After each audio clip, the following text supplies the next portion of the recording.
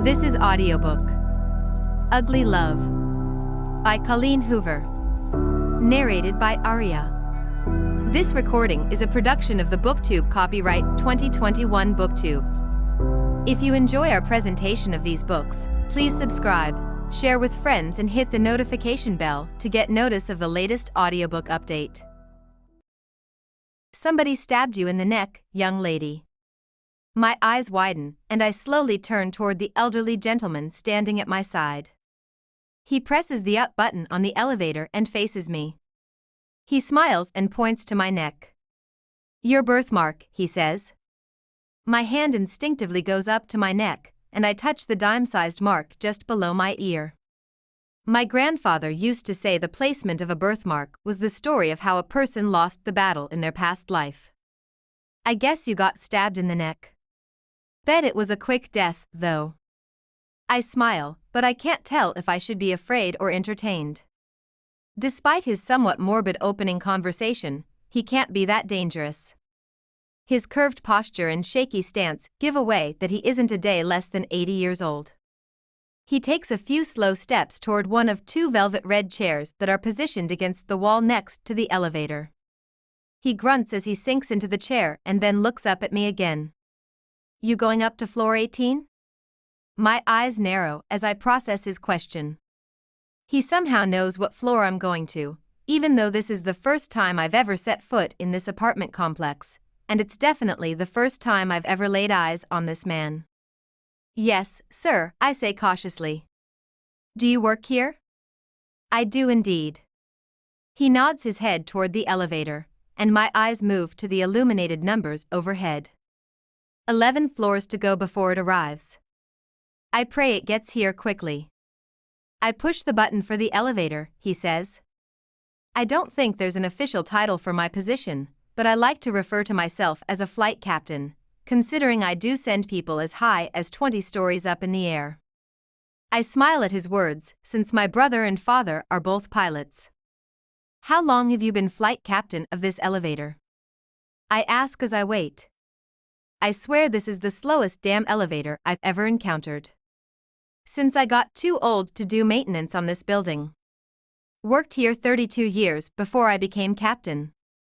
Been sending people on flights now for more than 15 years, I think. Owner gave me a pity job to keep me busy till I died.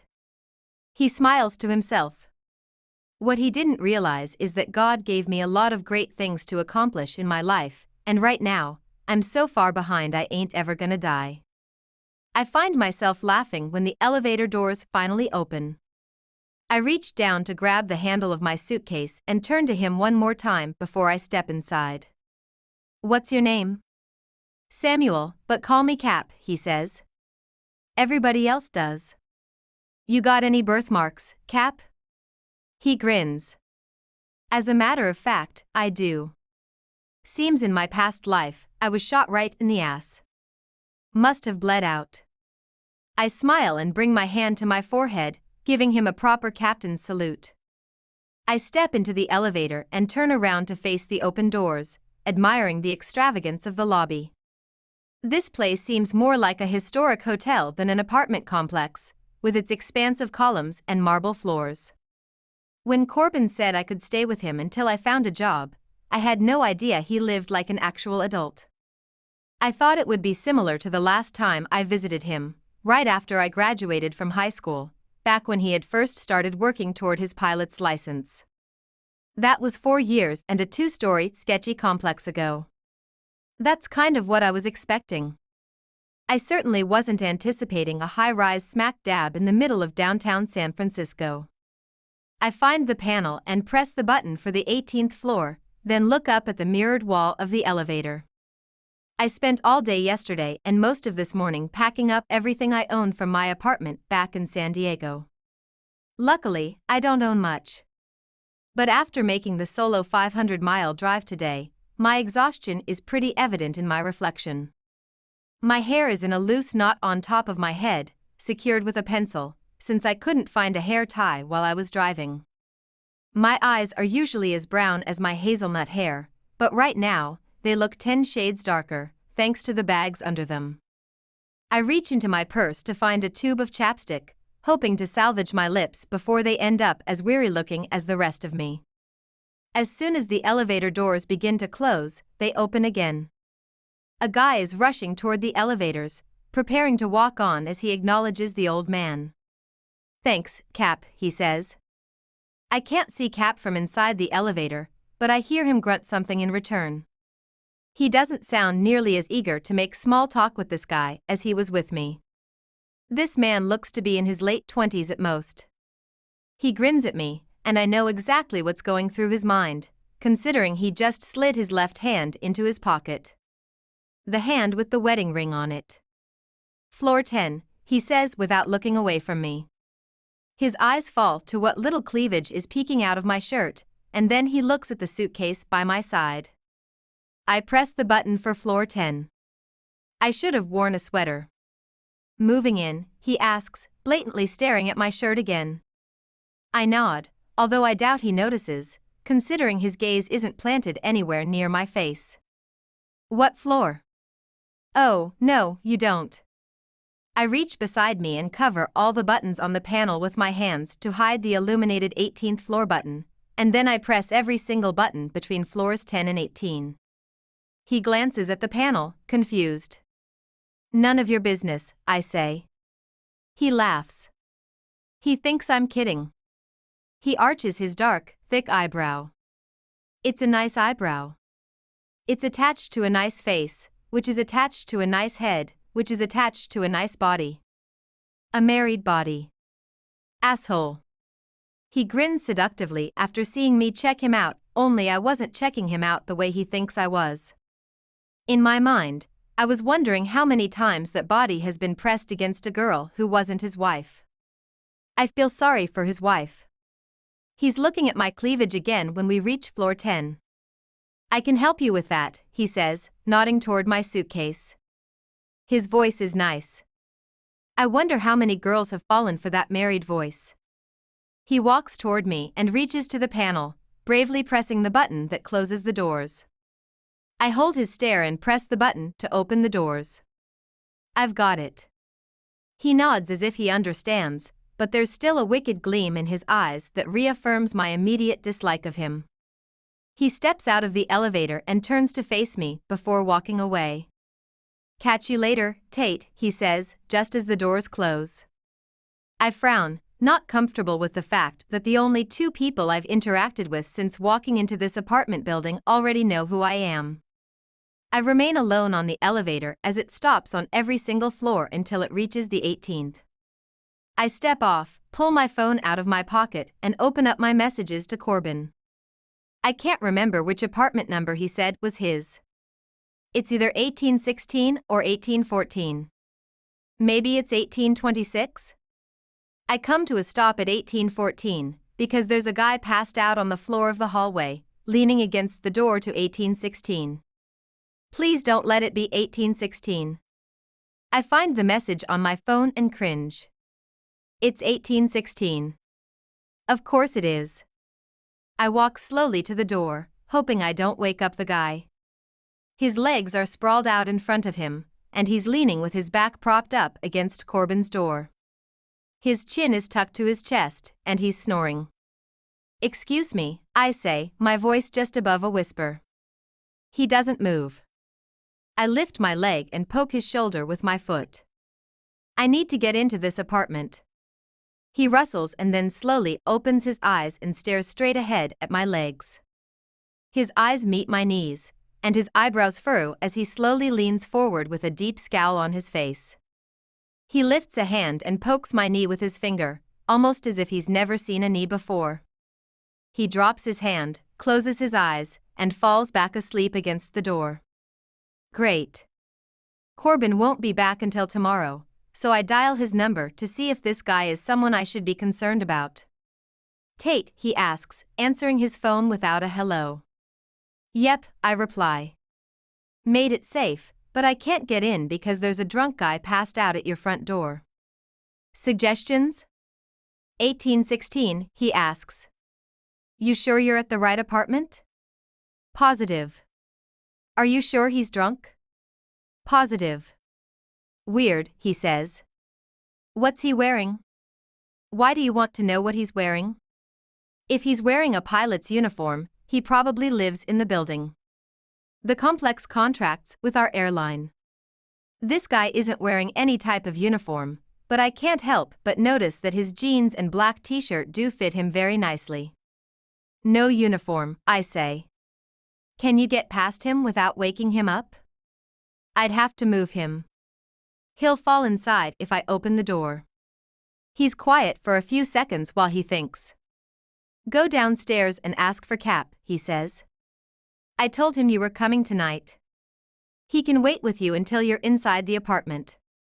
I sigh, because I've been driving for 6 hours, and going all the way back downstairs is not something I feel like doing right now. I also sigh because Cap is the last person who could probably help in this situation. Just stay on the phone with me until I'm inside your apartment. I like my plan a lot better. I balance my phone against my ear with my shoulder and dig inside my purse for the key Corbin sent me. I insert it into the lock and begin to open the door, but the drunk guy begins to fall backward with every inch the door opens. He groans, but his eyes don't open again. It's too bad he's wasted, I tell Corbin. He's not bad looking. Tate, just get your ass inside and lock the door so I can hang up. I roll my eyes. He's still the same bossy brother he always was.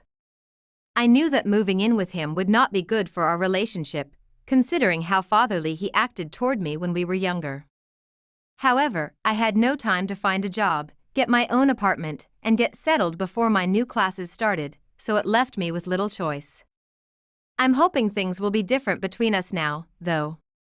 Corbin is 25 and I'm 23, so if we can't get along better than we did as kids, we've got a lot of growing up left to do. I guess that mostly depends on Corbin and whether he's changed since we last lived together. He had an issue with anyone I dated, all of my friends, every choice I made, even what college I wanted to attend. Not that I ever paid any attention to his opinion, though. The distance and time apart has seemed to get him off my back for the last few years, but moving in with him will be the ultimate test of our patience. I wrap my purse around my shoulder, but it gets caught on my suitcase handle, so I just let it fall to the floor. I keep my left hand wrapped tightly around the doorknob and hold the door shut so the guy won't fall completely into the apartment. I take my foot and press it against his shoulder, pushing him from the center of the doorway. He doesn't budge. Corbin, he's too heavy. I'm gonna have to hang up so I can use both hands. No, don't hang up. Just put the phone in your pocket, but don't hang up. I look down at the oversized shirt and leggings I have on. No pockets. You're going in the bra. Corbin makes a gagging sound as I pull the phone from my ear and shove it inside my bra. I remove the key from the lock and drop it toward my purse, but it misses and falls to the floor. I reach down to grab the drunk guy so I can move him out of the way. All right, buddy, I say, struggling to pull him away from the center of the doorway. Sorry to interrupt your nap, but I need inside this apartment. I somehow manage to prop him up against the doorframe to prevent him from falling into the apartment, and then I push the door open farther and turn to get my things. Something warm wraps around my ankle. I freeze. I look down. Let go of me. I yell, kicking at the hand that's gripping my ankle so tightly I'm pretty sure it might bruise. The drunk guy is looking up at me now, and his grip sends me falling backward into the apartment when I try to pull away from him. I need to get in there, he mutters, just as my butt meets the floor. He makes an attempt to push the apartment door open with his other hand, and this immediately sends me into panic mode. I pull my legs the rest of the way inside, and his hand comes with me. I use my free leg to kick the door shut, slamming it directly onto his wrist. Shit, he yells. He's trying to pull his hand back into the hallway with him, but my foot is still pressing against the door. I release enough pressure for him to have his hand back, and then I immediately kick the door all the way shut. I pull myself up and lock the door, the deadbolt, and the chain lock as quickly as I can. As soon as my heart rate begins to calm down, it starts to scream at me. My heart is actually screaming at me. In a deep male voice. It sounds like it's yelling, Tate. Tate. Corbin. I immediately look down at my chest and pull my phone out of my bra, then bring it up to my ear. Tate. Answer me. I wince, then pull the phone several inches from my ear. I'm fine, I say, out of breath. I'm inside. I locked the door. Jesus Christ, he says, relieved. You scared me to death. What the hell happened? He was trying to get inside. I locked the door though. I flip on the living room light and take no more than 3 steps inside before I come to a halt. Good going, Tate. I slowly turn back toward the door after realizing what I've done. Corbin? I pause. I might have left a few things outside that I need. I would just grab them, but the drunk guy thinks he needs to get inside your apartment for some reason, so there's no way I'm opening that door again. Any suggestions? He's silent for a few seconds. What did you leave in the hallway? I don't want to answer him, but I do. My suitcase. Christ, Tate, he mutters. And my purse. Why the hell is your purse outside? I might have also left the key to your apartment on the hallway floor. He doesn't even respond to that one. He just groans. I'll call Miles and see if he's home yet. Give me 2 minutes.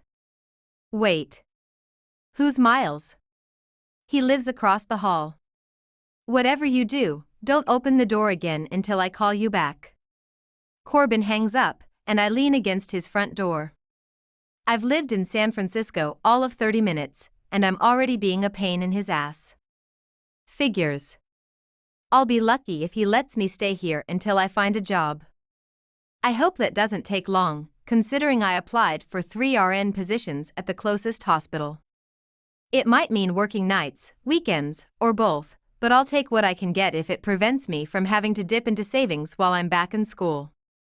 My phone rings. I slide my thumb across the screen and answer it. Hey. Tate? Yep, I reply, wondering why he always double-checks to see if it's me. He called me, so who else would be answering it who sounds exactly like me? I got hold of Miles. Good. Is he gonna help me get my stuff? Not exactly, Corbin says. I kind of need you to do me a huge favor. My head falls against the door again.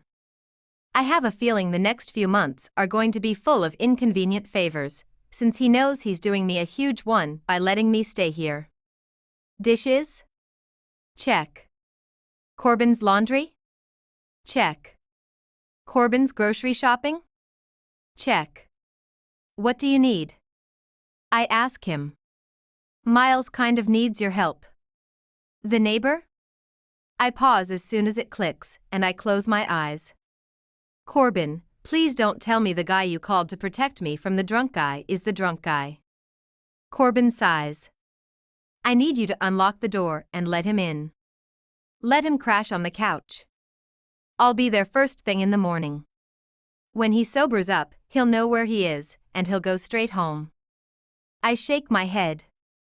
What kind of apartment complex are you living in? Do I need to prepare to be groped by drunk people every time I come home? Long pause. He groped you? Grope might be a bit strong. He did grab my ankle, though. Corbin lets out a sigh. Just do this for me, Tate. Call me back when you've got him and all your stuff inside. Fine. I groan, recognizing the worry in his voice. I hang up with Corbin and open the door. The drunk guy falls onto his shoulder, and his cell phone slips from his hand and lands on the floor next to his head. I flip him onto his back and look down at him. He cracks his eyes open and attempts to look up at me, but his eyelids fall shut again. You're not Corbin, he mutters. No. I'm not. But I am your new neighbor, and from the looks of it, you're about to owe me at least 50 cups of sugar. I lift him by his shoulders and try to get him to sit up, but he doesn't. I don't think he can, actually. How does a person even get this drunk?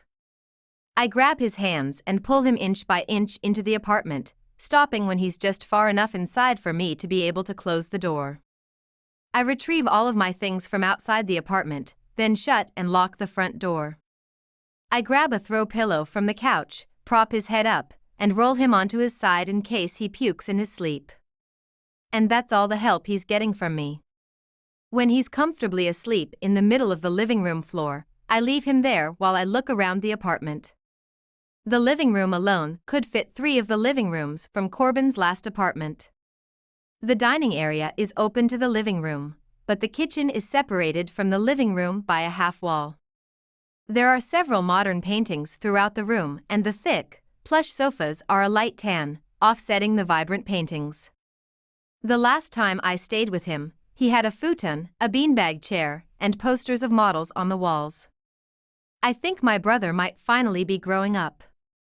Very impressive, Corbin, I say out loud as I walk from room to room and flip on all the lights, inspecting what has just become my temporary home. I kind of hate that it's so nice. It'll make it harder to want to find my own place once I get enough money saved up. I walk into the kitchen and open the refrigerator. There's a row of condiments in the door, a box of leftover pizza on the middle shelf, and a completely empty gallon of milk still sitting on the top shelf. Of course he doesn't have groceries. I can't have expected him to change completely. I grab a bottled water and exit the kitchen to go search for the room I'll be living in for the next few months. There are 2 bedrooms, so I take the one that isn't Corbin's and set my suitcase on top of the bed. I have about 3 more suitcases and at least 6 boxes down in the car, not to mention all my clothes on hangers, but I'm not about to attempt those tonight. Corbin said he'd be back in the morning, so I'll leave that to him. I change into a pair of sweats and a tank top, then brush my teeth and get ready for bed. Normally, I would be nervous about the fact that there's a stranger in the same apartment I'm in, but I have a feeling I don't need to worry. Corbin would never ask me to help someone he felt might be a threat to me in any way. Which confuses me, because if this is common behavior for Miles, I'm surprised Corbin asked me to bring him inside. Corbin has never trusted guys with me, and I blame Blake for that. He was my first serious boyfriend when I was 15, and he was Corbin's best friend. Blake was 17, and I had a huge crush on him for months. Of course, my friends and I had huge crushes on most of Corbin's friends, simply because they were older than we were. Blake would come over most weekends to stay the night with Corbin, and we always seemed to find a way to spend time together when Corbin wasn't paying attention. One thing led to another, and after several weekends of sneaking around, Blake told me he wanted to make our relationship official.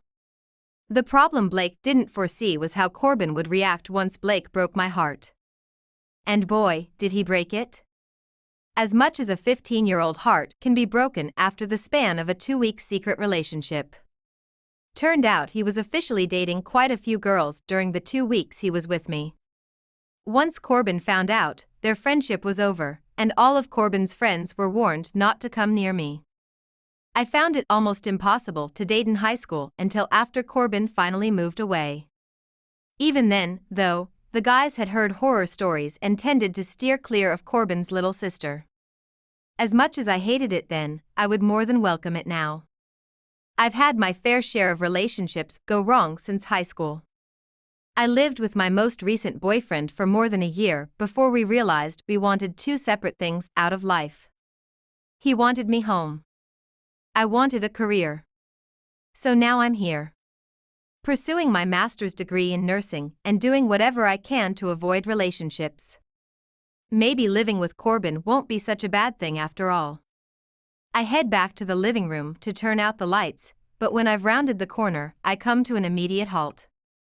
Not only is Miles up off the floor, but he's in the kitchen, with his head pressed against his arms and his arms folded on top of the kitchen counter. He's seated on the edge of a bar stool, and he looks as if he's about to fall off at any second. I can't tell if he's sleeping again or just attempting to recover. Miles? He doesn't move when I call his name, so I walk toward him and gently lay my hand on his shoulder to shake him awake. The second my fingers squeeze his shoulder, he gasps and sits up straight as if I just woke him from the middle of a dream. Or a nightmare. Immediately, he slides off the stool and onto very unstable legs. He begins to sway, so I throw his arm over my shoulder and try to walk him out of the kitchen. "Let's go to the couch, buddy."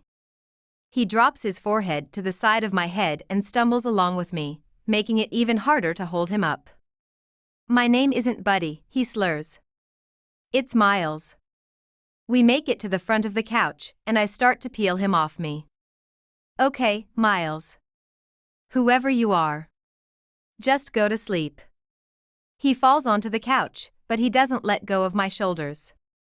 I fall with him and immediately attempt to pull away. "Rachel, don't," he begs, grabbing me by the arm, trying to pull me to the couch with him. "My name isn't Rachel," I say, freeing myself from his iron grip. "It's Tate." I don't know why I clarify what my name is, because it's not likely he'll remember this conversation tomorrow. I walk to where the throw pillow is and pick it up off the floor.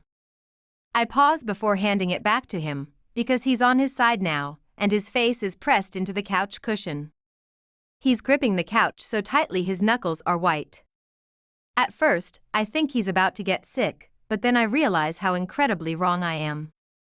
He's not sick. He's crying. Hard.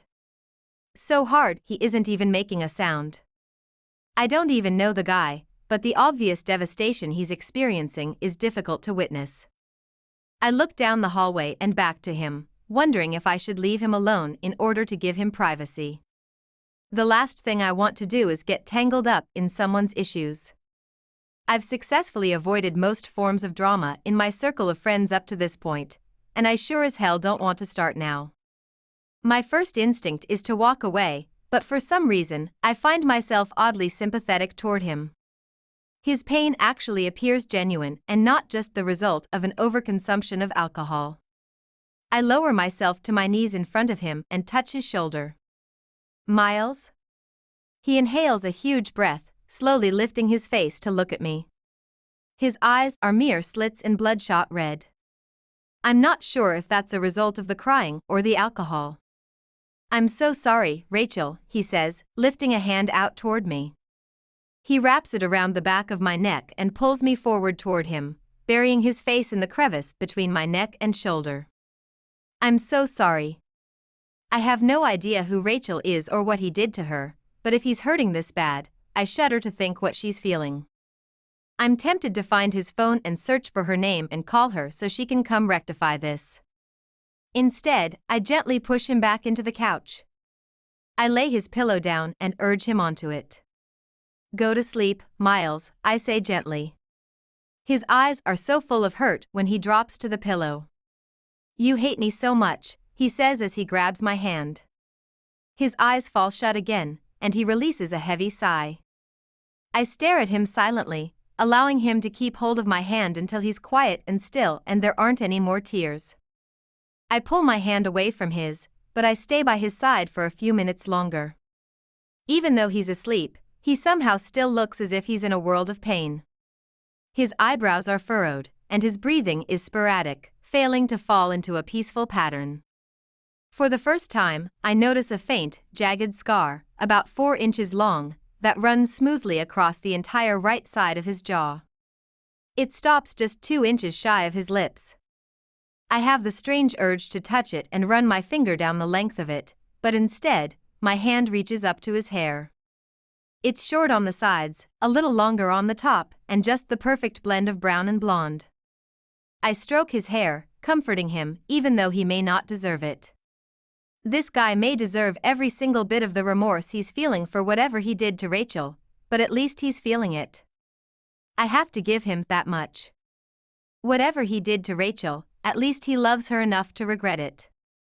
Chapter 2 Miles 6 years earlier I open the door to the administration office and walk the roll sheet to the secretary's desk. Before I turn and head back to class, she stops me with a question. "You're in Mr. Clayton's senior English class, aren't you, Miles?" "Yep," I reply to Mrs. Borden. "Need me to take something to him?" The phone on her desk rings, and she nods, picking up the receiver. She covers it with her hand. Wait around another minute or two, she says, nodding her head in the direction of the principal's office. We've got a new student who just enrolled, and she also has Mr. Clayton this period. I need you to show her to the classroom. I agree and plop down into one of the chairs next to the door. I look around the administration office and realize this is the first time in the 4 years I've been in high school that I've ever sat in one of these seats. Which means I've successfully made it 4 years without being sent to the office. My mother would have been proud to know that, although it leaves me kind of disappointed in myself. Detention is something every male in high school should accomplish at least once. I have the rest of my senior year to achieve it, though, so there's that to look forward to. I retrieve my phone from my pocket, secretly hoping Mrs. Borden sees me with it and decides to slap me with a detention slip. When I look up at her, she's still on the phone, but she makes eye contact with me. She simply smiles and goes about her secretarial duties.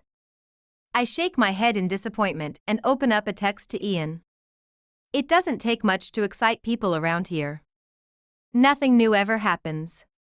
Me, new girl enrolled today. Senior. Ian, is she hot? Me, haven't seen her yet. About to walk her to class. Ian, take a picture if she's hot. Me, will do. By the way, how many times have you had detention this year? Ian, twice. Why? What did you do? Twice. Yeah, I need to rebel it up a little before graduation. I should definitely turn in some homework late this year.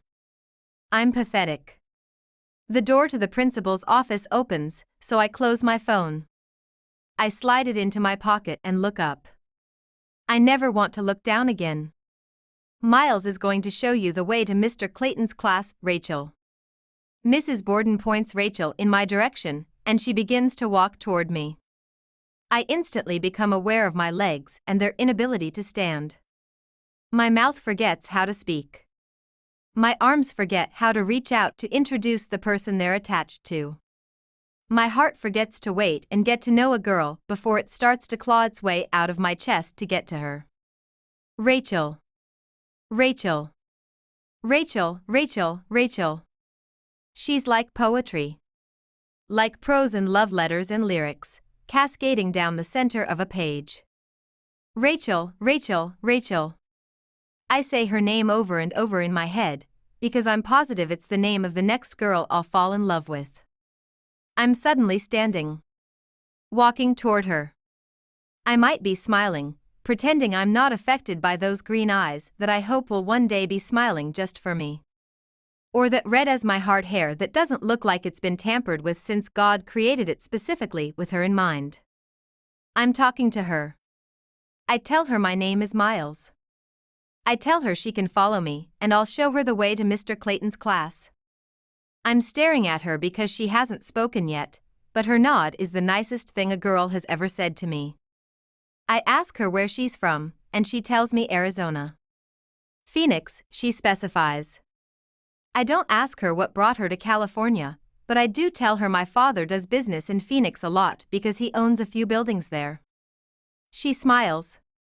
I tell her I've never been there, but I'd like to go one day. She smiles again. I think she says it's a nice town, but it's hard to understand her words when all I hear in my head is her name. Rachel. I'm gonna fall in love with you, Rachel. Her smile makes me want to keep talking, so I ask her another question as we pass Mr. Clayton's room. We keep walking. She keeps talking because I keep asking her questions. She nods some. She answers some. She sings some. Or it sounds that way. We get to the end of the hallway, right when she says something about how she hopes she likes this school because she wasn't ready to move away from Phoenix. She doesn't look happy about the move. She doesn't know how happy I am about the move. Where's Mr. Clayton's classroom? She asks. I stare at the mouth that just delivered that question. Her lips aren't symmetrical. Her top lip is slightly thinner than her bottom lip, but you can't tell until she talks. When words come out of her mouth, it makes me wonder why words are so much better coming from her mouth than any other mouth. And her eyes. There's no way her eyes aren't seeing a prettier, more peaceful world than all the other eyes. I stare at her for a few more seconds, then I point behind me and tell her we passed Mr. Clayton's classroom.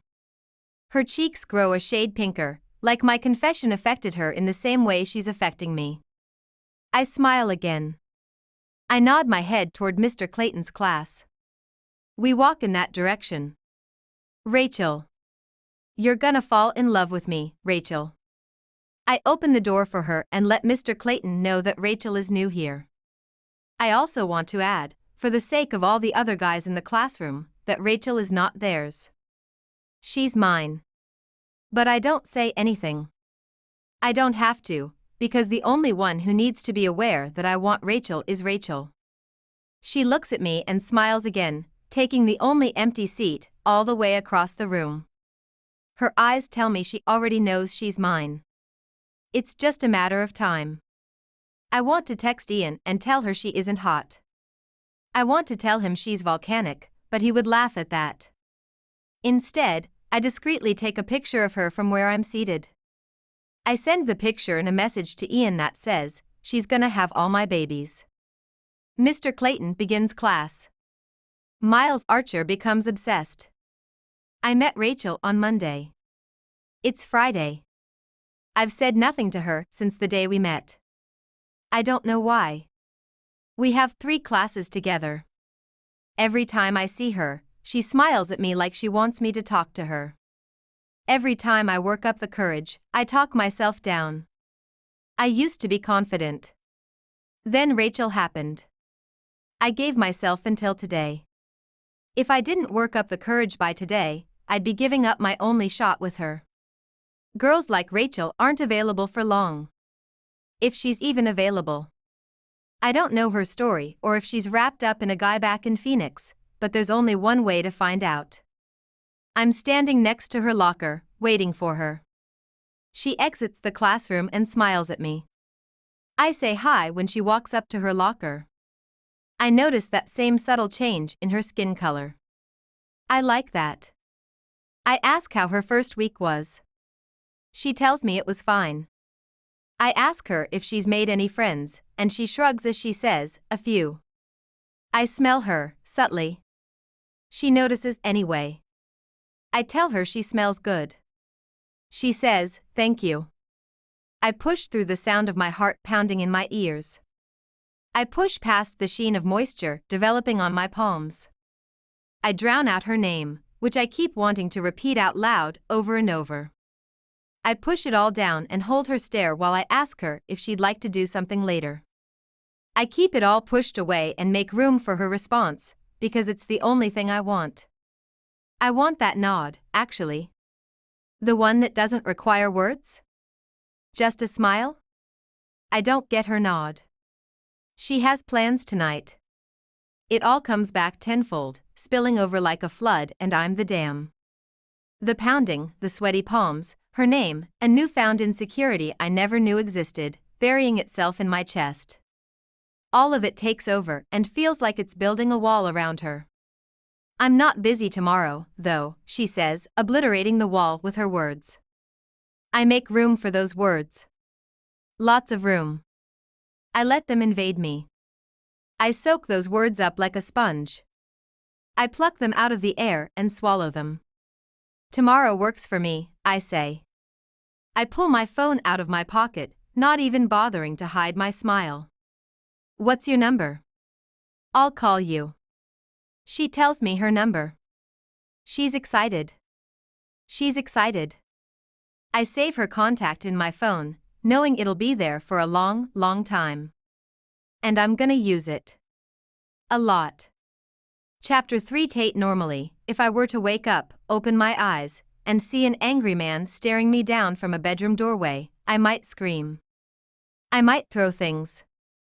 I might run to the bathroom and lock myself inside. I don't do any of these things, though. I stare back, because I'm confused about how this is the same guy who was passed out drunk in the hallway. How is this the same guy who cried himself to sleep last night? This guy is intimidating. This guy is angry. This guy is watching me like I should be giving him an apology or explaining myself. It is the same guy though, because he's wearing the same pair of jeans and the same black t-shirt he fell asleep in last night. The only difference in his appearance between last night and this morning is that he's now able to stand up without assistance. What happened to my hand, Tate? He knows my name.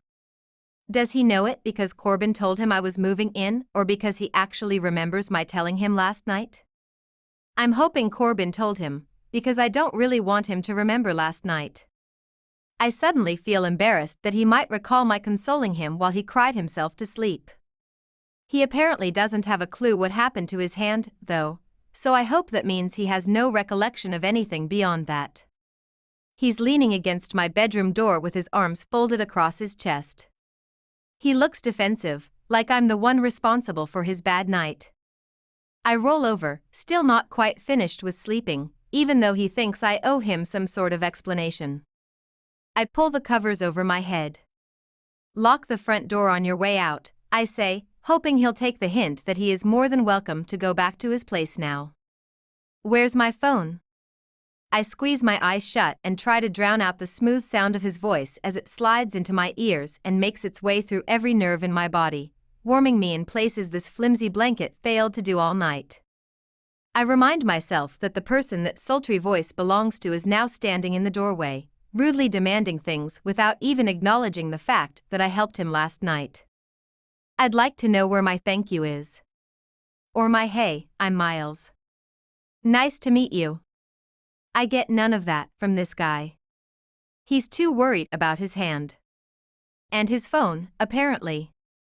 Too worried about himself to be concerned about how many people his carelessness might have inconvenienced last night. If this guy and his attitude are going to be my neighbors for the next few months, I'd better set him straight now. I toss the covers off and stand up, then walk to the door and meet his gaze. Do me a favor and take a step back. Surprisingly, he does. I keep my eyes locked with his until the bedroom door slams in his face and I'm looking at the back of the door. I smile and walk back to my bed. I lie down and pull the covers over my head. I win. Have I mentioned I'm not much of a morning person? The door opens again. Flies open. What the hell is wrong with you? He yells. I groan, then sit up on the bed and look at him. He's standing in the doorway once again, still looking at me like I owe him something. You. I yell back. He looks genuinely shocked at my harsh response, which kind of makes me feel bad. But he's the one being the jerk. I think. He started it. I think. He eyes me hard for a few seconds, then tilts his head slightly forward and arches an eyebrow. Did we? He motions his finger back and forth between us. Did we hook up last night? Is that why you're pissed? I laugh when my initial thoughts are confirmed. He's being the jerk. And this is great. I'm neighbors with a guy who gets shit-faced on weeknights and obviously brings home so many girls in the process that he can't even remember which ones he messed around with. I open my mouth to respond, but am cut off by the sound of the apartment door closing and Corbin's voice yelling out. Tate?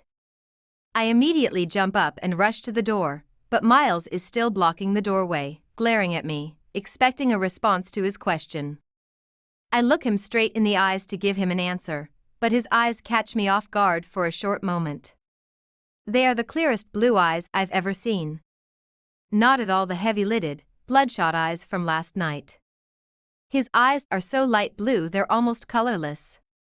I continue to stare at them, half expecting to see waves if I look closely enough.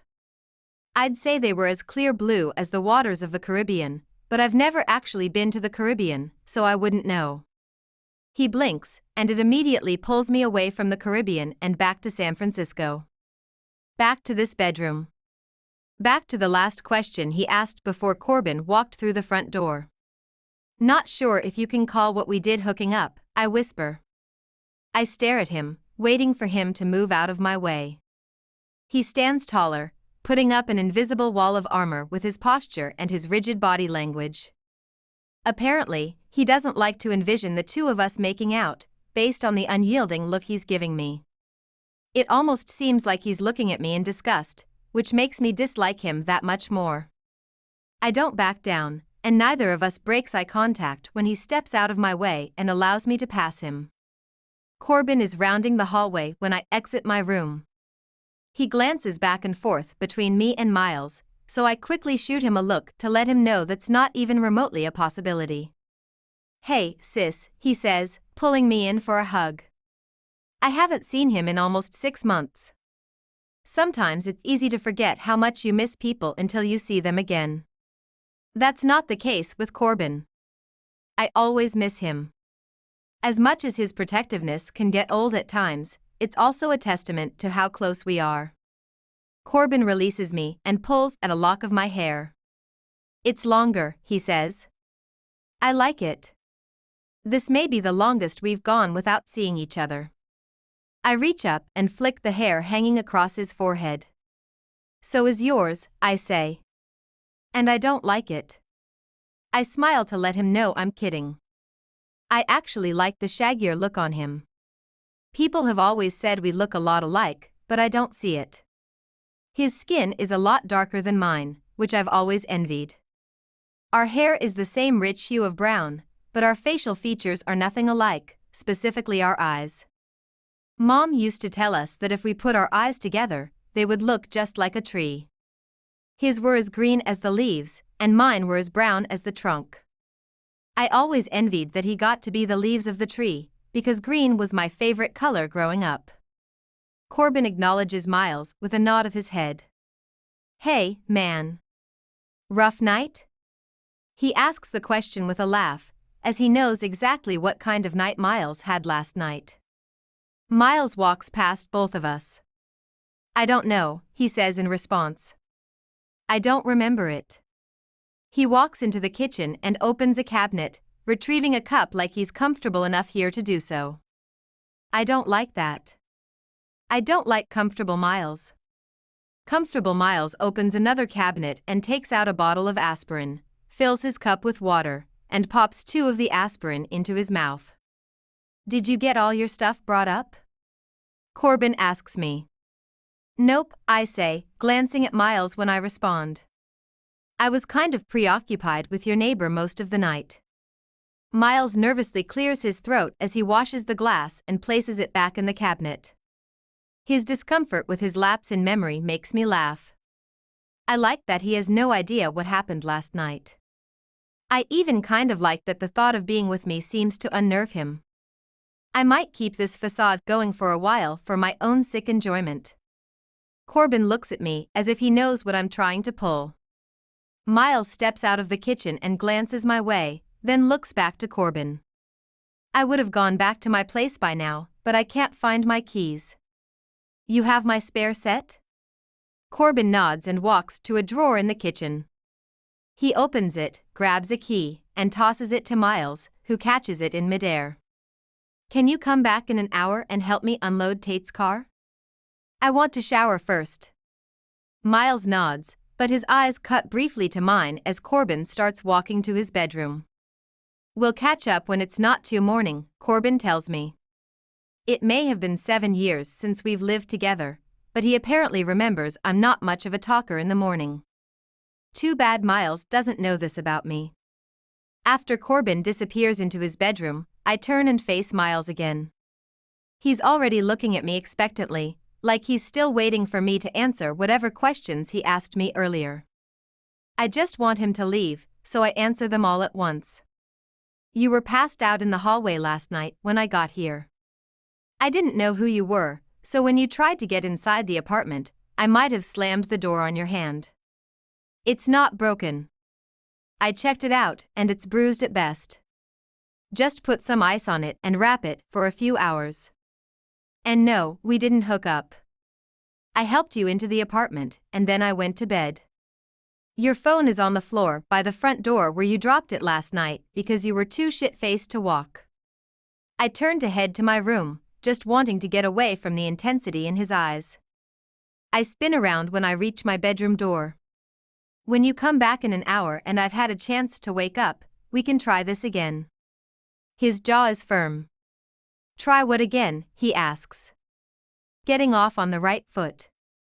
I close my bedroom door, putting up a barrier between me and that voice.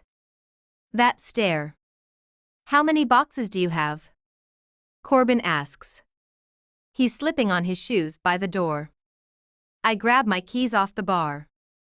6, plus 3 suitcases and all my clothes on hangers.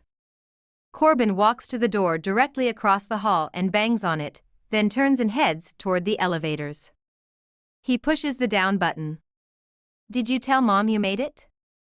Yeah, I texted her last night. I hear his apartment door open just as the elevator arrives, but I don't turn to watch him walk out of it. I step in, and Corbin holds the elevator for Miles. As soon as he comes into view, I lose the war. The war I didn't even know I was fighting. It doesn't happen often, but when I do find a guy attractive, it's better when it happens with a person I want it to happen with. Miles is not the person I want to be feeling this for. I don't want to be attracted to a guy who drinks himself into oblivion, cries over other girls, and can't even remember if he screwed you the night before.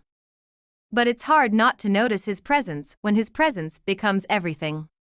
Should just be 2 trips, Corbin says to Miles as he presses the button for the ground floor. Miles is staring at me, and I can't quite judge his demeanor because he still looks pissed. I stare back, because no matter how good-looking he may be with that attitude, I'm still waiting for the thank you I never got. Hi, Miles finally says. He steps forward and completely ignores unspoken elevator etiquette by stepping too close and holding out his hand. Miles Archer. I live across the hall from you. And I'm confused. I think we've established that, I say, looking down at his outstretched hand. Starting over, he says, arching a brow. On the right foot? Ah. Yes. I did tell him that. I take his hand and shake it. Tate Collins. I'm Corbin's sister. The way he steps back and keeps his eyes locked with mine makes me a little uncomfortable, since Corbin is standing only a foot away. Corbin doesn't seem to care, though. He's ignoring both of us, preoccupied with his phone. Miles finally breaks his stare and pulls his phone out of his pocket. I take the opportunity to study him while his attention is off of me. I come to the conclusion that his appearance is completely contradictory. It's as if 2 different creators were at war when he was envisioned. The strength in his bone structure contrasts with the soft, inviting appeal of his lips. They seem harmless and welcoming compared with the harshness in his features and the jagged scar that runs the length of the right side of his jaw. His hair can't decide if it wants to be brown or blonde or wavy or straight. His personality flips between inviting and callously indifferent, muddling my ability to discern hot from cold. His casual posture is at war with the fierceness I've seen in his eyes. His composure this morning contradicts his inebriated state from last night. His eyes can't decide if they want to look at his phone or at me, because they waver back and forth several times before the elevator doors open. I stop staring and step off the elevator first. Cap is seated in his chair, ever so vigilant. He glances at the 3 of us exiting the elevator and pushes up on the arms of his chair, coming to a slow, shaky stand. Corbin and Miles both nod at him and continue walking. How was your first night, Tate? He asks with a smile, stopping me mid-stride. The fact that he already knows my name doesn't surprise me, since he knew what floor I was going to last night. I look at the back of Miles's head as they continue without me. Kind of eventful, actually. I think my brother might have made a poor choice in the company he keeps. I look at Cap, and he's staring at Miles now, too. His wrinkle-lined lips purse into a thin line, and he gives a slight shake of his head. Ah, that boy probably can't help it none, he says, dismissing my comment. I'm not sure if he's referring to Corbin or Miles when he says that boy, but I don't ask. Cap turns away from me and begins shuffling in the direction of the lobby restrooms. I think I just pissed on myself, he mutters. I watch him disappear through the restroom door, wondering at what point in a person's life he becomes old enough to lose his filter. Although Cap doesn't seem like the type of man who ever even had a filter. I kind of like that about him. Tate, let's go. Corbin yells from the far end of the lobby. I catch up with them to show them the way to my car. It takes 3 trips to get all my things up, not 2. 3 entire trips where Miles doesn't speak another word to me. Chapter 4. Miles 6 years earlier. Dad, where are you? Me, Ian's house. Dad, we need to talk. Me, can it wait until tomorrow? I'll be home late. Dad, no. I need you home now. I've been waiting for you since school let out. Me, fine. On my way. That was the conversation that led to this moment. Me, sitting in front of my dad on the couch. My dad, telling me something I don't care to hear. I would have told you sooner, Miles. I just felt guilty. I interrupt. Like you're doing something wrong? His eyes meet mine, and I begin to feel bad for saying what I said, but I push the feeling down and keep going. She's been dead less than a year. As soon as the words leave my mouth, I want to throw up. He doesn't like being judged, especially by me. He's used to my supporting his decisions. Hell, I'm used to supporting his decisions. Until now, I always thought he made good ones. Look, I know this is hard for you to accept, but I need your support. You have no idea how hard it's been for me to move on since she died. Hard? I'm standing. I'm raising my voice. I'm acting like I give a shit for some reason, when I really don't. I could care less that he's already dating again. He can see whoever he wants. He can screw whoever he wants. I think the only reason I'm reacting this way is because she can't. It's hard to defend your marriage when you're dead. That's why I'm doing it for her. It's obviously not very hard for you at all, Dad. I walk to the opposite end of the living room. I walk back. The house is too damn small to fit all of my frustration and disappointment. I look at him again, recognizing that it's not so much the fact that he's seeing someone already. It's the look he gets in his eyes when he talks about her that I hate. I never saw him look at my mother that way, so whoever she is, I know it's not a casual thing. She's about to seep into our lives, intertwining around and through and between my relationship with my father like she's poison ivy. It'll no longer be just my father and me. It'll be me, my father, and Lisa. It doesn't feel right, considering my mother's presence is still everywhere in this house. He's sitting with his hands folded in front of him, clasped together. He's looking down at the floor. I don't know if this will go anywhere, but I want to give it a shot. Lisa makes me happy. Sometimes moving on is the only way to move on. I open my mouth to respond to him, but my words are cut off by the doorbell. He looks up at me, hesitantly coming to a stand. He seems smaller. Less heroic. I'm not asking you to like her. I'm not asking you to spend time with her. I just want you to be nice to her. His eyes are pleading with me, and it makes me feel guilty for being so resistant. I nod. I will, Dad. You know I will. He hugs me, and it feels good and bad. It doesn't feel like I just hugged the man I've had on a pedestal for 17 years. It feels as though I just hugged my peer. He asks me to get the door while he heads back to the kitchen to finish dinner, so I do. I close my eyes and let my mom know that I'm going to be nice to Lisa, but she'll always just be Lisa to me, no matter what happens between her and Dad. I open the door. Miles? I look at her face, and it's completely opposite from my mother's face. This makes me feel good. She's a lot shorter than my mother. She's not as pretty as my mother either. There's nothing about her that can be compared to my mother, so I don't even try. I accept her for what she is, our dinner guest. I nod and open the door wider to let her in. You must be Lisa. Good to meet you. I point behind me. My father is in the kitchen. Lisa leans forward and gives me a hug, one that I successfully make awkward after it takes me several seconds to hug her back. My eyes meet the eyes of the girl standing behind her. The eyes of the girl standing behind her meet mine. You're gonna fall in love with me, Rachel. Miles, she says in a broken whisper. Rachel sounds a little bit like her mother, but sadder. Lisa looks back and forth between us. You know each other? Rachel doesn't nod. Neither do I. Our disappointment melts to the floor and combines in a puddle of premature tears at our feet. Rachel is stuttering, so I help her finish her words. I go to school with Rachel, I blurt out. I regret saying that, because what I really want to say is, Rachel is the next girl I'm gonna fall in love with. I can't say that, though, because it's obvious what's bound to happen. Rachel isn't the next girl I'll fall in love with, because Rachel is the girl who will more than likely become my new stepsister. For the second time tonight, I feel sick. Lisa smiles and clasps her hands together. That's great, she says.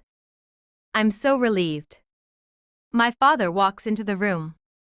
He hugs Lisa. He says hi to Rachel and tells her it's good to see her again. My father already knows Rachel. Rachel already knows my father. My father is Lisa's new boyfriend. My father visits Phoenix a lot. My father has been visiting Phoenix a lot since before my mother died. My father is a bastard. Rachel and Miles already know each other, Lisa says to my father.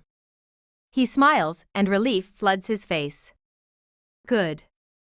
Good, he says, repeating the word twice as if it could make things better. No. Bad. Bad. That'll make tonight a lot less awkward, he says with a laugh. I look back at Rachel. Rachel looks at me. I can't fall in love with you, Rachel. Her eyes are sad. My thoughts are sadder. And you can't fall in love with me. She slowly walks inside, avoiding my gaze as she watches her feet with each step. They're the saddest steps I've ever seen taken. I close the door. It's the saddest door I've ever had to close.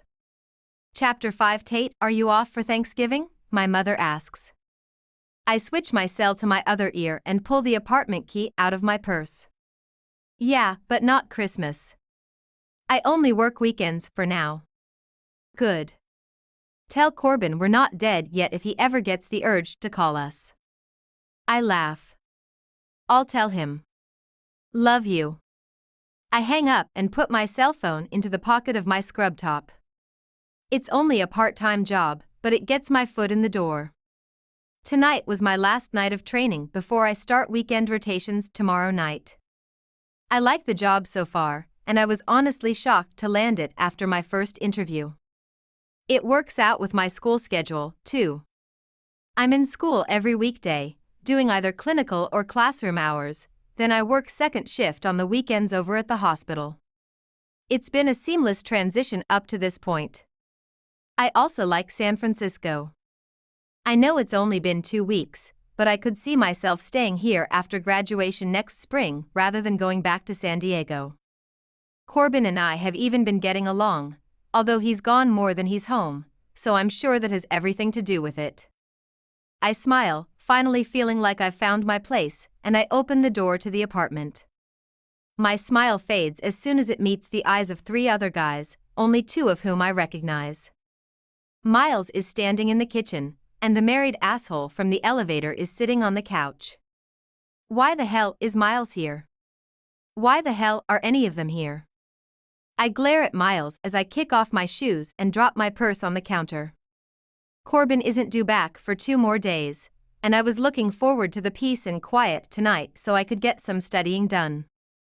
It's Thursday, Miles says when he sees the scowl on my face, like the day of the week is supposed to be some sort of explanation. He's watching me from his position in the kitchen. He can see I'm not happy. So it is, I reply. And tomorrow is Friday. I turn to the other 2 guys sitting on Corbin's couch. Why are you all in my apartment? The blonde, lanky guy immediately stands up and walks over to me. He extends his hand. Tate, he asks. I'm Ian. I grew up with Miles. I'm a friend of your brother's. He points to the elevator guy, who is still seated on the couch. This is Dylan. Dylan gives me a nod but doesn't bother speaking. He doesn't have to. His shit-eating grin says enough about what he's thinking right now. Miles walks back into the living room and points to the television. This is kind of a thing we do some Thursdays if either of us is home. Game night. I don't care if it's their thing. I have homework. Corbin isn't even home tonight. Can't you do this at your apartment? I need to study. Miles hands Dylan a beer and then looks back at me. I don't have cable. Of course you don't. And Dylan's wife doesn't let us use his place. Of course she doesn't. I roll my eyes and walk to my bedroom, slamming the door unintentionally. I change out of my scrubs and pull on a pair of jeans. I grab the shirt I slept in last night and just get it over my head when someone knocks on the door. I swing it open almost as dramatically as I slammed it earlier. He's so tall. I didn't realize how tall he was, but now that he's standing in my doorway, filling it, he seems really tall.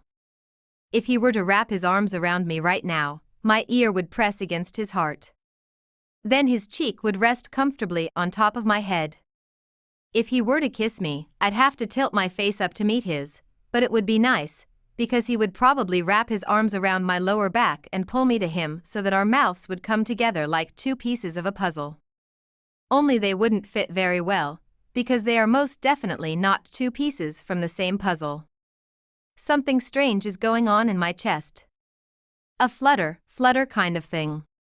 I hate it, because I know what it means. It means my body is really starting to like Miles. I just hope my brain never catches up.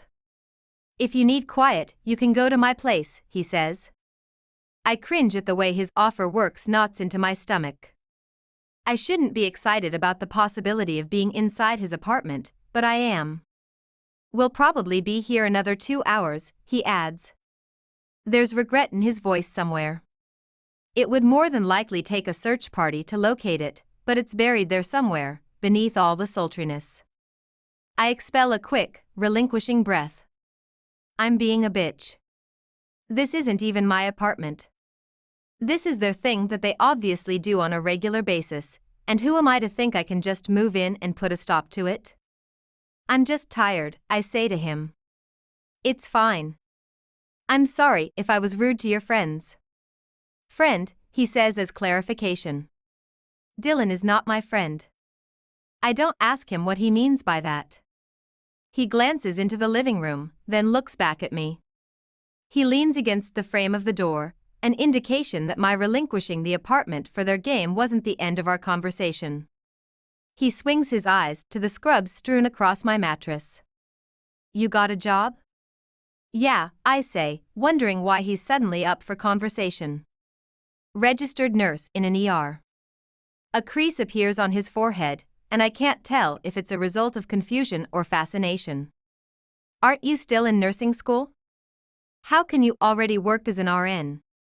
I'm getting my master's in nursing so I can work as a CRNA. I already have my RN license. His expression is obstinate, so I clarify. It allows me to administer anesthesia.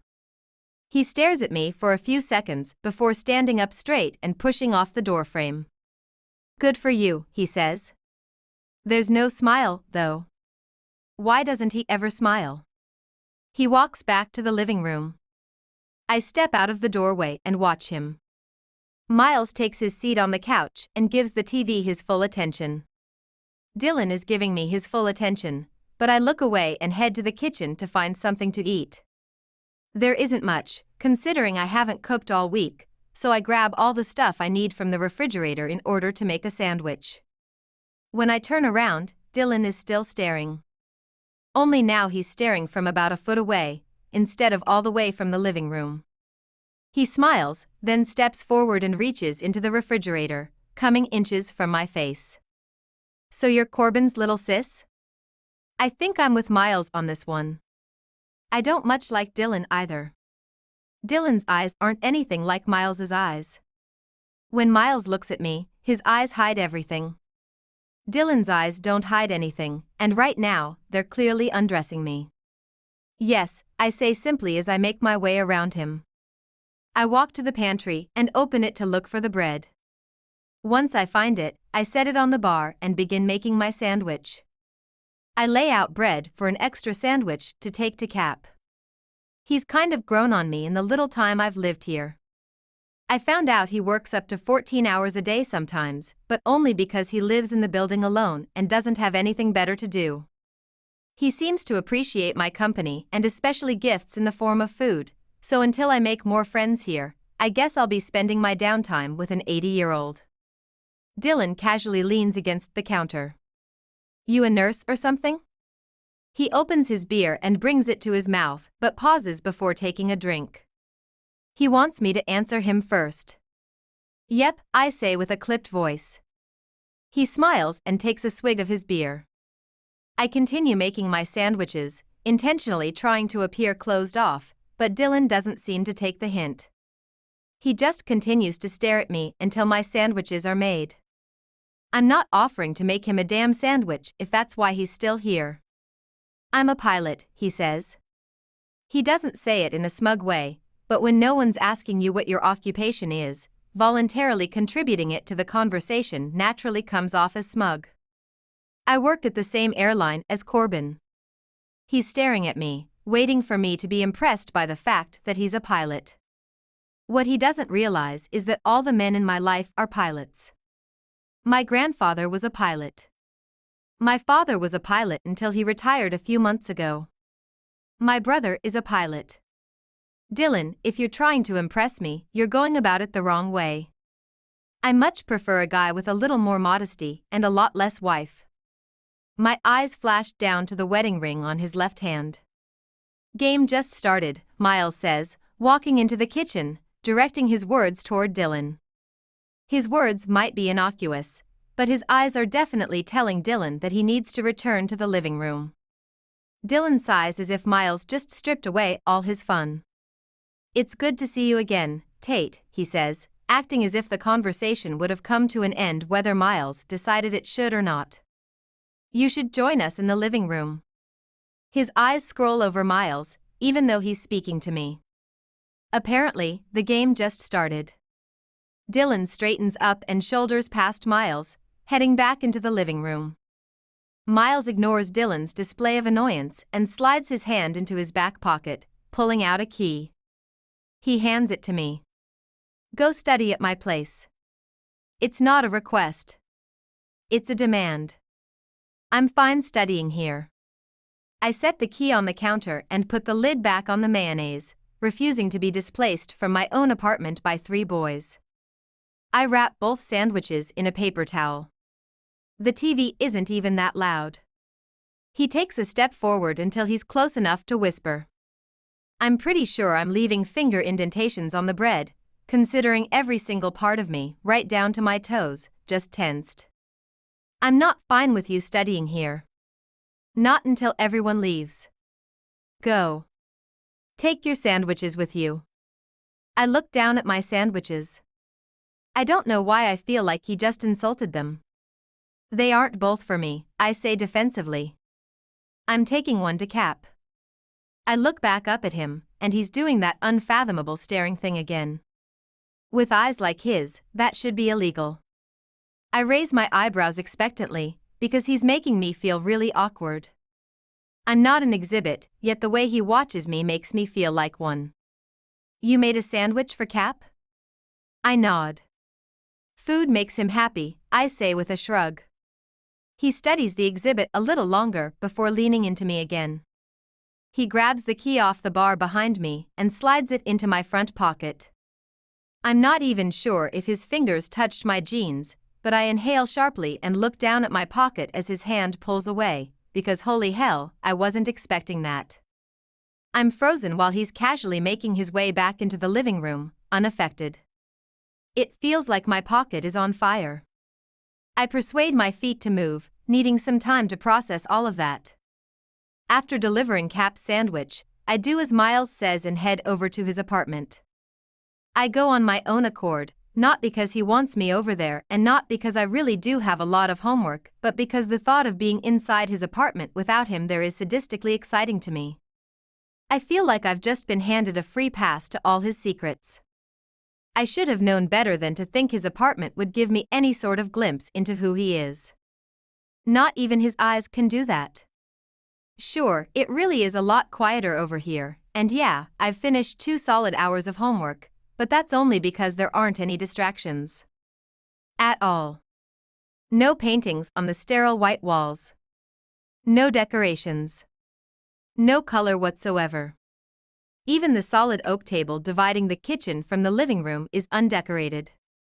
It's so unlike the home I grew up in, where the kitchen table was the focal point of my mother's entire house, complete with a table runner, an elaborate overhead chandelier, and plates to match whatever the current season was. Miles doesn't even have a fruit bowl. The only impressive thing about this apartment is the bookshelf in the living room. It's lined with dozens of books, which is more of a turn-on to me than anything else that could potentially line his barren walls. I walk over to the bookshelf to inspect his selection, hoping to get a glimpse of him based on his choice of literature. Row after row of aeronautical-themed books is all I find. I'm a little disappointed that after a free inspection of his apartment, the best I can conclude is that he might be a workaholic with little to no taste in decor. I give up on the living room and walk into the kitchen. I open the refrigerator, but there's hardly anything in it. There are a few takeout boxes. Condiments. Orange juice. It resembles Corbin's refrigerator, empty and sad and so very bachelor. I open a cabinet, grab a cup, then pour myself some juice. I drink it and rinse the cup out in the sink. There are a few other dishes piled up on the left side of the sink, so I begin washing those, too. Even his plates and cups lack personality, plain and white and sad. I have the sudden urge to take my credit card straight to the store and buy him some curtains, a new set of vibrant dishes, a few paintings, and maybe even a plant or two. This place needs a little life. I wonder what his story is. I don't think he has a girlfriend. I've yet to see him with one up to this point, and the apartment and obvious lack of a female's touch make it a likely assumption. I don't think a girl could walk into this apartment without decorating it at least a little bit before she left, so I'm assuming girls just never walk into this apartment. It makes me wonder about Corbin, too. All our years growing up together, he's never been open about his relationships, but I'm pretty sure that's because he's never been in a relationship. Every time I've ever been introduced to a girl in his past, she never seems to make it through an entire week with him. I don't know if that's because he doesn't like keeping someone around or if it's a sign that he's too difficult to be around. I'm sure it's the former, based on the number of random phone calls he receives from women. Considering his abundance of one-night stands and lack of commitment, it confuses me how he could be so protective of me growing up. I guess he just knew himself too well. He didn't want me dating guys like him. I wonder if Miles is a guy like Corbin. Are you washing my dishes? His voice catches me completely off guard, making me jump in my skin. I spin around and catch sight of a looming Miles, almost dropping the glass in my hands in the process. It slips, but I somehow manage to catch it before it crashes to the floor. I take a calming breath and set it down gently in the sink. Finished my homework, I say, swallowing the thickness that just swelled in my throat. I look at the dishes that are now in the strainer. They were dirty. He smiles. I think. Just as soon as his lips start to curl up, they mash back into a straight line. False alarm. Everyone's gone, Miles says, giving me the all-clear to vacate his premises. He notices the orange juice still out on the counter, so he picks it up and puts it back in the refrigerator. Sorry, I mutter. I was thirsty. He turns to face me and leans his shoulder into the refrigerator, folding his arms over his chest. I don't care if you drink my juice, Tate. Oh, wow. That was an oddly sexy sentence. So was his presence in delivering it. Still no smile, though. Jesus Christ, this man. Does he not realize that facial expressions are supposed to accompany speech? I don't want him to see my disappointment, so I turn back toward the sink. I use the sprayer to wash the remaining suds down the drain. I find it quite fitting, considering the weird vibes floating around his kitchen. How long have you lived here? I ask, attempting to alleviate the awkward silence as I turn and face him again. 4 years. I don't know why I laugh, but I do. He raises an eyebrow, confused about why his answer caused me to laugh. It's just that your apartment. I glance toward the living room, then back to him. It's kind of bland. I thought maybe you just moved in and haven't had a chance to decorate. I didn't mean for that to come out like an insult, but that's exactly how it sounded. I'm just trying to make conversation, but I think I'm only making this awkwardness worse. His eyes move slowly around his apartment as he processes my comment. I wish I could take it back, but I don't even try. I'd probably just make it worse. I work a lot, he says. I never have company, so I guess it just hasn't been a priority. I want to ask him why he never has company, but certain questions seem off limits to him. Speaking of company, what's up with Dylan? Miles shrugs his shoulders, leaning his back completely against the refrigerator. Dylan's an asshole who has no respect for his wife, he says flatly. He turns around completely and walks out of the kitchen, heading toward his bedroom. He pushes his bedroom door closed, but leaves it open just enough so that I can still hear him speak. Thought I'd warn you before you fell for his act. I don't fall for acts, I say. Especially acts like Dylan's. Good, he says. Good. Ha. Miles doesn't want me to like Dylan. I love that Miles doesn't want me to like Dylan. Corbin wouldn't like it if you started something up with him. He hates Dylan. Oh. He doesn't want me to like Dylan for Corbin's sake. Why did that just disappoint me? He walks back out of his bedroom, and he's no longer in his jeans and t-shirt. He's in a familiar pair of slacks and a crisp, white shirt, unbuttoned and open. He's putting on a pilot's uniform. You're a pilot? I ask, somewhat perplexed. My voice makes me sound oddly impressed. He nods and walks into the laundry room adjacent to the kitchen. That's how I know Corbin, he says. We were in flight school together. He walks back into his kitchen with a laundry basket and sets it on the counter. He's a good guy. His shirt isn't buttoned. I'm staring at his stomach. Stop staring at his stomach. Oh my word, he has the V. Those beautiful indentations on men that run the length of their outer abdominal muscles, disappearing beneath their jeans as if the indentations are pointing to a secret bullseye. Jesus Christ, Tate, you're staring at his damn crotch. He's buttoning his shirt now, so I somehow gain superhuman strength and force my eyes to look back up at his face. Thoughts. I should have some of those, but I can't find them. Maybe it's because I just found out he's an airline pilot. But why would that impress me? It doesn't impress me that Dylan's a pilot. But then again, I didn't find out Dylan was a pilot while he was doing laundry and flaunting his ABS. A guy folding laundry while flaunting his abs and being a pilot is seriously impressive. Miles is fully dressed now. He's putting on his shoes, and I'm watching him like I'm in a theater and he's the main attraction. Is that safe? I ask, finding a coherent thought somehow.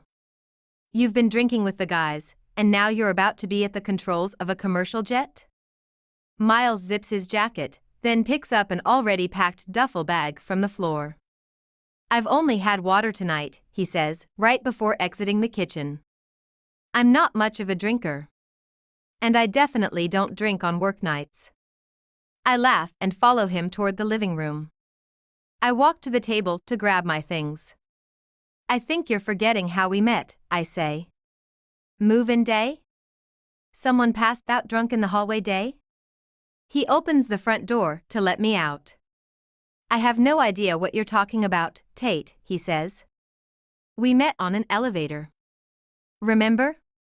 I can't tell if he's kidding, because there's no smile or gleam in his eyes.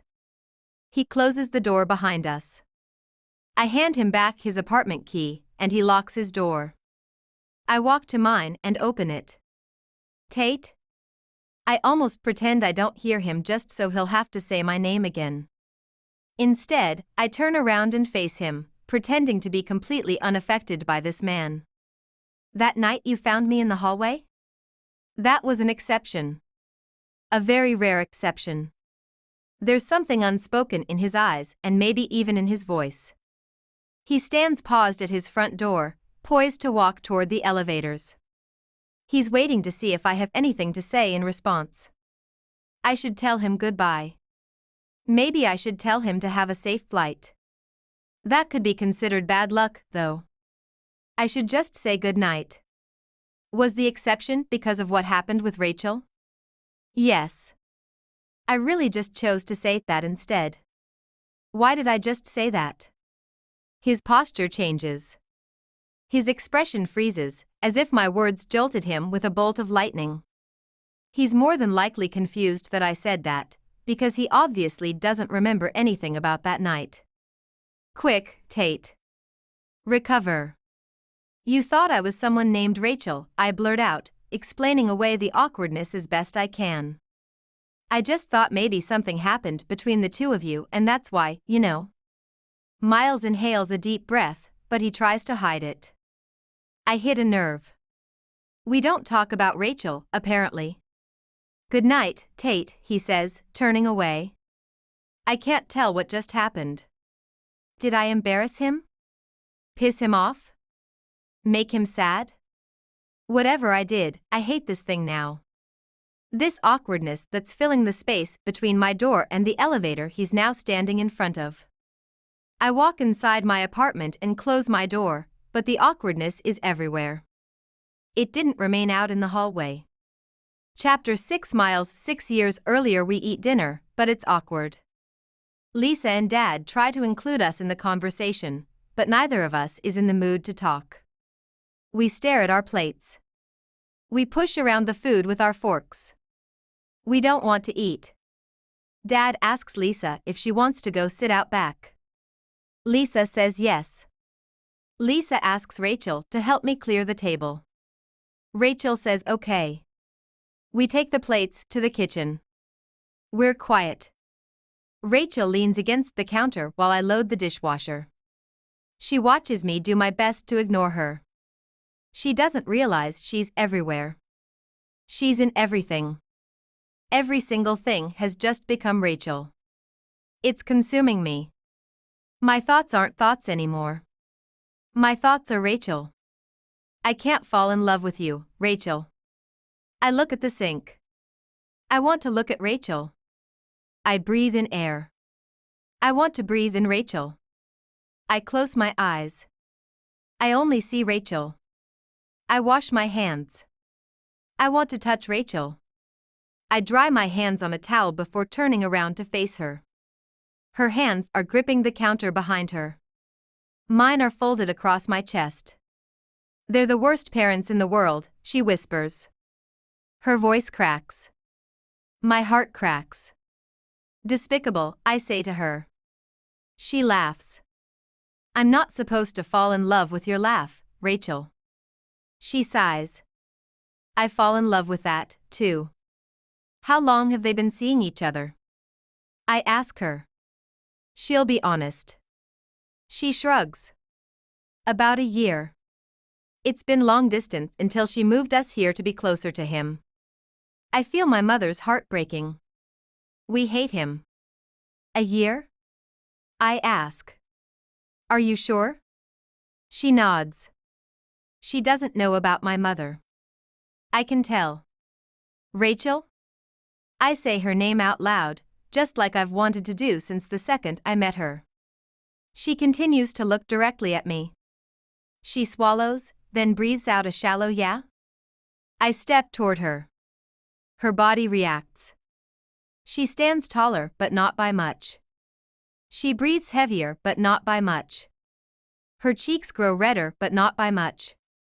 it's all just enough. My hand fits her waist. My eyes search hers. They don't tell me no, so I do. When my lips touch hers, it's so many things. It's good and bad and right and wrong and revenge. She inhales, stealing some of my breaths. I breathe into her, giving her more. Our tongues touch and our guilt intertwines, and my fingers slide through the hair God made specifically for her. My new favorite flavor is Rachel. My new favorite thing is Rachel. I want Rachel for my birthday. I want Rachel for Christmas. I want Rachel for graduation. Rachel, Rachel, Rachel. I'm gonna fall in love with you anyway, Rachel. The back door opens. I release Rachel. She releases me, but only physically. I can still feel her in every other way. I look away from her, but everything is still Rachel. Lisa walks into the kitchen.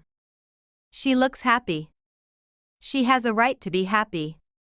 She's not the one who died. Lisa tells Rachel it's time to go. I tell them both goodbye, but my words are only for Rachel. She knows this. I finish the dishes. I tell my father Lisa was nice. I don't tell him I hate him yet. Maybe I never will. I don't know what good it would do to let him know that I don't see him the same way anymore. Now he's just normal. Human.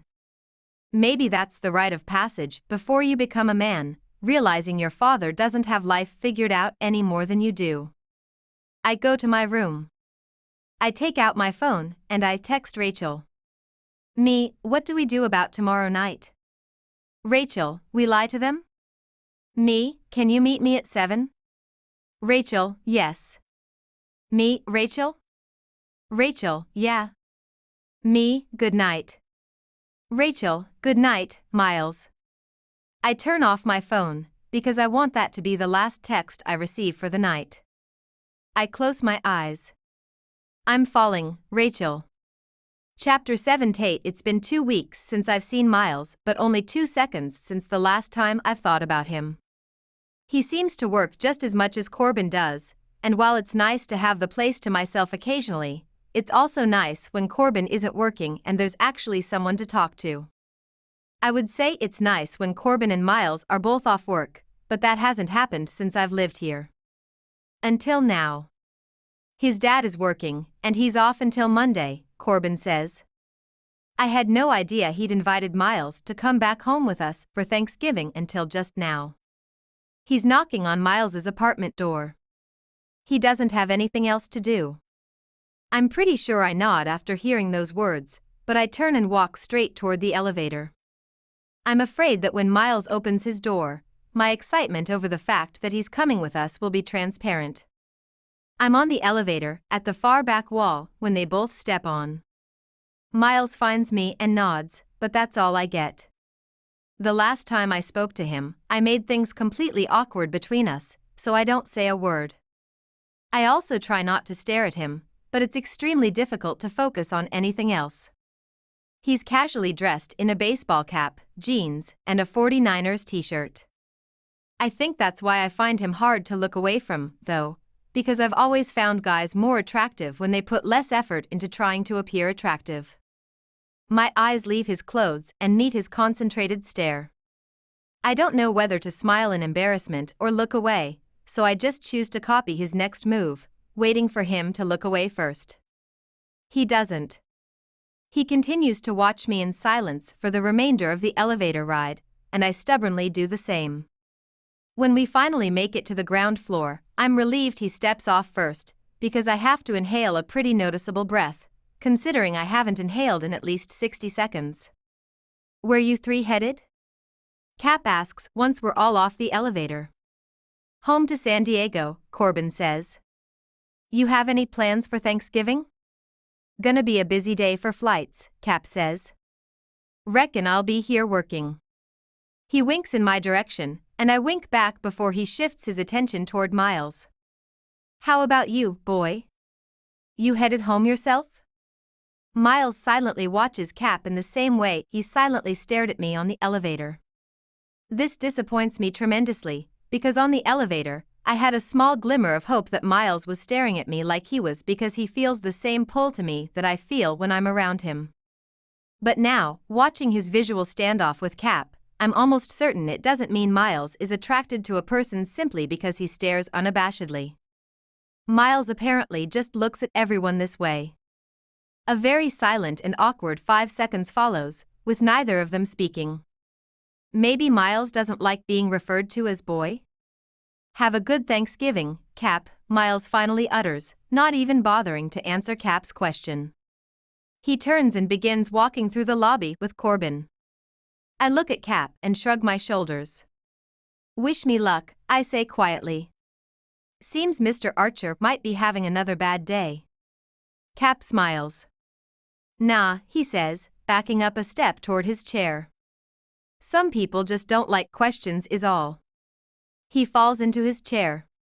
He gives me a farewell salute, and I salute him back before walking toward the exit. I can't tell if Cap excuses Miles's rude behavior because he likes Miles or if he just makes excuses for everyone. I'll drive there if you want, Miles says to Corbin when we all reach the car. I know you haven't slept yet. You can drive back tomorrow. Corbin agrees, and Miles opens the driver's side door. I climb into the back seat and try to figure out where to sit. I don't know if I should sit directly behind Miles, in the middle, or behind Corbin. Anywhere I sit, I'll feel him. He's everywhere. Everything is Miles. That's how it is when a person develops an attraction toward someone. He's nowhere, then suddenly he's everywhere, whether you want him to be or not. It makes me wonder if I'm anywhere to him, but the thought doesn't last long. I can tell when a guy is attracted to me, and Miles definitely does not fall into that category. Which is why I need to figure out how to stop whatever this is I feel when I'm around him. The last thing I want right now is a silly crush on a guy when I've barely got time to focus on both work and school. I pull a paperback out of my purse and begin to read. Miles turns on the radio, and Corbin lays his seat back and kicks his feet up on the dash. Don't wake me up until we're there, he says, pulling his cap over his eyes. I glance at Miles, and he's adjusting his rearview mirror. He turns around and looks behind us to back out of the spot, and his eyes briefly meet mine. You comfortable? He asks. He turns around before getting my answer and puts the car in drive, then glances at me in the rearview mirror. Yep, I say. I make sure to tack a smile onto the end of that word. I don't want him to think I'm upset that he came, but it's hard for me not to appear closed off when I'm around him, since I'm trying so hard to be. He looks straight ahead, and I look back down at my book. 30 minutes pass, and the movement of the car accompanied by my attempt to read is making my head hurt. I set the book down beside me and readjust myself in the back seat.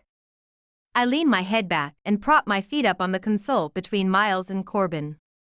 He glances at me in the rearview mirror, and his eyes feel like their hands, running over every inch of me. He holds his stare for no longer than 2 seconds, then looks back at the road. I hate this. I have no idea what's going through his head. He never smiles. He never laughs. He doesn't flirt. His face appears as if he keeps a constant veil of armor between his expressions and the rest of the world. I've always been a sucker for the quiet types of guys.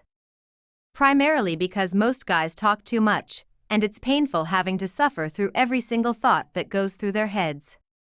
Miles makes me wish he were the opposite of the quiet type, though. I want to know all the thoughts that pass through his head. Especially the one thought that's in there right now, hiding behind that unwavering, stoic expression. I'm still staring at him in the rearview mirror, trying to figure him out, when he glances at me again. I look down at my phone, a little embarrassed that he caught me staring at him. But that mirror is like a magnet, and damn it if my eyes don't shoot back up to it. The second I look into the mirror again, so does he. I look back down. Shit.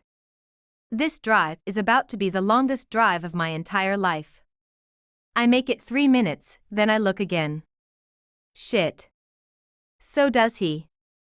I smile, amused by whatever game this is we're playing. He smiles, too. He smiles, too. Miles looks back at the road, but his smile remains for several seconds. I know, because I can't stop staring at it. I want to take a picture of it before it disappears again, but that would be weird.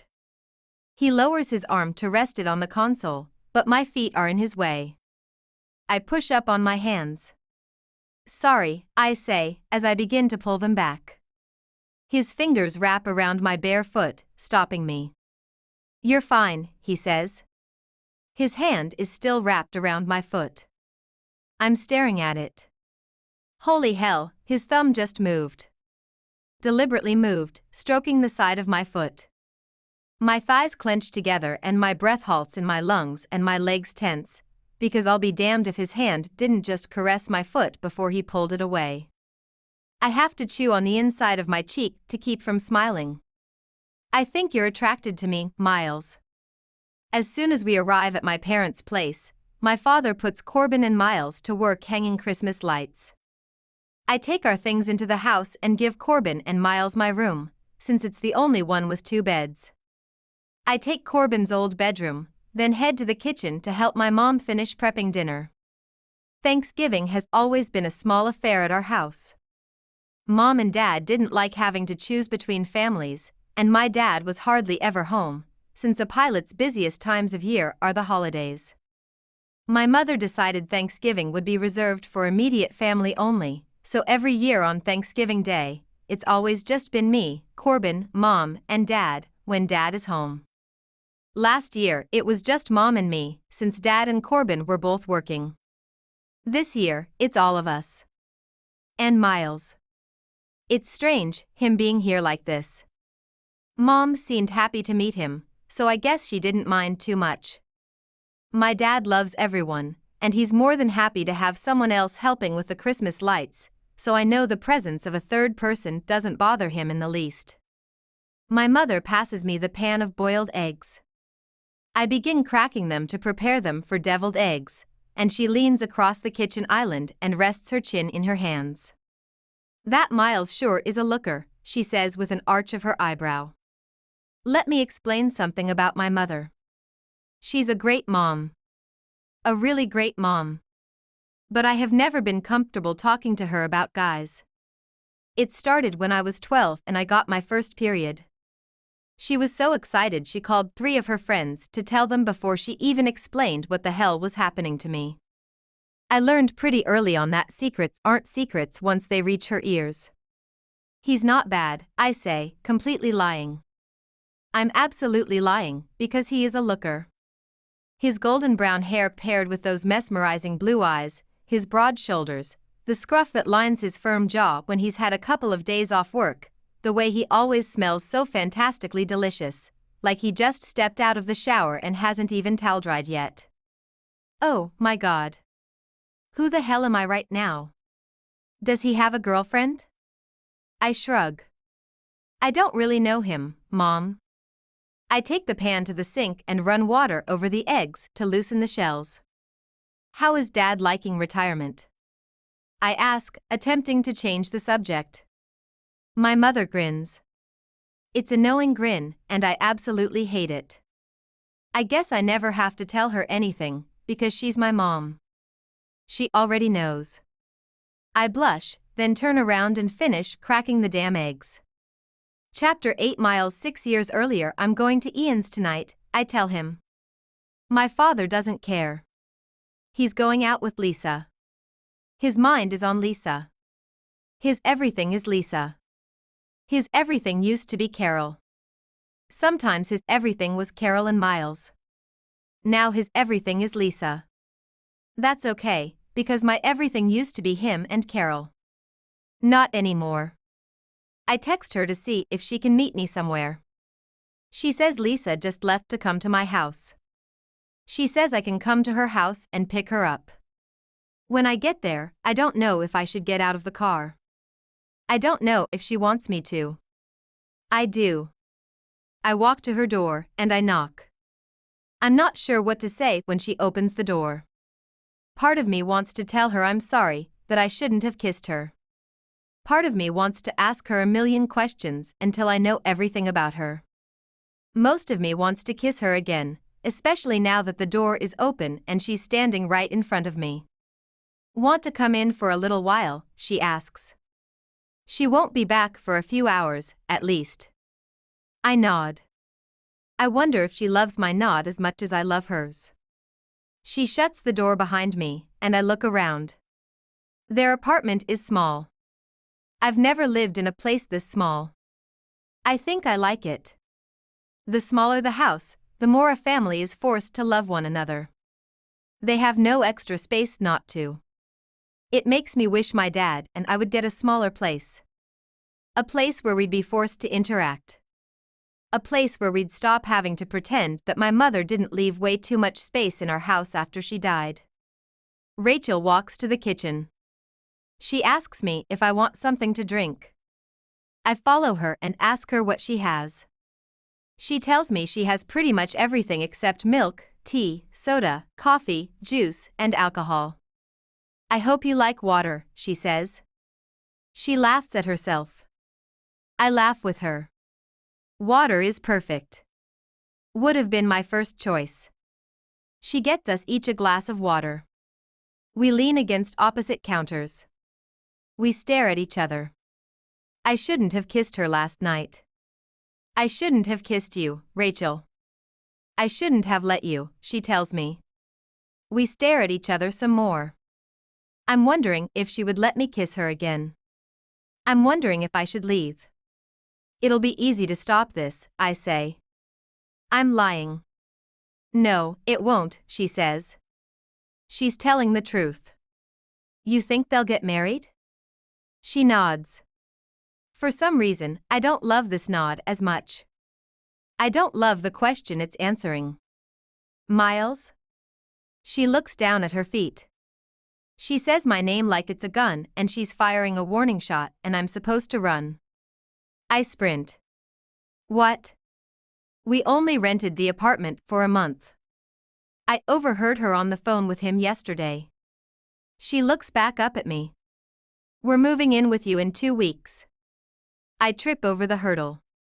She's moving in with me. She'll be living in my house.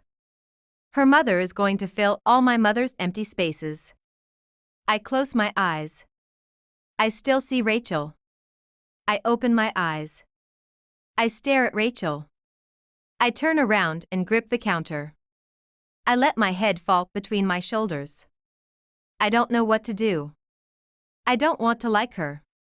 I don't want to fall in love with you, Rachel. I'm not stupid. I know how lust works. Lust wants what lust can't have. Lust wants me to have Rachel. Reasoning wants Rachel to go away. I take reasoning's side and I turn to face Rachel again.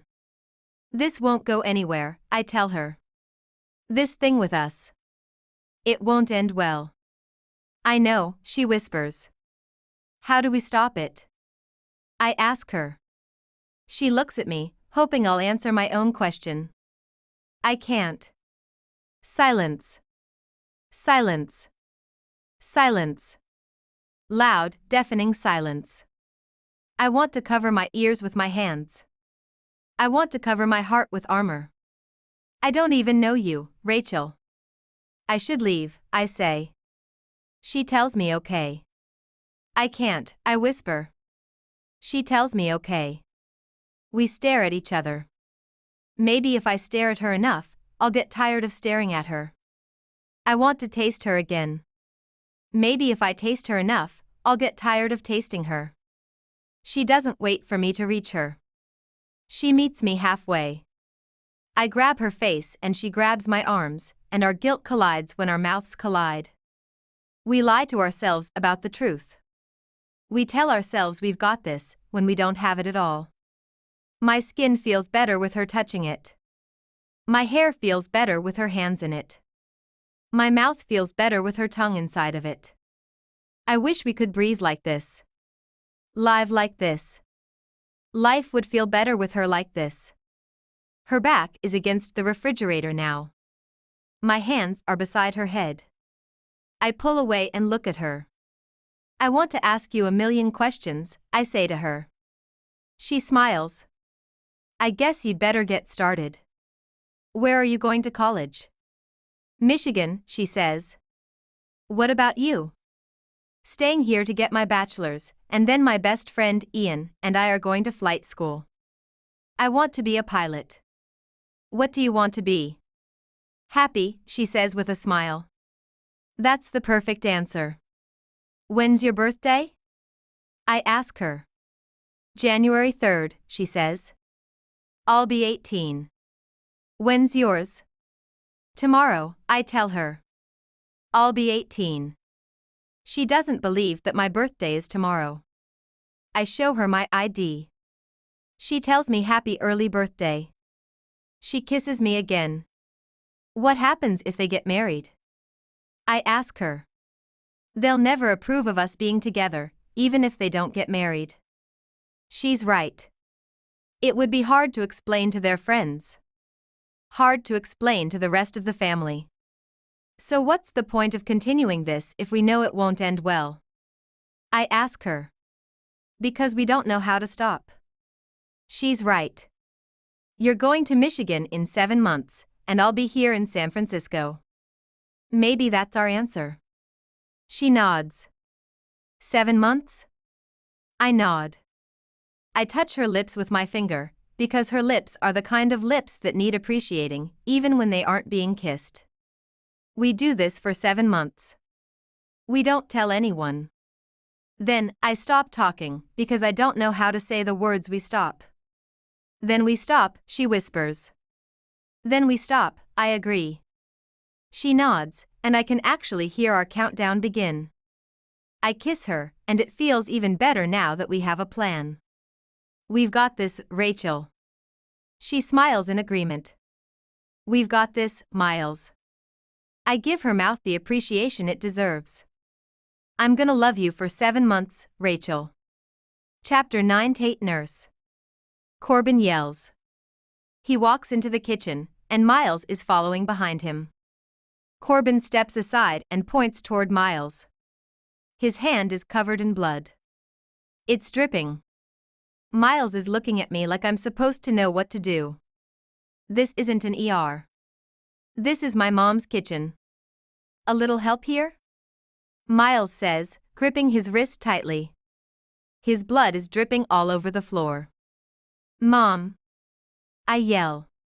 Where's your first aid kit? I'm opening cabinets, trying to find it. Downstairs bathroom. Under the sink, she yells. I point toward the bathroom, and Miles follows me. I open the cabinet and pull out the kit. Closing the lid on the toilet, I direct Miles to take a seat, then I sit on the edge of the tub and pull his hand to me. What did you do? I begin to clean it and inspect the cut. It's deep, right across the center of his palm. Grabbed the ladder.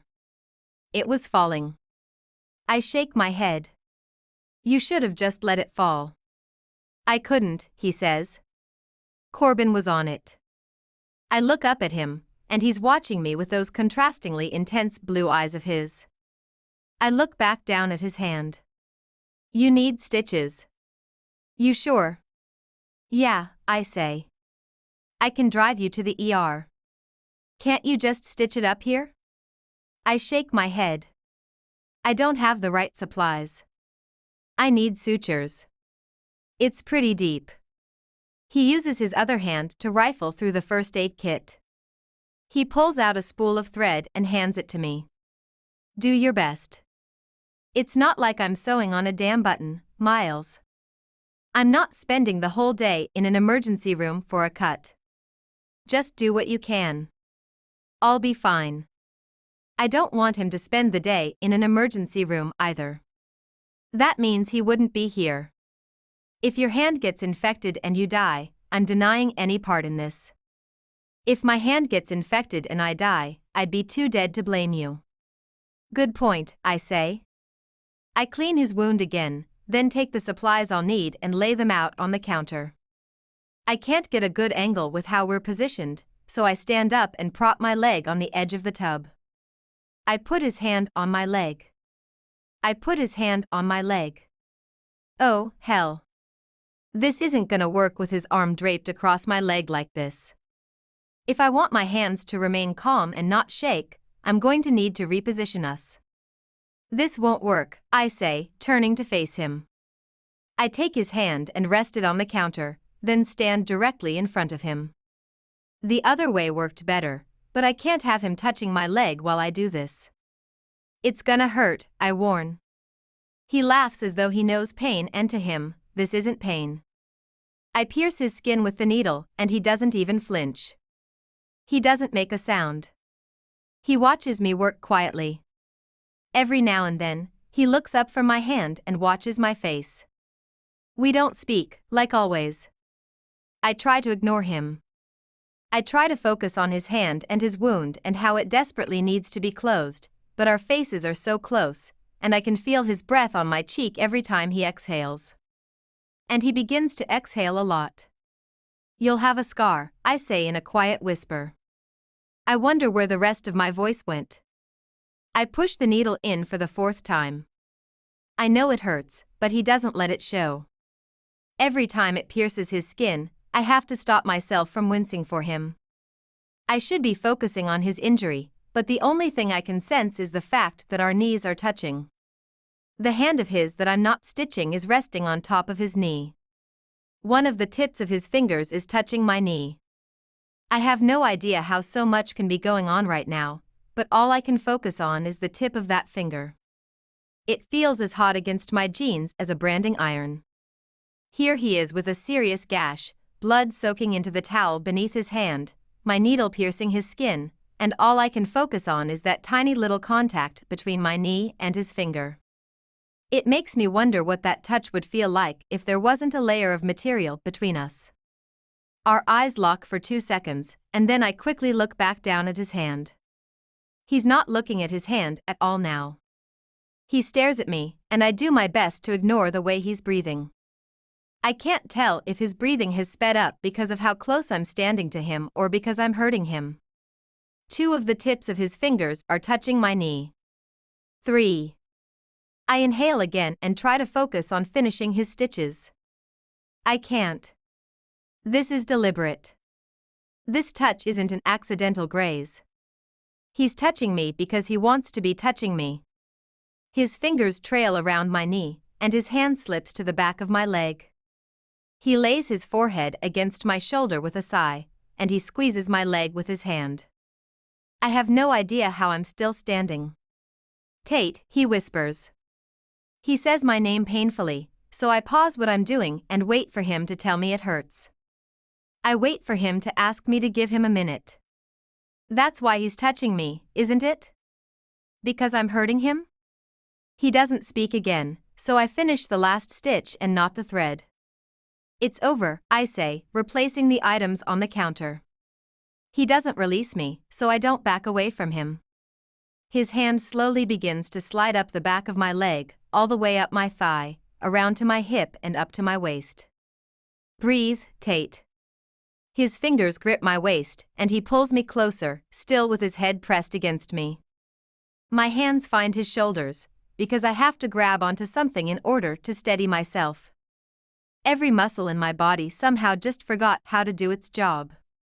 I'm still standing, and he's still sitting, but I'm positioned between his legs now that he's pulled me so close. He slowly begins to lift his face from my shoulder, and I have to close my eyes, because he's making me so nervous I can't look at him. I feel him tilt his face up to look at me, but my eyes are still closed. I squeeze them a little tighter. I don't know why. I don't know anything right now. I just know Miles. And right now, I think Miles wants to kiss me. And right now, I'm pretty damn sure I want to kiss Miles. His hand slowly trails all the way up my back until he's touching the back of my neck. I feel like his hand has left marks on every single part of me he's touched. His fingers are at the base of my neck, and his mouth is no more than half an inch from my jaw. South close I can't distinguish if it's his lips or his breaths that are feathering my skin. I feel like I'm about to die, and there isn't a damn thing in that first aid kit that could save me. He tightens his grip on my neck, and then he kills me. Or he kisses me. I can't tell which, since I'm pretty sure they would feel the same. His lips against mine feel like everything. Like living and dying and being reborn, all at the same time. Good Lord. He's kissing me. His tongue is already in my mouth, gently caressing mine, and I don't even remember how that happened. I'm okay with it, though. I'm okay with this. He begins to stand, but his mouth remains on mine. He walks me a few feet until the wall behind me replaces the hand that was on the back of my head. Now he's touching my waist. Oh, my God, his mouth is so possessive. His fingers are splayed out again, digging into my hip. Holy hell, he just groaned. His hand moves from my waist and glides down to my leg. Kill me now. Just kill me now. He lifts my leg and wraps it around him, then presses against me so beautifully I moan into his mouth. The kiss comes to an abrupt halt. Why is he pulling away? Don't stop, Miles. He drops my leg, and his palm hits the wall beside my head as if he needs the support to continue standing. No, no, no. Keep going. Put your mouth back on mine. I try to look at his eyes again, but they're shut. They're regretting this. Don't open them, Miles. I don't want to see you regret this. He presses his forehead against the wall beside my head, still leaning against me as we both stand quietly, attempting to return air to our lungs. After several deep breaths, he pushes off the wall, turns around, and walks to the counter. Luckily, I didn't see his eyes before he opened them, and now his back is to me, so I can't see the regret he obviously feels. He picks up a pair of medical scissors and cuts through a roll of gauze. I'm stuck to the wall. I think I'll be here forever. I'm wallpaper now. That's it. That's all I am.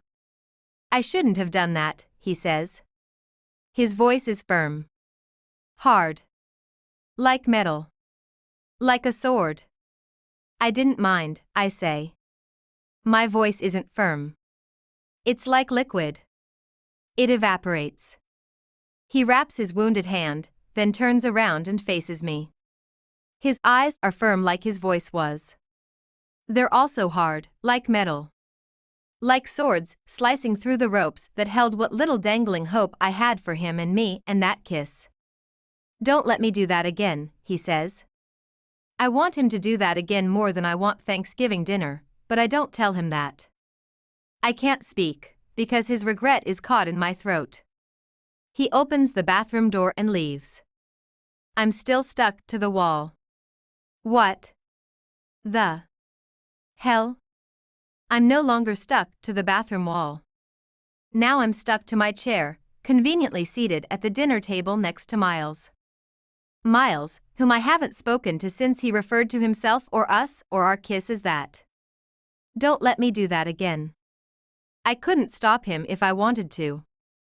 I want that so much I don't even want to eat, and he probably doesn't realize how much I love Thanksgiving dinner. Which means I want that a lot, and that isn't referring to the plate of food in front of me. That is Miles. Us. Me kissing Miles. Miles kissing me. I'm suddenly very thirsty. I grab my glass and down half of my water in 3 huge gulps. Do you have a girlfriend, Miles? My mother asks. Yes, Mom. Keep asking him questions like that, since I'm too scared to do it myself. Miles clears his throat. No, ma'am, he says. Corbin laughs under his breath, which stirs up a cloud of disappointment in my chest.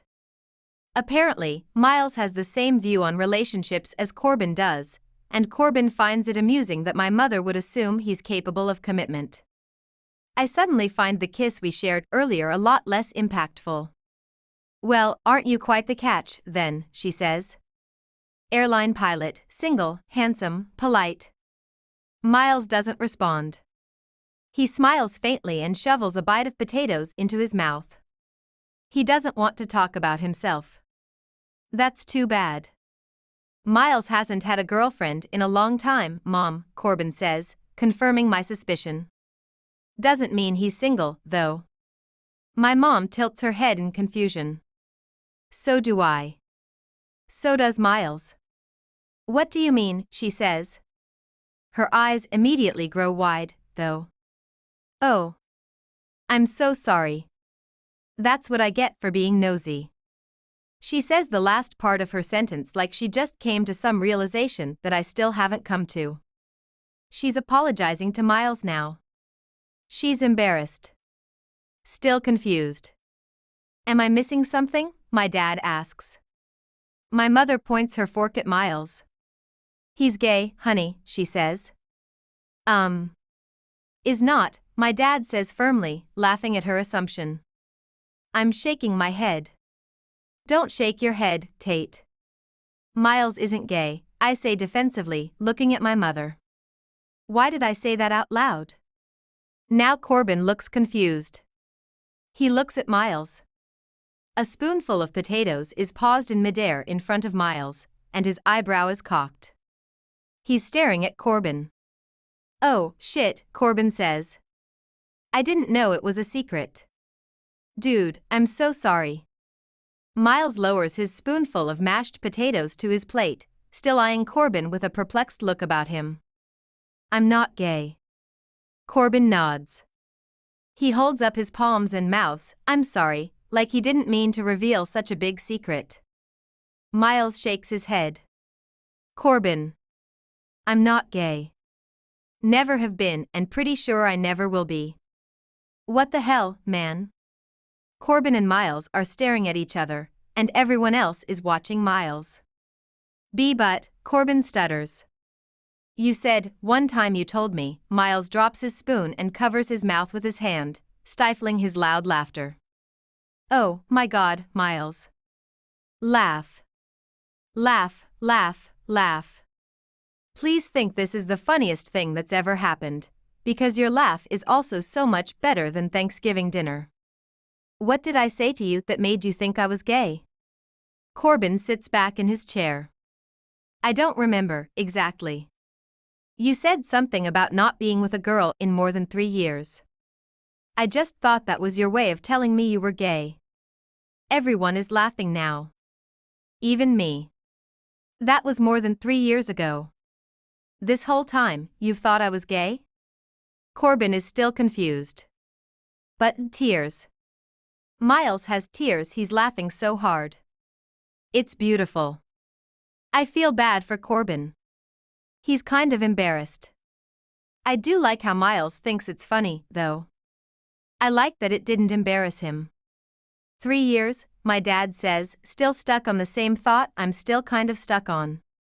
That was 3 years ago, Corbin says, finally laughing along with Miles. It's probably been 6 by now. The table slowly grows quiet. This embarrasses Miles. I keep thinking about that kiss in the bathroom earlier and how I know for a fact it hasn't been 6 years since he's been with a girl. A guy with a mouth as possessive as that one knows how to use it, and I'm sure it gets used a lot. I don't want to think about it. I don't want my family thinking about it. You're bleeding again, I say, looking down at the blood-soaked gauze that's still wrapped around his hand. I turn to my mother. Do you have any liquid bandage? No, she says. That stuff scares me. I look at Miles. After we eat, I'll check it, I say. Miles nods but never looks at me. My mother asks me about work, and Miles is no longer the center of attention. I think he's relieved about that. I turn off my light and crawl into bed, not sure what to make of today. We never spoke again after dinner, even though I spent a good 10 minutes redressing his wound in the living room. We didn't speak through the entire process. Our legs didn't touch. His finger didn't touch my knee. He didn't even look up at me. He just watched his hand the entire time, focused on it like it would fall off if he looked away. I don't know what to think about Miles or that kiss. He's obviously attracted to me, or he wouldn't have kissed me. Sadly, that's enough for me. I don't even care if he likes me. I just want him to be attracted to me, because the liking can come later. I close my eyes and try to fall asleep for the 5th time, but it's pointless. I roll onto my side and face the door just in time to see the shadow of someone's feet approach it. I watch the door, waiting for it to open, but the shadows disappear and footsteps continue down the hall. I'm almost positive that was Miles, but only because he's the only person on my mind right now. I release a few controlled breaths in order to calm myself down enough to decide whether I want to follow him. I'm only on the 3rd breath when I hop out of bed. I debate brushing my teeth again, but it's only been 20 minutes since I last brushed them. I check my hair in the mirror, then open my bedroom door and walk as quietly as I can into the kitchen. When I round the corner, I see him. All of him. He's leaning against the bar, facing me, almost like he was expecting me. God, I hate that. I pretend it's just a coincidence that we ended up here at the same time, even though it's midnight. Can't sleep? I walk past him to the refrigerator and reach for the orange juice. I take it out, pour myself a glass, then lean against the counter across from him. He's watching me, but he doesn't answer my question. Are you sleepwalking? He smiles, soaking me up from head to toe with his eyes like a sponge. You really love orange juice, he says, amused. I look down at my glass, then back up to him and shrug. He takes a step toward me and motions for the glass. I hand it to him, and he brings it to his lips, takes a slow sip, and hands it back to me. All these movements are completed without his ever breaking eye contact with me. Well, I definitely love orange juice now. I love it, too, he says, even though I never answered him. I set the glass down beside me, grip the edges of the counter, and push myself up until I'm seated on it. I pretend he isn't invading my entire being, but he's still everywhere. Filling the kitchen. The entire house. It's way too quiet. I decide to make the first move. Has it really been 6 years since you've had a girlfriend? He nods without hesitation, and I'm both shocked and extremely pleased by that answer. I'm not sure why I like it. I guess it's just so much better than what I was imagining his life was like. Wow. Have you at least, I don't know how to finish this sentence? Had sex, he interjects. I'm glad the only light on is the one over the kitchen stove, because I'm absolutely blushing right now. Not everyone wants the same things out of life, he says. His voice is soft, like a down comforter. I want to roll around in it, wrap myself up in that voice. Everyone wants love, I say. Or at least sex. It's human nature. I can't believe we're having this conversation. He folds his arms across his chest. His feet cross at the ankles. I've noticed this is his form of personal armor. He's putting up his invisible shield again, guarding himself from giving too much away. Most people can't have one without the other, he says. So I find it easier to just give up both. He's studying me, gauging my reaction to his words. I do my best not to give him one. So which of the two do you not want, Miles? My voice is embarrassingly weak. Love or sex? His eyes remain the same, but his mouth changes. His lips curl up into a barely there smile. I think you already know the answer to that, Tate. Wow. I blow out a controlled breath, not even caring if he knows those words affected me like they did. The way he says my name makes me feel just as flustered as his kiss did. I cross my legs at the knees, hoping he doesn't notice it's my own personal armor. His eyes drop to my legs, and I watch him softly inhale. 6 years. Unbelievable. I look down at my legs, too. I want to ask him another question, but I can't look at him when I ask it. How long has it been since you kissed a girl? 8 hours, he replies without hesitation. I raise my eyes to his, and he grins, because he knows what I'm asking him. The same, he utters quietly. 6 years. I don't know what happens to me, but something changes. Something melts. Something hard or cold or covered in my own personal armor is turning to liquid now that I'm realizing what that kiss really meant. I feel like I'm nothing but liquid, and liquid doesn't do a good job of standing or walking away, so I don't move. Are you kidding me? I ask, disbelievingly. I think he's the one blushing now. I'm so confused. I don't understand how I've pegged him so wrong or how what he's saying is even possible. He's good looking. He has a great job. He definitely knows how to kiss, so why hasn't he been doing it? What's your deal, then? I ask him. You have STDs? It's the nurse in me. I have no medical filter. He laughs. Pretty damn clean, he says. He still doesn't explain himself, though. If it's been 6 years since you kissed a girl, then why did you kiss me? I was under the impression you didn't even really like me. You're really hard to read. He doesn't ask me why I'm under the impression that he doesn't like me. I think if it's obvious to me that he's different when he's around me, it's been intentional on his part. It's not that I don't like you, Tate. He sighs heavily and runs his hands through his hair, gripping the back of his neck. I just don't want to like you. I don't want to like anyone. I don't want to date anyone. I don't want to love anyone. He folds his arms back across his chest and looks down at the floor. You just what?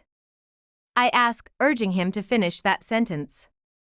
His eyes slowly lift back to mine, and it takes all I have to stay seated on this counter with the way he's looking at me right now, like I'm Thanksgiving dinner. I'm attracted to you, Tate, he says, his voice low. I want you, but I want you without any of that other stuff. I have no thoughts left. Brain equals liquid. Heart equals butter. I can still sigh, though, so I do. I wait until I can think again. Then I think a lot. He just admitted that he wants to have sex with me, he just doesn't want it to lead to anything. I don't know why this flatters me. It should make me want to punch him, but the fact that he chose to kiss me after not having kissed anyone for 6 straight years makes this new confession seem like I just won a Pulitzer. We're staring at each other again, and he looks a little bit nervous. I'm sure he's wondering if he just pissed me off. I don't want him to think that, because, honestly, I want to yell I won at the top of my lungs. I have no idea what to say. We've had the strangest and most awkward conversations since I met him, and this one definitely takes the cake. Our conversations are so weird, I say. He laughs with relief. Yes. The word yes is so much more beautiful coming from his mouth, laced with that voice. He could probably make any word beautiful. I try to think of a word I hate. I kind of hate the word ox. It's an ugly word. Too short and clipped. I wonder if his voice could make me love that word. Say the word ox. His eyebrow rises, like he's wondering if he heard me right. He thinks I'm weird. I don't care. Just say it, I tell him. Ox, he says, with slight hesitation. I smile. I love the word ox. It's my new favorite word.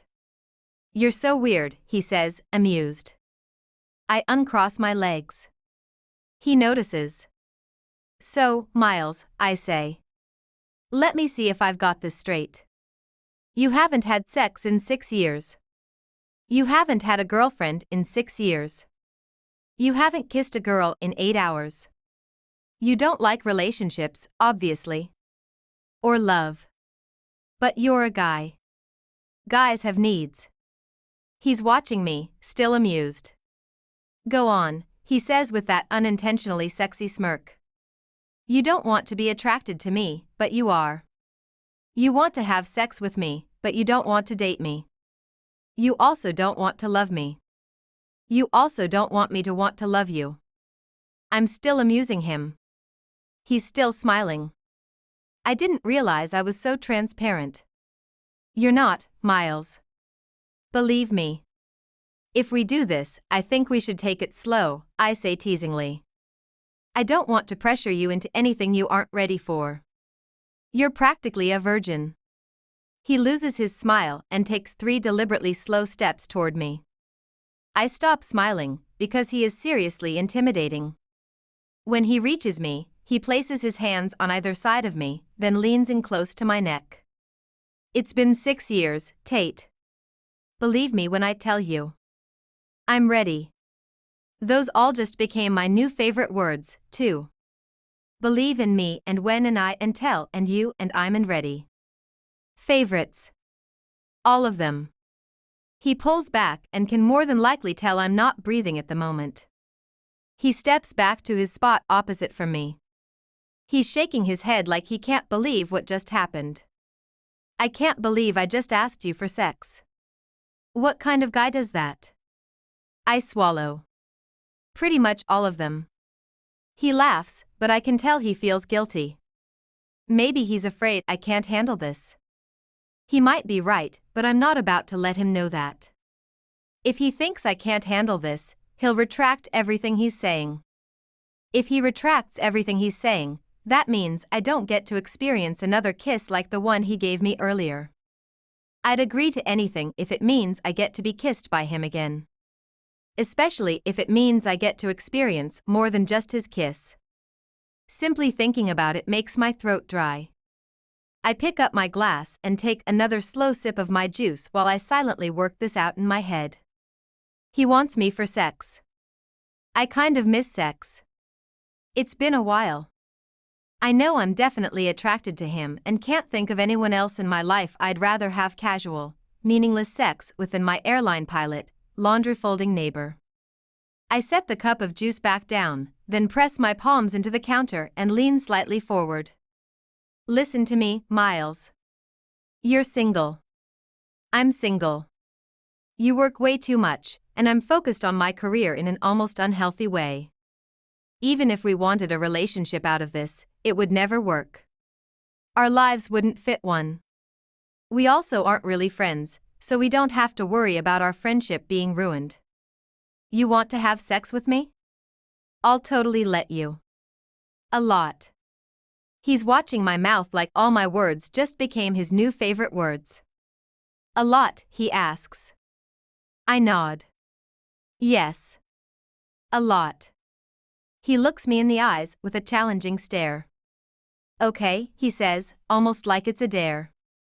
Okay. We're still several feet apart. I just told this guy I would have sex with him without any expectations, and he's still way over there, and I'm way over here, and it's becoming clear that I definitely had him pegged wrong. He's more nervous than I am. Although I think our nerves stem from two different places. He's nervous because he doesn't want this to turn into anything. I'm nervous because I'm not so sure that just sex with him is possible. Based on the way I'm drawn to him, I have a pretty good feeling sex will be the least of our problems. Yet here I sit, pretending to be fine with just sex. Maybe if it starts out this way, it'll eventually end up being something more.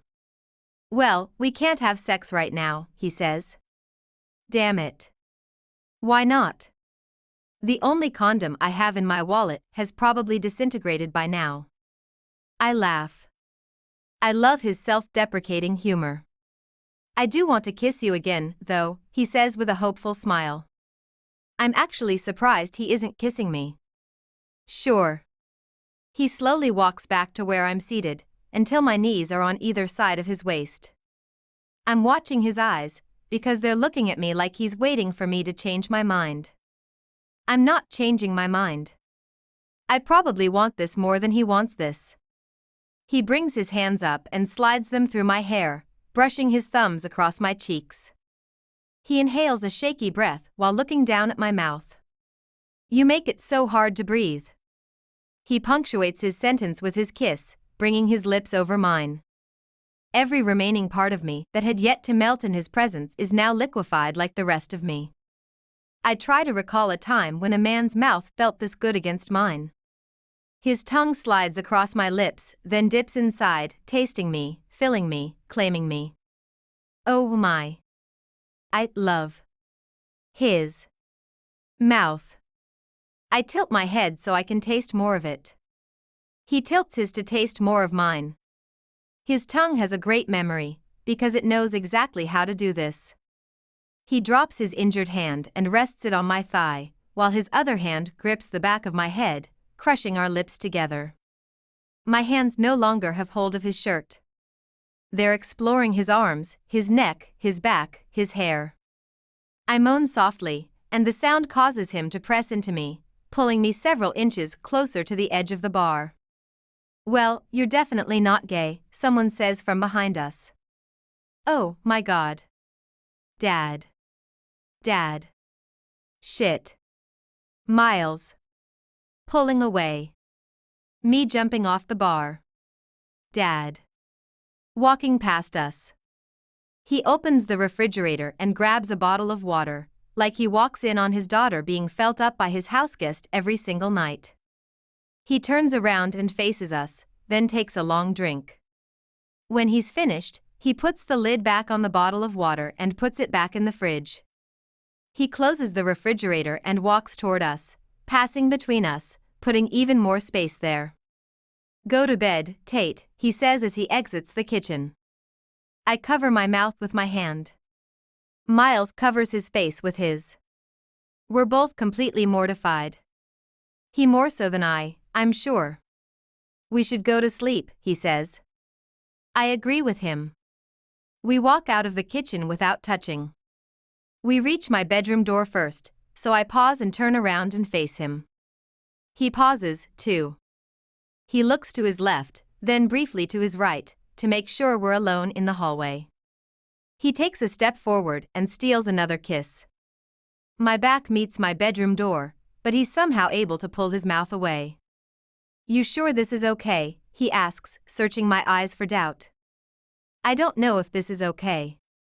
It feels good, and he tastes good, and I can't think of anything I want more than being with him.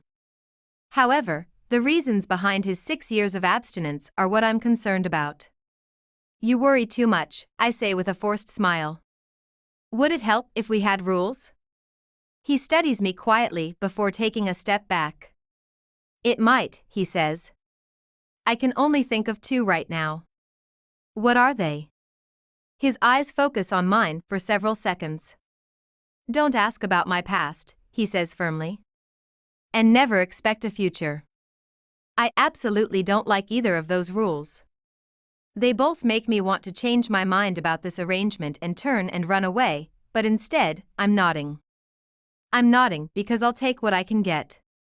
I'm not Tate when I'm near Miles. I'm liquid, and liquid doesn't know how to be firm or stand up for itself. Liquid flows. That's all I want to do with Miles. Flow. "Well, I only have one rule," I say quietly. He waits for my rule. I can't think of a rule. I don't have any rules. Why don't I have rules? He's still waiting. I don't know what it is yet. But when I think of it, you have to follow it. Miles laughs. He leans forward and kisses me on the forehead, then walks toward his room. He opens the door but glances back at me for a brief second before disappearing into the room. I'm not positive, but I'm pretty sure the expression I just saw on his face was fear.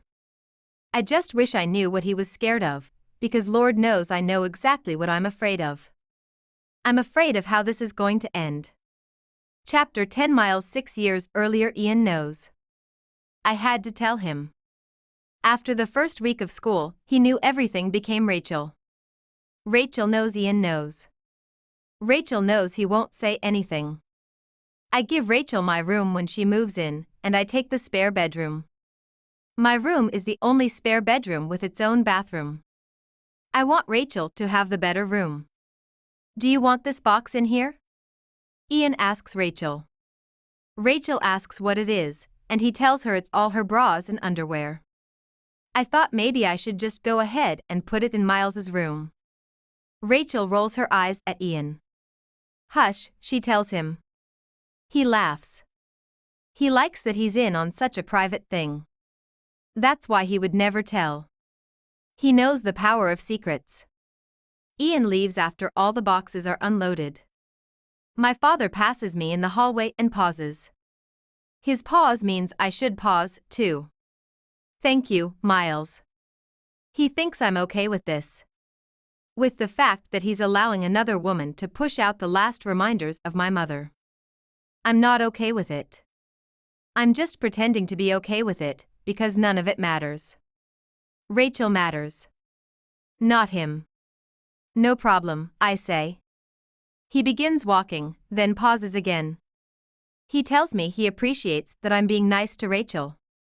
He says he wishes he and Mom could have given me a sibling when I was younger. He says I make a good brother. Words are awful when they come out of his mouth. I walk back to Rachel's room. I close the door. It's just the two of us. We smile. I walk to her and wrap my arms around her, then I kiss her neck. It's been 3 weeks since the first night I kissed her. I can count the times I've kissed her since then. We can't interact like this at school. We can't interact like this in public. We can't interact like this in front of our parents. I can only touch her when we're alone, and we haven't been able to be alone much in the last 3 weeks. Now I kiss her. We need a few guidelines so we don't get ourselves in trouble, she says. She separates herself from me. She sits at my desk, and I sit on my bed. Well, she sits at her desk, and I sit on her bed. First, she says, no making out when they're home. It's too risky. I don't want to agree to that rule, but I'm nodding my head. Second, no sex. I'm not nodding anymore. Ever? I ask her. She's nodding. Oh, I really hate that nod. Why? She sighs heavily. Sex will make it that much harder when our time is up. You know that. She's right. She's also completely wrong, but I have a feeling she'll figure that out later. Can I ask what rule number 3 is before I agree to rule number 2? She grins. There is no rule number 3. I grin. So sex is the only thing off limits? And we're talking penetration, right? Not oral? She covers her face with her hands. Oh my God, do you have to get so specific? She's cute when she's embarrassed. Just clarifying. I have a lifetime of things I want to do to you and only 6 months left to do them all. Let's leave the specifics up to the situation, she says. Fair enough, I say, admiring the blush in her cheeks. Rachel? Are you a virgin? Her cheeks grow even redder.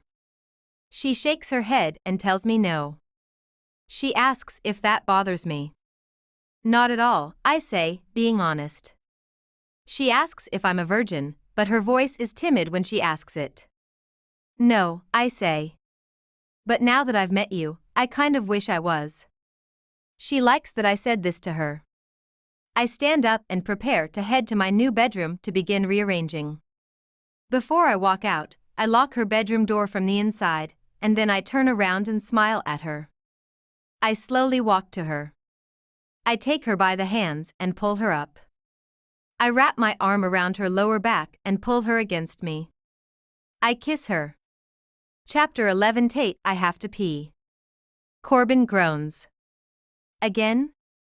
I haven't been in 2 hours, I say defensively. I really don't have to use the bathroom, but I do need to get out of this car. After the conversation I had with Miles last night, the car feels different with him in it. It feels like there's more of him, and every minute that passes and he's not talking, I'm wondering what's going through his head. I'm wondering if he regrets our conversation. I'm wondering if he's going to pretend it never happened. I wish my dad would have pretended it never happened. Before we left this morning, I was seated at the kitchen table with him when Miles walked in. Sleep well, Miles, he asked as Miles took a seat at the table. I thought he was going to flush with embarrassment, but instead, he regarded my dad with a shake of his head. Not too well, Miles replied. Your son talks in his sleep. My father picked up his glass and lifted it in Miles's direction. Good to know you were in the room with Corbin last night. Luckily, Corbin had yet to sit down and hear that comment from my father. Miles was quiet through the rest of breakfast, and the only time I noticed him speaking after that was when Corbin and I were both in the car. Miles stepped over to my father and shook his hand, saying something that only my father could hear. I tried to read my father's expression, but he kept a tight lid on it. My father is almost as good at hiding his thoughts as Miles is. I really want to know what Miles said to my father this morning before we left. I also want to know about a dozen other answers to questions I have about Miles. When we were younger, Corbin and I always agreed that if we could have any superpower, it would be the ability to fly. Now that I know Miles, I've changed my mind. If I had a superpower, it would be infiltration. I would infiltrate his mind so I could see every single one of his thoughts. I would infiltrate his heart and spread myself around like a virus. I would call myself the infiltrator. Yeah. That has a nice ring to it. Go pee, Corbin says with agitation as he puts the car in park. I wish I were in high school again so I could call him a butthole. Adults don't call their brothers buttholes, though. I get out of the car and feel a little more like I can breathe again, until Miles opens his door and steps out of the car and into the world. Now Miles seems even bigger, and my lungs seem smaller. We walk together into the gas station, but we don't speak. It's funny how that works. Sometimes not speaking says more than all the words in the world. Sometimes my silence is saying, I don't know how to speak to you. I don't know what you're thinking. Talk to me. Tell me everything you've ever said. All the words. Starting from your very first one.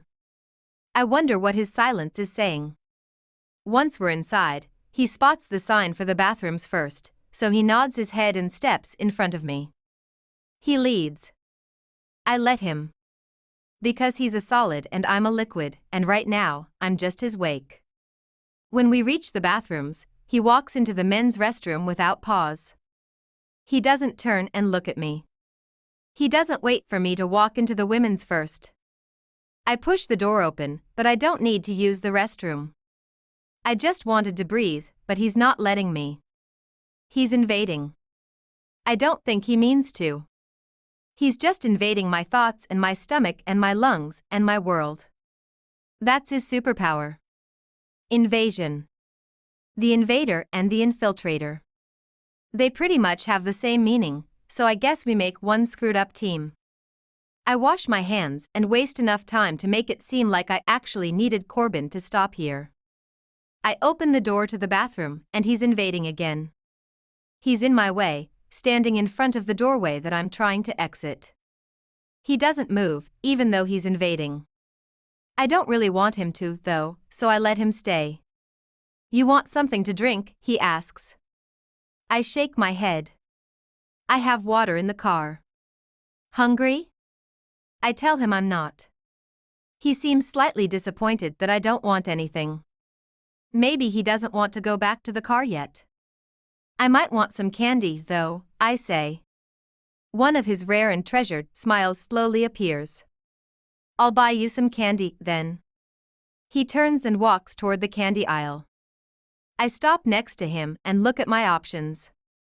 We stare at the candy for way too long. I don't even really want any, but we both stare at it anyway and pretend we do. This is weird, I whisper. What's weird? He asks. Picking out candy or having to pretend we don't both want to be in the back seat right now? Wow. I feel like I really did infiltrate his thoughts somehow. Only they were words that he willingly spoke. Words that made me feel really good. Both, I say steadily. I turn to face him. Do you smoke? He gives me the look again. The look that tells me I'm weird. I don't care. Nope, he replies casually.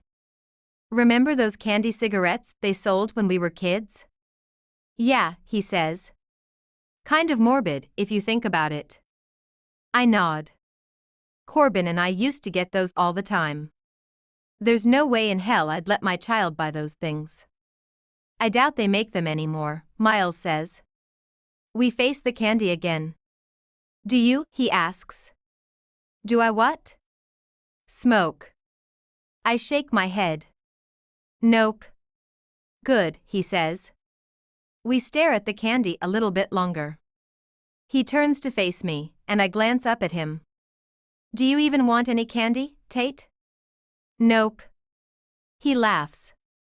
Then I guess we should get back to the car. I agree with him, but neither of us moves. He reaches down to my hand and touches it so softly it's as if he's aware he's made of lava and I'm not. He grips two of my fingers, not even coming close to holding my entire hand, and gives them a soft tug. Wait, I say to him, tugging back on his hand. He glances at me over his shoulder and then turns to face me completely. What did you say to my father this morning? Before we left? His fingers tighten around mine, and his expression doesn't deviate from the poignant look he's perfected. I apologize to him. He turns toward the door once again, and I follow him this time. He doesn't release my hand until we're close to the exit. When he finally does let my hand fall, I evaporate again. I follow him toward the car and hope I don't really believe I'm capable of infiltration. I remind myself he's made of armor. He's impenetrable. I don't know if I can do this, Miles. I don't know if I can follow rule number 2, because I suddenly want to climb into your future more than I want to climb into the back seat with you. Long line, Miles says to Corbin once we're both inside the car. Corbin puts the car in drive and changes the radio station. He doesn't care how long the line was. He wasn't suspicious, or he would have said something. Besides, there's nothing to be suspicious of yet. We drive for a good 15 minutes before I realize I'm not thinking about Miles anymore. For the last 15 minutes of the drive, my thoughts have just been memories. Remember when we were kids and we wished our superpower could be to fly? Yeah, I remember, Corbin says. You have your superpower now. You can fly.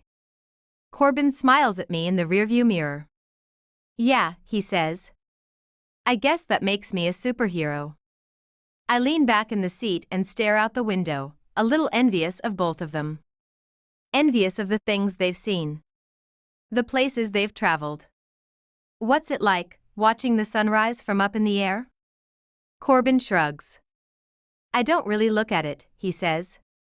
I'm too busy working when I'm up there. This makes me sad. Don't take it for granted, Corbin. I look, Miles says. He's staring out his window, and his voice is so quiet I almost don't hear it. Every time I'm up there, I watch it. He doesn't say what it's like, though. His voice is distant, like he wants to keep that feeling to himself. I let him. You bend the laws of the universe when you fly, I say. It's impressive. Defying gravity? Watching sunrises and sunsets from places Mother Nature didn't intend for you to watch them from? You really are superheroes, if you think about it. Corbin glances at me in the rearview mirror and laughs. Don't take it for granted, Corbin. Miles isn't laughing, though. He's still staring out his window. You save lives, Miles says to me. That's way more impressive. My heart absorbs those words on impact. Rule number 2 is not looking good from back here. Chapter 12 Miles 6 years earlier. Rule number 1 of no fooling around while our parents are home has been amended. It now consists of making out, but only when we're behind a locked door. Rule number 2 stands firm, unfortunately. Still no sex. And a rule number 3 was recently added, no sneaking around at night. Lisa still checks on Rachel in the middle of the night sometimes, only because Lisa is the mother of a teenage daughter and it's the right thing to do. But I hate that she does it. We've made it an entire month in the same house. We don't talk about the fact that there are just a little more than 5 months left. We don't talk about what will happen when my father marries her mother. We don't talk about the fact that when this happens, we'll be connected for much longer than 5 months. Holidays. Weekend visits. Reunions. We'll both have to attend every function, but we'll be attending as family. We don't talk about that, because it makes us feel like what we're doing is wrong. We also don't talk about it because it's hard. When I think about the day she moves to Michigan and I stay in San Francisco, I can't see beyond that.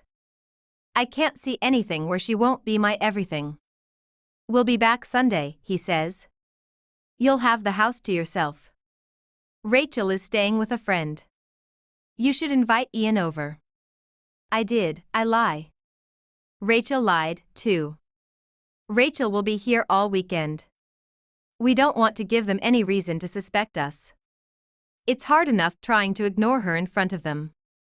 It's hard pretending I have nothing in common with her, when I want to laugh at everything she says. I want to high-five everything she does. I want to brag to my father about her intelligence, her good grades, her kindness, her quick-wittedness. I want to tell him I have this really amazing girlfriend whom I want him to meet because he would absolutely love her. He does love her. Just not in the way I wish he loved her. I want him to love her for me. We tell our parents goodbye. Lisa tells Rachel to behave, but Lisa isn't really worried. As far as Lisa knows, Rachel is good. Rachel behaves. Rachel doesn't break rules. Except rule number 3. Rachel is definitely breaking rule number 3 this weekend. We play house. We pretend it's ours. We pretend it's our kitchen, and she cooks for me. I pretend she's mine, and I follow her around while she cooks, holding on to her. Touching her. Kissing her neck. Pulling her away from the tasks she's trying to complete so I can feel her against me. She likes it, but she pretends not to. When we're finished eating, she sits with me on the couch. We put on a movie, but it doesn't get watched at all. We can't stop kissing. We kiss so much our lips hurt. Our hands hurt. Our stomachs hurt, because our bodies want to break rule number 2 so bad. It's gonna be a long weekend. I decide I need a shower, or I'll be begging for an amendment to rule number 2. I take a shower in her bathroom. I like this shower. I like it more than I liked it back when it was just my shower. I like seeing her things in here. I like looking at her razor and imagining what she looks like when she uses it. I like looking at her shampoo bottles and thinking about her with her head tilted back beneath the stream of water as she rinses it out of her hair. I love that my shower is her shower, too. Miles, she says. She's knocking, but she's already inside the bathroom. The water is hot on my skin, but her voice just made it even hotter. I open the shower curtain. Maybe I open it too far because I want her to want to break rule number 2. She inhales a soft breath, but her eyes fall where I want them to. Rachel, I say, grinning at the embarrassed look on her face. She looks me in the eyes. She wants to take a shower with me. She's just too shy to ask. Get in, I say. My voice is hoarse, like I've been screaming. My voice was fine 5 seconds ago.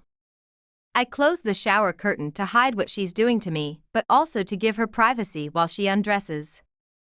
I haven't seen her without her clothes on. I've felt what's underneath them. I'm suddenly nervous. She turns the light off. Is that fine? She asks timidly. I say it is, but I wish she were more confident. I need to make her more confident. She opens the shower curtain, and I see one of her legs make its way in first. I swallow when the rest of her body follows. Luckily, there's just enough light from the nightlight to cast a faint glow over her. I can see her enough. I can see her perfectly. Her eyes lock with mine again. She steps closer to me. I wonder if she's ever shared a shower with anyone before, but I don't ask her. I take a step toward her this time, because she seems scared. I don't want her to be scared. I'm scared. I touch her shoulders and guide her so that she's standing under the water. I don't press myself against her, even though I need to. I keep distance between us. I have to. The only things that connect are our mouths. I kiss her softly, barely touching her lips, but it hurts so bad. It hurts worse than any other kiss we've shared. Kisses where our mouths collide. Our teeth collide. Frantic kisses that are so rushed they're sloppy. Kisses that end with me biting her lip or her biting mine. None of those kisses hurt like this one does, and I can't tell why this one is hurting so much. I have to pull back. I tell her to give me a minute, and she nods, then rests her cheek against my chest. I lean back against the wall and pull her with me while I keep my eyes closed tightly. The words are once again attempting to break the barrier I've built up around them. Every time I'm with her, they want to come out, but I work and work to cement the wall that surrounds them. She doesn't need to hear them. I don't need to say them. But they're pounding on the walls. They always pound so hard until all our kisses end up like this. Me needing a minute and her giving me one. They need out now worse than ever before. They need air. They're demanding to be heard. There's only so much pounding I can take before the walls collapse.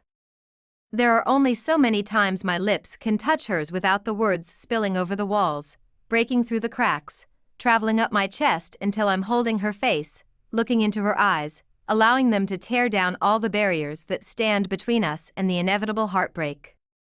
The words come anyway. I can't see anything, I tell her. I know she doesn't know what I'm talking about. I don't want to elaborate, but the words come anyway. They've taken over. When you move to Michigan and I stay in San Fran?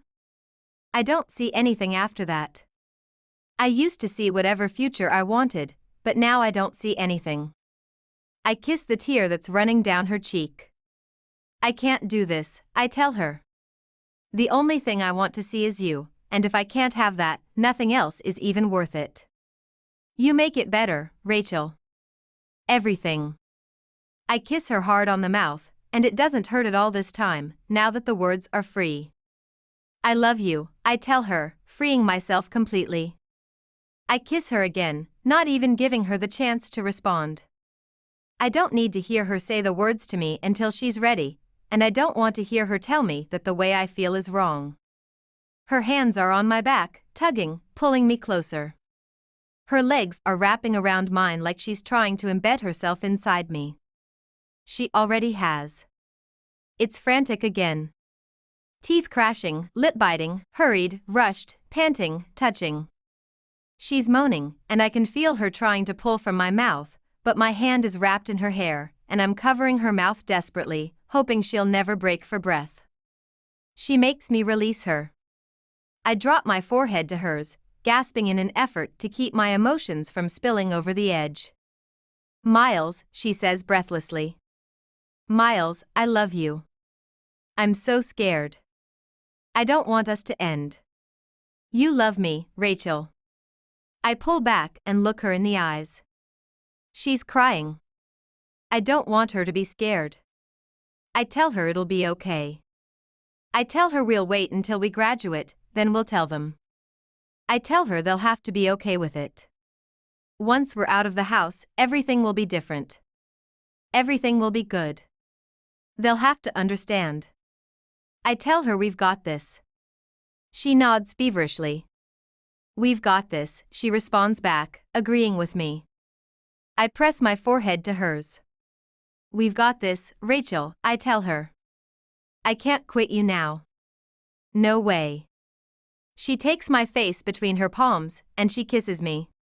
You fell in love with me, Rachel. Her kiss removes a weight from my chest that is so heavy I feel like I'm floating. I feel like she's floating with me. I turn her until her back is against the wall. I bring her arms above her head and link my fingers through hers, pressing her hands into the tile wall behind her. We look into each other's eyes, and we completely shatter rule number 2. Chapter 13. Tate, thanks for making me go, Miles says to Corbin. Aside from another hand injury and finding out you thought I was gay, I had a good time. Corbin laughs and turns to unlock our door.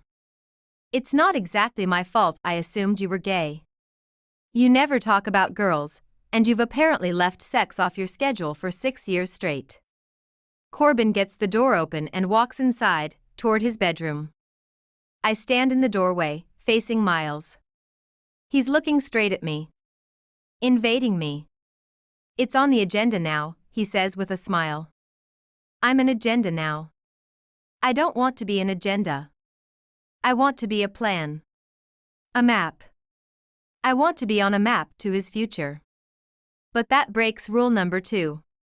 Miles backs into his apartment after opening his door, and he nods his head in the direction of his bedroom. After he goes to sleep, he whispers, "Fine, Miles. You can stop begging. I'll be your agenda." I nod before closing the door. I shower and shave and brush my teeth and sing and put on just enough makeup to make it look like I didn't put on any makeup at all. And fix my hair to make it look like I didn't fix my hair at all. And put back on the same clothes I had on earlier so it doesn't look like I changed clothes at all. But really, I changed my bra and my underwear, because they didn't match before but now they do. And then I freak the hell out because Miles will see my bra and underwear tonight. And possibly touch them. If it's part of his agenda, he might even be the one to remove them. My phone receives a text, and the sound startles me, because a text isn't on the agenda at 11 o'clock at night. The text is from an unrecognized number. All it says is he in his room yet? Me, how do you have my number? Miles, I stole it from Corbin's phone while we were driving. There's a weird voice in my head, singing, "Nana nana boo boo." He stole my number. I'm such a child. Me, no, he's watching TV. Miles, good. I have to run an errand. I'll be back in 20 minutes. Leaving the apartment unlocked in case he goes to bed before then. Who runs errands at 11 o'clock at night? Me, see ya. I stare at my last text to him and cringe. It sounds way too casual. I'm giving him the impression that I do this all the time.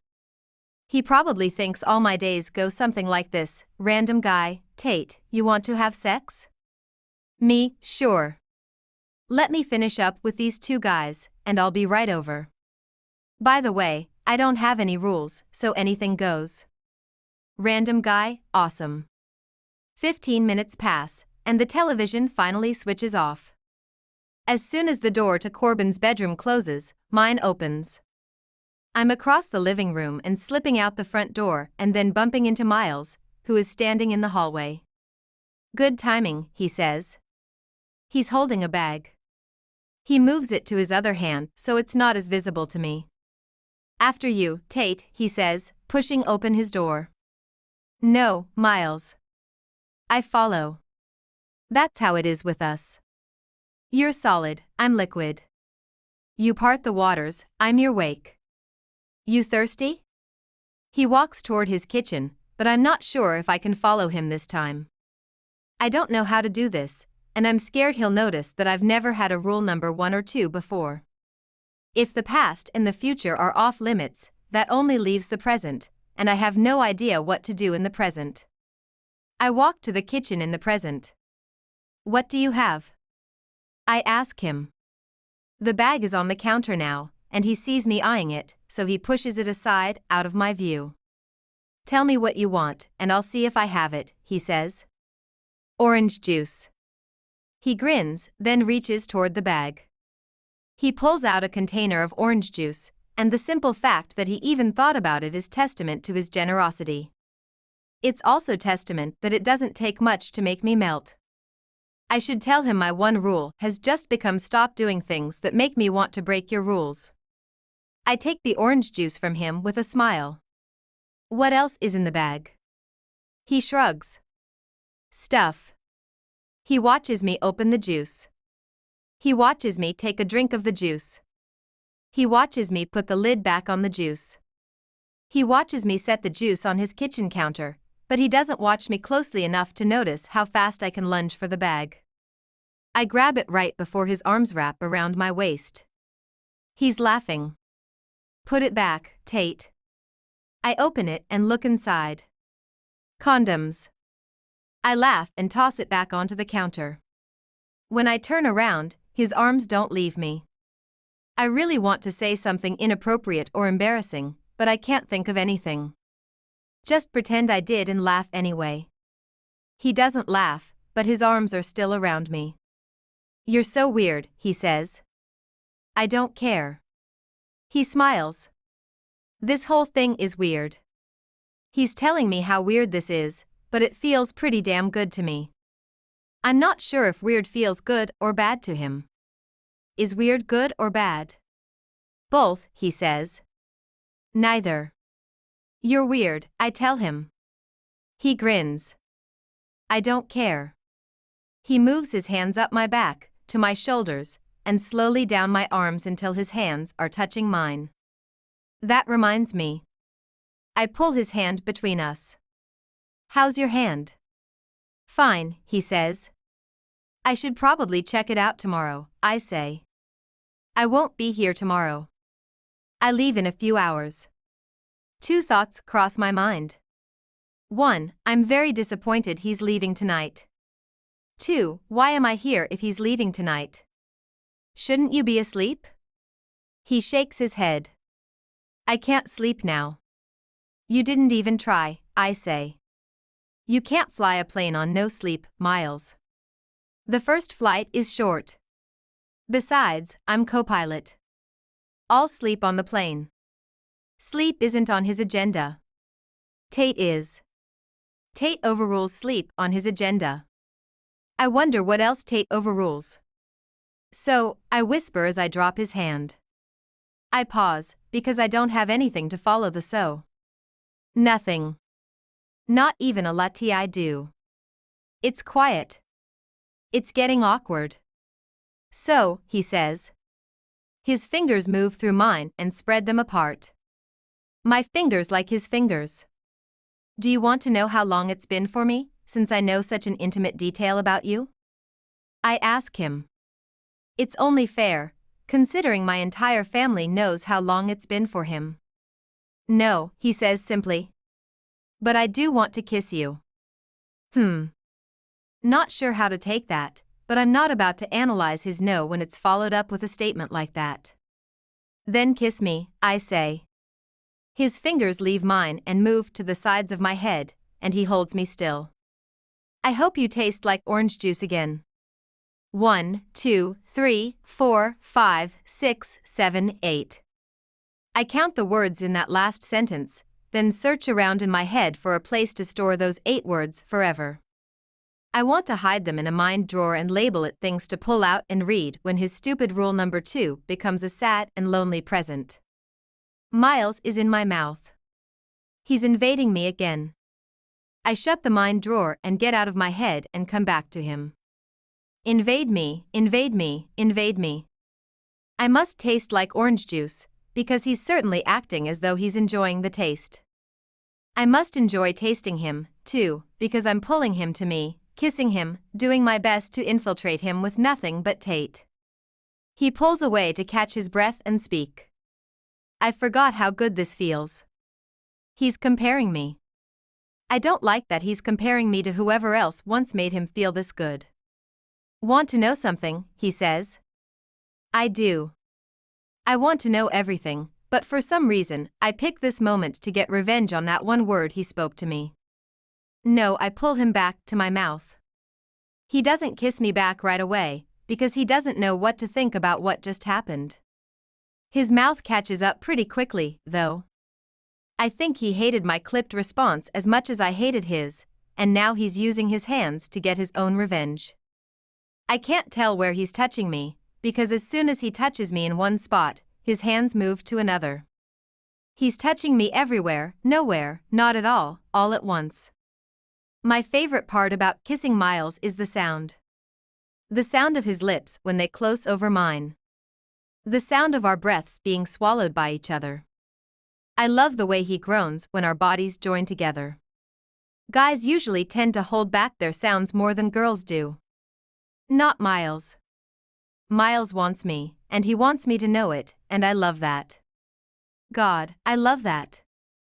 Tate, he mutters against my mouth.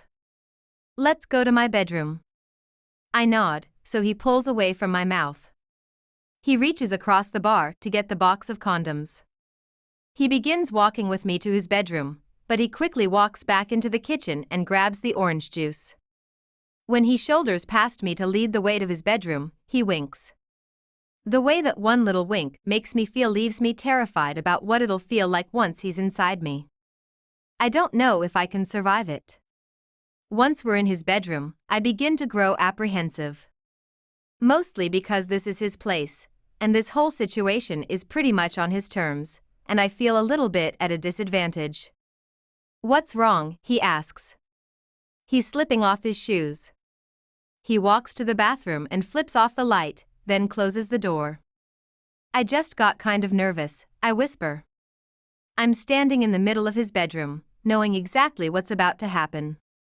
Usually, these things aren't discussed and prearranged like this. They're spontaneous and heated, and neither party knows what's happening until it happens.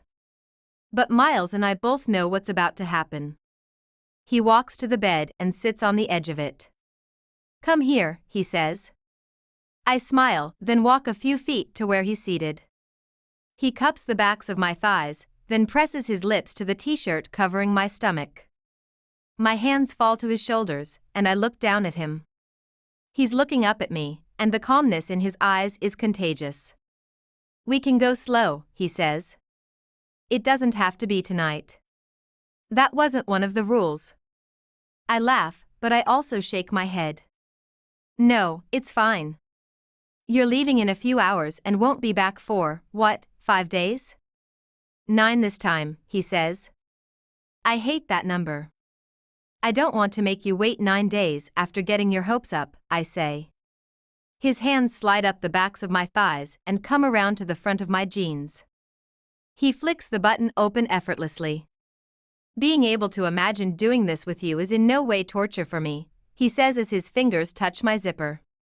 He begins to pull it down, and my heart is hammering away in my chest so hard it feels like it's building something. Maybe my heart is building a stairway for himself all the way to heaven, since he knows he'll explode and die the second these jeans slide off.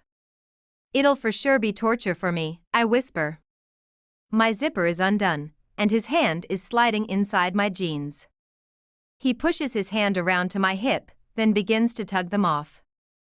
I close my eyes and try not to sway, but his other hand has lifted up my shirt just enough for his lips to press against my stomach. It's overwhelming. Both his hands slip inside my jeans now, around to my backside. He pushes my jeans down slowly until they're around my knees. His tongue meets my stomach, and my hands get lost in his hair. When my jeans are finally around my ankles, I step out of both them and my shoes at the same time. His hands slide back up my thighs and to my waist. He pulls me to him so that I'm straddling him. He adjusts my legs on either side of him, then cups my rear and pulls me flush against him. I gasp. I don't know why it seems like I'm the inexperienced one here. I certainly expected him to be a little less take charge, but I'm not complaining. Not at all. I lift my arms for him when he attempts to pull off my shirt. He throws it to the floor behind me, and his lips reconnect with mine as his hands work the clasp of my bra. It's not fair. I'm about to be left with one article of clothing, and he hasn't removed anything yet. "You're so beautiful," he whispers, pulling back to slide off my bra. His fingers slip beneath the straps, and he begins to slide them down my arms. I'm holding my breath, waiting for him to take it off. I want his mouth on me so bad I can't think straight. When the bra lowers, revealing all of me, he exhales. "Wow," he says with shaky breath.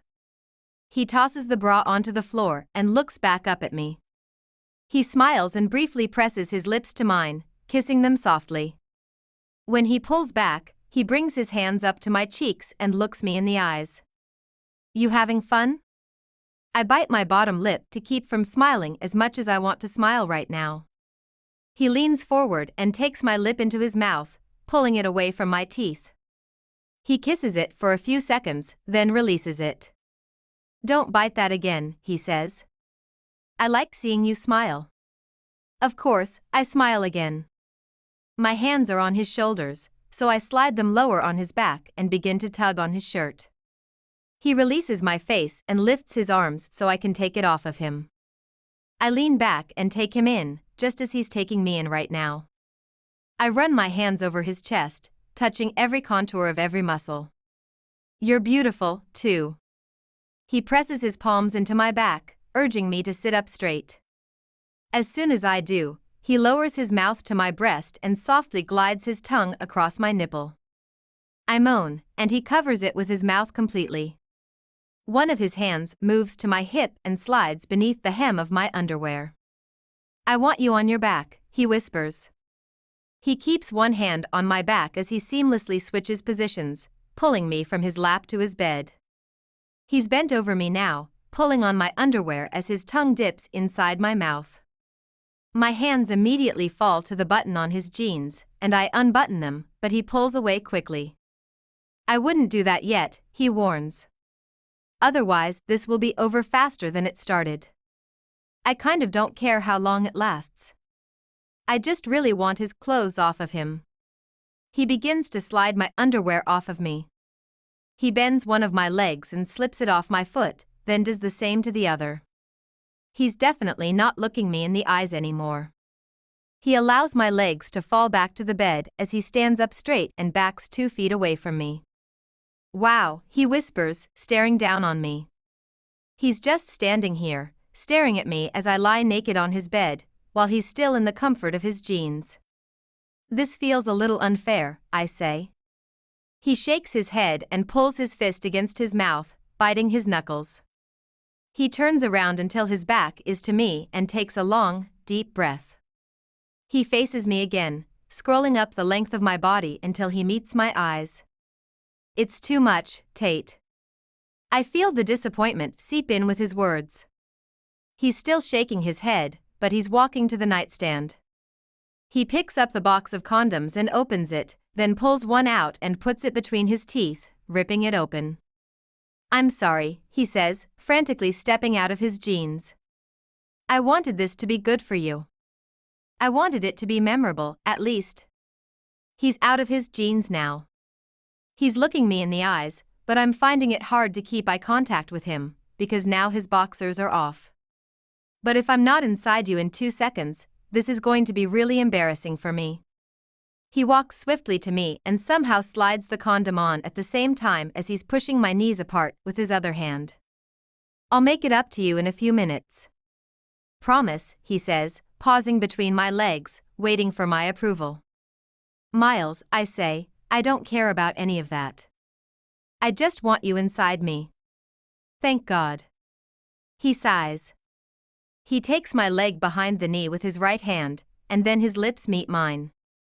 He thrusts himself inside me so unexpectedly hard and fast I practically scream into his mouth. He doesn't stop to ask me if it hurts. He doesn't slow down. He pushes harder and deeper until there isn't any way we could possibly get any closer. It does hurt, but in the best possible way. I'm moaning into his mouth, and he's groaning against my neck, and his lips are everywhere, along with his hands. It's rough. It's carnal and heavy and hot, and it's not quiet at all. It's fast, and I can tell by the tensing of his back beneath my hands that he was right. This won't take him long. Tate, he breathes. God, Tate. The muscles in his legs become tight, and he begins to shake. Fuck, he groans. His lips press to mine, hard, and he holds himself still, despite the tremors moving throughout his legs and his back. He pulls his lips from mine and exhales a huge breath, dropping his forehead to the side of my head. Jesus fucking Christ, he says, still tense. Still shaking. Still pressed deep inside me. The second he pulls out of me, his lips are on my neck, moving down until they meet my breasts. He kisses them, but only briefly before he's back at my mouth again. I want to taste you, he says. Is that okay? I nod. I nod vigorously. He pulls away from the bed, disposes of the condom, and returns to his spot next to me. I watch him the entire time, because, as much as he didn't want to know how long it's been since I've been with a guy, it's been almost a year.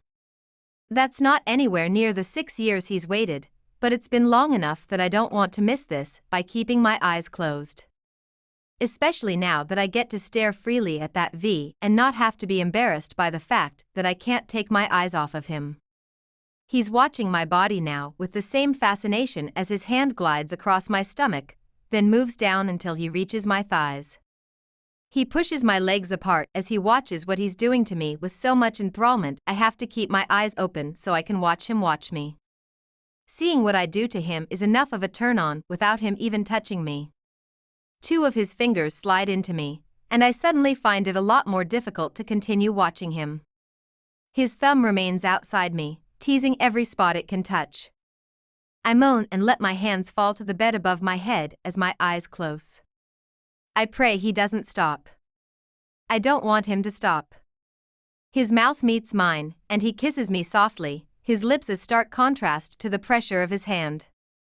His mouth slowly begins to explore its way down my chin until it's on my neck, the dip in my throat, trailing down my chest, covering my nipple, down my stomach, down, down, holy shit, down.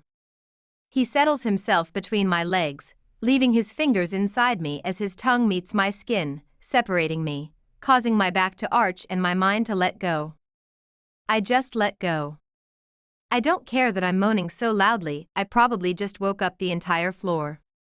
I don't care that I'm digging my heels into the mattress, trying to pull away from him because it's too much. I don't care that his fingers leave me in order to grip my hips and hold me against his mouth, refusing to let me climb away from him, thank God. I don't care that I'm more than likely hurting him, pulling his hair, pushing him into me, doing whatever I can to reach a point so high I'm almost positive I've never been there before. My legs begin to shake, and his fingers find their way back inside me, and I'm pretty sure I'm trying to smother myself with his pillow, because I don't want to get him kicked out of this apartment building by screaming as loudly as I need to scream right now. All of a sudden, I feel as if I'm up in the air, flying. I feel like I could look down and there would be a sunrise below me. I feel like I'm soaring. Oh, God. Jesus Christ. I'm him. I'm falling. I'm floating. Wow. Wow, wow, wow. I never want to touch the ground again. When I've completely melted to the bed, he hungrily works his mouth back up my body. He takes the pillow off my face and tosses it aside, then kisses me briefly. One more time, he says. He's off the bed and back on it in a matter of seconds, and then he's inside me again, but I don't even try to open my eyes this time. My arms are splayed out above my head, and his fingers are entwined with mine, and he's pushing, thrusting, living inside me. Our cheeks are pressed together, and his forehead is against my pillow, and neither of us has the energy left to even make a sound this time. He tilts his head until his lips meet my ear, and then he slows down to a gentle rhythm, pushing into me, then pulling completely out. He holds himself still, then pushes into me again, then pulls all the way out. He does this several more times, and all I can do is lie here and feel him.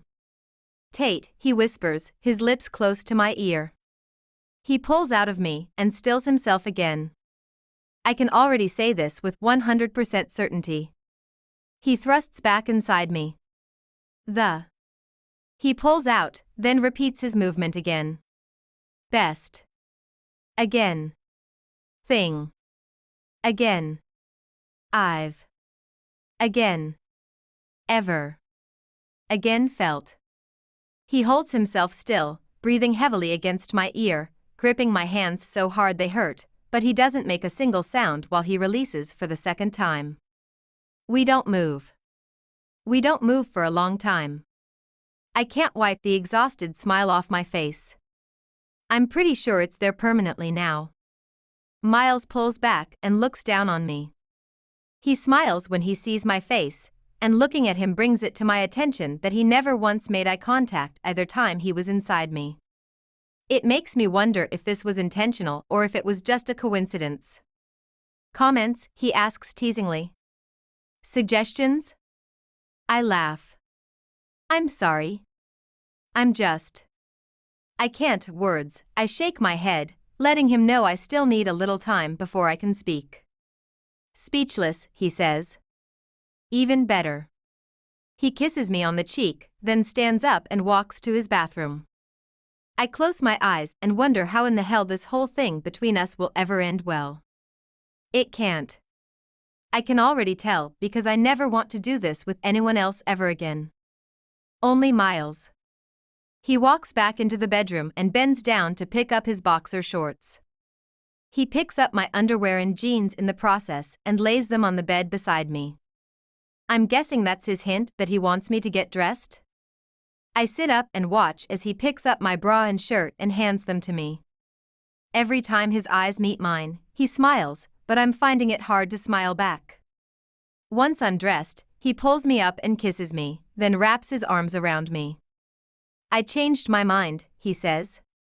After this, I'm pretty sure the next 9 days are going to be pure torture. I bite my smile, but he doesn't notice, because I'm still wrapped in his arms. Yep. He kisses me on the forehead. Can you lock the door on your way out? I swallow my disappointment and somehow find the strength to smile at him when he releases me. Sure. I walk toward his bedroom door and hear him fall onto his bed. I leave, not knowing what to feel. He didn't promise me anything more than what just happened between us. We did what I willingly agreed to, which was have sex. I just wasn't expecting this overwhelming feeling of embarrassment. Not because of the way he dismissed me immediately after we had sex, but rather for the way that dismissal made me feel.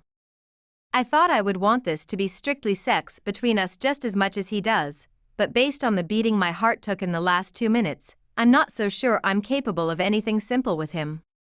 There's a small voice in the back of my head, warning me to pull away from this situation before things become too complicated with him. Unfortunately, there's a much louder voice urging me to just go for it, telling me I deserve a little fun in my life with all the work I've got going on. Just thinking about how much I enjoyed tonight is enough to make me accept and even embrace his casualness afterward. Maybe with a little more practice, I can even learn how to enforce it myself. I walk to my apartment door but pause when I hear someone speaking. I press my ear to the door and listen. Corbin is having a one-sided conversation in the living room, presumably with someone on the other end of his cell phone. I can't walk in now. He thinks I'm in bed. I look back at Miles's apartment door, but I'm not about to knock on it. Not only would that be awkward, but it would also mean he'd get even less sleep than he's already about to get. I walk to the elevator and decide to sit out the next half hour in the lobby, hoping Corbin will go back to his bedroom soon. It's ridiculous that I even feel I have to hide this from Corbin, but the last thing I want is for him to be upset with Miles. And that's exactly what would happen. I make it to the lobby and step off the elevator, not quite sure what I'm even doing. I guess I could go wait it out in my car. You lost? I glance over to Cap, and he's seated in his usual spot, despite the fact that it's almost midnight. He pats the empty chair next to him. Have a seat. I walk past him to the empty chair. I didn't bring any food this time, I say. Sorry. He shakes his head. I don't like you for your food, Tate. You're not that good of a cook. I laugh, and it feels good to laugh. Things have just felt so intense for the past 2 days. How was Thanksgiving? He asks. Did the boy have a good time? I look at him and tilt my head in confusion. The boy? He nods. Mr. Archer. Didn't he spend the holiday with you and your brother? I nod, understanding his question now. Yes, I say. I want to add that I'm pretty sure Mr. Archer just had the best Thanksgiving he's had in more than 6 years, but I don't. Mr. Archer had a great time, I think. And what's the smile for? I immediately wipe away the grin I didn't realize was plastered on my face. I scrunch up my nose. What smile? Cap laughs. Oh, hell, he says. You and the boy? Are you fallen in love, Tate? I shake my head. No, I say immediately. It's not like that. How so, then? I quickly look away as soon as I feel the blush creep up my neck. Cap laughs when he sees my cheeks turn as red as the chairs we're seated on. I may be old, but that don't mean I can't read body language, he says. Does this mean you and the boy are, what's the term they use now? Hooking up? Bumpin' uglies? I lean forward and bury my face in my hands. I can't believe I'm having this conversation with an 80-year-old man. I quickly shake my head. I'm not answering that. I see, Cap says with a nod. We're both quiet for a moment while we process what I more or less just told him. Well, good, he says. Maybe that boy will actually smile every now and then. I nod in complete agreement. I could definitely use more of his smile. Can we change the subject now? Cap slowly turns his head toward me and arches his bushy gray eyebrow. I ever tell you about the time I found a dead body on the 3rd floor? I shake my head, relieved that he changed the subject but confused that the subject of a dead body has somehow helped me find relief. I'm just as morbid as Cap chapter 14 miles 6 years earlier. Do you think the fact that we shouldn't be doing this is why we like doing it so much? Rachel asks. She's referring to kissing me. We kiss a lot. Every chance we get and even chances we don't get. When you say shouldn't, do you mean because our parents are together? She says yes.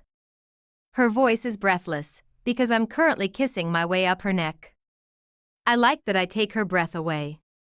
Remember the first time I saw you, Rachel? She moans a sound that means yes. And do you remember me walking you to Mr. Clayton's class? She gives me another wordless yes. I wanted to kiss you that day. I work my way back up to her mouth and look her in the eyes. Did you want to kiss me?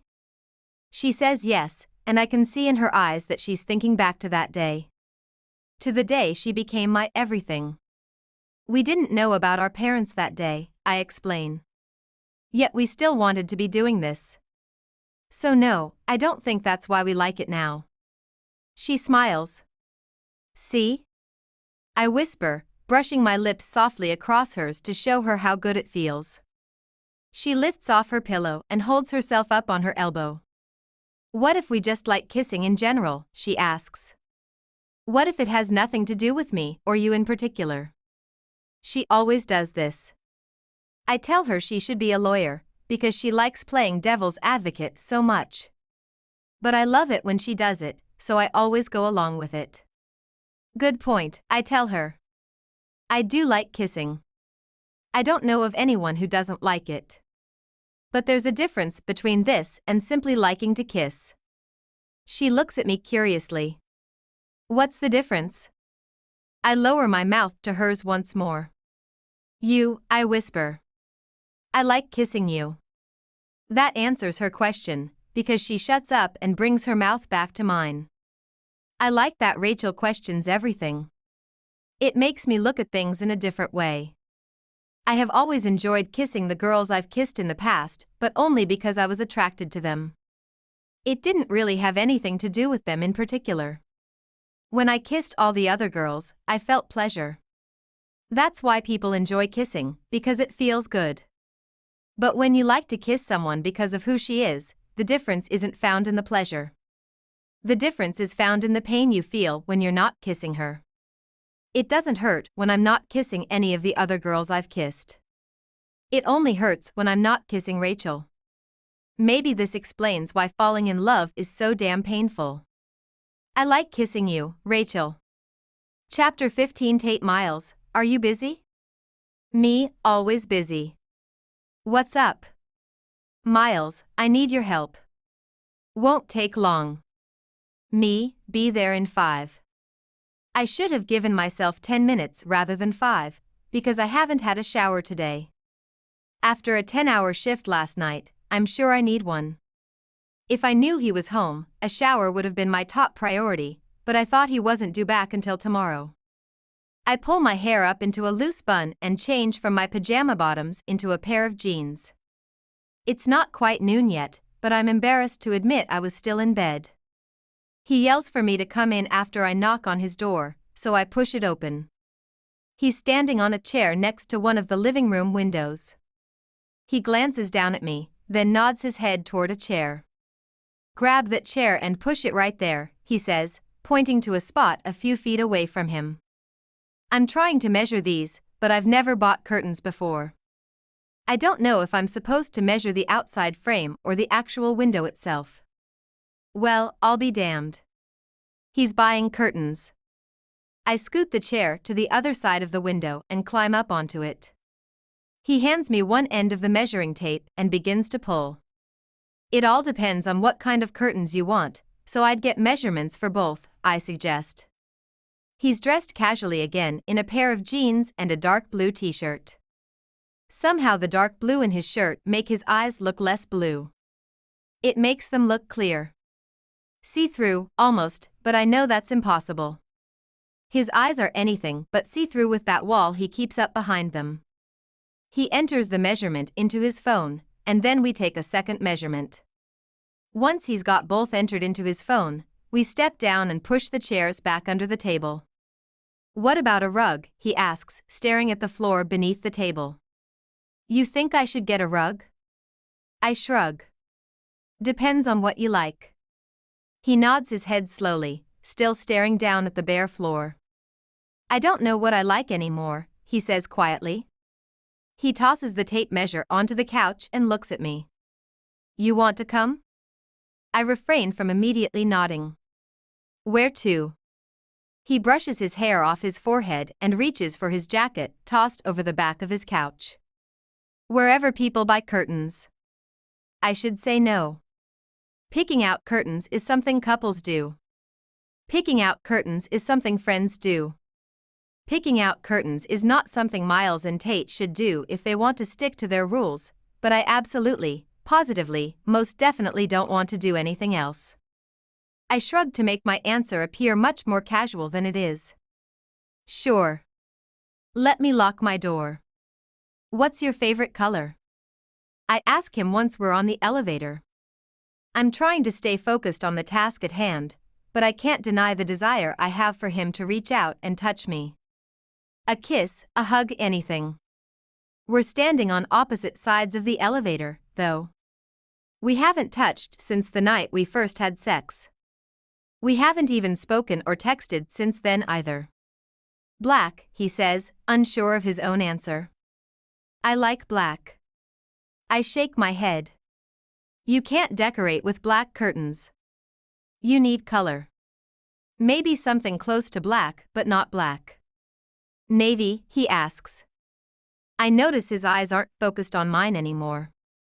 His eyes are scrolling slowly from my neck all the way down to my feet.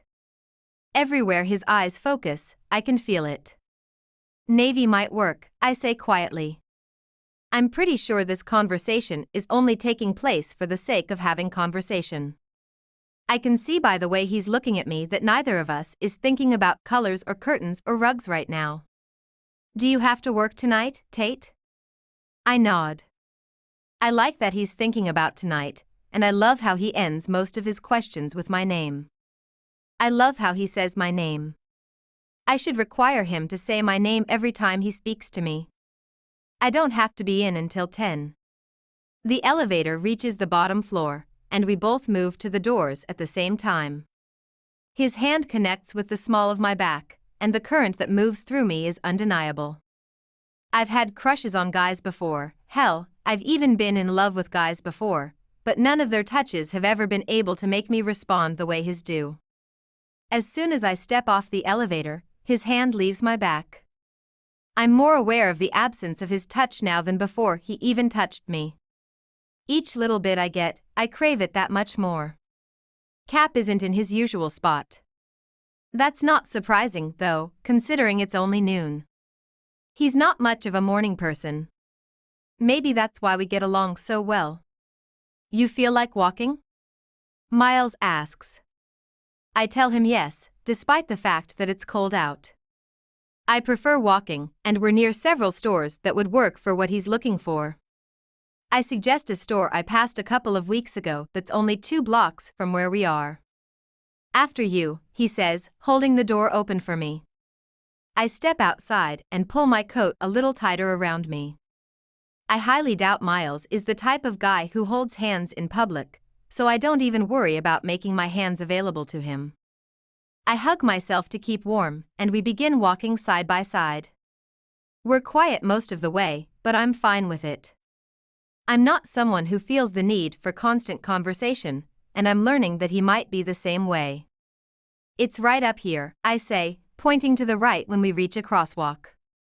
I glance down at an elderly man seated on the sidewalk, bundled up in a tattered, thin coat. His eyes are closed, and the gloves on his shivering hands are rifled with holes. I've always been sympathetic to people who have nothing and nowhere to go. Corbin hates that I can never pass homeless people without giving them money or food.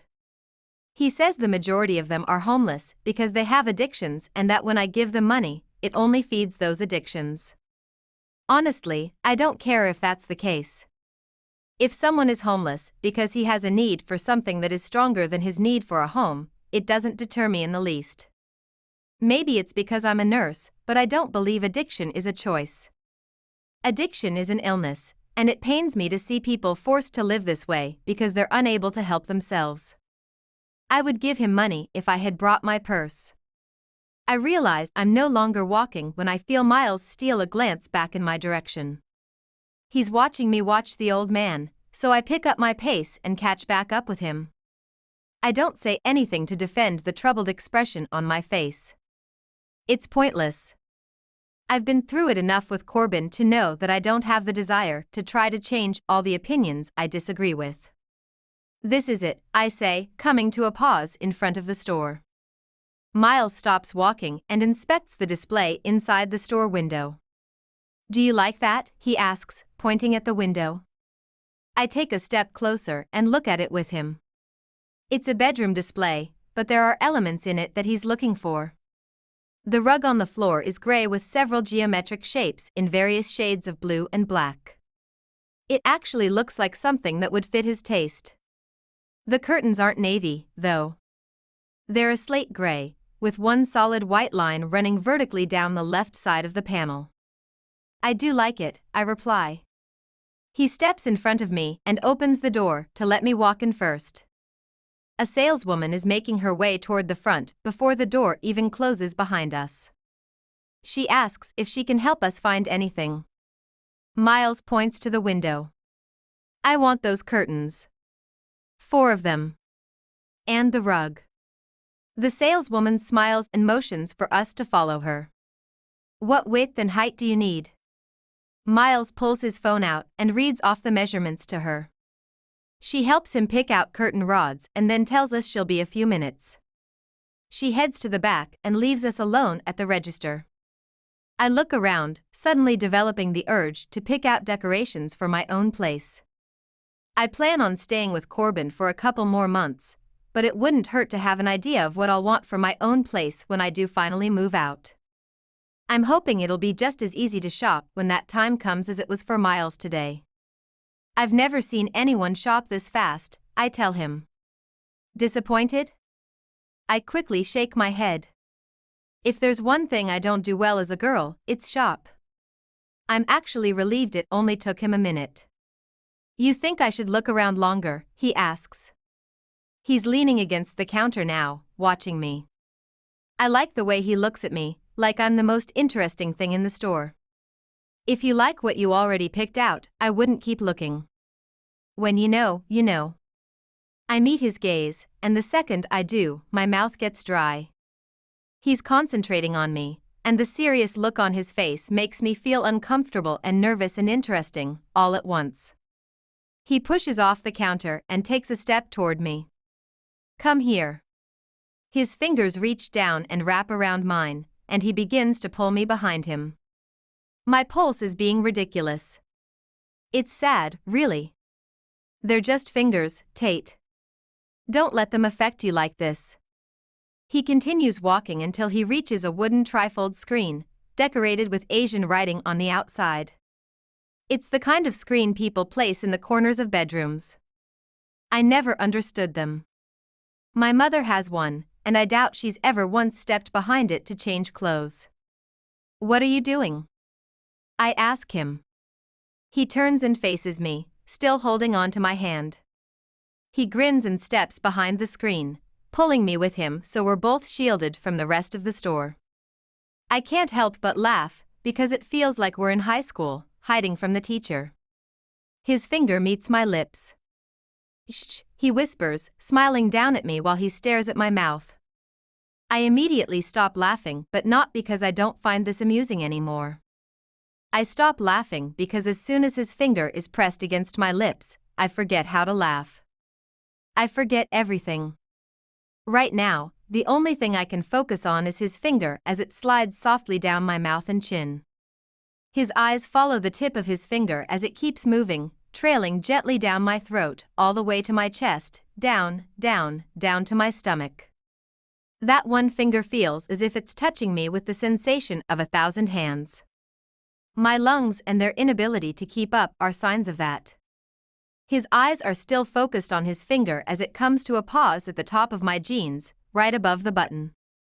His finger isn't even making contact with my skin, but you wouldn't know that based on the rapid response of my pulse. His entire hand comes into play now as he lightly traces my stomach over the top of my shirt until his hand meets my waist. Both of his hands grip my hips and pull me forward, securing me against him. His eyes close briefly, and when he opens them again, he's no longer looking down. He's looking straight at me. I've been wanting to kiss you since you walked through my front door today, he says. His confession makes me smile. You have incredible patience. His right hand leaves my hip, and he brings it up to the side of my head, touching my hair as softly as possible. He begins to shake his head in slow disagreement. If I had incredible patience, you wouldn't be with me right now.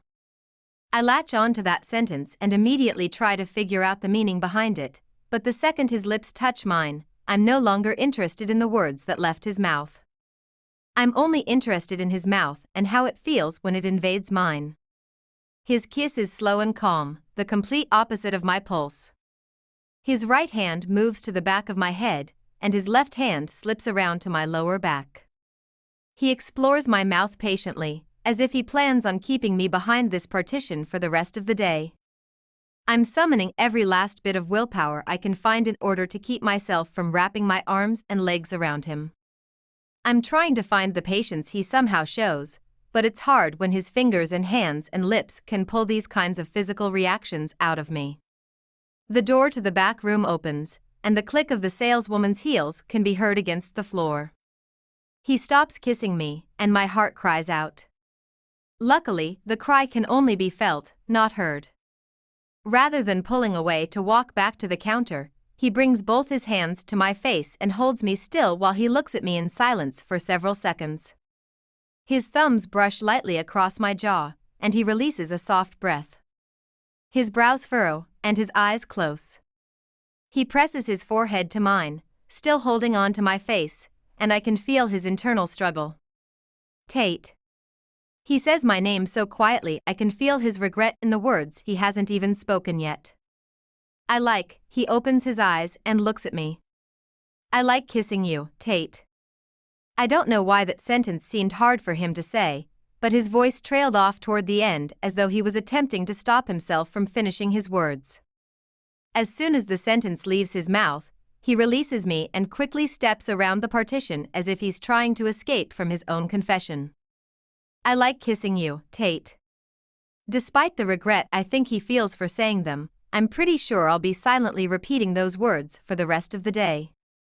I spend a good 10 minutes mindlessly browsing, running his compliment through my head over and over while I wait for him to finish his transaction. He's handing over his credit card when I reach the counter. We'll have these delivered within the hour, the saleswoman says. She hands him back his credit card and begins to take the bags off the counter to place them behind her. He takes one of the bags from her when she begins to lift it. I'll take this one, he says.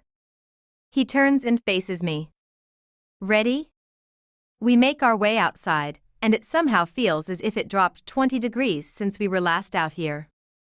That may just be because he made things seem a lot warmer inside. We reach the corner, and I begin to head back in the direction of the apartment complex, but I notice he stopped walking. I turn around, and he's pulling something out of the bag he's holding. He tears away a tag, and a blanket unfolds. No, he didn't. He holds the blanket out to the old man still there bundled up on the sidewalk. The man looks up at him and takes the blanket. Neither of them says a word. Miles walks to a nearby trash can and tosses the empty bag into it, then heads back toward me while staring down at the ground. He doesn't even make eye contact with me when we both begin walking in the direction of the apartment complex. I want to tell him thank you, but I don't. If I tell him thank you, it would seem like I assume he did that for me. I know he didn't do it for me. He did it for the man who was cold. Miles asked me to go home as soon as we returned. He said he didn't want me to see his apartment until he had everything decorated, which was good, because I had a lot of homework to catch up on anyway. I didn't really have time carved out of my schedule to hang up curtains, so I appreciated that he didn't expect my help. He seemed a little bit excited about hanging up new curtains. As excited as Miles can seem, anyway. It's been several hours now. I have to be at work in less than 3 hours, and as soon as I begin to wonder if he's even going to ask me to come back over, I receive a text from him. Miles, have you eaten yet? Me, yes. I'm suddenly disappointed that I already ate dinner. But I got tired of waiting for him, and he never said anything about dinner plans. Me, Corbin made meatloaf last night before he left. You want me to bring you a plate? Miles, I'd love that. Starving. Come look now. I make him a plate and wrap it in foil before heading across the hall. He's opening the door before I even knock. He takes the plate out of my hands. Wait here, he says. He steps inside his apartment and returns seconds later without the plate. Ready? I have no idea how I know he's excited, because he's not smiling. I can hear it in his voice, though. There's a subtle change, and it makes me smile, knowing something as simple as hanging up some curtains makes him feel good. I don't know why, but it seems as if there isn't a lot in his life that makes him feel good, so I like that this does. He opens the door all the way, and I take a few steps into the apartment. The curtains are up, and even though it's a small change, it feels huge. Knowing he's lived here for 4 years and he's just now putting up curtains gives the whole apartment a different feel. You made a good choice, I tell him, admiring how well the curtains match what little I know about his personality.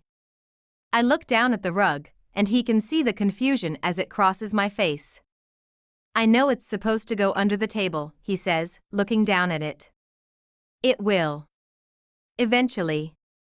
It's positioned in an odd spot. It's not in the center of the room or even in front of the couch.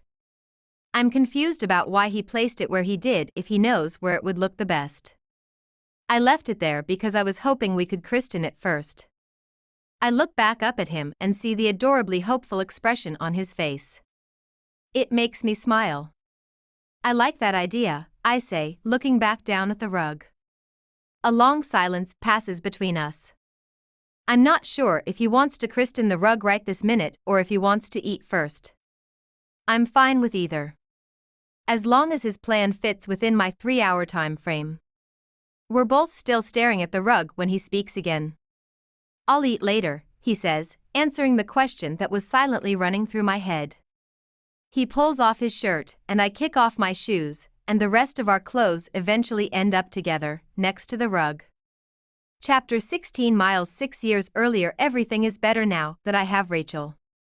Falling asleep is better, knowing Rachel is falling asleep right across the hall. Waking up every morning is so much better, knowing Rachel is waking up right across the hall. Going to school is better, now that we go together. Let's skip today, I tell Rachel when we pull into the parking lot of the school. I'm sure skipping school is even better with Rachel. What if we get caught? She doesn't sound like she really cares if we get caught. I hope we get caught, I tell her. That means we'd be grounded. Together. In the same house. My words make Rachel smile. She leans across the seat and slides her hand around my neck. I love it when she does that. Being grounded with you sounds really fun. Let's do it. She leans forward and gives me a simple, quick peck on the lips. Simple kisses are better when they're from Rachel. You make everything better, I tell her. My life. It's better with you in it. My words make Rachel smile again. Rachel doesn't know this, but every word I speak is voiced for that sole reason. To make her smile. I pull out of the parking lot and tell Rachel we're going to the beach. She says she wants her bathing suit, so we go to the house first and get our bathing suits. We also pack a lunch and a blanket.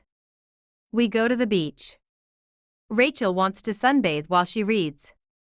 I want to watch Rachel sunbathe while she reads.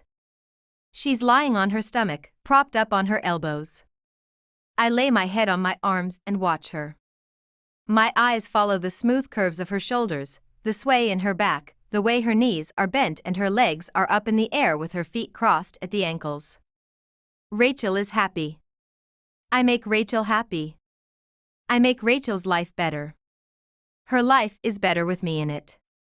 Rachel, I whisper. She places her bookmark inside the book and closes it, but she doesn't look at me. I want you to know something. She nods, but she closes her eyes as though she wants to focus on my voice and nothing else. When my mom died, I stopped believing in God. She lays her head on her arms and keeps her eyes shut. I didn't think God would make someone go through that much physical pain.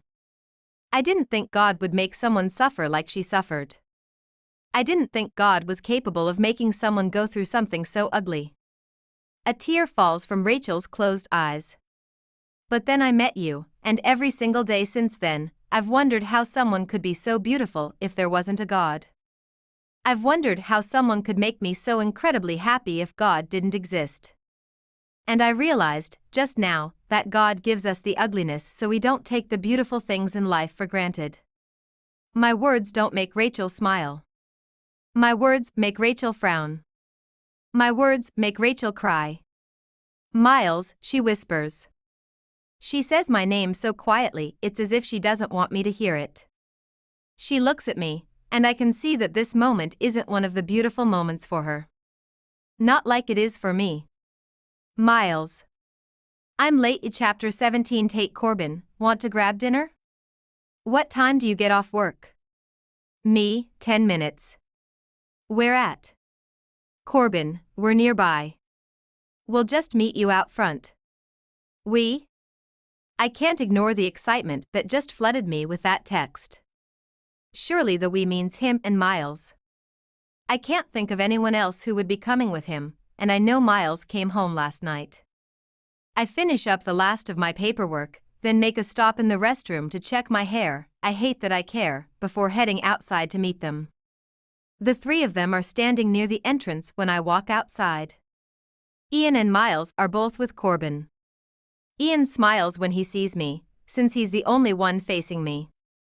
Corbin spins around when I reach them. Ready? We're going to Jack's. They're quite the team. All good-looking in their own ways, but even more so when they're sporting their pilot jackets and walking in a group like this. I can't deny I feel somewhat underdressed, walking next to them in my scrubs.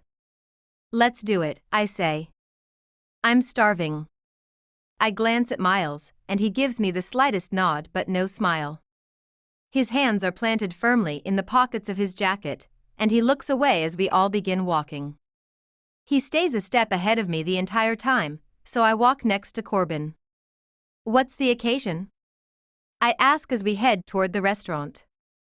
Are we celebrating the fact that all three of you are off on the same night? A silent conversation passes around me. Ian looks at Miles. Corbin looks at Ian. Miles looks at no one. He keeps his eyes forward, focused on the sidewalk ahead of us. Remember when we were kids and Mom and Dad took us to La Caprice? Corbin asks. I remember that night. I've never seen my parents happier. I couldn't have been older than 5 or 6, but it's one of the few memories I have from that young an age. It was the day my father made captain with his airline. I stop in my tracks and immediately look at Corbin. You made captain? You can't get captain. You're too young. I know for a fact how hard it is to make captain and how many hours a pilot has to put in to be considered. Most pilots in their 20s are co-pilots. Corbin shakes his head. I didn't get captain. I've changed airlines too much. He cuts his eyes to Miles. But Mr. Sign Me Up for more hours over here got a nice little promotion today. Broke the company record. I look at Miles, and he's shaking his head at Corbin. I can tell he's embarrassed that Corbin just called him out, but his modesty is just one more thing I find appealing about him. I have a feeling that if their friend Dylan were ever to make captain, he'd be on top of a bar somewhere, announcing it to the entire world with a megaphone. It's not that big a deal, Miles says. It's a regional airline. Not many people to promote. Ian shakes his head. I didn't get promoted. Corbin didn't get promoted. Dylan didn't get promoted. You've been at this a year less than any of us, not to mention the fact that you're only 24. He spins around and walks backward, facing all three of us. Abandon the modesty for once, man. Rub it in our faces a little. We'd do it to you if the roles were reversed. I don't know how long they've been friends, but I like Ian. I can tell he and Miles are close, because Ian is genuinely proud of him and not at all jealous. I like that these are Corbin's friends. It makes me happy for Corbin that he has this support. I've always pictured him living here, working too much, spending all his time alone and away from home. I don't know why, though. Our father was a pilot, and he was home a fair amount of time, so I shouldn't have misconceptions when it comes to Corbin's life as a pilot. I guess Corbin isn't the only one to worry unnecessarily about his sibling. We reach the restaurant, and Corbin holds the door open for us. Ian walks in first, and Miles steps back, allowing me to walk in ahead of him. I'm going to the restroom, Ian says. I'll find you guys. Corbin walks to the hostess stand, and Miles and I are both behind him. I steal a glance in Miles's direction. Congratulations, Captain. I say it under my breath, but I don't know why. It's not as if Corbin would become suspicious if he heard me congratulating Miles. I guess I feel if I say it in a tone only Miles can hear, there's more meaning behind it. Miles cuts his eyes to mine and smiles, then glances at Corbin. When he sees Corbin's back is still to us, he leans over and plants a quick kiss on the side of my head. I should be ashamed of my weakness. A man should not be allowed to make me feel the way that stolen kiss just made me feel. It's as if I'm suddenly floating or sinking or flying. Anything that doesn't require support from my legs, because they've just become useless to me. Thank you, he whispers, still sporting that gorgeous yet somehow modest grin. He nudges my shoulder with his and looks down at his feet. You look pretty, Tate. I want to plaster those 4 words on a billboard and require myself to pass it on my drive to work every day. I would never take another day off work again. As much as I want to believe he's being sincere with his compliment, I frown down at the scrubs I've been wearing for 12 hours straight. I'm wearing Minnie Mouse scrubs. He leans into me again until our shoulders are touching. I've kind of always had a thing for Minnie Mouse, he says quietly. Corbin turns around, so I immediately wipe the grin off my face. Booth or table? Miles and I both shrug. Either, he says to Corbin. Ian returns from the restroom just as the hostess begins to lead us to our seats. Corbin and Ian lead the way, and Miles follows close behind me. Really close.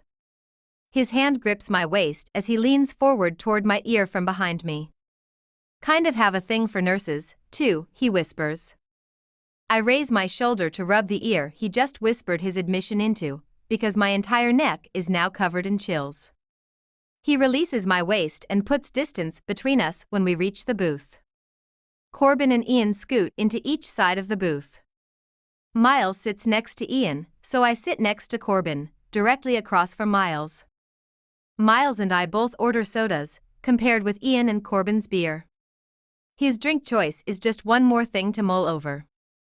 Several weeks ago, he admitted he doesn't usually drink, but considering he was beyond wasted the first night I met him, I figured he would at least have one drink tonight.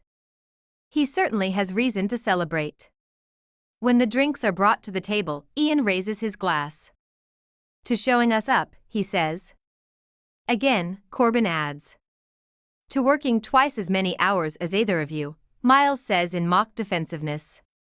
Corbin and I actually have sex lives that interfere with working overtime, Ian retorts. Corbin shakes his head. No discussing my sex life in front of my sister. Why not? I pipe up. It's not like I don't notice all the random nights you spend away from the apartment when you aren't working. Corbin groans. I'm serious. Change of subject. I grant him his request gladly. How long have the three of you known each other? I ask the question to no one in particular, but I only care to hear the answers that involve Miles. Miles and I have known your brother since meeting him in flight school a few years back. I've known Miles since I was 9 or 10, Ian says. We were both 11, Miles corrects. We met during 5th grade. I have no idea if this conversation is breaking rule 1 of no asking about the past, but Miles doesn't seem uncomfortable talking about it. The waitress brings us a complimentary basket of bread, but none of us has even opened a menu yet, so she tells us she'll be back to take our order. I still can't believe you're not gay, Corbin says to Miles, completely changing the subject again while he opens his menu. Miles peers at him over his menu. I thought we weren't discussing sex lives. No, Corbin says. I said we weren't discussing my sex life. Besides, you don't even have one to discuss. Corbin lays his menu flat on the table and engages Miles directly. Seriously, though. Why don't you ever date? Miles shrugs, more interested in the drink between his hands than in having a stare down with my brother. Relationships aren't worth the end result to me. Something in my heart cracks, and I start to worry that one of the guys might actually hear it fragmenting over the silence. Corbin leans back in the seat. Damn. She must have been a serious bitch. My eyes are suddenly glued to Miles, waiting for his reaction to a possible revelation about his past. He gives his head a slight shake, silently dismissing Corbin's assumption. Ian gently clears his throat, and his expression changes as he loses the smile normally affixed to his face. It's obvious by Ian's reaction that whatever issues Miles has from his past, Ian is definitely aware of them. Ian sits up straight in his seat and raises his glass, pasting a forced grin onto his lips. Miles doesn't have time for girls. He's too busy breaking company records by becoming the youngest captain our airline has ever seen. We take Ian's interruption for what it is and raise our glasses. We clink them together, and everyone takes a drink. The appreciative look Miles shoots in Ian's direction doesn't go unnoticed by me, although Corbin seems to be clueless. Now I'm even more curious about Miles. And equally concerned that I'm getting in over my head, because the more time I spend with him, the more I want to know everything there is to know about him. We should celebrate, Corbin says. Miles moves his menu down. I thought that's what we were doing. I mean after this. We're going out tonight. We need to find a girl to put an end to your dry spell, Corbin says. I almost spit my drink out, but luckily, I'm able to contain my laugh. Miles notices my reaction and taps my ankle under the table with his foot. But he leaves his foot right next to mine. I'll be fine, Miles says. Besides, the captain needs his rest. All the letters on the menu begin to blur as my mind replaces them with words like ending and dry spell and rest. Ian looks at Corbin and nods. I'll go. Let the captain go back to his apartment and sleep off the effects of his cola. Miles pegs me with his eyes and adjusts slightly in his seat so that our knees touch. He wraps his foot around the back of my ankle. Sleep actually sounds really good, he says. He trades my stare for the menu in front of him. Let's hurry up and order so I can go back to my apartment and sleep. It feels like I haven't slept in more than 9 days, and it's all I've been able to think about. My cheeks are on fire, along with several other areas of my body. In fact, I kind of have the urge to fall asleep right now, Miles says. He lifts his eyes to meet mine. Right here at the table. Now the temperature in the rest of my body matches the heat in my cheeks. God, you're lame, Corbin says, laughing. We should have brought Dylan instead. No, we should not have, Ian immediately says, with an exaggerated roll of his eyes. What's the deal with Dylan? I ask. Why do you all hate him so much? Corbin shrugs. It's not that we hate him. We just can't stand him, and none of us realized it until after we had already invited him to our game nights. He's a prick. Corbin shoots me that all too familiar glare. And I don't ever want you alone with him. Being married doesn't stop him from being an asshole. And there's that possessive, brotherly love I've been missing all these years. Is he dangerous? No, Corbin says. I just know how he treats his marriage, and I don't want you getting involved with that. But I've already made it clear to him that you're off limits. I laugh at his absurdity. I'm 23, Corbin. You can stop acting like Dad now. His face pinches together, and for a second, he even starts resembling our dad. The hell I will, Corbin growls. You're my little sister. I have standards for you, and Dylan doesn't come close to meeting even one of them. He hasn't changed a bit. As annoying as it was in high school, and still kind of is, I do love that he wants the best for me. I'm just afraid his version of what's best for me doesn't exist. Corbin, no guy will ever come close to the standards you've set for me. He nods, getting all righteous. Damn right. If he warned Dylan to stay away from me, it makes me wonder if he warned Miles and Ian, too. Then again, he did think Miles was gay, so he probably didn't see a possibility there. I wonder if Miles would meet Corbin's standards.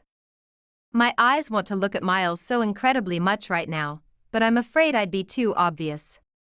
Instead, I force a smile and shake my head. Why couldn't I have been born first?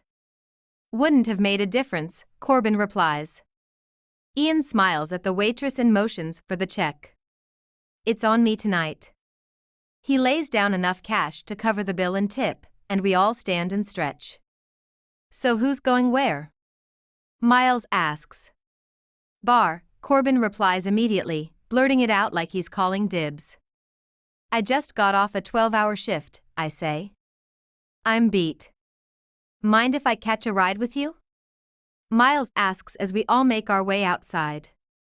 I don't feel like going out tonight. I just want sleep. I like how he doesn't disguise the emphasis in front of Corbin when he says sleep. It's like he wants to ensure that I'm aware he has no intentions of actually sleeping. Yeah, my car is back at the hospital, I say, pointing in that general direction. All right, then, Corbin says, clasping his hands together. You lame asses go sleep. Ian and I are going out. Corbin turns, and he and Ian waste no time heading in the other direction. Corbin spins around, walking backward in pace with Ian. We'll drink a shot in your honor, El Capitan. Miles and I remain motionless, boxed into a circle of light cascading down from a street lamp as we watch them walk away. I look down at the sidewalk below us and scoot one of my shoes to the edge of the circle of light, watching as it disappears into the darkness. I look up at the street lamp, wondering why it's shining down on us with the intensity of a spotlight. Feels like we're on a stage, I say, still looking up at the light. He tilts his head back and joins my inspection of the odd lighting. The English patient, he says. I look at him questioningly. He gestures to the street lamp above our heads. If we were on a stage, it would probably be a production of The English Patient. He flicks his hand back and forth between us. We're already dressed the part. A nurse and a pilot. I mull over what he says, probably a little too much. I know he says he's the pilot, but if this really were a stage production of The English Patient, I think he would be the soldier rather than the pilot.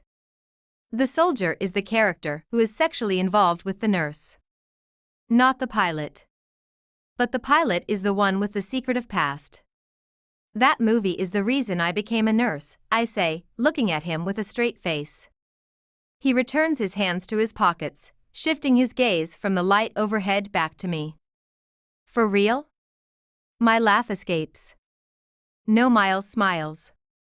That rhymes. We both turn at the same time to head back toward the hospital. I find myself using the lull in our conversation to construct a really bad poem in my head. Miles smiles for no one else. Miles only smiles for me. Why are you grinning? He asks.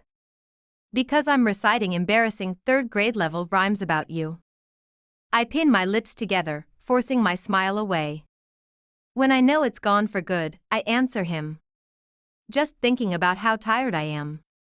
Looking forward to a really good, I cut my eyes to his sleep tonight. He's the one smiling now. I know what you mean. I don't think I've ever been this tired. I might even sleep as soon as we're inside your car. That would be nice. I smile but bow out of the metaphor-laden conversation. It's been a long day, and I actually really am tired. We walk in silence, and I can't help but notice that his hands are shoved firmly into his jacket pockets, as if he's protecting me from them. Or maybe he's protecting them from me. We're only a block away from the parking lot when his footsteps slow, then stop completely. Naturally, I stop walking and turn around to see what caught his attention. He's looking up at the sky, and my eyes focus on the scar that runs the length of his jaw. I want to ask him about it. I want to ask him about everything. I want to ask him a million questions, starting with when his birthday is and then what his first kiss was like. After that, I want to ask him about his parents and his entire childhood and his first love. I want to ask him about Rachel. I want to know what happened with them and why whatever happened caused him to want to avoid any form of intimacy for more than 6 years. Most of all, I want to know what it was about me that finally put an end to it. Miles, I say, each question wanting to dive off the tip of my tongue. I felt a raindrop, he says. Before the sentence leaves his mouth, I feel one, too. We're both looking up at the sky now, and I'm swallowing all the questions along with the lump in my throat.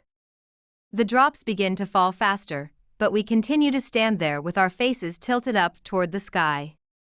The sporadic drops turn into sprinkles, which then turn into full-on rain, but neither of us has moved.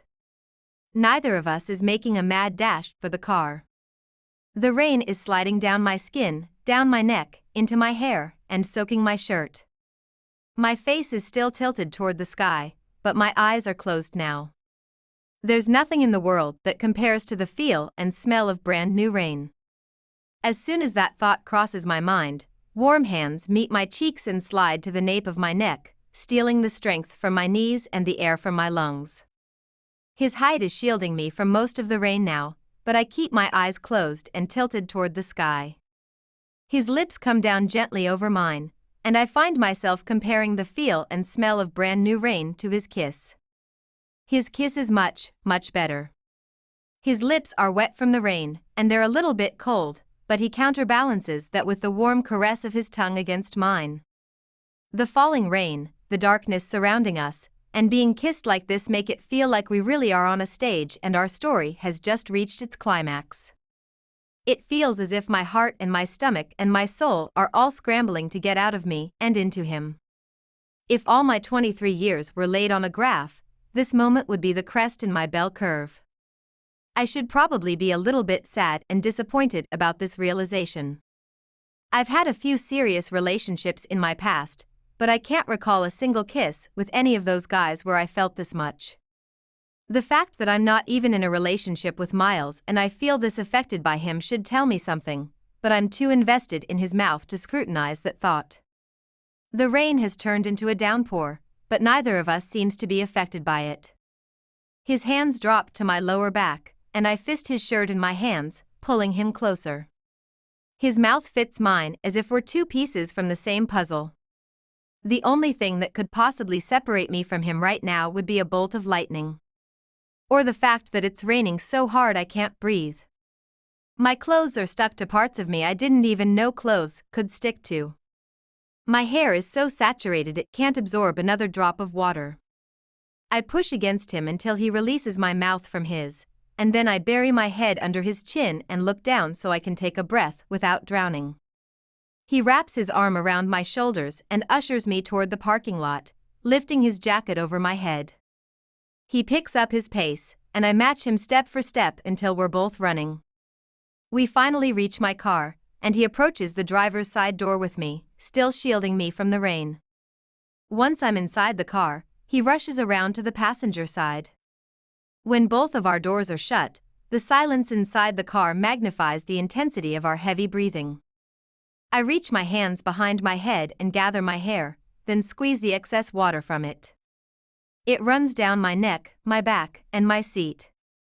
It's the first time I'm relieved to have leather seats in California. I drop my head back and sigh heavily, then steal a glance in his direction. I don't think I've ever been this wet in my life. I watch as a slow grin spreads across his face. His thoughts obviously plummet into the gutter with that statement. Pervert, I whisper playfully. He cocks his eyebrow and smirks. Your fault. He reaches across the seat and wraps his fingers around my wrist, pulling me toward him. Come here. I make a quick inventory of our surroundings, but the rain is falling so hard I can't even see outside.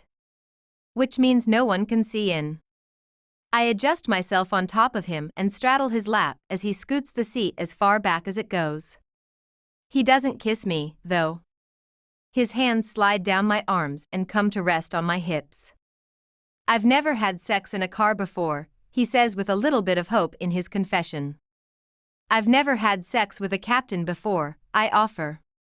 He runs his hands under my scrub top, sliding them up my stomach until they meet my bra. He cups both breasts, then leans forward and kisses me. His kiss doesn't last long, because he breaks it to speak again. I've never had sex as a captain before. I smile. I've never had sex in scrubs before. His hands slide around to my back, and he dips them inside my waistband. He pulls my hips toward him at the same time as he lifts himself ever so slightly, immediately causing my grip to tighten around his shoulders and a gasp to pass my lips. His mouth moves to my ear as his hands recreate the sensual rhythm between us by pulling my hips forward again. As hot as you look in uniform, I'd much rather have sex with you in nothing at all. I'm embarrassed at how easily his words alone can make me moan. I'm also embarrassed at how quickly his voice can undo me, to the point where I probably want my clothes to come off more than he does. Please tell me you came prepared, I say, my voice already heavy with want. He shakes his head. Just because I knew I would see you tonight doesn't mean I came with expectations. I'm immediately filled with disappointment. He lifts himself off the seat and slides his hand into his back pocket. I did, however, come with a hell of a lot of hope. He pulls the condom out of his wallet with a grin, and we both immediately begin to take action. My hands connect with the button on his jeans faster than our mouths connect. He slides his hands up the back of my top and begins to unclasp my bra, but I shake my head. Just leave it on, I say breathlessly. The less clothes we take off, the faster we'll be able to get dressed if we get caught. He continues to unfasten it, despite my protest. I don't want to be inside you unless I can feel you against me. Wow. Okay, then. When my bra is undone, he lifts my shirt over my head, and his fingers slide under the straps of my bra. He pulls them down my arms until the bra falls away. He tosses it into the back seat and then pulls his own shirt over his head. After his shirt joins my bra in the back seat, he wraps his arms around me and pulls me against him until our bare chests meet. We both immediately inhale sharp breaths. The warmth of his body creates a sensation that I don't want to pull away from. He begins kissing his way down my neck, his breath coming in rough waves against my skin. You have no idea what you do to me, he whispers against my throat. I smile, because that same exact thought just went through my own head. "Oh, I think I have an idea," I reply. His left hand palms one of my breasts, and he groans as his right hand dips into my pants. "Off," he says simply, tugging at the elastic band. He doesn't have to ask twice. I scoot back to my empty seat and begin removing the rest of my clothes while I watch him unzip his jeans. His eyes are all over me as he rips open the condom wrapper with his teeth. When the only article of clothing remaining between us is his unbuttoned pair of jeans, I scoot toward him. I feel ridiculously self-conscious that I'm in my car in the parking lot of my workplace and I'm completely naked. I've never done anything like this before. I've never really wanted to do anything like this before. I love how desperate we are for each other right now, but I also know I've never felt this kind of chemistry with anyone before. I place my hands on his shoulders and begin to straddle him while he slides on the condom. "Keep it quiet," he says teasingly. "I'd hate to be the reason you get fired." I glance at the window, still unable to see outside. "It's raining too hard for anyone to hear us," I say. "Besides, you were the louder one last time." He dismisses that with a quick laugh and begins kissing me again. His hands grip my hips, and he pulls me to him, readying himself against me. This position would normally cause me to moan, but I'm suddenly feeling stubborn with my noises now that he's mentioned it. "There's no way I was the louder one," he says with his lips still touching mine. "If anything, we tied." I shake my head. I don't believe in ending things with a tie. That's a cop-out for people who are too scared they might lose. His hands meet my hips, and he's positioned against me in such a way all I would have to do to take him inside me would be to allow it to happen. However, I'm refusing to lower myself onto him simply because I like competition and I feel one about to begin. He lifts his hips, obviously ready to get things going between us. My legs tense, and I pull away just enough. He laughs at my resistance. "What's wrong, Tate? You scared now? Afraid once I'm inside you, we'll both see who the loud one really is?" There's a challenging gleam in his eyes. I don't verbally accept his challenge to see who can stay quieter. Instead, I keep my eyes locked with his while I slowly ease myself onto him. Both of us gasp simultaneously, but that's the only sound that passes between us. As soon as he's all the way inside me, his hands meet my back, and he pulls me against him. The only sounds we make are heavy sighs and even heavier gasps. The rain slapping against the windows and the roof magnifies the silence we're experiencing inside the car. The strength it takes to hold back is coupled with a need to hold on to each other with more desperation. His arms are around my waist, gripping me so tightly it makes it hard to move. My arms are wrapped around his neck, and my eyes are shut. We're barely moving now because of the tight grips we have on each other, but I like it.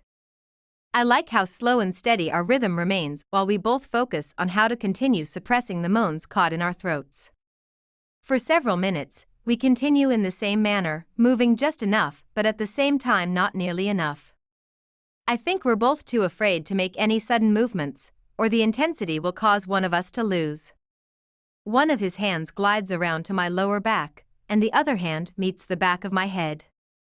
He takes a handful of my hair and gently tugs until my throat is exposed to his mouth. I wince the second his lips meet my neck, because staying quiet is a lot more challenging than I imagined it would be.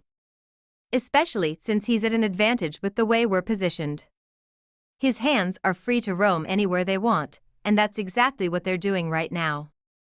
Roaming, caressing, trailing down my stomach so that he can touch the one place that could make me cede victory. I feel like he's cheating somehow. As soon as his fingers find the exact spot that would normally make me scream his name, I tighten my hold around his shoulders and reposition my knees so that I have more control of my movements. I want to put him through just as much torture as he's putting me through right now. As soon as I'm repositioned and able to ease myself further onto him, the slow and steady disappears. His mouth meets mine in a frantic kiss, one with more need and more force than any kiss before it. It's as if we're attempting to kiss away our natural desire to verbalize just how good this feels. I'm suddenly hit with a sensation that ripples through my entire body, and I have to lift myself off of him and hold still before I lose. Despite my need to slow things down, he does the opposite and applies more pressure to me with his hand. I bury my face against his neck and bite down gently on his shoulder in order to stop myself from moaning his name. The second my teeth meet his skin, I hear the hitch in his breath and feel the stiffening in his legs. He almost loses. Almost. If he moves inside me even an inch more while he's touching me this way, he'll win. I don't want him to win. Then again, I kind of do want him to win, and I'm thinking he wants to win with the way he breathes against my neck, gently lowering me back down onto him. Miles, Miles, Miles. He can sense that this isn't about to end in a tie, so he adds more pressure against me with his fingers at the same time as his tongue meets my ear. Oh, wow. I'm about to lose. Any second now. Oh, my word. He lifts his hips when he pulls me against him, forcing an involuntary Miles out of my mouth, along with a gasp and a moan. I lift off of him, but as soon as he realizes he just won, he exhales heavily and pulls me back onto him with more force. Finally, he says breathlessly against my neck, "I didn't think I could last another second." Now that the competition is over, both of us let loose completely until we're being so loud we have to kiss again to stifle our sounds. Our bodies are moving in sync, speeding up, crashing harder together. We continue our frantic pace for a few more minutes, escalating in intensity until I'm positive I can't take another second of him. "Tate," he says against my mouth, slowing the rhythm of my hips with his hands. "I want us to come together." Oh, holy hell. If he wants me to last any longer, he can't say things like that. I nod my head, unable to form a coherent response. "Are you almost there?" he asks. I nod again and try my best to speak this time, but nothing comes out other than another moan. Is that a yes? His lips have stopped kissing mine, and he's focused on my response now. I bring my hands to the back of his head and press my cheek to his. "Yes," I somehow utter. "Yes, Miles. Yes." I feel myself begin to tense at the same time as he sucks in a sharp breath. I thought we were holding each other tightly before, but that doesn't begin to compare to this moment. It feels as if all our senses have magically melded together and we're feeling the exact same sensations, making the exact same noises, experiencing the exact same intensity, and sharing the exact same response. Our rhythm gradually begins to slow, right along with the tremors in our bodies. The tight grips we have around each other begin to loosen. He buries his face into my hair and exhales heavily. "Loser," he whispers. I laugh and move to bite him playfully on his neck. "You cheated," I say. "You brought in illegal reinforcement when you started using your hands." He laughs with a shake of his head. "Hands are fair game. But if you think I cheated, maybe we should have a rematch." I raise my eyebrows. "Best 2 out of 3? He lifts me by my waist and begins to push me toward the passenger door as he struggles to get behind the steering wheel. He hands me my clothes, pulls his shirt back over his head, and buttons his jeans. Once he's situated, I adjust myself in the passenger seat and finish dressing while he cranks the car. He throws it in reverse and begins backing out. "Buckle up," he says with a wink. We barely made it out of the elevator, much less to his bed. He almost took me right there in the hallway. The sad part is, I wouldn't have minded. He won again. I'm beginning to realize that competing for who can stay the quietest isn't really a good idea when my competitor is naturally the quietest person I've ever met. I'll get him in round 3. Just not tonight, because Corbin will more than likely be heading home soon. Miles is staring at me. He's on his stomach, with his hands folded across his pillow and his head resting on his arms. I'm getting dressed, because I want to beat Corbin to our apartment so I don't have to lie about where I've been. Miles follows me around his bedroom with his eyes as I dress. "I think your bra is still in the hallway," he says with a laugh. "Might want to grab it before Corbin finds it." I crinkle up my nose at the thought. Good idea, I say. I kneel down on the bed and kiss him on the cheek, but he wraps his arm around my waist and pulls me forward as he rolls onto his back. He gives me an even better kiss than the one I was just giving him. Can I ask you a question? He nods, but it's a forced nod. He's nervous about my questions. Why don't you ever make eye contact when we're having sex? My question throws him for a loop. He regards me for several silent moments until I pull even farther away and sit next to him on the bed, waiting for his answer. He pushes himself up and leans back against his headboard, staring down at his hands. People are vulnerable during sex, he says with a shrug. It's easy to confuse feelings and emotions for something they aren't, especially when eye contact is involved. He lifts his eyes to mine. Does it bother you? I'm shaking my head no, but my heart is crying yes. I'll get used to it, I guess. I was just curious. I love being with him, but hate myself more and more with each new lie that passes my lips. He smiles and pulls me back to his mouth, kissing me with more finality this time. Good night, Tate. I back away and walk out of his room, feeling his eyes on me the entire time. It's funny how he refuses to make eye contact during sex yet can't seem to keep his eyes off me the rest of the time. I don't feel like going back to the apartment yet, so after retrieving my bra, I walk to the elevators and make my way down to the lobby to see if Cap is still around. I barely had a chance to wave at him earlier before Miles shoved me onto the elevator and ravished me. Sure enough, Cap is still planted in his chair, despite the fact that it's after 10 o'clock at night. Do you ever sleep? I ask as I make my way to the chair next to him. People are more interesting at night, he says. I like to sleep late. Avoid all the fools who are in too much of a rush in the mornings. I sigh a lot louder than I intend to when I lean my head back into the chair. Cap notices and turns to look at me. Oh, no, he says. Trouble with the boy? Looked like the two of you were getting along fine a couple of hours ago. Think I might have even seen a hint of a smile on his face when he walked in with you. Things are fine, I say. I pause for a few seconds, gathering my thoughts. Have you ever been in love, Cap? A slow smile spreads across his face. Oh, yes, he says. Her name was Wanda. How long were you married? He looks at me and cocks an eyebrow. I ain't never been married, he says. I think Wanda's marriage lasted about 40 years before she passed, though. I tilt my head, trying to understand what he's saying. You have to give me more than that. He sits up straighter in his chair, the smile still on his face. She lived in one of the buildings I did maintenance for. She was married to a bastard of a man who was only home about 2 weeks out of the month. I fell in love with her when I was around 30 years old. She was in her mid-20s. People just didn't get divorced back then once they got married. Especially women like her who came from the type of family she came from.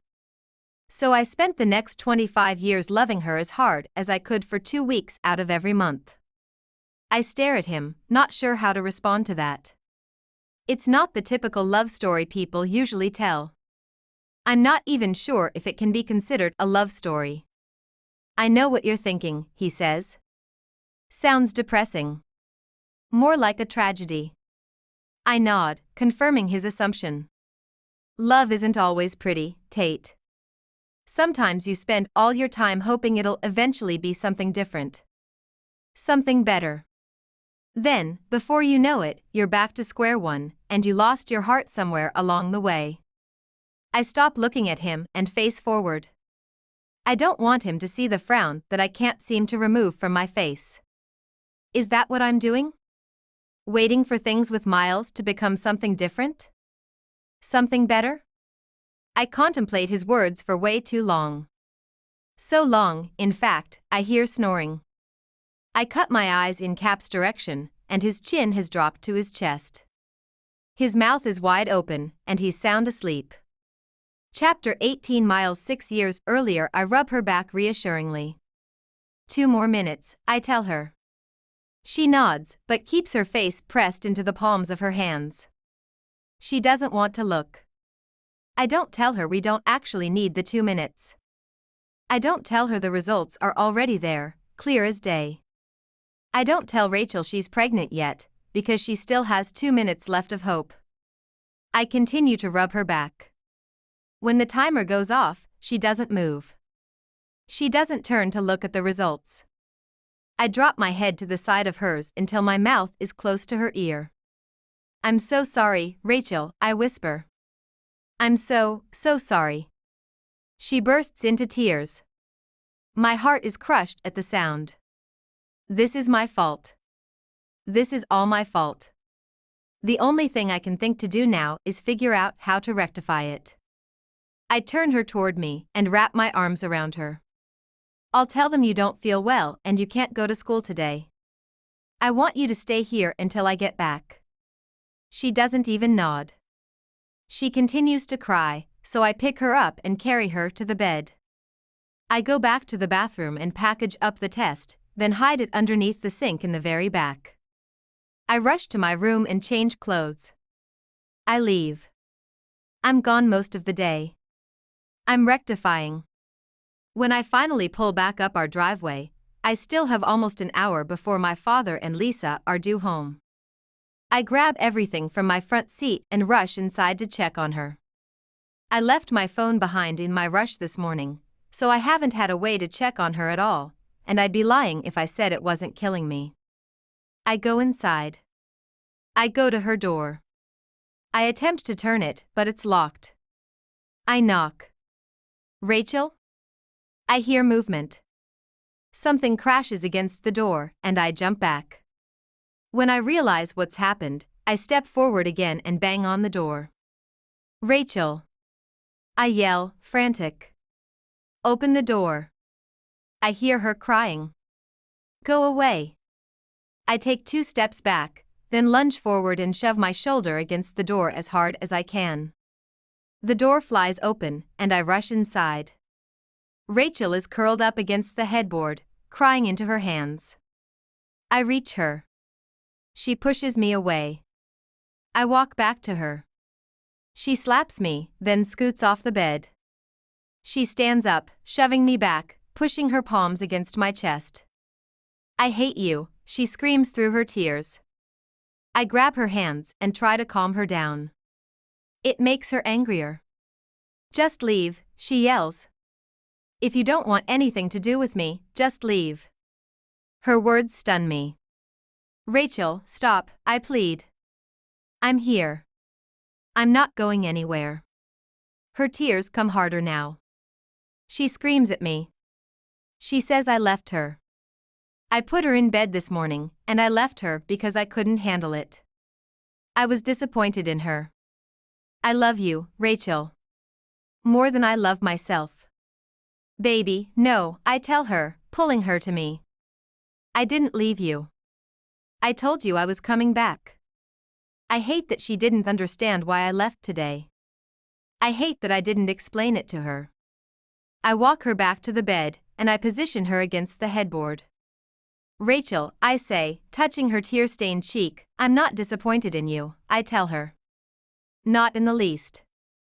I'm disappointed in myself. Which is why I want to do everything I possibly can to turn this around for you. For us. That's what I've been doing today. I've been trying to find a way to make this better for us. I stand up and grab the folders, then spread them out on the bed. I show her everything. I show her the brochures for family housing I picked up from campus.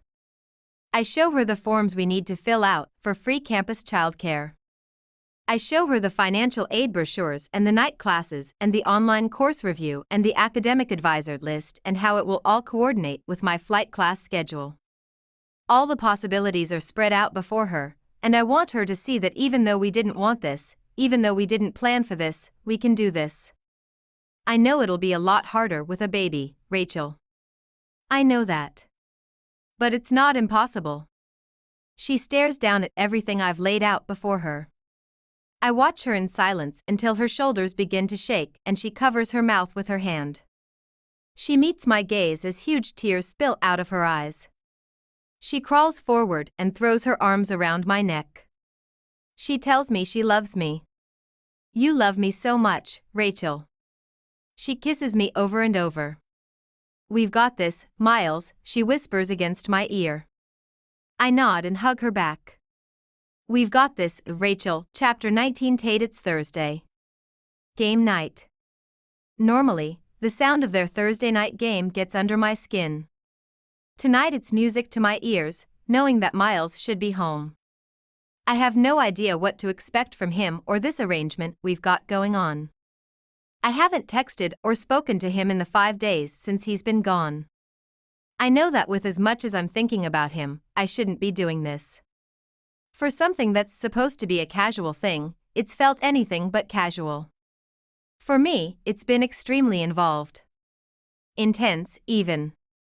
He's pretty much all I've thought about since that night in the rain, and it's quite pathetic that I'm reaching for the doorknob to walk inside my apartment and my damn hand is shaking, knowing he might be in there. I open the door to the apartment, and Corbin is the first to look up. He nods, but doesn't even say hi. Ian waves from his seat on the couch, then looks back at the TV. Dylan's eyes roam up and down my body, and I do what I can to stop myself from rolling my eyes. Miles doesn't do anything, because Miles isn't here. My whole body sighs from disappointment. I drop my purse onto the empty chair in the living room and tell myself it's a good thing he isn't here, because I've got way too much homework to do anyway. There's pizza in the fridge, Corbin says. Nice. I walk into the kitchen and open the cabinet to remove a plate. I hear footsteps closing in on me, and my heart rate kicks up a notch. A hand touches me on my lower back, and I immediately smile and turn around to face Miles. Only it isn't Miles. It's Dylan. Hey, Tate, he says, reaching around me to the cabinet. The hand that first touched my lower back is still on me, but now that I've turned to face him, his hand has slid to my waist. He keeps his eyes locked with mine as he reaches past me and opens the cabinet. Just need a cup for my beer, he says, excusing the fact that he's right here. Touching me. His face only inches from my face. I hate that he saw me smiling when I turned around. I just gave him the wrong idea. Well, you won't find a cup in my pocket, I say, pushing his hand off of me. I look away from Dylan just as Miles steps into the kitchen. His eyes are burning holes into the part of me that Dylan was just touching. Miles saw Dylan's hand on me.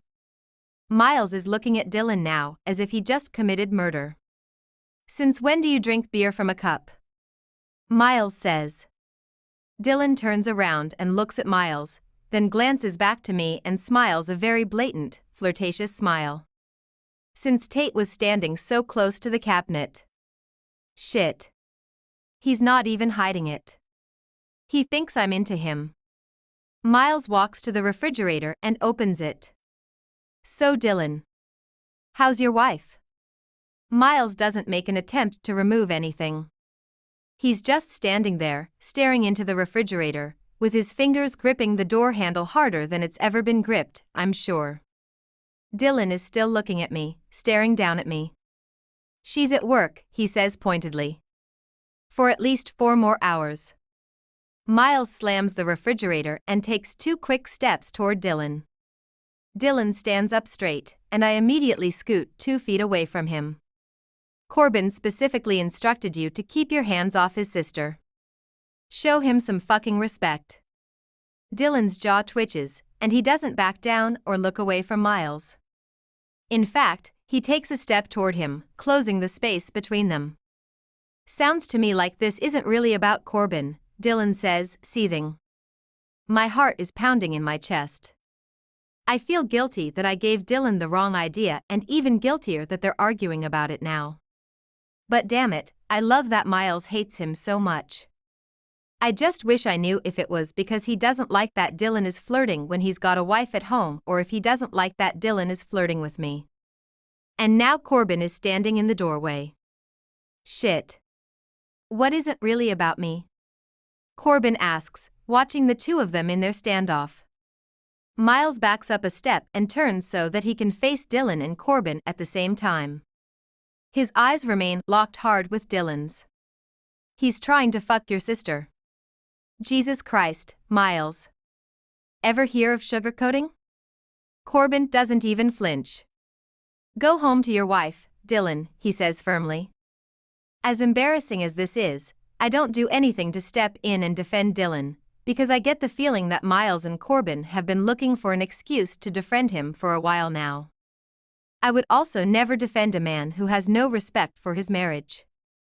Dylan stares at Corbin for several painstakingly long seconds, then turns to face me with his back to both Miles and Corbin. This boy seriously has a death wish. I live in 1012, he whispers with a wink. Stop by sometime. She works weeknights. He turns away and walks between Corbin and Miles. The two of you can go fuck yourselves. Corbin turns, and his fists are clenched. He begins to stalk after Dylan, but Miles grabs his arm and pulls him back into the kitchen. He doesn't release Corbin's arm until the front door slams shut. Corbin turns to face me, and he looks so angry I'm surprised steam isn't coming from his ears. His face is red, and he's popping his knuckles. I forgot how insanely protective he is of me. I feel like I'm 15 again, only now I suddenly have two overprotective brothers. Erase that apartment number from your head, Tate, Corbin says. I shake my head, somewhat disappointed that he would even think I'd want to remember Dylan's apartment number. I have standards, Corbin. He nods, but he's still making an attempt to calm himself down. He inhales a deep breath, pops his jaw, then walks back into the living room. Miles is leaning against the counter, staring down at his feet. I watch him silently until he finally raises his eyes and looks up at me. He glances toward the living room, then kicks off the counter and walks toward me. Every step closer he takes, the more I press myself into the counter behind me, making an attempt to back away from the intensity in his eyes, even though I can't very well go anywhere. He reaches me. He smells good. Like apples. Forbidden fruit. Ask me if you can study at my place, he whispers. I nod, wondering why in the hell he would make such a random request after everything that just happened. I do it anyway, though. Can I study at your place? He breaks out into a huge grin and drops his forehead to the side of my head so that his lips are directly over my ear. I meant for you to ask me in front of your brother, he says, laughing quietly. So I have an excuse to get you over there. Well, that's embarrassing.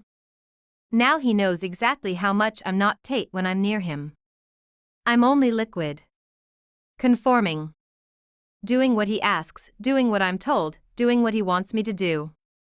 Oh, I say quietly as I watch him ease away from me. That makes a lot more sense. He's still smiling, and I didn't realize how much I missed seeing that smile. He should smile all the time. Forever. At me. He walks out of the kitchen and heads back to the living room, so I go to my room and shower in record time. I didn't realize I was such a good actress. I had practice, though. 5 minutes of practice. I stood in my room, trying to think of the best, most casual line for when I walked into the living room to ask Miles for his key. I decided to wait until a particularly loud moment during the game, and then I burst out of the room and yelled at all of them. You guys either need to mute the damn TV or go watch it next door, because I'm trying to study. Miles looked at me and tried to hide his smile. Ian looked at me with suspicion, and Corbin rolled his eyes. You go next door, Corbin said. We're watching the game. He looked at Miles. She can use your place, right? Miles stood up immediately and said, sure. I'll let her in. I grabbed my things, followed him out of my apartment, and now here we are. Miles opens his apartment door for me, even though it isn't locked. Corbin doesn't know that, though. He walks inside, and I slip in behind him. He shuts the door, and we turn and face each other. I really do have homework, I say. I don't know what he's expecting to happen right this second, But I feel like I need to let him know that just because he shows up after a few days away, that doesn't mean he's my #1 priority. Even though he pretty much is. I really do have a game to watch, he says, pointing over his shoulder at my apartment but walking toward me at the same time. He takes my books out of my hands and walks with them to the table, where he sets them down. He starts walking back toward me and doesn't stop until his lips are pressed to mine and we can't walk any farther because my back is against the apartment door. His hands are gripping my waist, and mine are gripping his shoulders. His tongue slides between my lips and into my mouth, and I take it, very willingly. He groans and presses himself against me as my hands slide up his neck and through his hair. He pulls away just as fast and steps back several feet. He's looking at me like it's somehow my fault that he has to leave. He runs 2 frustrated palms down his face and releases a deep breath. "You didn't get to eat earlier," he says. "I'll bring you some pizza." He walks back toward me, and I step aside without responding. He opens the door and disappears. He's so weird. I walk to the table and begin to lay everything out that I need in order to study. I'm pulling out my chair to sit when his apartment door flies open again. I turn around, and he's walking toward the kitchen with a plate in his hands. He puts the pizza in his microwave, presses a few buttons and starts it, and then heads straight toward me. He's doing that intimidating thing again that makes me naturally back away from him, but his table is behind me, and I can't go anywhere. He reaches me and quickly presses his lips to mine. "I have to go back over there," he says. "You good?" I nod. "You need anything?" I shake my head. "There's juice and bottled water in the fridge." "Thanks." He kisses me briefly again before he releases me and walks out the door. I fall into my chair. He's so nice. I could get used to this. I pull my notebook in front of me and begin studying. About half an hour passes, and then I get a text from him.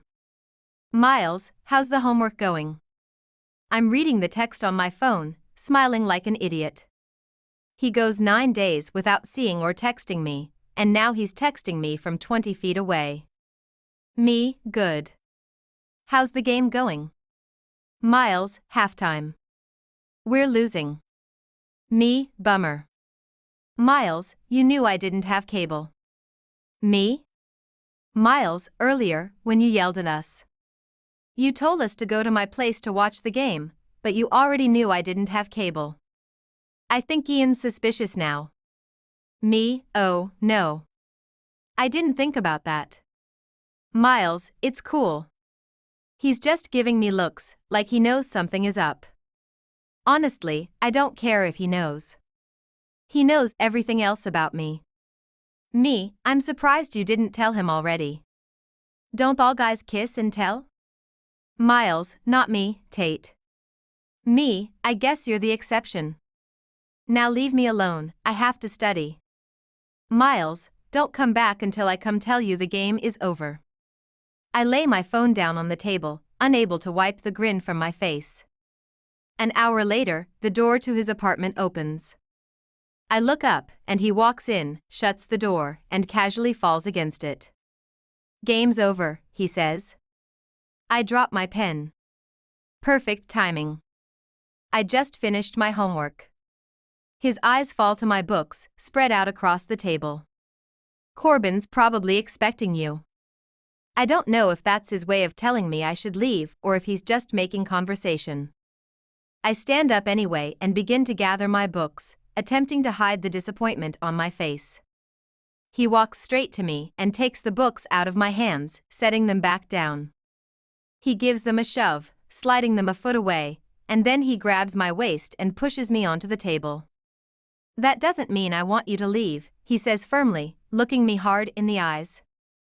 I don't smile this time, because he just made me nervous again. Every time he looks at me with this much intensity, I get nervous. He slides me to the very edge of the table and stands between my legs. His hands are still on my waist, but his lips are now on my jaw. "I was thinking," he says softly, his breath caressing my neck, covering me in chills. About tonight and how you've been in class all day. He slides his hands beneath me, lifting me off the table. And how you work all weekend, every weekend. My legs are wrapped around him now. He's carrying me to his bedroom. Now he's laying me on his bed. Now he's on top of me, brushing my hair back, looking me in the eyes. And I realized that you never have a day off. His mouth is back to my jaw again, kissing it softly between each sentence. You haven't had a day off since Thanksgiving, have you? I shake my head, not understanding why he's talking so much but loving it just the same.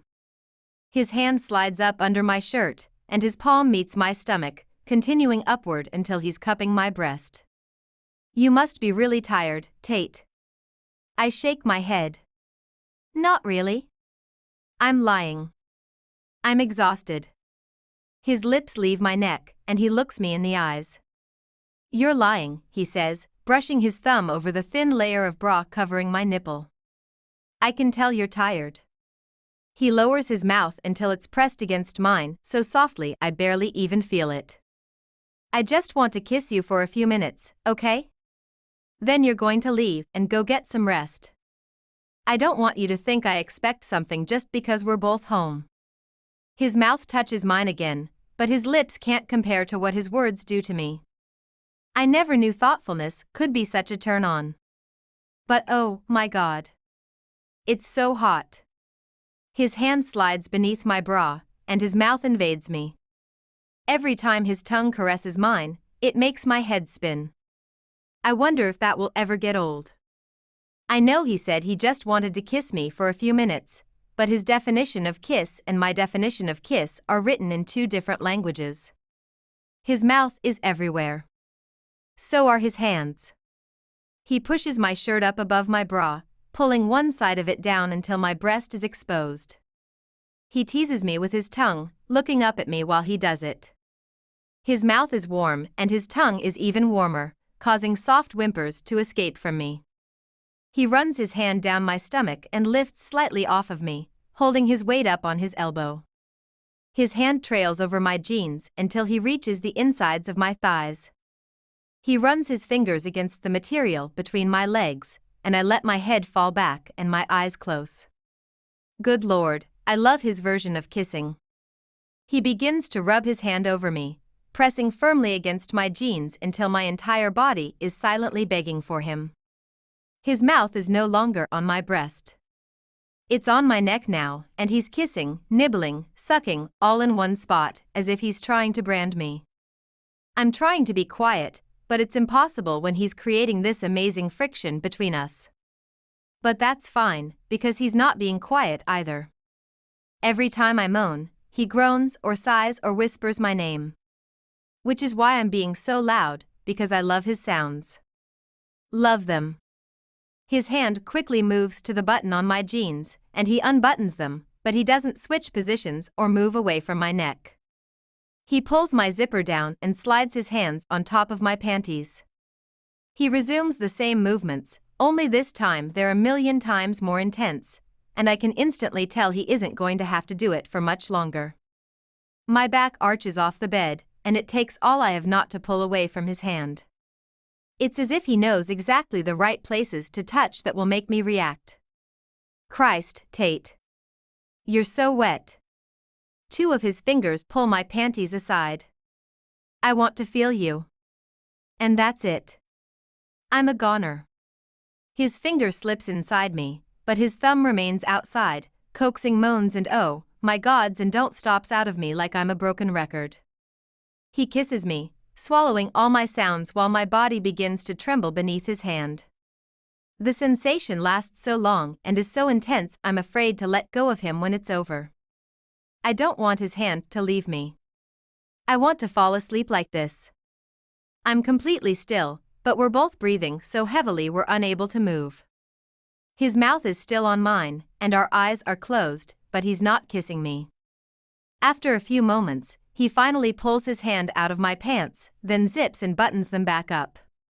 When I open my eyes, he's slowly sliding his fingers out of his mouth with a grin.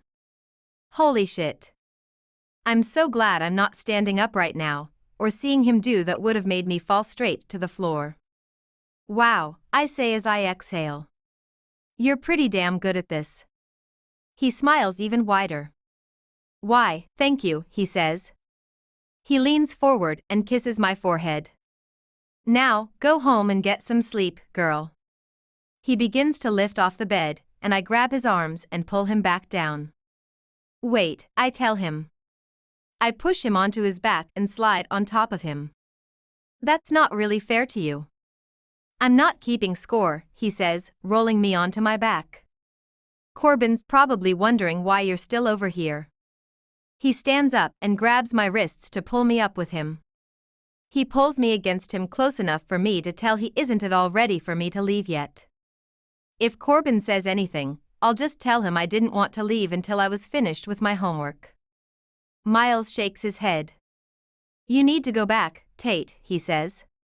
He thanked me for protecting you from Dylan earlier. How do you think he'd feel if he knew I only did that because I was being selfish and wanted you all to myself? I shake my head. I don't care how he'd feel. It's not his business. Miles brings his hands to my cheeks. I care. He's my friend. I don't want him to find out what a hypocrite I am. He kisses my forehead and pulls me out of the bedroom before I can respond. He gathers my books and hands them to me when I reach the front door, but before I walk out, he grabs my elbow and stops me. He's staring down at me, but there's something else in his expression this time. Something in his eyes that isn't desire or want or disappointment or intimidation. It's something unspoken. Something he wants to say to me that he's too afraid to say. His hands cup my cheeks, and he presses his mouth to mine so hard I hit the frame of the door behind me. He kisses me so possessively and desperately it would make me sad if only I didn't love it so much. He inhales deeply and pulls away, exhaling slowly, staring me hard in the eyes. He drops his hand and steps back, waiting for me to step into the hallway before he closes his door. I have no idea what that was, but I need more of it. I somehow make my legs move, and I walk into Corbin's apartment. Corbin isn't in the living room, so I set my books down on the counter. I hear Corbin's shower running. Corbin's in the shower. I immediately walk out the door and back across the hall and knock. His door swings open so quickly it's as if Miles was still standing in the same spot.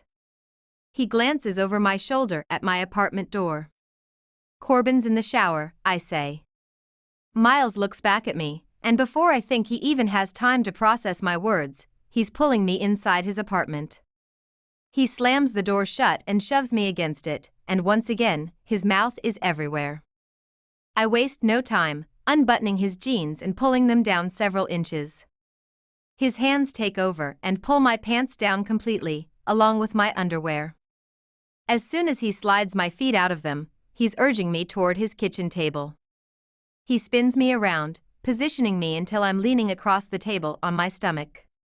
He reaches between my legs, spreading them farther apart while freeing himself from his jeans. Both of his hands move to my waist and grip tightly. He steadies himself against me and then carefully eases himself inside me. Oh, God, he groans. I press my palms flat out on the table. There's nothing to grab hold of, and I desperately need to grab something. He leans forward, pressing his chest against my back. His breaths are heavy and hot and crashing against my skin. I have to get a condom. Okay, I breathe out. He hasn't backed away yet, though, and my body naturally wants to take him in the rest of the way. I press myself against him, pushing him further inside me, causing him to dig his fingers into my hips so hard I wince. Don't, Tate. His voice is a warning. Or a dare. I do it again, and he groans, quickly pulling out of me completely. His hands are still digging into my hips, and he's still pressed against me, he's just no longer inside me. I'm on the pill, I whisper. He doesn't move. I close my eyes, needing him to do something. Anything. I'm dying here. Tate, he whispers. He doesn't follow it up with anything. We stand quietly still, with him in the same position, poised right outside me. Damn it. He releases my waist and finds my hands palms down on the table. He slides his fingers through mine and squeezes, then buries his face against my neck from behind me. Brace yourself. He slams into me so unexpectedly I scream. One of his hands leaves mine, and he brings it to my mouth and covers it. Shh, he warns. He holds still, giving me a moment to adjust to him inside me. He pulls out with a moan and slams into me again, causing me to yell out once more. His hand muffles my noises this time.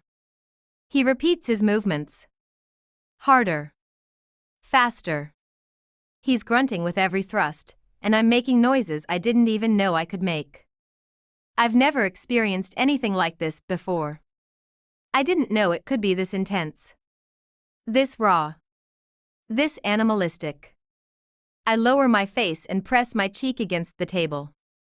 I squeeze my eyes shut. I let him fuck me. It's quiet.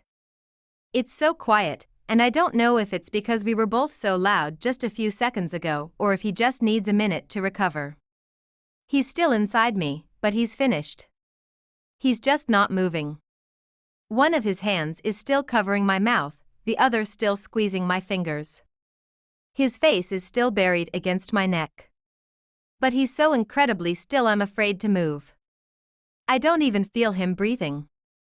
The first thing to move is his hand, away from my mouth. He unlocks his fingers from mine and straightens them, pulling them slowly apart from mine. He presses both palms against the table and lifts his face away from my neck. He pulls out of me without a sound. It's still too quiet, so I don't move. I hear him as he pulls his pants back into position and zips them. I hear his footsteps as he walks away. He's walking away. His bedroom door slams shut, and I flinch. My cheek and palms and stomach are still flat against his table, but now so are my tears. They're falling. Falling, falling, falling, and I can't stop them. I'm embarrassed. I'm ashamed.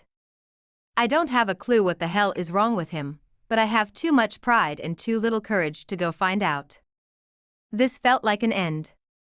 I'm not sure I was ready for this to be the end.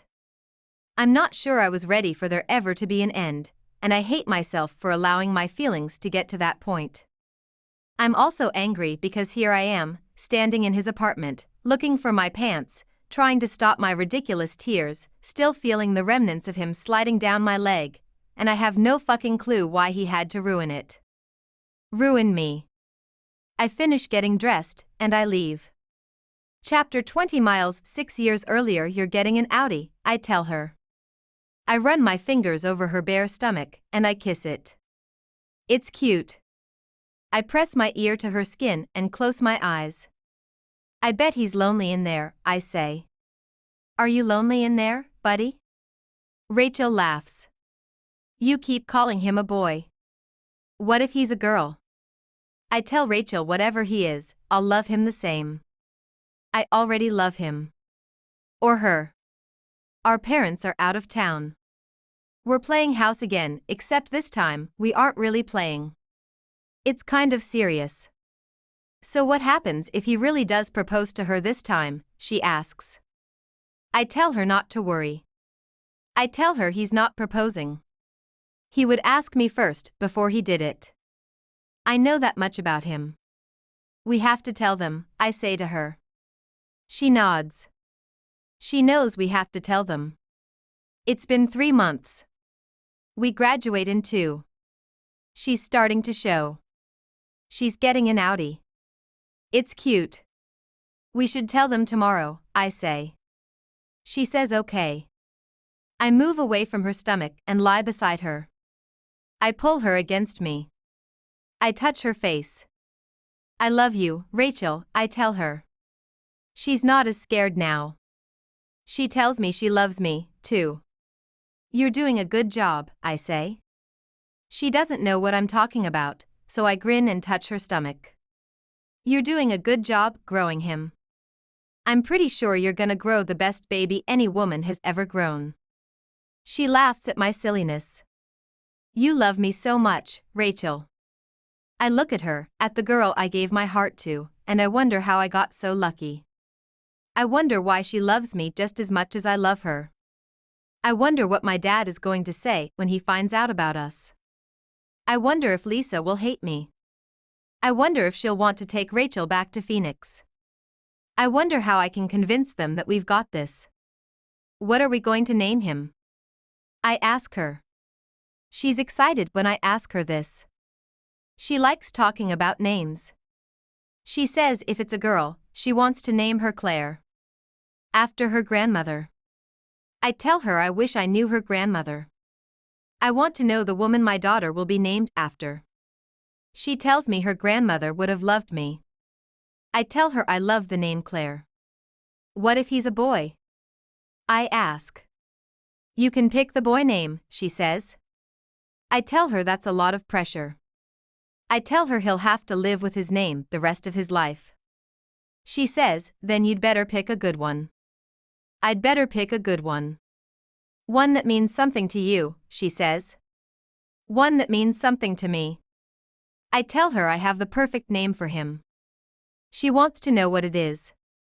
I tell her I'm not telling her. I'll tell her his name after it becomes his name. After he's born. She tells me I'm insane. She says she refuses to give birth to our baby until she knows his name. I laugh. I tell her she has no choice. She tells me I'm crazy. You love that about me, Rachel. Chapter 21. Tate. I worked all weekend, so I haven't seen or spoken to Miles since Thursday night. I keep telling myself it's for the best, but it sure as hell doesn't feel like it with the way I've been letting it eat at me. Tonight is Monday, and it's the first of 3 days when Corbin won't be home and Miles will be. I know he knows Corbin is gone, but based on the way he left things Thursday, I doubt he cares much. I half expected that he would eventually explain if I did something wrong or at least tell me what upset him so much, but the last I got from him was the slam of his bedroom door after he walked away. I can see why he hasn't been in a relationship for 6 years. He's obviously clueless when it comes to how a guy should treat a girl, which surprises me, because I get these vibes from him that he's really a decent guy. However, his actions during and after sex seem to contradict his character. It's as if pieces of the guy he used to be bleed over into the guy he's trying to be. If any other man ever treated me like he did, it would be the one and only time. I don't put up with the things I've seen a lot of my friends put up with. However, I find myself continuing to make excuses for him, like something could actually justify his actions last week. I'm beginning to fear that maybe I'm not so tough after all. That fear is immediately confirmed with the skip of my heart as soon as I step off the elevator. There's a note taped to my apartment door, so I rush to it and pull it down. It's just a folded piece of paper without anything written on the outside of it. I open it. I need to run an errand. I'll stop by at 7 if you want to come with me. I read the note several times. It's obviously from him, and it's obviously for me, but the note reads so incredibly casual that for a second, I begin to doubt that Thursday even happened. He was there, though. He knows how that night ended between us. He knows I must be upset or angry, but nothing in his note reveals that at all. I unlock my door and walk inside before I can work myself up to the point of beating on his door to scream at him. I drop my things once I'm inside my apartment and read the note one more time, dissecting everything from his handwriting down to his selection of words. I wad it up in my hands and throw it toward the kitchen, completely pissed off. I'm pissed because I already know I'll be going with him. I don't know how not to. There's a soft knock on the door at exactly 7 o'clock. His punctuality pisses me off, and there's no reason for it. I have nothing against punctuality. I have a feeling every single thing Miles does tonight is going to piss me off.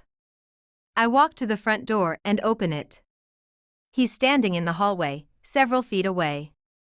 He's probably closer to his door than to mine, actually. He's looking down at his feet when I open the door, but he eventually lifts his eyes to meet mine. His hands are tucked away in his jacket pockets again, and he doesn't lift his head all the way up. I take this as a sign of submission from him, even though it's more than likely not. Want to come? His voice invades me. Weakens me. Turns me into liquid again. I nod as I step out into the hall and close the door behind me. I lock it and turn around to face him.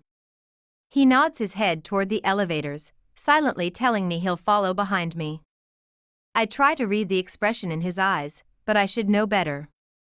I walk toward the elevator and press the down button. He stands next to me, but neither of us speaks.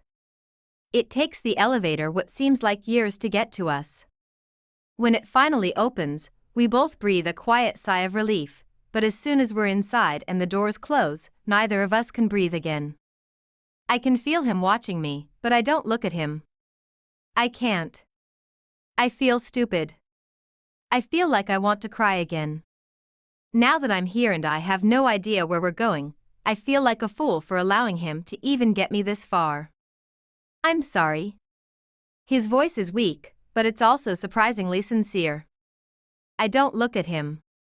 I don't even respond. He takes 3 steps across the elevator, and then he reaches down beside me and presses the emergency stop button. His finger lingers on the button as he watches me, but I keep my eyes down. My face is level with his chest, but my jaw is tense, and I won't look up at him. I won't. Tate, I'm sorry, he repeats. He's still not touching me, but he's invading again. He's standing so close to me I can feel his breath in him and how much he really is sorry, but I don't even know what I'm supposed to be forgiving him for. He never promised anything other than sex, and that's exactly what he gave me. Sex. Nothing less and definitely nothing more. I'm sorry, he says again. You didn't deserve that. This time, he touches my chin, lifting my eyes to meet his. The feel of his fingers on my face causes my jaw to grow even more tense. I'm doing everything I can to keep up my armor, because I'm finding it hard to fight back my tears. The same thing I saw in his eyes when he kissed me at his door Thursday night is back. Something unspoken that he wishes he could say, but the only words that come out of his mouth are his apologies. He winces as though he's experiencing actual physical pain, and he presses his forehead to mine. I'm sorry. He presses his palms against the elevator wall and leans into me until our chests are touching. My arms are at my sides, and my eyes are closed, and as much as I feel like crying right now, I refuse to do it in front of him. I'm still not sure what he's apologizing for specifically, but it doesn't matter, because it sounds like he's apologizing for everything. For starting something with me that we knew wouldn't end well. For not being able to open up about his past. For not being able to open up about his future. For ruining me when he walked into his bedroom and slammed his door. One of his hands wraps around the side of my head, and he pulls me against him. His other hand drops to my back, and he squeezes me, pressing his cheek against the top of my head. I don't know what this is, Tate, he confesses. But I swear, I didn't mean to hurt you. I just don't know what the hell I'm doing. The apology in his voice is enough to make my arms want to hold him. I bring them up and grab the sleeves of his shirt, then press my face into his chest. We stand like this for several minutes, both of us completely lost. Completely new to this. Completely confused. He eventually releases me and hits the button to take us to the ground floor. I still haven't spoken, because I'm not even sure what words to use in this situation. When the elevator doors open, he takes my hand in his and holds it all the way to his car. He opens my door and waits for me to climb inside, then closes it and walks around to his side. I've never been inside his car before. I'm surprised by the simplicity of it. I know Corbin makes a decent amount of money and usually likes to spend it on nice things. This car is understated, just like Miles.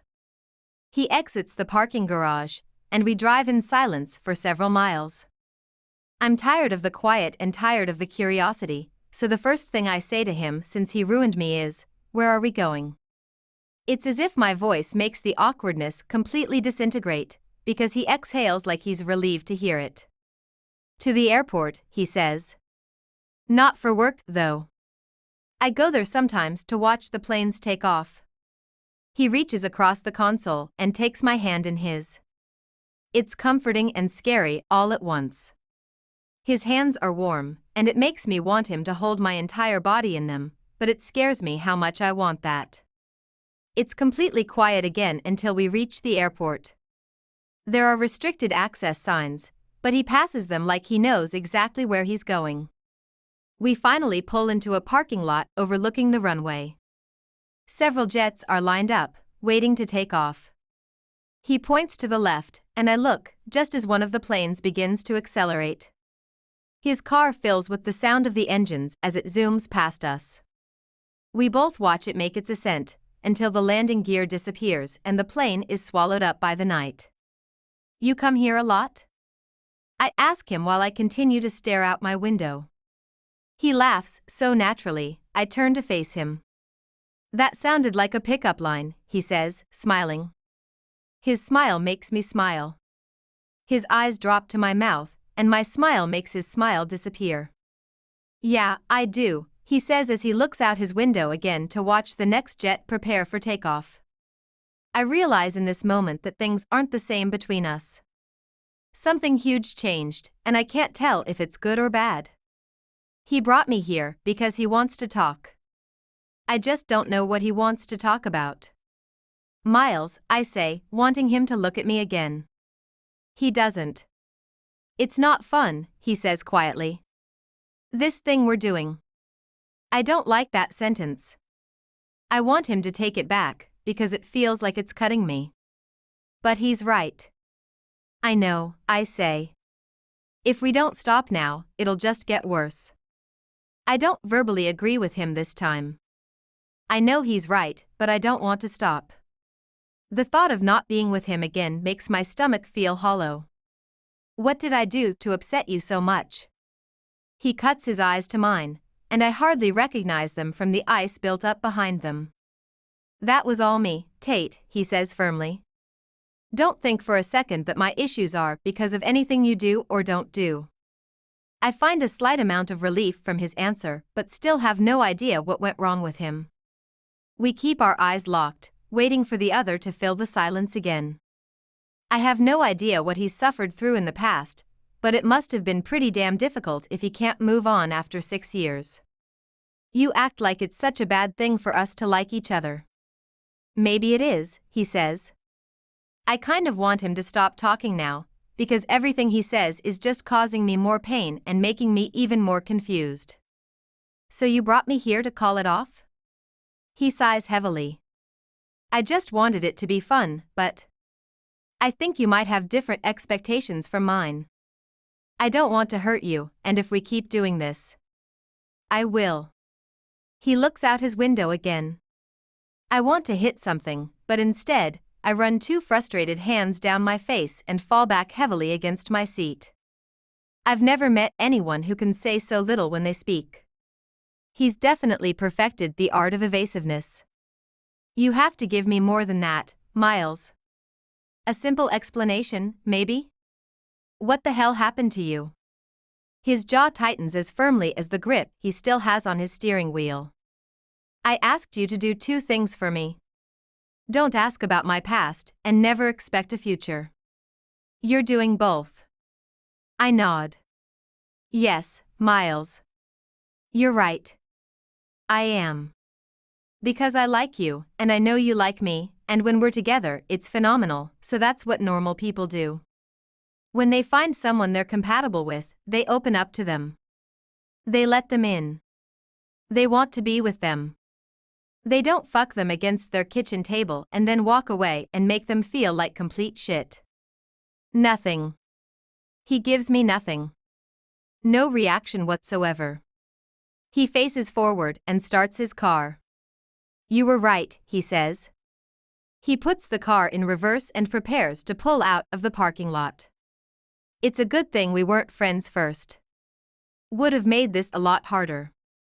I turn away from him because I'm embarrassed at how angry his words are making me.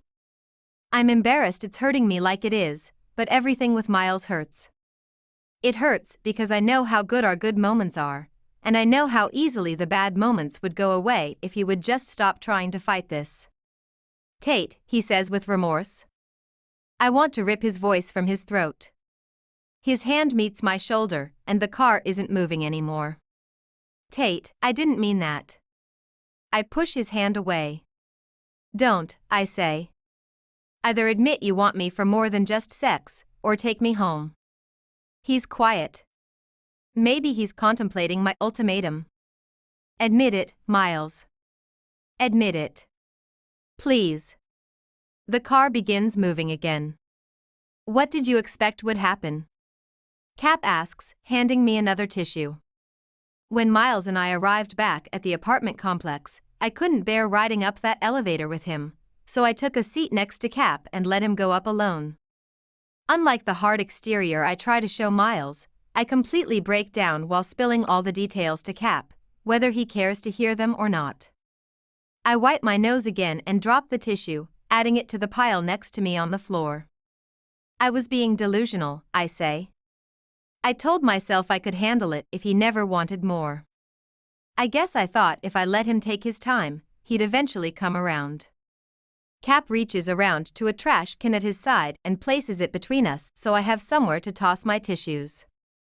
If that boy can't see what a good thing he could have with you, then he ain't worth your time. I nod, agreeing with him. I do have a lot more important things to do with my time, but for some reason, I feel as if Miles can see what a good thing he has with me. I feel like he wishes he could make this work between us, but something bigger than him or me or us is holding him back. I just wish I knew what it was. Have I told you my favorite joke yet? Cap asks. I shake my head and grab another tissue from the box in his hands, relieved at the change in subject. Knock, knock, he says. I didn't expect his favorite joke to be a knock-knock joke, but I play along. Who's there? Interrupting cow, he says. Interrupting demo, he yells loudly, cutting me off. I stare at him. Then I laugh. I laugh harder than I've laughed in a long damn time. Chapter 22. Miles. 6 years earlier, my dad says he needs to speak to us. He asks me to get Rachel and meet him and Lisa at the dining room table. I tell him okay, that there's something we need to speak to them about, too. Curiosity flashes in his eyes, but only for a brief second. He thinks about Lisa again, and he's not curious anymore. His everything is Lisa. I go to Rachel's room and tell my everything that they want to speak to us. We all sit down at the dining room table. I know what he's going to say. He's going to tell us he proposed. I don't want to care, but I do.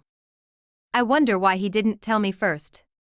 This makes me sad, but only a little bit. It's not going to matter after we tell them what we have to tell them.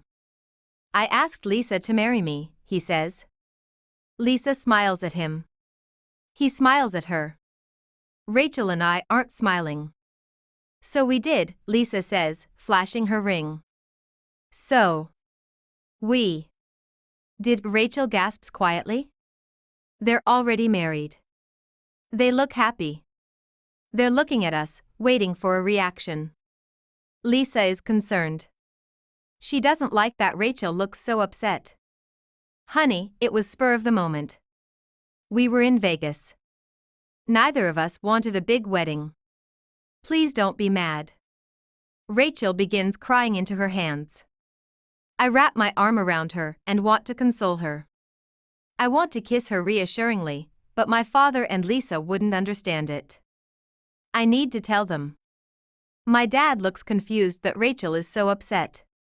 I didn't think either of you would mind, he says. You're both leaving for college in a couple of months. He thinks we're mad at them. Dad? I say, keeping my arm around Rachel. Lisa? I look at both of them. I ruin their day. Ruin. Rachel is pregnant. Silence. Silence. Silence. Deafening silence. Lisa is in shock. My father is comforting Lisa. His arm is around her, and he's rubbing her back. You don't even have a boyfriend, Lisa says to Rachel. Rachel looks at me. My father stands. He's angry now. Who's responsible? He yells. He looks at me. Tell me who he is, Miles. What kind of guy knocks a girl up and doesn't have the balls to be with her when she tells her own mother? What kind of guy would let a girl's brother be the one to break the news? I'm not her brother, I say to my father. I'm not. He ignores my comment. He's pacing the kitchen now. He hates the person who did this to Rachel. Dad, I say. I stand up. He stops pacing. He turns and looks at me. Dad, I'm suddenly not as confident as I was when I sat down to do this. I've got this. Dad, it was me. I'm the one who got her pregnant. My words are hard for him to swallow. Lisa is looking back and forth between Rachel and me. She can't swallow what I'm saying either. That's not possible, my father says, trying to push away all the thoughts that are telling him it is possible. I wait for it to process. His expression changes from confusion to anger. He looks at me like I'm not even his son. He's looking at me like I'm the guy who knocked up his new stepdaughter. He hates me. He hates me. He really hates me. Get out of this house. I look at Rachel. She grabs my hand and shakes her head, silently pleading for me not to leave. Get out, he says again. He hates me. I tell Rachel I should go. Just for a little while. She begs me not to go. My father walks around the table and shoves me. He pushes me toward the door. I release Rachel's hand. I'll be Ian's, I tell her. I love you. Those words are obviously too much for my father, because his fist immediately comes at me. He pulls his hand back and looks almost as shocked as I do that he just punched me. I step outside, and my father slams the door. My father hates me. I walk to my car and open the door. I sit in the driver's seat, but I don't crank the engine. I look in the mirror. My lip is bleeding. I hate my father. I get out of my car and slam the door. I walk back into the house. My father rushes to the door. I hold my palms up.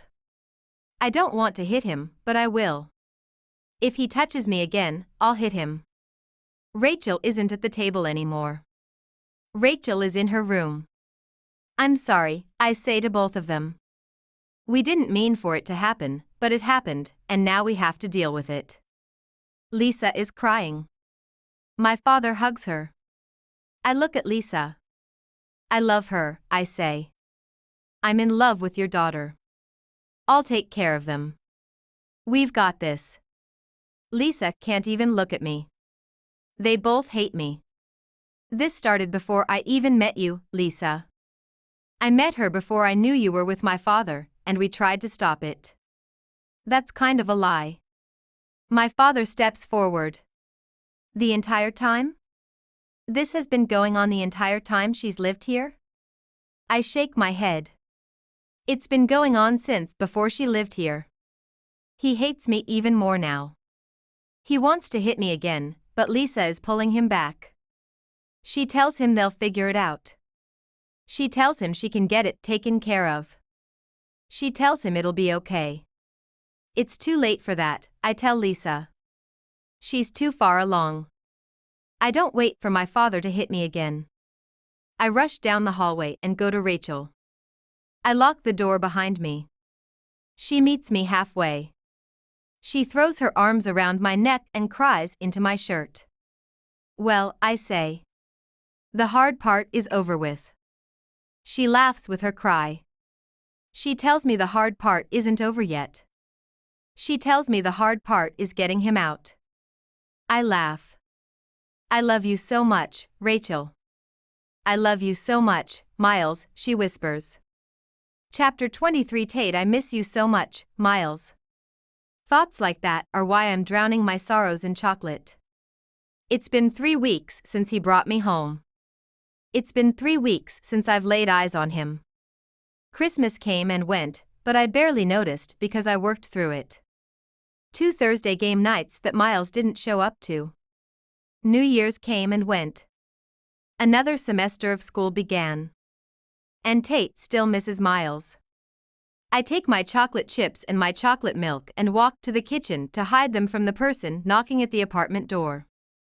I already know it's not Miles, because the knock at my door belongs to Chad and Taryn.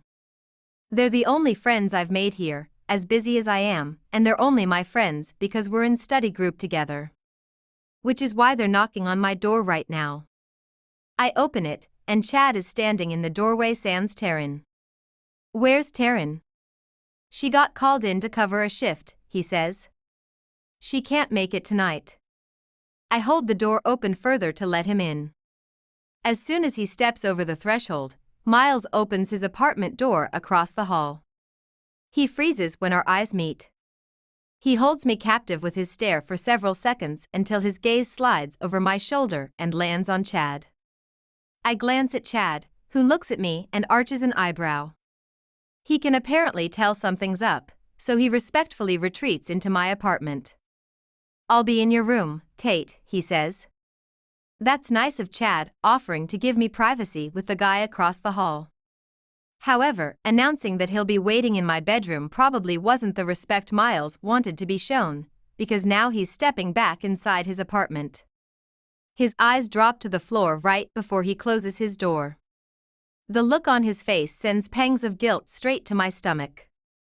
I have to remind myself that this was his choice. I have nothing to feel guilty about, even if he is misjudging the situation he just opened his door to. I close the front door and join Chad in my room. The silent pep talk I tried to give myself did nothing to ease the guilt. I sit on the bed, and he sits at the desk. "That was weird," he says, eyeing me. "I'm a little scared to leave your apartment now." I shake my head. "Don't worry about Miles. He has issues, but they aren't my issues anymore." Chad nods and doesn't question me any further. He opens the study guide and lays it across his lap as he props his feet up on the bed. "Taryn already made notes for chapter 2, so if you get 3, I'll cover 4. "Deal," I say. I scoot back against my pillow and spend the next hour preparing notes for chapter 3, but I have no idea how I managed to concentrate, because the only thing I can think about is the look that crossed Miles's face right before he closed the door. I could tell I hurt him. That makes us even now, I guess. After Chad and I exchange notes and answer the study questions at the end of every chapter, I make copies on my printer. I realize 3 people divvying up 3 chapters and sharing answers is cheating, but who the hell cares? I never claimed to be perfect. Once we're finished, I walk Chad back out. I can tell he's a little bit nervous after having seen the look on Miles's face earlier, so I wait for him to get on the elevator before I close the apartment door. To be honest, I was a little nervous for him, too. I walk to the kitchen and begin making a plate of leftovers. There's no point in cooking, since Corbin won't be home until late tonight. Before I'm finished adding food to my plate, the front door opens with a knock. Miles is the only one who opens the door and knocks at the same time. "Calm down. Calm down, calm down, calm down. Calm the hell down, Tate." "Who was that?" Miles asks from behind me. I don't even turn around. I continue making my plate of food as if his being here after weeks of silence isn't filling me with a storm of emotions. Anger being the most prominent one. "He's in my class," I say. "We were studying." I can feel the tension rolling off him, and I'm not even facing him. "For 3 hours?" I spin around and face him, but the expletives I want to scream get caught in my throat when I see him. He's standing in the doorway to the kitchen, gripping the door frame over his head. I can tell he hasn't worked in a few days, because his jaw is lined with a thin layer of stubble. He's barefoot, and his shirt has risen up with his arms, revealing that V. At first, I stare at him. Then I yell at him. If I want to screw a guy in my bedroom for 3 hours, then good for me. You aren't at all entitled to have an opinion about what goes on in my life. You're a jerk, and you have serious issues, and I don't want to be a part of them anymore. I'm lying. I really do want to be a part of his issues. I want to immerse myself in his issues and become his issues, but I'm supposed to be this independent, headstrong girl who doesn't cave just because she likes a guy. His eyes are narrowed, and his breaths are coming hard and fast. He drops his arms and walks swiftly to me, grabbing my face, forcing me to look up at him. His eyes are frantic, and knowing that he's scared that I've moved on feels way too good. He waits several seconds before speaking, allowing his eyes to roam over my face. His thumbs brush lightly across my cheekbones, and his hands feel protective and good, and I absolutely hate that I want them everywhere right now. I don't like who he turns me into. Are you sleeping with him? He asks, finally resting his eyes on mine as they search for truth. That's none of your business, Miles. No, I say instead. Have you kissed him? Still not your business, Miles. No, he closes his eyes and exhales, relieved. He drops his hands to the bar on either side of me and lowers his forehead to my shoulder. He doesn't ask me another question. He's hurting, but I don't know what the hell to do about it. He's the only one who can change things between us, and as far as I know, he's still not willing to do that. Tate, he says in a pained whisper. His face moves to my neck, and one of his hands grips my waist.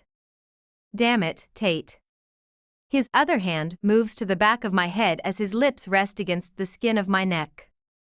What do I do? He whispers. What the fuck do I do? I squeeze my eyes shut, because the confusion and pain in his voice are unbearable. I shake my head. I shake it because I don't know how to answer a question that I don't even know the meaning behind. I also shake my head because I don't know how to physically push him away. His lips meet the spot just below my ear, and I want to pull him closer and push him as far away as I can. His mouth continues to move across my skin, and I feel my neck tilting so that he can find even more of me to kiss. His fingers tangle in my hair as he grips the back of my head to hold me still against his mouth. Make me leave, he says, his voice pleading and warm against my throat. You don't need this. He's kissing his way up my throat, breaking for breath only when he speaks. I just don't know how to stop wanting you. Tell me to go, and I'll go. I don't tell him to go. I shake my head. I can't. I turn my face toward his just as he's worked his way up to my mouth, then I grab his shirt and pull him to me, knowing exactly what I'm doing to myself. I know this time won't end any prettier than the other times, but I still want it just as much. If not more. He pauses and looks me hard in the eyes. I can't give you more than this, he whispers as a warning. I just can't. I hate him for saying that, but respect it just the same. I respond by pulling him closer until our lips meet. We open our mouths at the exact same time and completely devour each other. We're frantic, pulling at each other, moaning, digging into each other's skin. Sex, I remind myself. It's just sex. Nothing more. He's not giving me any other part of him. I can tell myself that all I want, but at the same time, I'm taking as much as I can get. Deciphering every sound he makes and every touch, attempting to convince myself that what he's giving me is so much more than what it probably is. I'm a fool. At least I'm a self-aware fool. I unbutton his jeans, and he unfastens my bra, and before we're even in my bedroom, my shirt is off. Our mouths never separate as he shuts my door, then yanks off my bra. He pushes me onto the bed and pulls off my jeans, then stands and removes his own. It's a race. It's Miles and me against everything else. We're racing our consciences, our pride, our respect, the truth. He's trying to get inside me before any of the rest of that stuff catches up to us. As soon as he's back on the bed, he's over me, against me, then inside me. We win. His mouth finds mine again, but that's all it does. He doesn't kiss me. Our lips touch and our breath collides and our eyes meet, but there isn't a kiss. What our mouths are doing is so much more than that. With every thrust inside me, his lips slide over mine, and his eyes grow hungrier, but he never once kisses me. A kiss is so much easier than what we're doing. When you kiss, you can close your eyes. You can kiss away the thoughts. You can kiss away the pain, the doubt, the shame. When you close your eyes and kiss, you protect yourself from the vulnerability. This isn't us protecting ourselves. This is confrontation. This is a standoff. This is eye-to-eye combat. This is a dare, from me to Miles, from Miles to me. I dare you to try to stop this, we're both silently screaming. His eyes remain focused on mine the entire time as he moves in and out of me. With each thrust, I hear his words from just a few short weeks ago repeat in my head. It's easy to confuse feelings and emotions for something they aren't, especially when eye contact is involved. I completely understand now. I understand so well I almost wish he'd close his eyes, because he's more than likely not feeling what his eyes are showing me right now. You feel so good, he whispers. The words fall into my mouth, forcing moans out of me in reciprocation. He lowers his right hand between us, placing pressure against me in a way that would normally cause my head to fall backward and my eyes to fall shut. Not this time. I'm not backing down from this confrontation.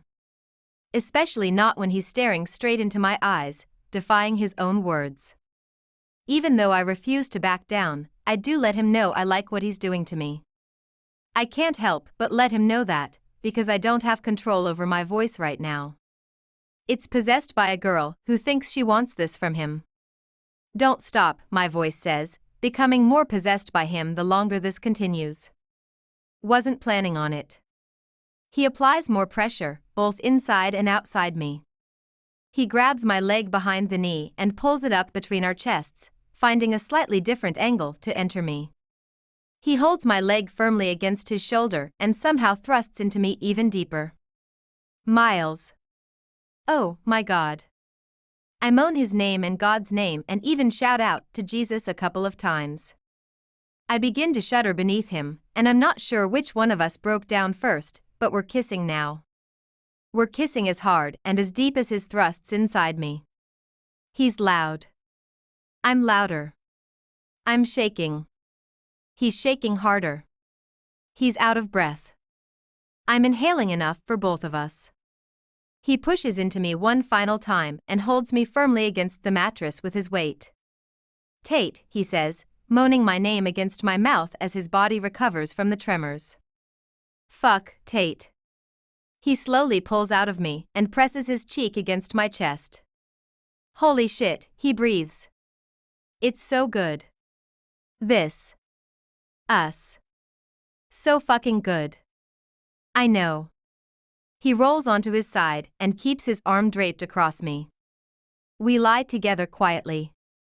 Me, not wanting to admit that I just let him use me again. Him, not wanting to admit that it was more than just sex. Both of us lying to ourselves.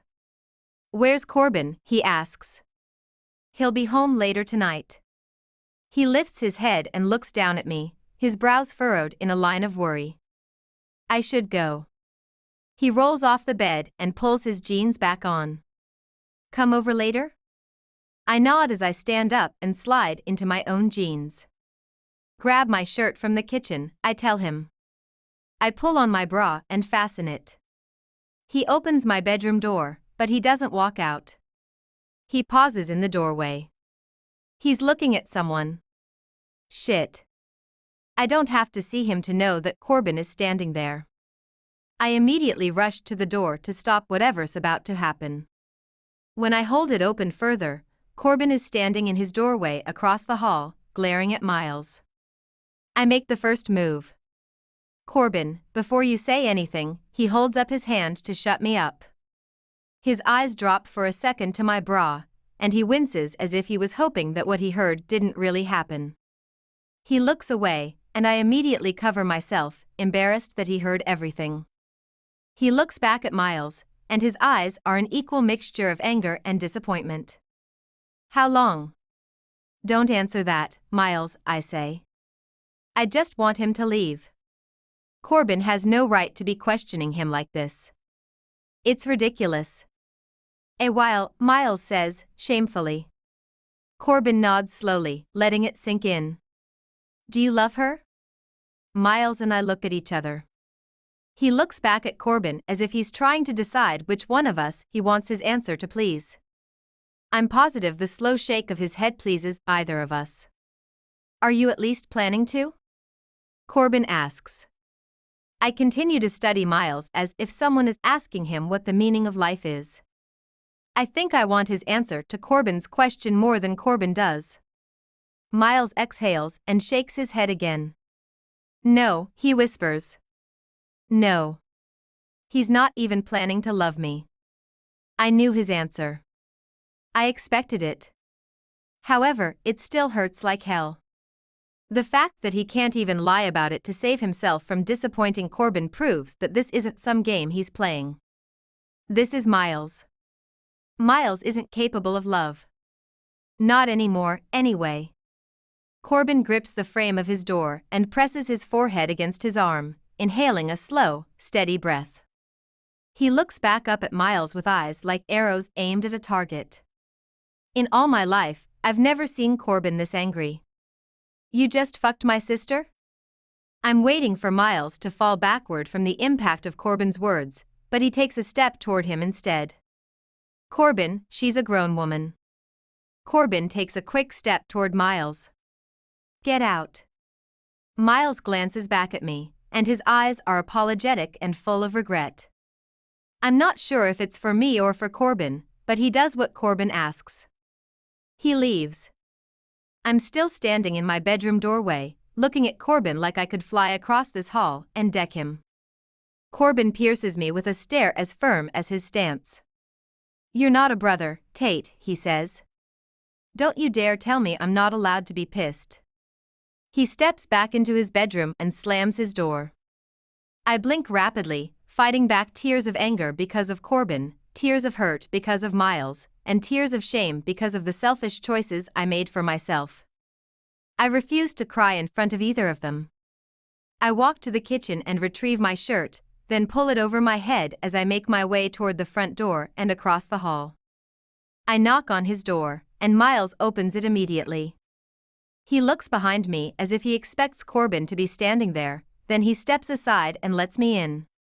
He'll get over it, I say to him after he closes his door. I know, he says quietly. But it won't be the same. Miles walks to his living room and sits on his couch, so I follow him and sit down beside him. I don't have any words of advice, because he's right. Things more than likely won't be the same between him and Corbin. I feel shitty that I'm the reason for that.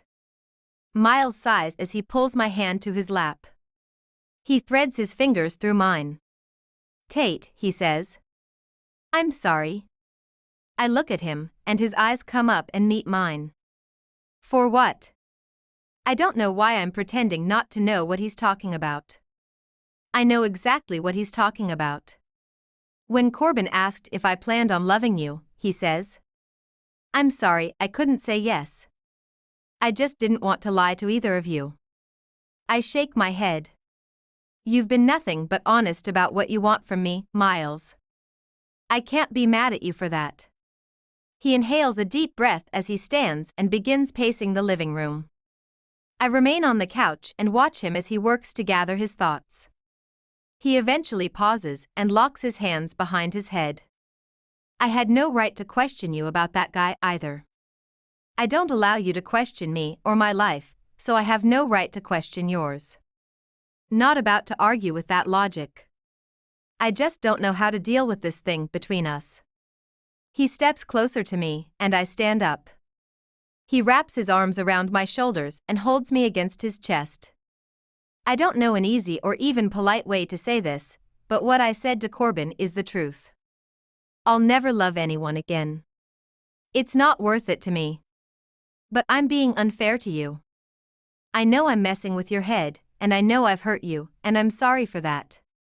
I just like being with you, but every time I'm with you, I'm scared you're seeing it for more than it really is. I know I should have some sort of reaction to everything he just said, but I'm still processing his words. Every single one of his admissions should be a red flag, since they were all also coupled with the hard truth that he doesn't plan on loving me or having a relationship with me, but the red flag doesn't rise. The green one does.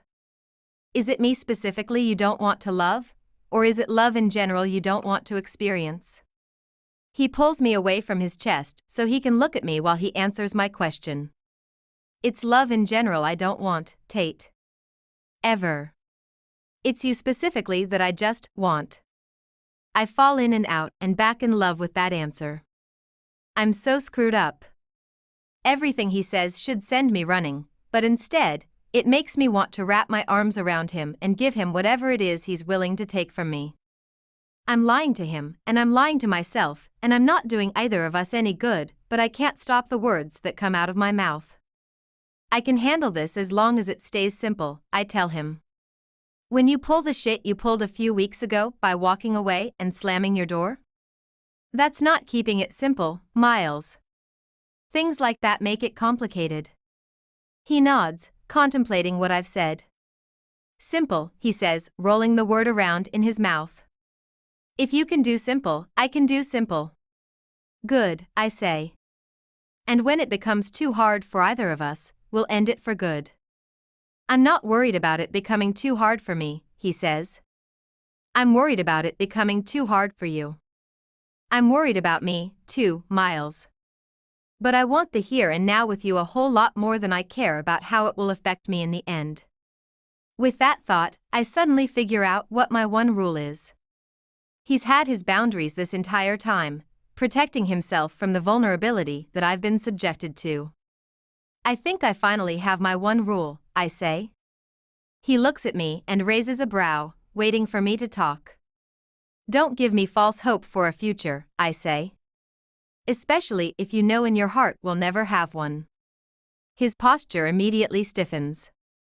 Have I done that? He asks, genuinely concerned. Have I given you false hope before? Yes. About 30 minutes ago, when you looked me in the eyes the entire time you were inside me.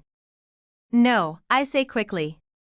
Just make sure you don't do or say things that would make me believe otherwise. As long as we both see this for what it is, I think we'll be fine. He stares at me silently for a while, studying me. Evaluating my words. I can't tell if you're really mature for your age or really delusional. I shrug, guarding my delusions deep inside my chest. An unhealthy mixture of both, I'm sure. He presses his lips against the side of my head. This feels really fucked up to say out loud, but I promise I won't give you hope for us as Tate. My heart frowns at his words, but my face forces a smile. Good, I say. You have serious issues that kind of freak me out, and I'd much rather fall in love with an emotionally stable man someday. He laughs. Probably because he knows the odds of finding someone who can put up with this kind of relationship, if you can even call it that, are extremely low. Yet somehow, the one girl who might be fine with it just happened to move in across the hall from him. And he actually likes her. You like me, Miles Archer. Corbin found out, I say as I take what has become my usual seat next to Kappa. Oh, he says. Is the boy still alive? I nod. For now. Not sure how long that'll last, though. The doors to the lobby open, and I watch Dylan make his way inside. He pulls a hat off his head and shakes rain out of it as he walks toward the elevator. Sometimes I wish the flights I send up would crash, Cap says, eyeing Dylan. I guess Cap doesn't like Dylan either. I'm beginning to feel a little bad for Dylan. He spots us just before he reaches the elevators. Cap is moving to press the up button, but Dylan reaches it before him. I'm pretty capable of fetching my own elevator, old man, he says. I vaguely remember having a brief thought 10 seconds ago about Dylan and how I felt sorry for him. I take that thought back now. Dylan looks at me and winks. What you doing, Tate? Washing elephants, I say with a straight face. Dylan shoots me a confused look, not at all understanding my random response. If you don't want a sarcastic answer, Cap says to him, "Don't ask a stupid question." The elevator doors open, and Dylan rolls his eyes at both of us before walking onto the elevator. Cap cuts his eyes to mine, and he grins. He holds a palm up in the air, and I high-five him. Chapter 24 Miles 6 years earlier. Why is everything yellow? My dad is standing in the doorway to Rachel's bedroom, looking at the few items we've collected in the months since he's known about the pregnancy. "It looks like Big Bird threw up in here." Rachel laughs. She's standing at the bathroom mirror, putting the finishing touches on her makeup. I've been lying on her bed, watching her. We don't want to know if it's a boy or a girl, so we're buying gender-neutral colors. Rachel answers my dad's question as if it were one of many, but we both know it's the first. He hasn't asked about the pregnancy. He doesn't ask about our plans. He usually leaves the room if Rachel and I are both in it. Lisa isn't much different. She's not past the point of disappointment or sadness yet, so we don't push it. It'll take time, so Rachel and I are giving that to them. Right now, Rachel only has me to talk to about the baby, and I only have her, and even though that seems like too little, it's more than enough for both of us. "How long will the ceremony last?" my dad asks me. "No more than 2 hours," I tell him. He says we should go. I tell him that as soon as Rachel is ready, we can go. Rachel says she's ready. We go. "Congratulations," I tell Rachel. "Congratulations," she tells me. We both graduated 3 hours ago. Now we're lying on my bed, thinking about our next step. Or at least I am, anyway. "Let's move in together," I tell her. She laughs. "We kind of already live together, Miles," she points out. I shake my head. "You know what I mean. I know we already have plans for after we start college in August, but I think we should do it now." She rises up on her elbow and looks at me, probably trying to read my expression to see if I'm serious. "How? Where would we go?" I reach over to my nightstand and open the top drawer. I pull out the letter and hand it to her. She begins reading it out loud. "Dear Mr. Archer," she looks up at me, and her eyes are wide. "Congratulations on your summer registration. We are pleased to inform you that your application for family housing has been processed and approved." Rachel smiles. Enclosed you will find a return envelope and the final paperwork which will need to be returned by the postmarked date. Rachel looks at the envelope and quickly flips through the attached paperwork. She pulls the letter back to the top. "We look forward to receiving the completed forms. Our contact information is below should you have any questions. Sincerely, Paige Donahue." Registrar Rachel covers her smile with her hand and tosses the letter aside, then leans forward and hugs me. "We get to move now," she says. I love how evident the excitement is in her voice. I tell her yes. Rachel is relieved. She knows as well as I do how awkward the next several weeks would have been in the same house as our parents. "Have you asked your father yet?" I tell her she forgets that we're adults now. We no longer have to ask for permission. We only have to inform. Rachel says she wants to inform them right now. I take Rachel's hand, and we walk together to the living room and inform our parents that we're moving out. Together. Chapter 25 Tate. It's been a few weeks since Corbin found out. He hasn't accepted it, and he still hasn't spoken to Miles, but he's beginning to adapt. He knows on the nights I leave without explanation, only to come back a few hours later, where I've been. He doesn't ask. As far as things with Miles, I'm the one doing the adapting. I've had to adapt to his rules, because there's no way Miles is adapting to breaking them. I've learned to stop trying to figure him out and to stop allowing things to get so tense between us. We're doing exactly what we agreed to do in the beginning, which was to have sex. A lot of sex. Shower sex. Bedroom sex. Floor sex. Kitchen table sex. I've still never spent the night with him, and it still hurts sometimes how closed off he becomes right after it's over, but I still haven't figured out a way to say no to him.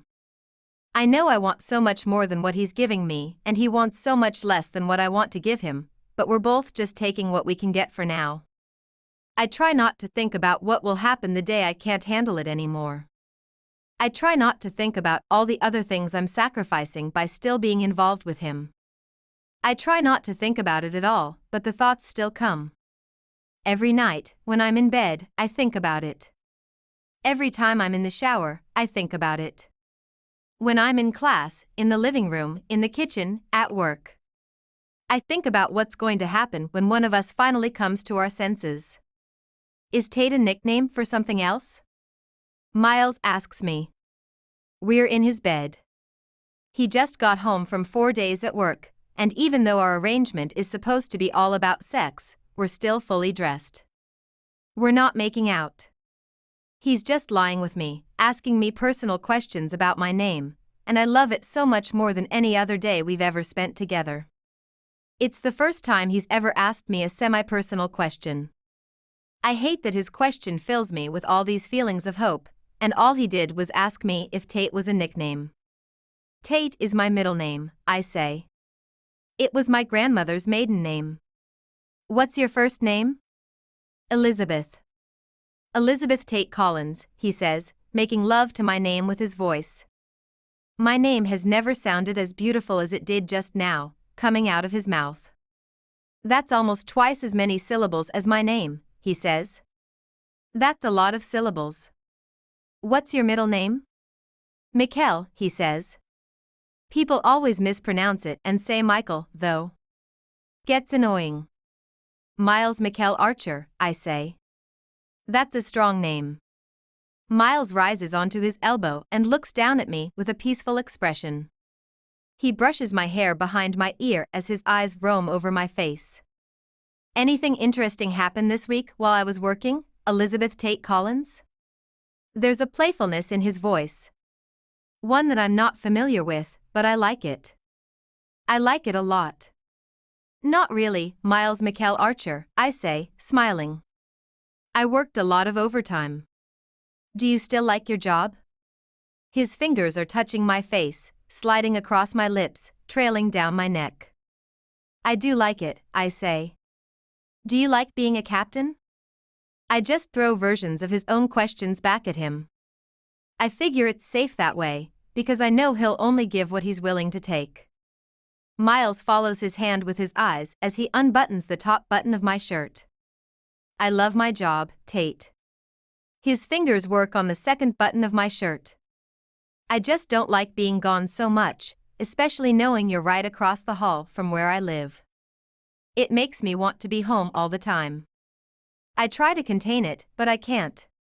His words make me gasp, even though it was probably the quietest gasp to ever pass anyone's lips. But he notices. His eyes meet mine in a flash, and I can see him wanting to backpedal. He wants to take back what he just said, because there was hope in those words. Miles doesn't say things like that. I know he's about to apologize. He's going to remind me that he can't love me, that he didn't mean to give me that inkling of false hope. Don't take it back, Miles. Please, let me keep that. Our eyes remain locked for several long seconds. I continue to stare up at him, waiting for the take-back. His fingers are still on the second button of my shirt, but they're not attempting to unbutton it anymore. He focuses on my mouth, then back to my eyes again, then back to my mouth. Tate, he whispers. He says my name so softly, I'm not even sure if his mouth moves. I don't have time to respond. His hand leaves the button of my shirt and slides through my hair at the same moment as his lips connect fiercely with mine. He slides his body on top of me, and his kiss instantly becomes intense. Deep. Dominating. His kiss is full of something that's never been there before. Full of feeling. Full of hope. Until this moment, I thought a kiss was a kiss was a kiss. I had no idea kisses could mean different things and feel so completely opposite from one another. In the past, I've always felt passion and desire and lust, but this time, it's different. This kiss is a different Miles, and I know in my heart that it's the real Miles. The Miles he used to be. The Miles I'm not allowed to ask about. He rolls off of me when he's finished. I stare up at the ceiling. My head is full of so many questions. My heart is full of confusion. This thing between us has never been easy. One would think limiting oneself to just sex would be the simplest thing in the world, but it makes me question every move and every word that comes out of my mouth. I find myself analyzing every look he gives me. I don't even know what move I'm supposed to make next. Do I lie here until he asks me to leave? I've never stayed the night with him before. Do I roll over and put my arms around him, hoping he'll hold me in return until we fall asleep? I'm too scared he'll reject me. I'm stupid. I'm a stupid, stupid girl. Why can't this just be sex for me, too? Why can't I come over here, give him what he wants, get what I want, and leave? I roll onto my side and slowly sit up. I reach down for my clothes, then stand up and dress myself. He's watching me. He's quiet. I avoid looking at him until I'm fully dressed and slipping on my shoes. As much as I want to crawl back into the bed with him, I walk toward the door instead. I don't turn around to face him when I say, "See you tomorrow, Miles." I make it all the way to his front door. He doesn't speak. He doesn't tell me he'll see me tomorrow, and he doesn't tell me goodbye. I'm hoping his silence is proof that he doesn't like how it feels to be walked away from. I open the door and walk across the hall and into my apartment. Corbin is seated on the couch, watching TV. He glances up at the door when he hears me enter, then shoots me a condescending look of disapproval. "Lighten up," I say as I make my way inside. I slip off my shoes by the door. "You have to get over this eventually." I see him shake his head, but I ignore it and walk toward my bedroom. "He was screwing you behind my back and lying to me," Corbin says. "That's not something I'll get over." I face the living room again and see that Corbin is looking at me. "Did you expect him to be open with you about it?" "My God, Corbin. You kicked Dylan out of your apartment for looking at me the wrong way." Corbin stands up, angry now. "Exactly," he shouts. "I thought Miles was protecting you from Dylan, when in reality, he was laying claim. He's a goddamn hypocrite, and I'll be pissed at him for as long as I want to be pissed at him, so you get over it." I laugh, because Corbin has no right to point fingers. "What's funny, Tate?" he snaps. I walk back to the living room and stand directly in front of him. Miles has been nothing but honest with me about what he wants. He hasn't once fed me a line of bullshit. I'm the only girl he's been with in 6 years, and you're going to call him a hypocrite? I don't even try to keep my voice down anymore. You might want to look in the mirror, Corbin. How many girls have you been with since I've moved in here? How many of them do you think have brothers who would love to kick your ass if they found out about you? If anyone's the hypocrite here, it's you." His hands are on his hips, and he's watching me with a hardened look in his eyes. When he fails to respond, I turn to walk back toward my room, but the front door opens with a knock. "Miles." Corbin and I both turn, just as he peeks his head inside. "Everything good over here?" he asks, stepping into the living room. I glance at Corbin, and Corbin glares at me. I arch an eyebrow, waiting for him to respond to the question Miles posed, since he's the one with the issue. "You okay, Tate?" Miles asks, addressing only me now. I look back over at him and nod. "I'm fine," I say. I'm not the one with unrealistic expectations of my sibling. Corbin groans loudly, then turns around and kicks the couch. Miles and I watch him as he slides his hands through his hair and grips the back of his neck tightly. He turns to face Miles again, then exhales heavily. "Why couldn't you have just been gay?" Miles looks at him with careful concentration. I'm waiting for either of them to have a reaction, so I'll know whether or not I can breathe. Miles begins to shake his head as soon as a smile appears on his face. Corbin starts to laugh, but he groans at the same time, indicating that he just came to terms with our arrangement, even though he still may not agree with it. I smile and walk quietly out of the apartment, hoping they're about to mend whatever was broken between them when I stepped into the picture. The elevator doors open on the lobby level, and I'm prepared to step off, but Cap is poised in front of them as if he's about to step on. "You coming for me?" he asks. I nod and point upward. Corbin and Miles are working things out upstairs. I was giving them a minute. Cap steps into the elevator and presses the button for the 20th floor. "Well, I suppose you can walk me home," he says. He grabs the bars behind him for support. I stand next to him and lean against the wall behind me. "Can I ask you a question, Cap?" He gives me the all clear with a nod. I love being asked them as much as I love asking them. I look down at my shoes, crossing one foot over the other. "What do you think would make a man never want to experience love again?" Cap doesn't answer my question for at least 5 floors. I eventually look at him, and he's looking right at me, his eyes narrowed, producing even more wrinkles between them. I suppose if a man lived through the ugliest side of love, he might never want to experience it again. I contemplate his answer, but it doesn't help much. I don't see how love could get ugly enough for a person to just shut himself off from it completely. The elevator doors open to the 20th floor, and I let him step off first. I walk with him to his apartment door and wait for him to open it. "Tate," he says.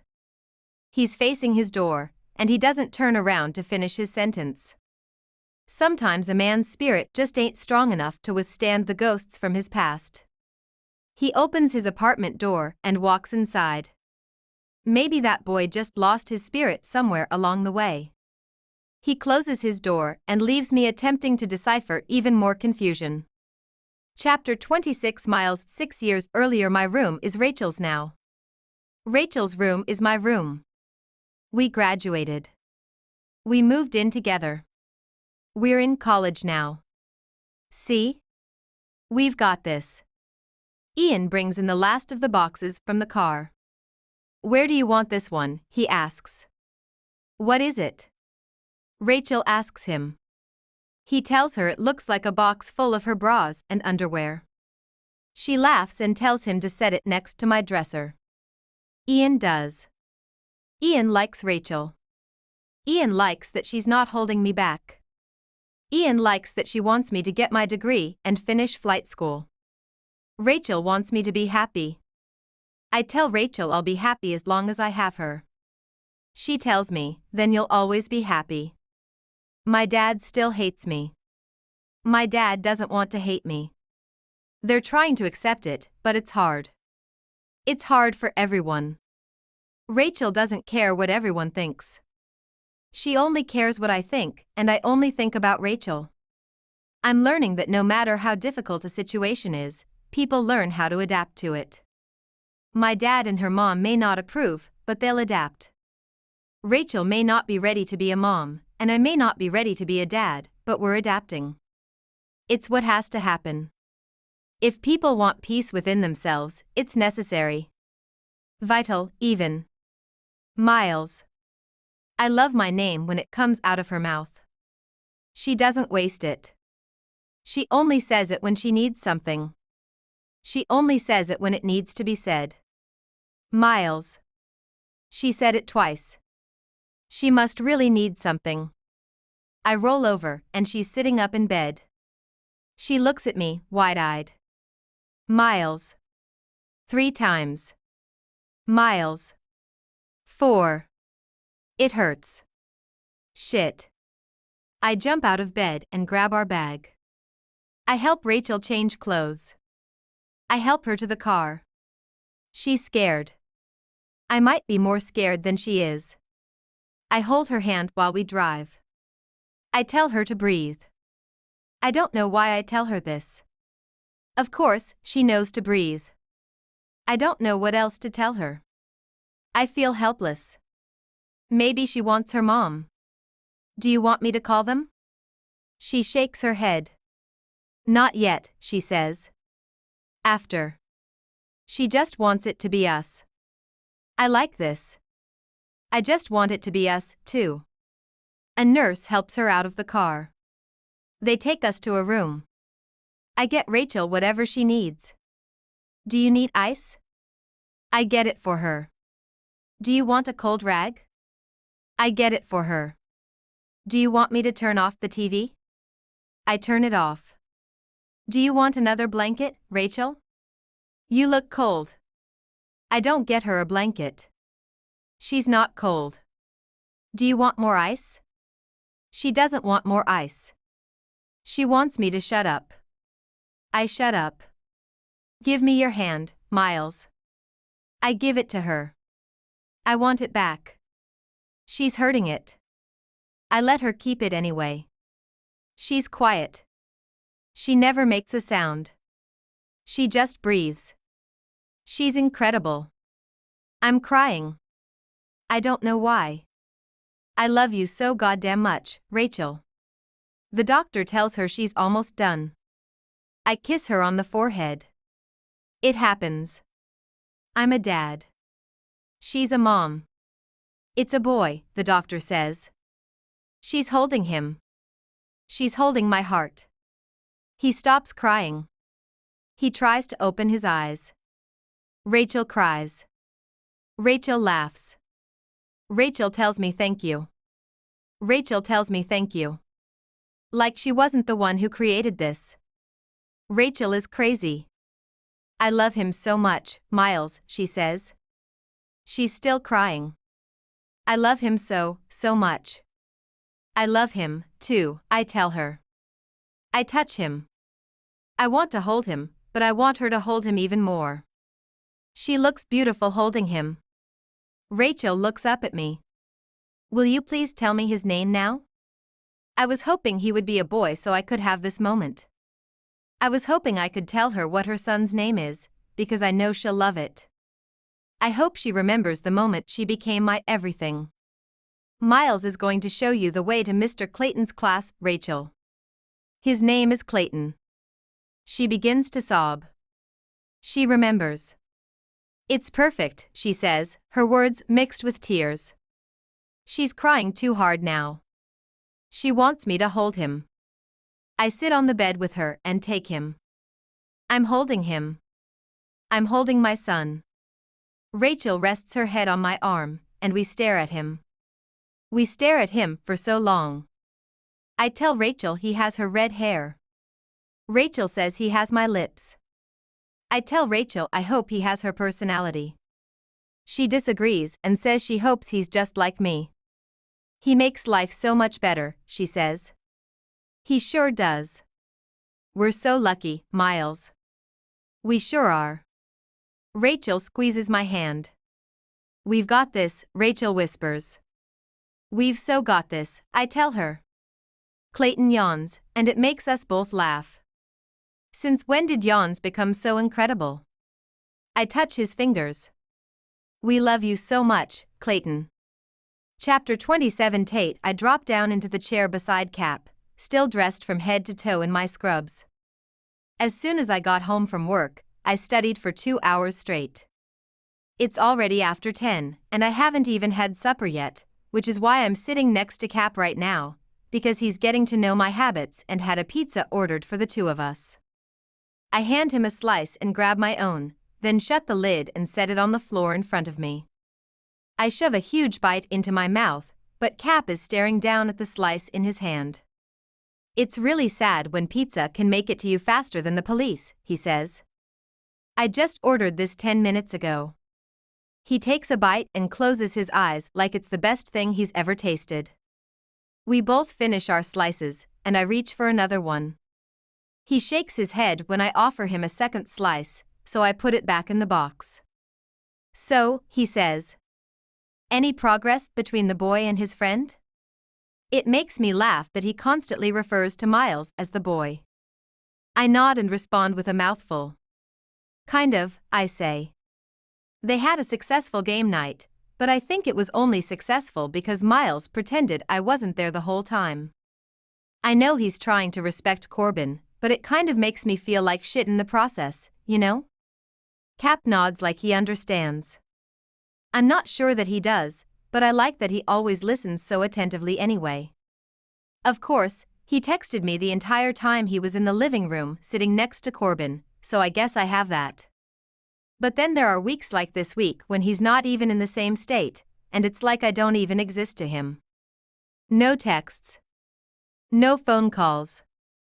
I'm pretty sure he only thinks about me when I'm within 10 feet of him. Cap shakes his head. I doubt that. I bet that boy thinks about you a lot more than he lets on. I'd like to believe those words to be true, but I'm not so sure they are. But if he doesn't, Cap says, you can't be mad at him for it.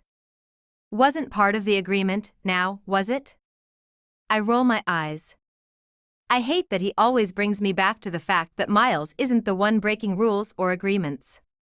I'm the one with the problems in our arrangement, and that's no one's fault but my own. How did I get myself into this mess? I ask, not even needing an answer. I know how I got myself into this mess.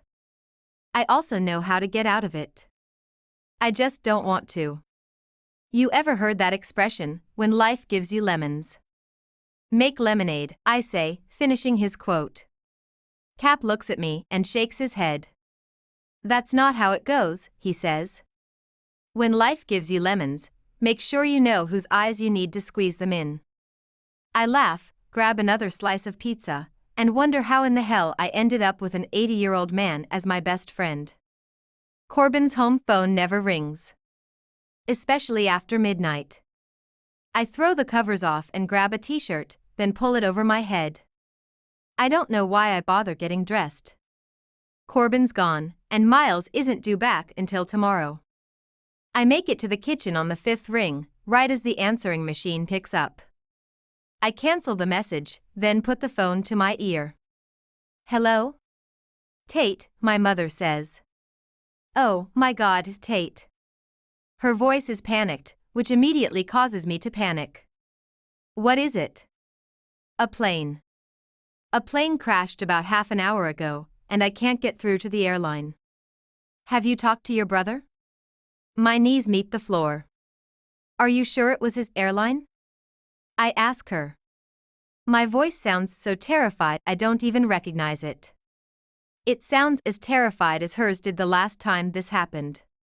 I was only 6, but I remember every single detail as if it happened yesterday, down to the Moon and Star pajamas I was wearing. My father was on a domestic flight, and we had turned on the news right after dinner and saw that one of the planes had gone down due to engine failure. Everyone on board was killed. I remember watching my mother on the phone with the airline, hysterical, trying to find out information on who the pilot was. We found out it wasn't him within the hour, but that hour was one of the scariest of our lives. Until now. I rush to my room and grab my cell phone off my nightstand and immediately dial his number. Have you tried calling him?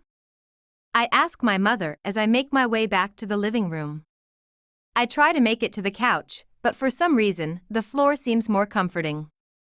I kneel down again, almost as if I'm in prayer mode. I guess I am. Yes, I've been calling his phone nonstop. It's just going to voicemail. It's a stupid question. Of course, she's tried calling him. I try again anyway, but his phone goes directly to voicemail. I try to reassure her, but I know it's pointless. Until we hear his voice, reassurance won't help. I'll call the airline, I tell her. I'll call you back if I hear anything. She doesn't even say goodbye. I use the home phone to call the airline and my cell phone to call Miles. It's the first time I've ever dialed his number. I pray that he answers, because as much as I'm scared to death for Corbin, it's also running through my head that Miles works for the same airline. My stomach is sick. Hello? Miles says on the second ring. His voice sounds hesitant, like he's unsure why I'm calling. Miles. I say, both frantic and relieved. Is he okay? Is Corbin okay? There's a pause. Why is there a pause? What do you mean? A plane, I say immediately. My mom called. There was a plane crash. He's not answering his phone.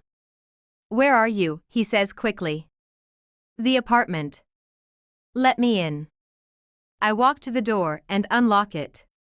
He pushes the door open and still has the phone to his ear. When he sees me, he pulls the phone away, immediately rushes to the couch, grabs the remote, and turns on the television. He flips through the channels until he finds the TV news report. He dials numbers on his cell phone, then turns and rushes toward me. He takes my hand in his. Come here, he says, pulling me to him. I'm sure he's fine. I nod against his chest, but his reassurance is pointless. Gary, he says when someone answers on the other end. It's Miles.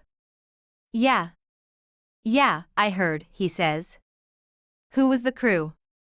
There's a long pause. I'm terrified to look at him. Terrified. Thank you. He hangs up the phone. He's okay, Tate, he says immediately. Corbin's fine. Ian, too. I break down into tears of relief. Miles walks me to the couch and sits down, then pulls me to him. He takes my cell phone out of my hands and presses several buttons before putting the phone to his ear. Hey, it's Miles. Corbin is fine. He pauses for a few seconds. Yeah, she's fine. I'll tell her to call you in the morning. A few more seconds pass, and he says goodbye. He sets the phone on the couch beside him. Your mom. I nod. I already knew. And that simple gesture, him calling my mother, just made me fall for him even harder. Now he's kissing the top of my head, rubbing his hand up and down my arm reassuringly. Thank you, Miles, I tell him. He doesn't say you're welcome, because he doesn't think he did anything that deserves thanking. Did you know them? I ask. The crew on board? No. They were out of a different hub.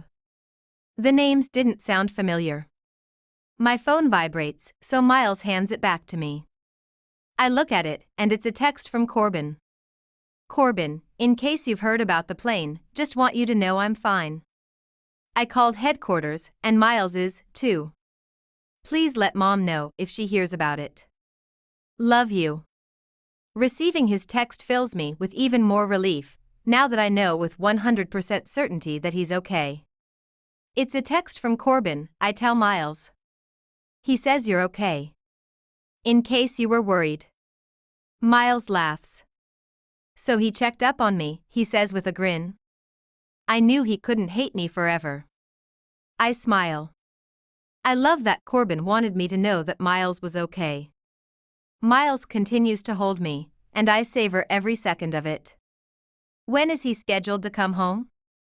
Not for 2 more days, I say. How long have you been home? About 2 minutes, he says. I had just plugged my phone in to charge when you called. I'm glad you're back. He doesn't respond. He doesn't tell me he's glad to be back. Instead of saying something that might give me false hope, he just kisses me. You know, he says, pulling me onto his lap, I hate the circumstances surrounding the reason you probably didn't have time to put on pants, but I love that you don't have on pants. His hands slide up my thighs, and he pulls me closer until we're flushed together. He kisses the tip of my nose, then kisses my chin. Miles? I run my hands through his hair and down his neck, then pause with them on his shoulders.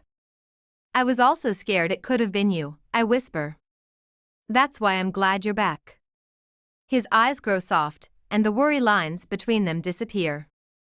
I may not know anything about his past or his life, but I definitely notice that he hasn't called anyone to let them know he's okay. That makes me sad for him. His eyes fall away from mine and land on my chest. He fingers the bottom edges of my shirt, then slowly pulls it over my head. I have nothing but a pair of panties on now. He leans forward, wraps his arms around my back, and pulls me against his mouth. His lips close softly over my nipple, and my eyes shut involuntarily. Chills erupt over my skin as his hands begin to explore every bare part of my back and my thighs. His mouth works its way to my other breast, just as his hands slip inside my panties at my hips. I think I have to rip these off you, because I sure don't want you to move off my lap, he says. I smile. Fine with me. I have more where these came from. I can feel him grin against my skin as his hands pull at the elastic band of my underwear.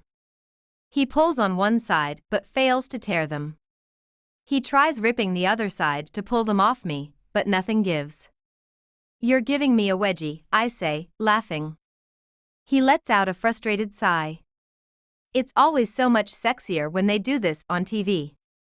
I readjust myself and sit up straighter. Try it again, I encourage. You can do it, Miles. He grabs the left side of my panties and yanks them hard. Ouch! I yell, scooting in the direction of his pull to lessen the pain of the elastic digging into my right side. He laughs again and drops his face to my neck. Sorry, he says. Got any scissors? I cringe at the thought of him coming at me with a pair of scissors. I scoot off of him and stand up, then pull my underwear down, kicking them off and away from me. Watching you do that was totally worth my failed attempt at being sexy, he says. I smile. Your failed attempt at being sexy actually made you sexy. My comment makes him laugh again. I walk toward him and climb back onto his lap. He repositions me so that I'm straddling him again. My failures are a turn on for you, he asks teasingly. Oh, yeah, I murmur. So hot. His hands are on me again, roaming across my back and down my arms. You would have loved me from the ages of 13 to 16, he says. I failed at pretty much everything. Especially football. I grin. Now we're talking. Tell me more. Baseball, he says, right before he presses his mouth to my neck. He kisses his way up to my ear. And 1 semester of world geography. Holy shit. I moan. Now, that's hot. He moves his lips to my mouth and pulls me in for a soft kiss. He barely touches his mouth to mine. I failed at kissing, too. Terribly. I almost choked a girl with my tongue once. I laugh. Want me to show you?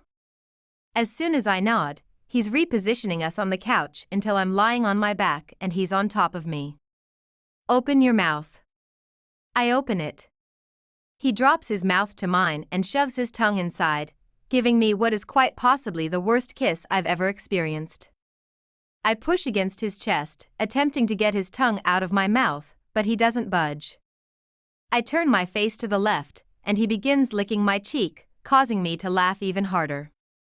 Oh, my God, that was terrible, Miles. He pulls his mouth away and lowers himself on top of me. I got better. I nod. That's a fact, I say, agreeing wholeheartedly. We're both smiling. The relaxed look on his face fills me with so many emotions I can't even begin to classify them. I'm happy, because we're having fun together. I'm sad, because we're having fun together. I'm angry, because we're having fun together and it makes me want so much more of this. So much more of him. We quietly stare at each other, until he slowly dips his head, pressing a long kiss against my lips. He begins placing soft kisses all over my mouth until the kisses become longer and more intense. His tongue eventually parts my lips, and the playfulness disappears. It's quite serious now, as our kisses grow more hurried and his clothes begin to join mine on the floor, piece by piece. The couch or your bed, he whispers. Both, I reply. He obliges. I fell asleep in my bed. Next to Miles. Neither of us has ever fallen asleep afterward before. One of us always leaves. As much as I'm trying to convince myself that it means nothing, I know it does. Every time we're together, I get a little bit more of him. Whether it's a glimpse of his past or time spent without the sex or even time spent sleeping, he's giving me more and more of himself, little by little. I feel like this is both good and bad. It's good, because I want and need so much more of him, so every little bit I get is enough to satisfy me when I begin worrying about everything I don't get from him. But it's also bad, because every time I get a little bit more of him, another part of him grows more distant. I can see it in his eyes. He's worried he's giving me hope, and I'm afraid he'll eventually just pull away completely. Everything with Miles will come crashing down. It's inevitable. He's so adamant about the things he doesn't want out of life, and I'm starting to understand just how serious he is. So as much as I try to protect my heart from him, it's pointless. He's going to break it eventually, yet I continue to allow him to fill it. Every time I'm with him, he fills my heart up more and more, and the more it's filled with pieces of him, the more painful it'll be when he rips it out of my chest as though it never belonged there in the first place.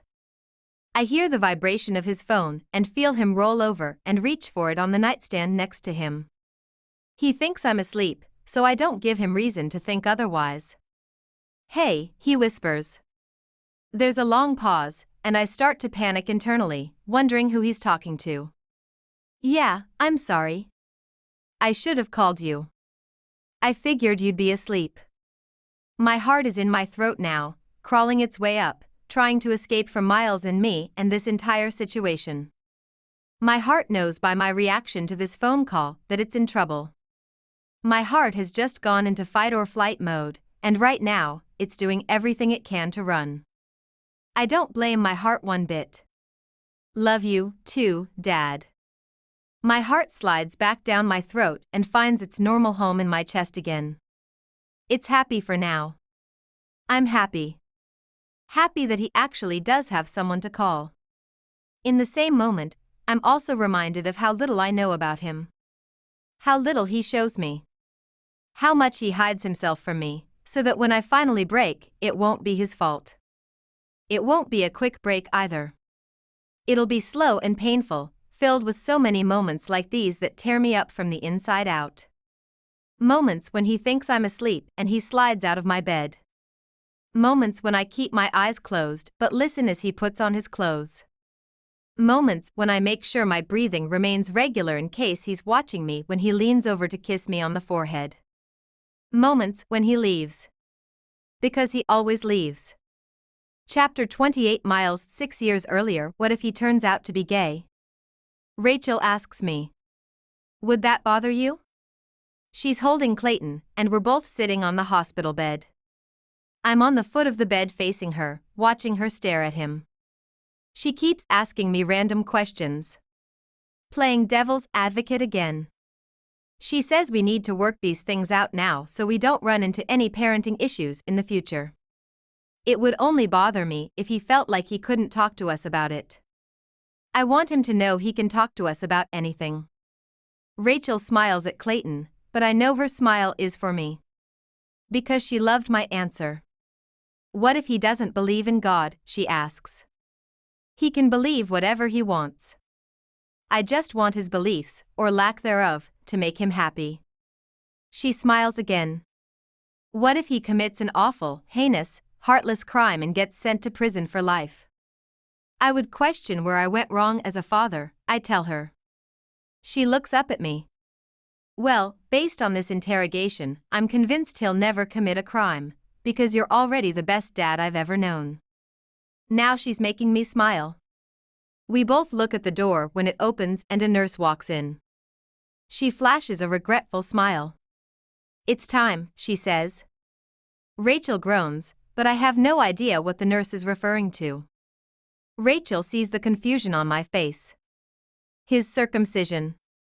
My stomach clenches. I know we discussed this during the pregnancy, but I'm suddenly having second thoughts, knowing what he's about to go through. It's not so bad, the nurse says. We numb him first. She walks over to Rachel and begins to lift him from Rachel's arms, but I lean forward. Wait, I tell her. Let me hold him first.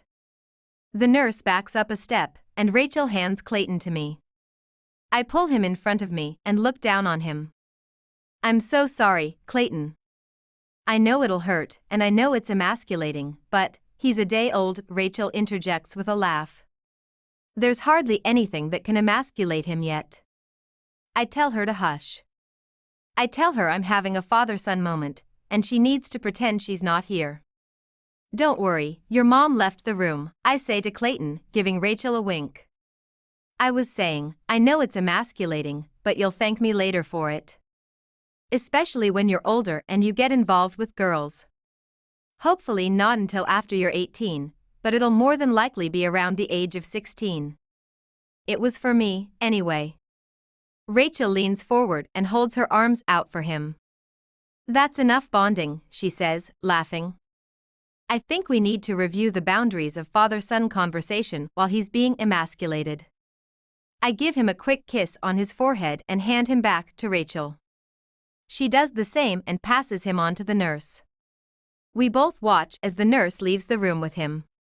I look back at Rachel and crawl toward her until I'm lying next to her on the bed. We have the place to ourselves, I whisper. Let's make out. She grimaces. I don't feel sexy right now, she says. My stomach is flabby, and my boobs are engorged, and I need a shower so bad, but it hurts too much to try to take one right now.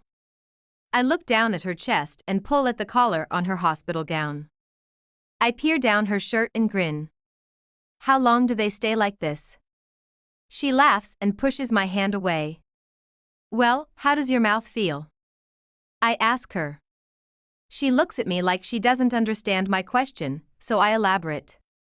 I'm just wondering if your mouth hurts like the rest of you hurts, because if it doesn't, I want to kiss you. She grins. My mouth feels great. I rise up on my elbow so she doesn't have to roll toward me.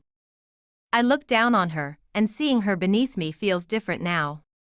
It feels real. Until yesterday, it really did feel like we had been playing house.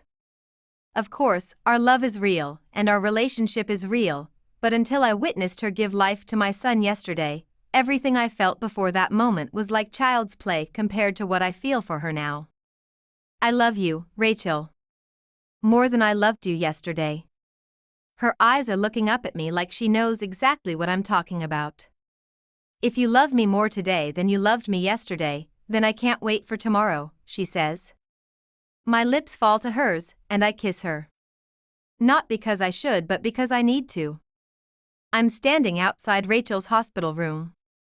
She and Clayton are both in the room, napping. The nurse said he hardly even cried. I'm sure she tells all the parents that, but I believe her anyway. I take out my phone to text Ian. He got snipped a few hours ago. Took it like a champ. Ian, ouch. I'm coming to meet him tonight. I'll be there after 7. See you then. My father is walking toward me with 2 coffees in his hands, so I slide my phone into my back pocket. He hands me one of the coffees. He looks like you, he says. He's trying to accept it. Well, I look just like you, I say. Cheers to strong genes. I hold my coffee up, and my dad bumps his against it, smiling. He's trying. He leans against the wall for support and looks down at his coffee. He wants to say something, but it's hard for him. What is it? I ask, giving him the opening he needs. He lifts his eyes from their focus on the coffee, and he meets my gaze. I'm proud of you, he says with sincerity. It's a simple statement. 4 words. 4 of the most impactful words I've ever heard. Of course, it's not what I wanted for you. No one wants to see his son become a dad at the age of 18, but I'm proud of you. For how you've handled it. For how you've treated Rachel. He smiles. You made the best of a difficult situation, and that's honestly more than most adults would do. I smile. I tell him thank you. I think the conversation is over, but it's not. Miles, he says, wanting to add more. About Lisa and your mom? I hold my hand up to stop him. I don't want to have this conversation today. I don't want this day to become his defense for what he did to my mother. It's fine, Dad. We'll discuss it another time. He tells me no. He says he needs to discuss it with me now. He tells me it's important. I want to tell him it's not important. I want to tell him Clayton is important.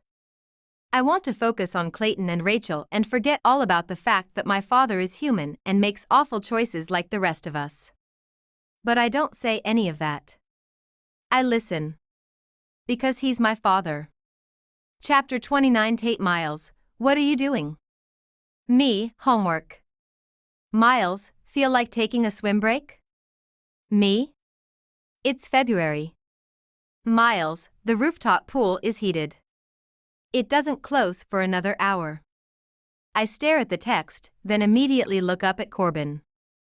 There's a rooftop pool here? Corbin nods his head but doesn't look away from the TV. Yep. I sit up straight. Are you kidding me? I've lived here this long, and you fail to tell me there's a heated rooftop pool? He faces me now and shrugs. I hate pools. Ugh. I could slap him. Me, Corbin never mentioned there was a pool. Let me change, and I'll head over there. Miles, winky face, I realize I forgot to knock as soon as I closed the door to his apartment. I always knock. I guess my mentioning in a text that I was coming over after I changed seemed good enough to me, but the way Miles is staring at me from the doorway of his bedroom makes me think he doesn't like the fact that I didn't knock. I pause in his living room and look at him, waiting to see what mood he's in today. You're in a bikini, he says pointedly. I look down at my attire. And shorts, I say defensively. I look back up at him. What are people supposed to wear when they swim in February? He's still standing frozen in his doorway, staring at my attire. I fold my towel across my arms and over my stomach. I suddenly feel extremely awkward and underdressed. He shakes his head and finally begins moving toward me. He's still staring at my bikini. I hope no one is up there, because if you're wearing that bikini, these swim shorts are going to be really embarrassing. He looks down at his shorts. At the obvious bulge in them. I laugh. So he actually likes the bikini. He takes another step forward and slides his hands around to the back of my shorts, then pulls me against him. I changed my mind, he says with a grin. I want to stay here. I immediately shake my head. I'm going swimming, I say. You can stay here if you want, but you'll be alone. He kisses me, then backs me toward his apartment door. Then I guess I'm going swimming, he says. Miles enters the passcode for rooftop access, then opens the door for me. I'm relieved to see that no one else is out here, and I am taken by how breathtakingly beautiful it is. It's an infinity pool overlooking the city, and it's lined with patio chairs, all the way to the opposite end, where it's capped off with an attached hot tub. I can't believe neither of you thought to mention this before now, I say. All these months, and I've been missing out. Miles takes my towel and lays it on one of the tables surrounding the pool. He walks back over to me and drops his hands to the button on my shorts. This is actually the first time I've ever been out here. He unzips my shorts and pushes them over my hips. His lips are close to mine, and his expression is playful. Come on, he whispers. Let's get wet. I kick off the shorts at the same time as he takes off his shirt. The air is incredibly cold, but the steam rising from the water is promising. I walk to the shallow end to descend the steps, but Miles dives headfirst into the deep end of the pool. I step in, and my feet are swallowed up in the warmth of the water, so I quickly step in the rest of the way. I make my way toward the middle of the pool and walk to the edge, then rest my arms on the concrete ledge looking out over the city. Miles swims up behind me and cages me in by pressing his chest against my back and placing his hands on either side of the ledge. He rests his head against mine as we both take in the view. It's beautiful, I whisper. He's quiet. We watch the city in silence for what seems like forever. Every now and then, he'll cup his hands and bring water up to my shoulders to warm my chills away. Have you always lived in San Francisco? I ask him. I turn so that my back is against the ledge now and I'm facing him. He keeps his arms on either side of me and nods. Close to it, he says, still looking at the city over my shoulder. I want to ask him where, but I don't. I can tell by his body language that he doesn't want to talk about himself. He never wants to talk about himself. Are you an only child? I ask, trying to see what I can get away with. Any brothers or sisters? He looks me in the eyes now. His lips are pressed into a firm, agitated line. What are you doing, Tate? He doesn't ask it in a rude way, but there's no other way his question can come across. Just making conversation, I say. My voice is soft and sounds offended. I can think of a lot more things I'd rather talk about than myself. But that's all I want to know about, Miles. I nod, understanding that although I'm technically not breaking his rules, I'm bending them. He doesn't feel comfortable with that. I turn around and face the ledge again. He's still in the same position, pressed against me, but it's different now. He's stiff. Guarded. Defensive. I don't know anything about him. I don't know a single thing about his family, and he's already met mine. I don't know a single thing about his past, but he's slept in my childhood bed. I don't know what subjects I bring up or what actions I take that will cause him to close off, but I've got nothing to hide from him. He sees me for exactly who I am. I don't see him at all. I quickly bring a hand up and wipe away a tear that somehow just escaped down my cheek. The absolute last thing I want is for him to see me cry. As much as I know I'm too far gone to continue treating this as casual sex, I'm also too far gone to stop it. I'm terrified to lose him for good, so I sell myself short and take what I can from him, even though I know I deserve better. Miles places a hand on my shoulder and turns me around to face him. When I choose to stare down at the water instead, he hooks a finger under my chin and makes me look up at him. I allow him to tilt my face up to his, but I don't make eye contact. I look up and to the right, attempting to blink back the tears. I'm sorry. I don't even know what he's apologizing for. I don't even know if he knows what he's apologizing for.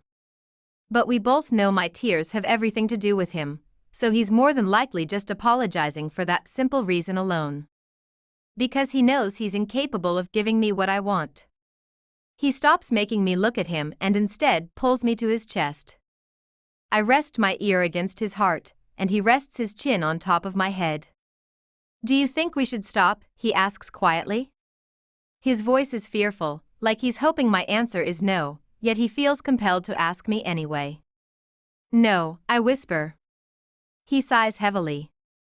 It sounds like it could be a sigh of relief, but I'm not sure.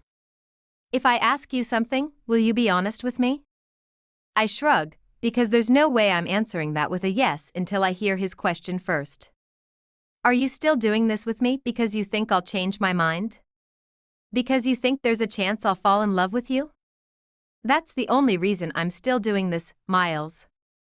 I don't say that out loud, though. I don't say anything. Because I can't, Tate. His voice fades away, and he grows quiet. I analyze his words and the fact that he said I can't rather than I won't. I want to ask him why he can't. Is he scared? Is it because I'm not right for him? Is he afraid he'll break my heart? I don't ask him, because none of his answers to these questions would reassure me. None of these scenarios is reason enough to absolutely deny a heart happiness. Which is why I don't question him, because I feel like maybe I'm not prepared for the truth. Maybe I'm underestimating whatever it was that happened in his past to make him this way. Because something happened. Something I more than likely couldn't relate to, even if I found out what it was.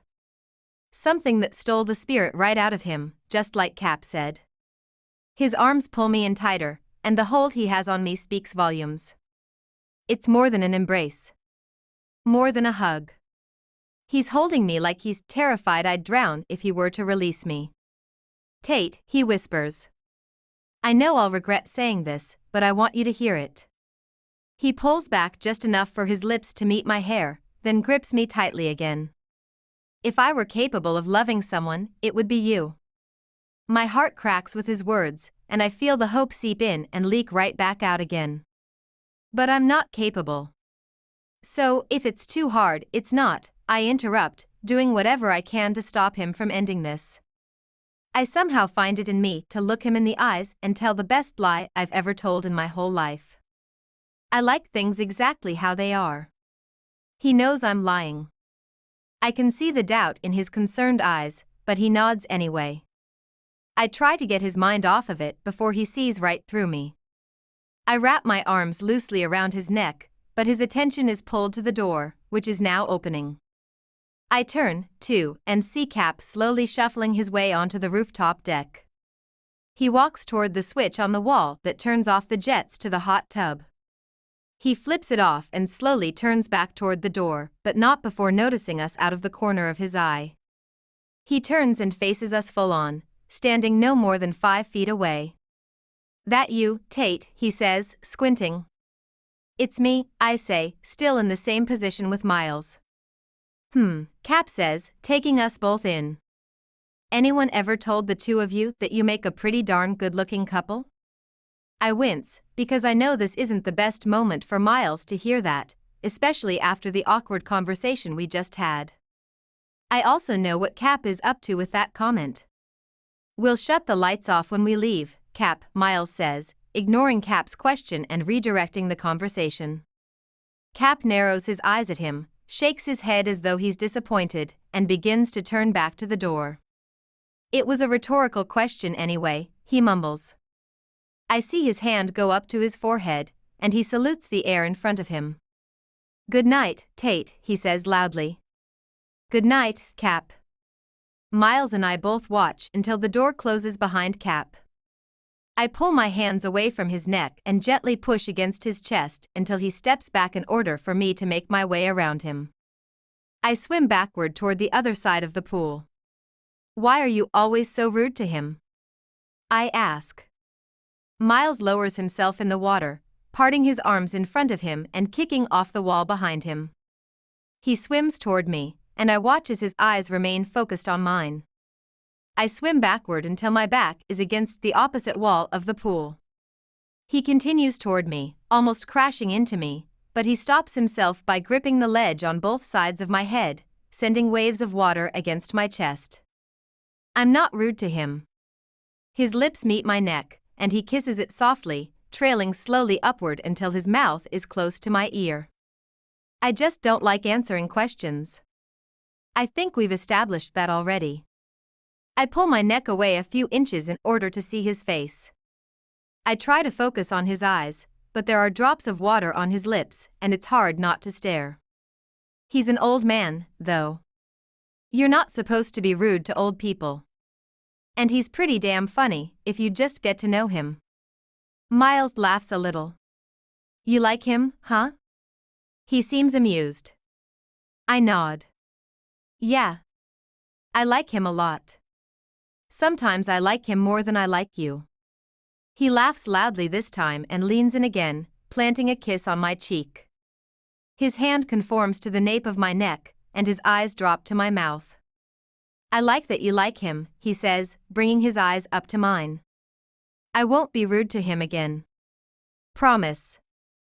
I bite my lip so that he doesn't see how much I want to smile at the fact that he just made me a promise. It was a simple promise. But it still feels good. He slides his hand around to my jaw, and his thumb meets my lip. He pulls it away from my teeth. "What did I tell you about hiding that smile?" He takes my bottom lip between his teeth and bites it gently, then releases it. It feels as if the temperature in the pool just shot up 20 degrees. His mouth meets my throat, and he breathes out a heavy sigh against my skin. I tilt my head back and let it rest against the ledge of the pool as he kisses his way down my neck. "I don't want to swim anymore," he says, sliding his lips from the base of my throat all the way up to my mouth again. "Well, then, what do you want to do?" I whisper weakly. "You," he says without hesitation. "In my shower." From behind. I swallow a huge gulp of air and feel it fall all the way to the pit of my stomach. Wow. That's very specific. And also in my bed, he whispers. With you on top, still soaking wet from the shower. I inhale sharply, and we can both hear the tremble of my breath as I exhale. Okay, I try to say, but his mouth is on mine before the word is even all the way out. And once again, what should have been an eye-opening conversation for me is shoved aside to make room for the only thing he's willing to give me. Chapter 30. Miles. 6 years earlier, we quietly walk to an empty waiting area. My father sits first, and I reluctantly sit across from him. I wait for his confession, but he doesn't know I don't need it. I know about his relationship with Lisa. I know how long it's been going on. Your mother and I. He's looking at the floor. He can't even make eye contact with me. We decided to separate when you were 16. However, with as much as I traveled, it made financial sense for us to wait until you graduated before filing for divorce, so that's what we decided to do. 16? She got sick when I was 16. We had been split up for almost a year when I met Lisa. He's looking at me now. He's being honest. When she found out she was sick, it was the right thing to do, Miles. She was your mother, and I wasn't going to leave her when she needed me the most. My chest hurts. I know you've put 2 and 2 together, he says. I know you've done the math. I know you've been hating me, thinking I was having an affair while she was sick, and I hated allowing you to think that. Then why did you?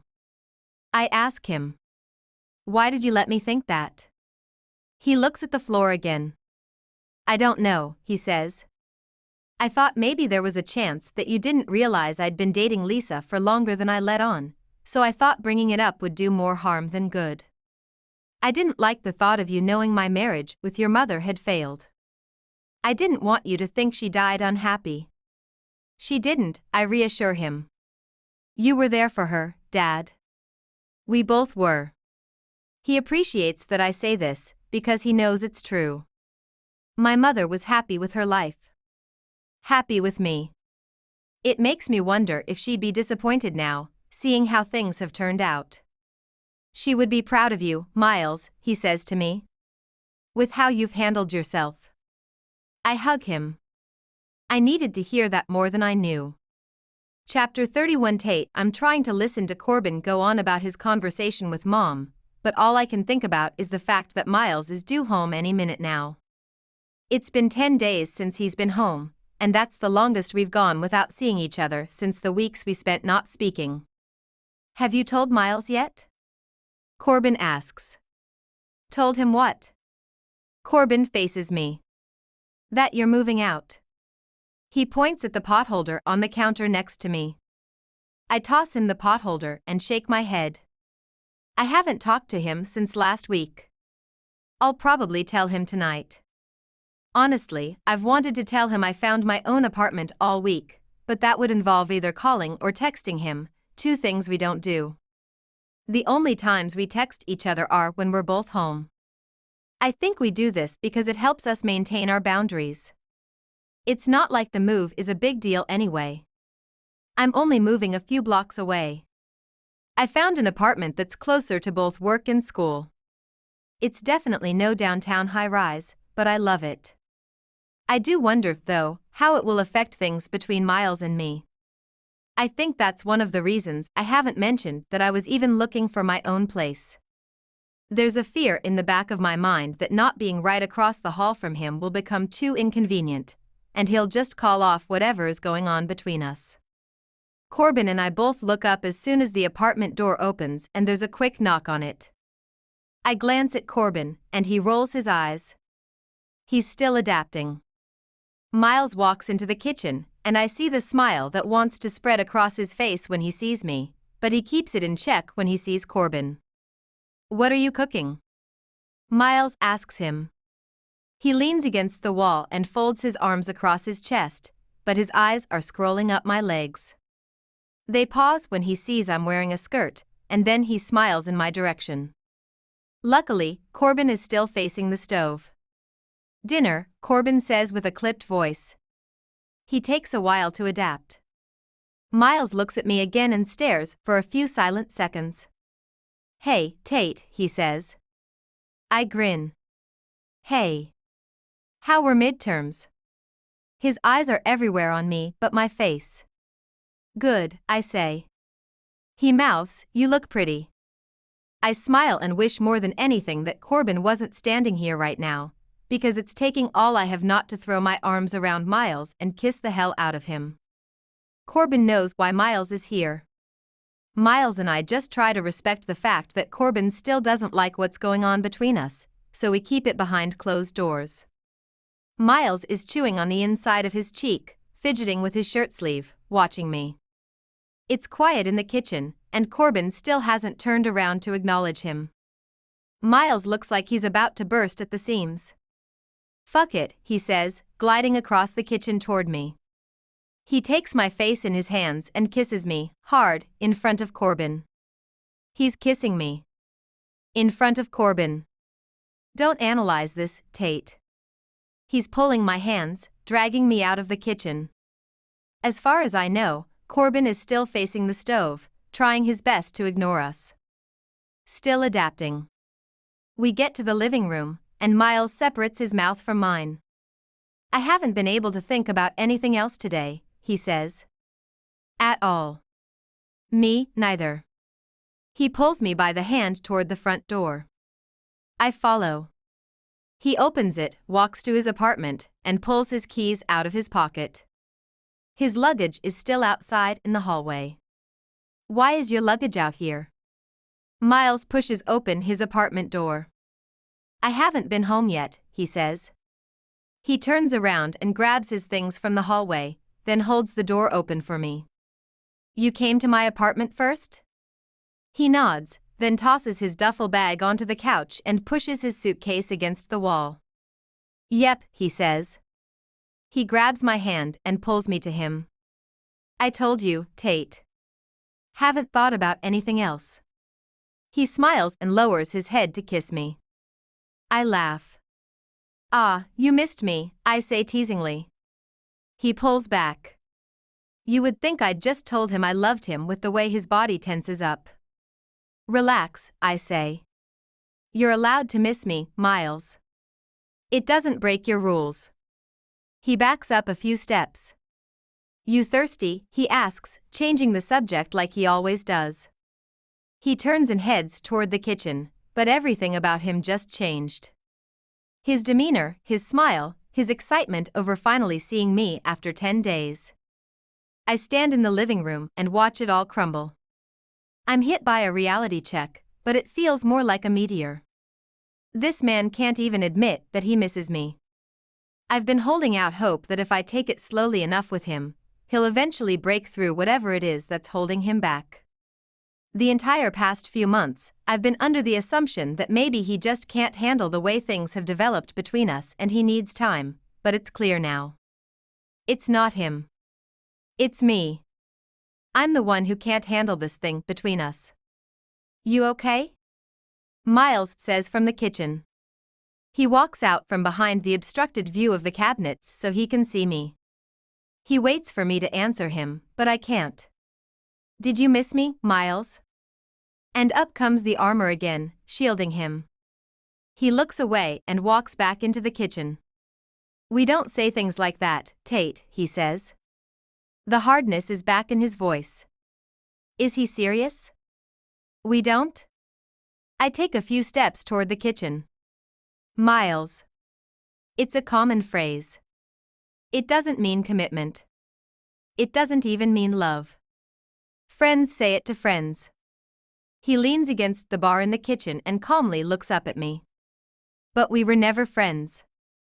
And I don't want to break your one and only rule by giving you false hope, so I'm not saying it. I can't explain what happens to me because I don't know.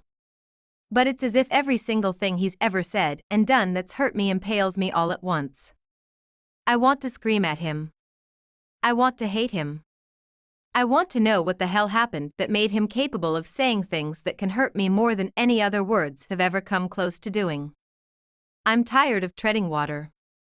I'm tired of pretending it's not killing me to want to know everything about him. I'm tired of pretending he's not everywhere. Everything. My only thing. What did she do to you? I whisper. Don't, he says. The word is a warning. A threat. I'm so tired of seeing the pain in his eyes and not knowing the reason for it. I'm tired of not knowing what words are off limits with him. Tell me. He looks away from me. Go home, Tate. He turns around and grips the edge of the counter, dropping his head between his shoulders. Fuck you. I turn and exit the kitchen. When I reach the living room, I hear him coming after me, so I speed up. I make it to the front door and open it, but his palm meets the door above my head, and he slams it shut. I squeeze my eyes tightly, bracing for whatever words are about to completely slay me, because I know they will. His face is right next to my ear, and his chest is pressed against my back. That's what we've been doing, Tate. Fucking. I've made that clear from day one. I laugh, because I don't know what else to do. I turn around and look up at him. He doesn't back away, and he's so much more intimidating in this moment than I've ever seen him be before. You think you've made that clear? I ask him. You are so full of shit, Miles. He still doesn't move, but his jaw tenses. How have I not been clear? 2 rules. Can't get any simpler than that. I laugh incredulously, then get everything off my chest at once. There's a huge difference between fucking someone and making love to them. You haven't fucked me in more than a month. Every time you're inside me, you're making love to me. I can see it in the way you look at me. You miss me when we aren't together. You think about me all the time. You can't even wait 10 seconds to walk in your own front door before coming to see me. So don't you dare try to tell me you've been clear from day one, because you are the murkiest goddamn man I've ever met. I breathe. I breathe for the first time in what feels like a month. He can do what he wants with all that. I'm done trying. He blows out a steady, controlled breath while he backs several steps away from me. He winces and turns around as if he doesn't want me to read the emotions that are obviously present somewhere deep within him. His hands grip the back of his neck tightly, and he remains in this position for a solid minute without moving. He begins to blow out steady breath after steady breath, as if he's doing everything in his power to pull himself together and not cry. My heart begins to ache when I realize what's happening. He's breaking. Oh, God, he whispers. His voice is completely pain-ridden. What am I doing to you, Tate? He walks to the wall and falls against it, then slides to the floor. His knees come up, and he rests his elbows on them, covering his face with his hands to stop his emotions. His shoulders begin to shake, but he's not making a sound. He's crying. Miles Archer is crying. It's the same heart-wrenching cry that came from him the night I met him. This grown man, this wall of intimidation, this solid veil of armor, he's completely crumbling right in front of my eyes. Miles? I whisper. My voice is weak compared with his massive silence. I walk to him and lower myself to my knees in front of him. I wrap my arm around his shoulders and lower my head to his.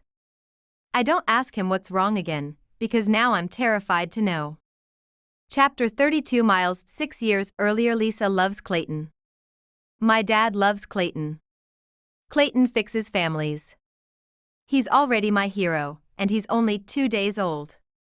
Shortly after my dad and Lisa leave, Ian arrives. He says he doesn't want to hold Clayton, but Rachel makes him. He's uncomfortable, because he's never held a baby before, but he holds him. Thank God he looks like Rachel, Ian says. I agree with him. Ian asks Rachel if I ever told her what I said to him after I met her. I don't know what he's talking about. Ian laughs. After he walked you to class that first day, he took a picture of you from his seat, Ian tells her. He texted it to me and said, she's gonna have all my babies. Rachel looks at me. I shrug. I'm embarrassed.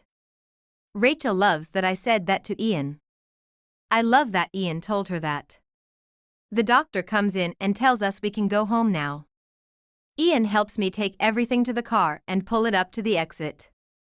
Before I go back to Rachel's room, Ian touches my shoulder. I turn around and face him.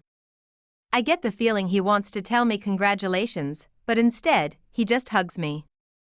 It's awkward, but it's not. I like that he's proud of me. It makes me feel good. Like I'm doing this right. Ian leaves. So do we. Me and Rachel and Clayton. My family. I want Rachel in the front seat with me, but I love that she's riding in the back with him. I love how much she loves him. I love that I'm attracted to her even more now that she's a mom. I want to kiss her.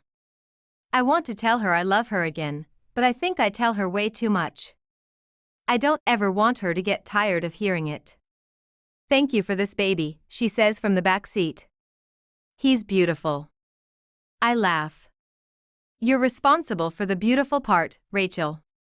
The only thing he got from me was his balls. She laughs. She laughs hard. Oh, my God, I know, she says. They're so big. We both laugh at our son's big balls. She sighs. Rest, I tell her.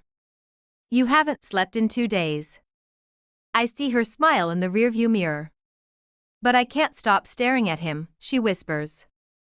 I can't stop staring at you, Rachel. But I do stop, because the oncoming traffic is brighter than it should be. My hands grip the steering wheel. Too bright. I've always heard your life flashes before your eyes in the moments before you die. In a sense, that's true. However, it doesn't come at you in sequence or even in random order. It's just one picture that sticks in your head and becomes everything you feel and everything you see. It's not your actual life that flashes before your eyes.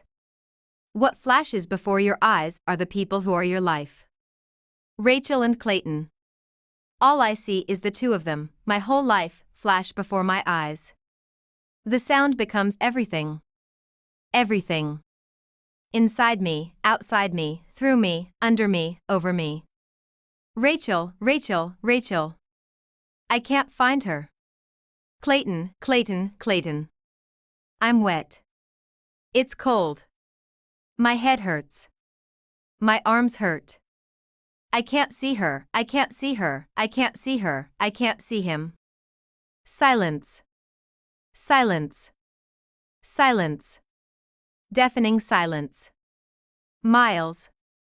I open my eyes. It's wet, there's water, it's wet. Water is in the car. I unbuckle my seatbelt and turn around. Her hands are on his car seat. Miles, help me. It's stuck. I try. I try again. But she needs to get out, too. She needs to get out, too. I kick my window and break the glass. I saw it in a movie once. Make sure there's a way out before there's too much pressure on the windows. Rachel, get out. I've got him. She tells me no. She won't stop trying to get him out. I'll get him, Rachel. She can't get out. Her seatbelt is stuck. It's too tight. I let go of the car seat and reach for her seatbelt. My hands are underwater when I find it. She slaps at my arms and attempts to push me away from her. Get him first, she screams. Get him out first. I can't. They're both stuck. You're stuck, Rachel. Oh, God.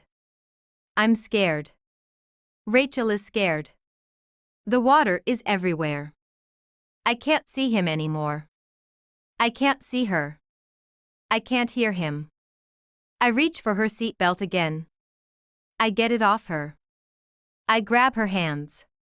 Her window isn't broken. Mine is. I pull her forward. She's fighting me. She's fighting me. She stops fighting me. Fight me, Rachel. Fight me. Move. Someone is reaching in through my window. Give me her hand. I hear him yell. The water is coming in through my window now. The entire back seat is water. Everything is water. I give him Rachel's hand. He helps me get her out. Everything is water. I try to find him. I can't breathe. I try to find him. I can't breathe. I try to save him. I want to be his hero. I can't breathe. So I just stop. Silence. Silence. Silence. Silence. Silence. Silence. Silence. Silence. Silence. Deafening scream. I cover my ears with my hands. I cover my heart with armor. I cough until I can breathe again. I open my eyes. We're in a boat. I look around. We're on a lake. I bring my hand up to my jaw. My hand is red. Covered in blood, as red as Rachel's hair. Rachel. I find Rachel. Clayton. I don't find Clayton. I push up on my hands and move to the edge of the boat. I need to find him. Someone stops me. Someone pulls me back. Someone won't let me. Someone is telling me it's too late. Someone tells me he's sorry. Someone tells me we can't get to him. Someone tells me we went over the bridge after the impact. Someone tells me he's so sorry. I move to Rachel, instead. I try to hold her, but she won't let me. She's screaming. Sobbing. Crying. Wailing. She hits me. She kicks me. She says I should have saved him instead. But I tried to save you both, Rachel. You should have saved him, Miles, she cries. You should have saved him. You should have saved him. I should have saved him. She's screaming. Sobbing. Crying. Wailing. I hold her anyway. I let her hit me. I let her hate me. Rachel hates me. I hold her anyway. Rachel cries, but she's quiet. She's crying so hard her throat can't even make a sound. Her body is crying, but her voice is not. Ruined. Ruined. Ruined. I cry with her. I cry and I cry and I cry and I cry and we cry and we cry and we cry. Ruined. The water is everything now. I look at Rachel. I only see water. I close my eyes. I only see water. I look up at the sky.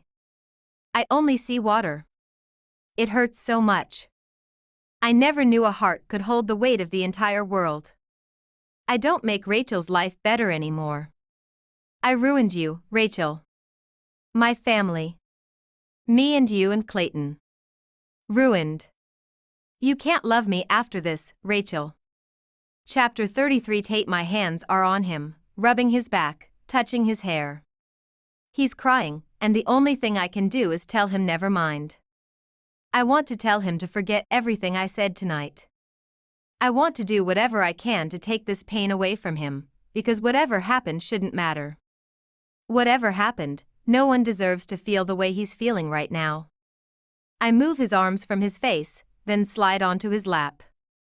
I hold his face in my hands and tilt it to mine. He keeps his eyes closed. I don't have to know, Miles. His arms wrap around my back, and he buries his face against my chest. His labored breaths come faster as he tries to push back his emotions. My arms are wrapped around his head, and I kiss his hair, then trail kisses down the side of his head until he pulls back and looks up at me. No amount of armor in the world and no wall, no matter how thick, could hide the devastation in his eyes right now. It's so prominent, and there's so much of it, I have to hold my breath so I don't cry with him. What happened to you, Miles? I don't have to know, I whisper again, shaking my head. His hands move to the back of my head, and he presses his mouth to mine, hard and painfully. He moves forward until my back is against the floor. His hands pull at my shirt, and he's kissing me desperately, furiously, filling my mouth with the taste of his tears. I let him use me to get rid of his pain. I'll do whatever he wants me to do as long as he stops hurting like he's hurting. He slips his hand beneath my skirt and begins to pull down my underwear at the same time as I hook my thumbs onto the hips of his jeans and push them down. My panties make it to my ankles, and I kick them off, just as he takes both my hands and pushes them above my head, pressing them to the floor. He drops his forehead to mine but doesn't kiss me. He closes his eyes, but I keep mine open. He wastes no time pushing himself between my legs, spreading them wider. He moves his forehead to the side of my head, then slides into me slowly. When he's all the way inside me, he exhales, releasing some of his pain, taking his mind away from whatever horror he just went through. He pulls out, then thrusts inside me again, this time with all his strength. It hurts. Give me your pain, Miles. My God, Rachel, he whispers. My God, Rachel. Rachel, Rachel, Rachel. That word gets put on repeat inside my head. My God. Rachel. I turn my head away from his. It's the worst pain I've ever felt. The absolute worst. His body immediately stills inside mine when he realizes what he said. The only thing moving between us right now are the tears falling from my eyes. Tate, he whispers, shattering the silence between us. Tate, I'm so sorry. I shake my head, but the tears won't stop. Somewhere deep inside me, I feel something harden. Something that was once liquid completely freezes, and it's in this moment that I know this is it. That name. It said it all. I'll never have his past, because she has it. I'll never have his future, because he refuses to give it to anyone who isn't her. And I'll never know why, because he'll never tell me. He begins to pull out of me, but I tighten my legs around his. He sighs heavily against my cheek. I swear to God, Tate. I wasn't thinking about, stop, I whisper. I don't want to hear him defend what just happened. Just finish, Miles. He lifts his head and looks down at me. I see the apology, clear as day, hiding behind fresh tears. I don't know if it's my words that have just cut him again or the fact that we both know this is it, but it looks like his heart just broke again. If that's even possible. A tear falls from his eyes and lands on my cheek. I feel it roll down and combine with one of my own. I just want this to be over. I wrap my hand around the back of his head and pull his mouth to mine. He's not moving inside me anymore, so I arch my back, pressing my hips harder against him. He moans in my mouth and moves against me once, then stops again. Tate, he says against my lips. Just finish, Miles, I say to him through my tears. Just finish. He places a palm against my cheek and he presses his lips to my ear. We're both crying harder now, and I can see that I'm more than this to him. I know I am. I feel how much he wants to love me, but whatever is stopping him is more than I'm able to conquer. I wrap my arms around his neck. Please, I beg him. Please, Miles. I'm crying, begging for something, but I don't even know what it is anymore. He thrusts against me. Hard this time. So hard I scoot away from him, so he wraps his arms under my shoulders and cups his hands upward, holding me in place against him as he repeatedly pushes into me. Hard, long, deep thrusts that force moans out of both of us with every movement. Harder, I beg. He pushes harder. Faster. He moves faster. We're both gasping for breath between our tears. It's intense. It's heartbreaking. It's devastating. It's ugly. It's over. As soon as his body is motionless on top of mine, I push against his shoulders. He rolls off of me. I sit up and wipe my eyes with my hands, then stand up and pull on my underwear. His fingers wrap around my ankle. The same fingers that wrapped around the same ankle the first night I met him. Tate, he says, his voice riddled with everything. Every single emotion wraps itself around each letter of my name as it comes out of his mouth. I pull away from his grasp. I walk to the door, still feeling him inside me. Still tasting his mouth on mine. Still feeling the stains of his tears against my cheek. I open the door and walk out. I close the door behind me, and it's the hardest thing I've ever done. I can't even walk the 3 feet back to my apartment. I collapse in the hallway. I'm liquid. Nothing but tears. Chapter 34. Miles. 6 years earlier we went home. Not to our home. Rachel wanted Lisa. Rachel needs her mother. I kind of need my father. Every night I hold her. Every night I tell her I'm sorry. Every night we just cry. I don't understand how it can be so perfect. How life and love and people can be so perfect and beautiful. Then it's not. It's so ugly. Life and love and people become ugly. It all becomes water. Tonight is different. This night is the first night in 3 weeks when she's not crying. I hold her anyway. I want to be happy that she's not crying, but it scares me. Her tears mean she feels something. Even if that something is devastation, it's still something. There aren't any tears tonight. I hold her anyway. I tell her I'm sorry again. She never tells me it's okay. She never tells me it's not my fault. She never tells me she forgives me. She does kiss me tonight, though. She kisses me and takes off her shirt. She tells me to make love to her. I tell her we shouldn't. I tell her we're supposed to wait 2 more weeks. She kisses me so I'll stop talking. I kiss her back. Rachel loves me again. I think. She's kissing me like she loves me. I'm gentle with her. I go slow. She's touching my skin like she loves me. I don't want to hurt her. She cries. Please don't cry, Rachel. I stop. She tells me not to stop. She tells me to finish. Finish. I don't like that word. Like this is a job. I kiss her again. I finish. Miles, Rachel wrote me a letter. I'm sorry. No. I can't do this. It hurts too much. No, no, no. My mother is taking me back to Phoenix. We're both staying there. It's all too complicated, even between the 2 of them now. Your father already knows. Clayton brings families together. Miles rips them apart. I tried to stay. I tried to love you. Every time I look at you, I see him. Everything is him. If I stay, everything will always be him. You know that. I know you understand that. I shouldn't blame you. But you do. I'm so sorry. You stopped loving me with a letter, Rachel? Love, I feel it. All the ugly parts of it. It's in my pores. My veins. My memories. My future. Rachel. The difference between the ugly side of love and the beautiful side of love is that the beautiful side is much lighter. It makes you feel like you're floating. It lifts you up.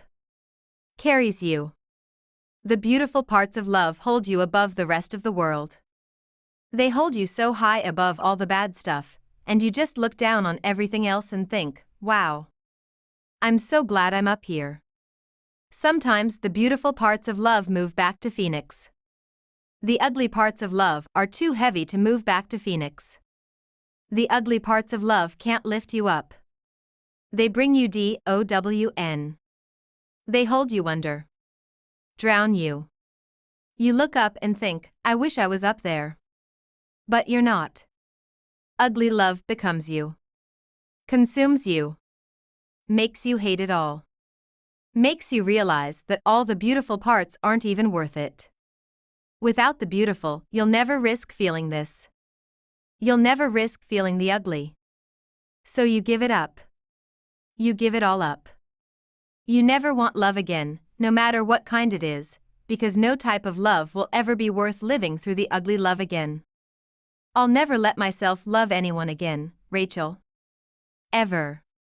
Chapter 35. Tate last load, Corbin says, picking up the remaining 2 boxes. I hand Corbin the key to my new place. I'll make one more walkthrough and meet you over there.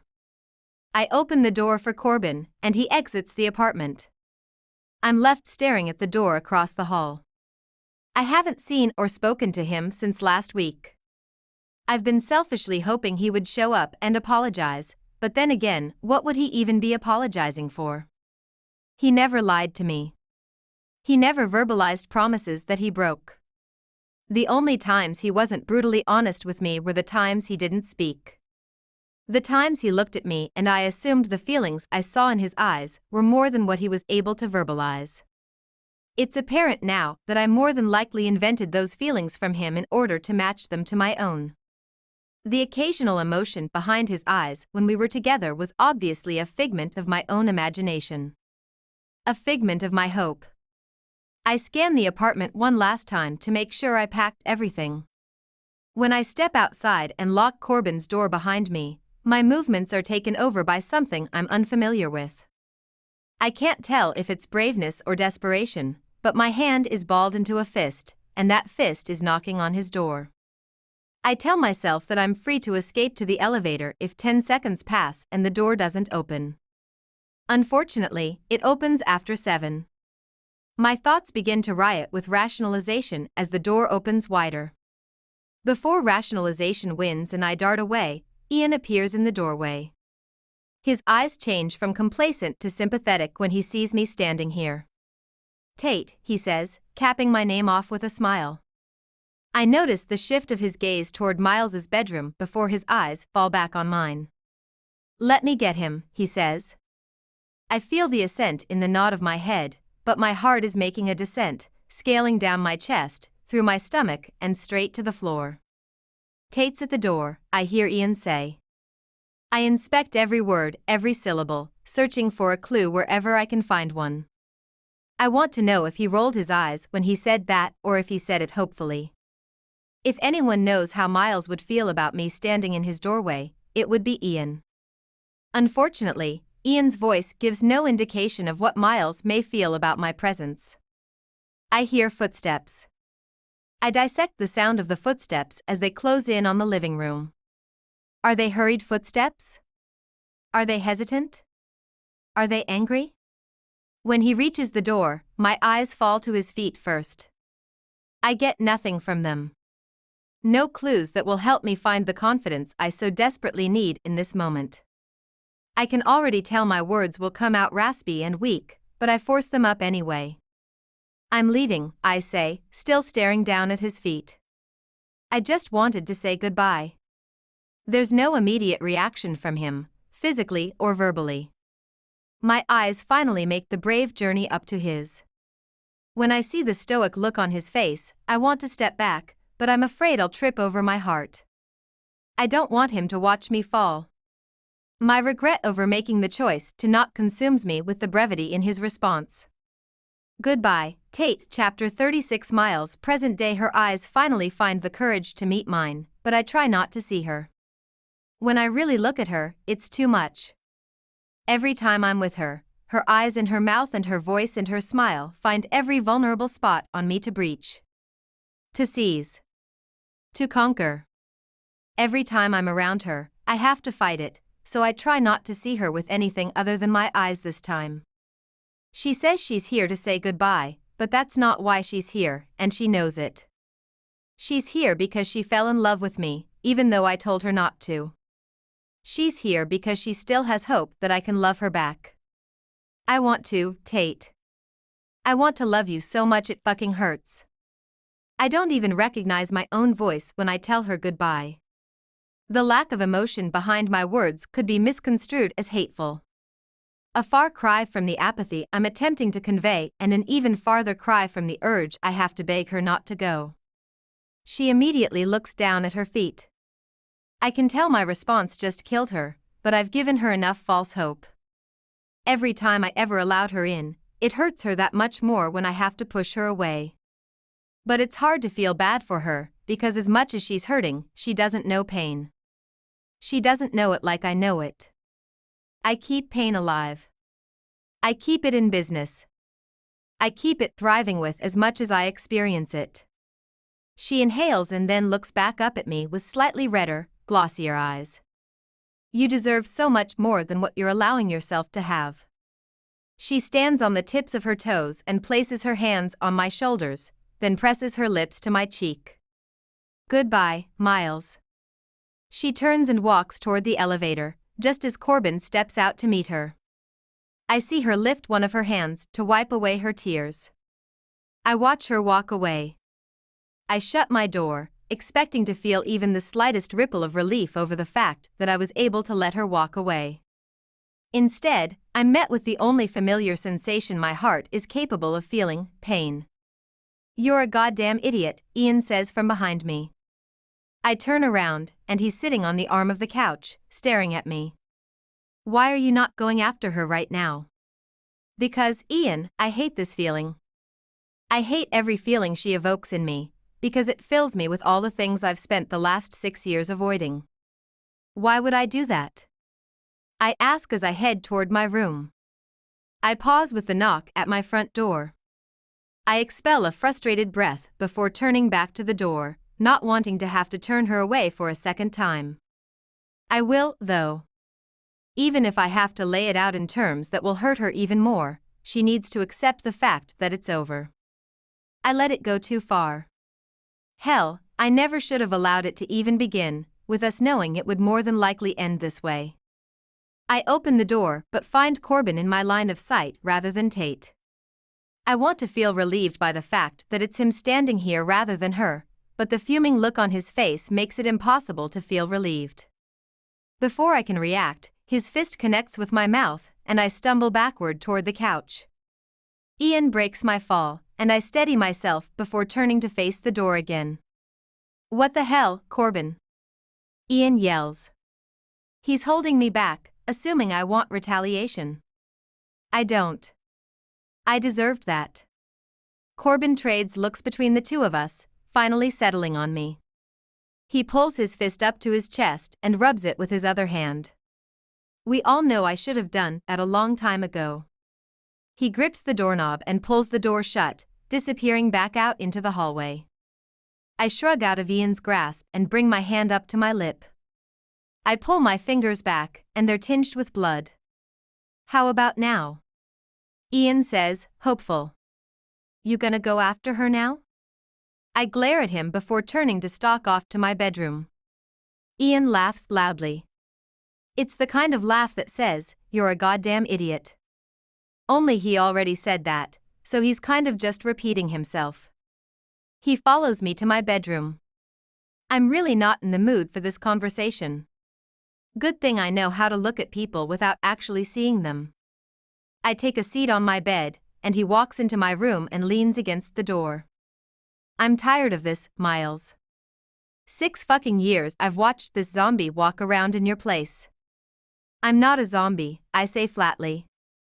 Zombies can't fly. Ian rolls his eyes, obviously not in the mood for jokes. Good thing, because I'm not really in the mood to make them. He continues to glare at me, so I pick up my phone and lie back on the bed in order to pretend he isn't here. She's the first thing to breathe life back into you since the night you drowned in that fucking lake. I'll hurt him. If he doesn't leave right this second, I'll fucking hurt him. Get out. No, I look at him. I see him. Get the hell out, Ian. He walks to my desk, pulls out the chair, and sits in it. Fuck you, Miles, he says. I'm not finished. Get out. No. I stop fighting him. I get up and walk out myself. He follows me. Let me ask you one question, he says, trailing me into the living room. And then you'll get out? He nods. And then I'll get out. Fine. He regards me silently for a few moments. I patiently wait for his question so he can leave before I hurt him. What if someone told you they could erase that entire night from your memory, but in doing so, they also have to erase every single good thing? All the moments with Rachel. every word, every kiss, every I love you. Every moment you had with your son, no matter how brief. The first moment you saw Rachel holding him. The first moment you held him. The first time you heard him cry or watched him sleep. All of it. Gone. Forever. If someone told you they could get rid of the ugly stuff, but you'd lose all the other stuff, too, would you do it? He thinks he's asking me something I've never asked myself before. Does he think I don't sit and wonder about this stuff every fucking day of my life? You didn't say I had to answer your question.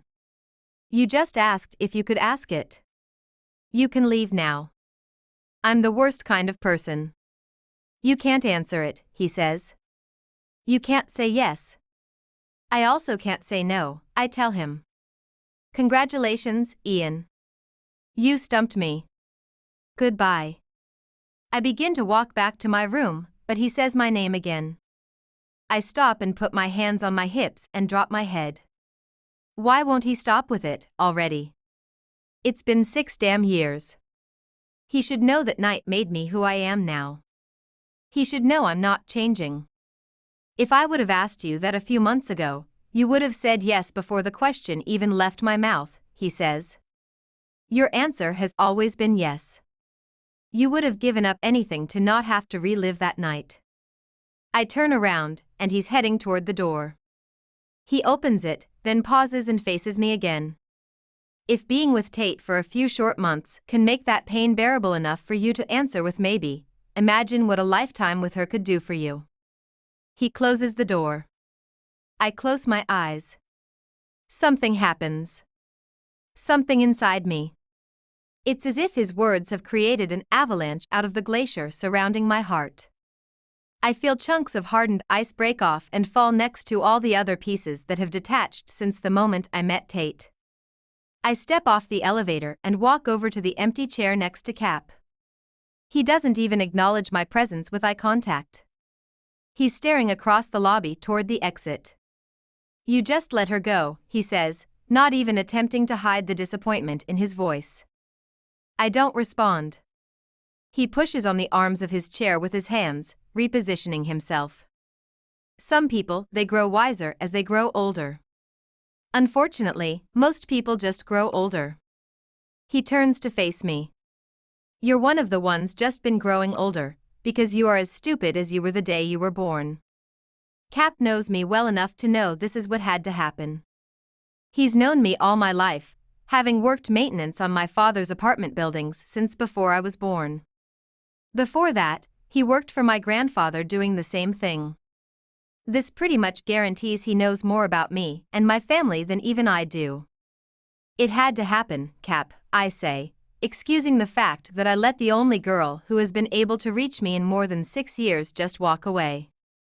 Had to happen, huh, he grumbles. As long as I've known him and as many nights as I've spent down here talking to him, he's never once given me an opinion about the decisions I've made for myself. He knows the life I chose after Rachel. He spouts off tidbits of wisdom here and there, but never his opinion. He's listened to me vent about the situation with Tate for months, and he always sits quietly, patiently hearing me out, never giving me advice. That's what I like about him. I feel that's all about to change. Before you give me a lecture, Cap, I say, interrupting him before he has the chance to continue. You know she's better off. I turn and face him. You know she is. Cap chuckles, nodding his head. That's for damn sure. I look at him disbelievingly. Did he just agree with me? Are you saying I made the right choice? He's quiet for a second before blowing out a quick breath. His expression contorts as if his thoughts aren't something he necessarily wants to share. He relaxes into his chair and folds his arms loosely over his chest.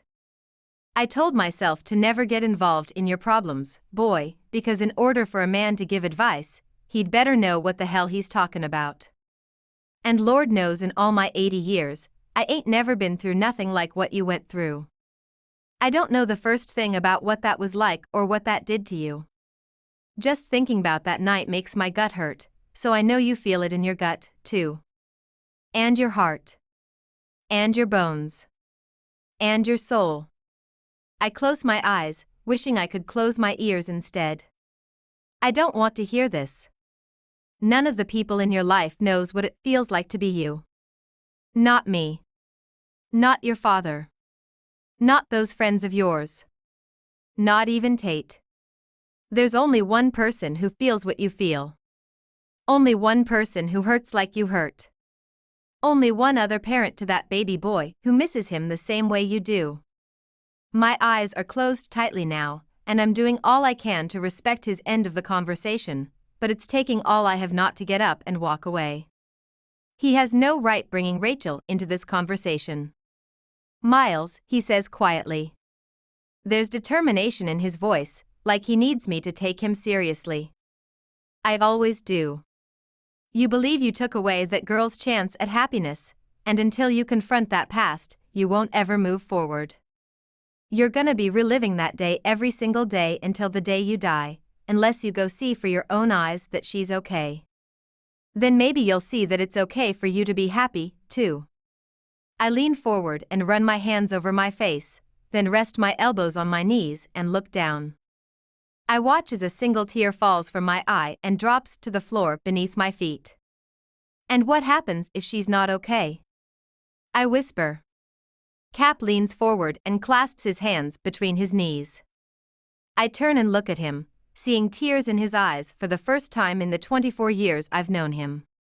Then I guess nothing changes. You can keep on feeling like you don't deserve a life for ruining hers. You can keep on avoiding everything that might make you feel again. He leans in toward me and lowers his voice.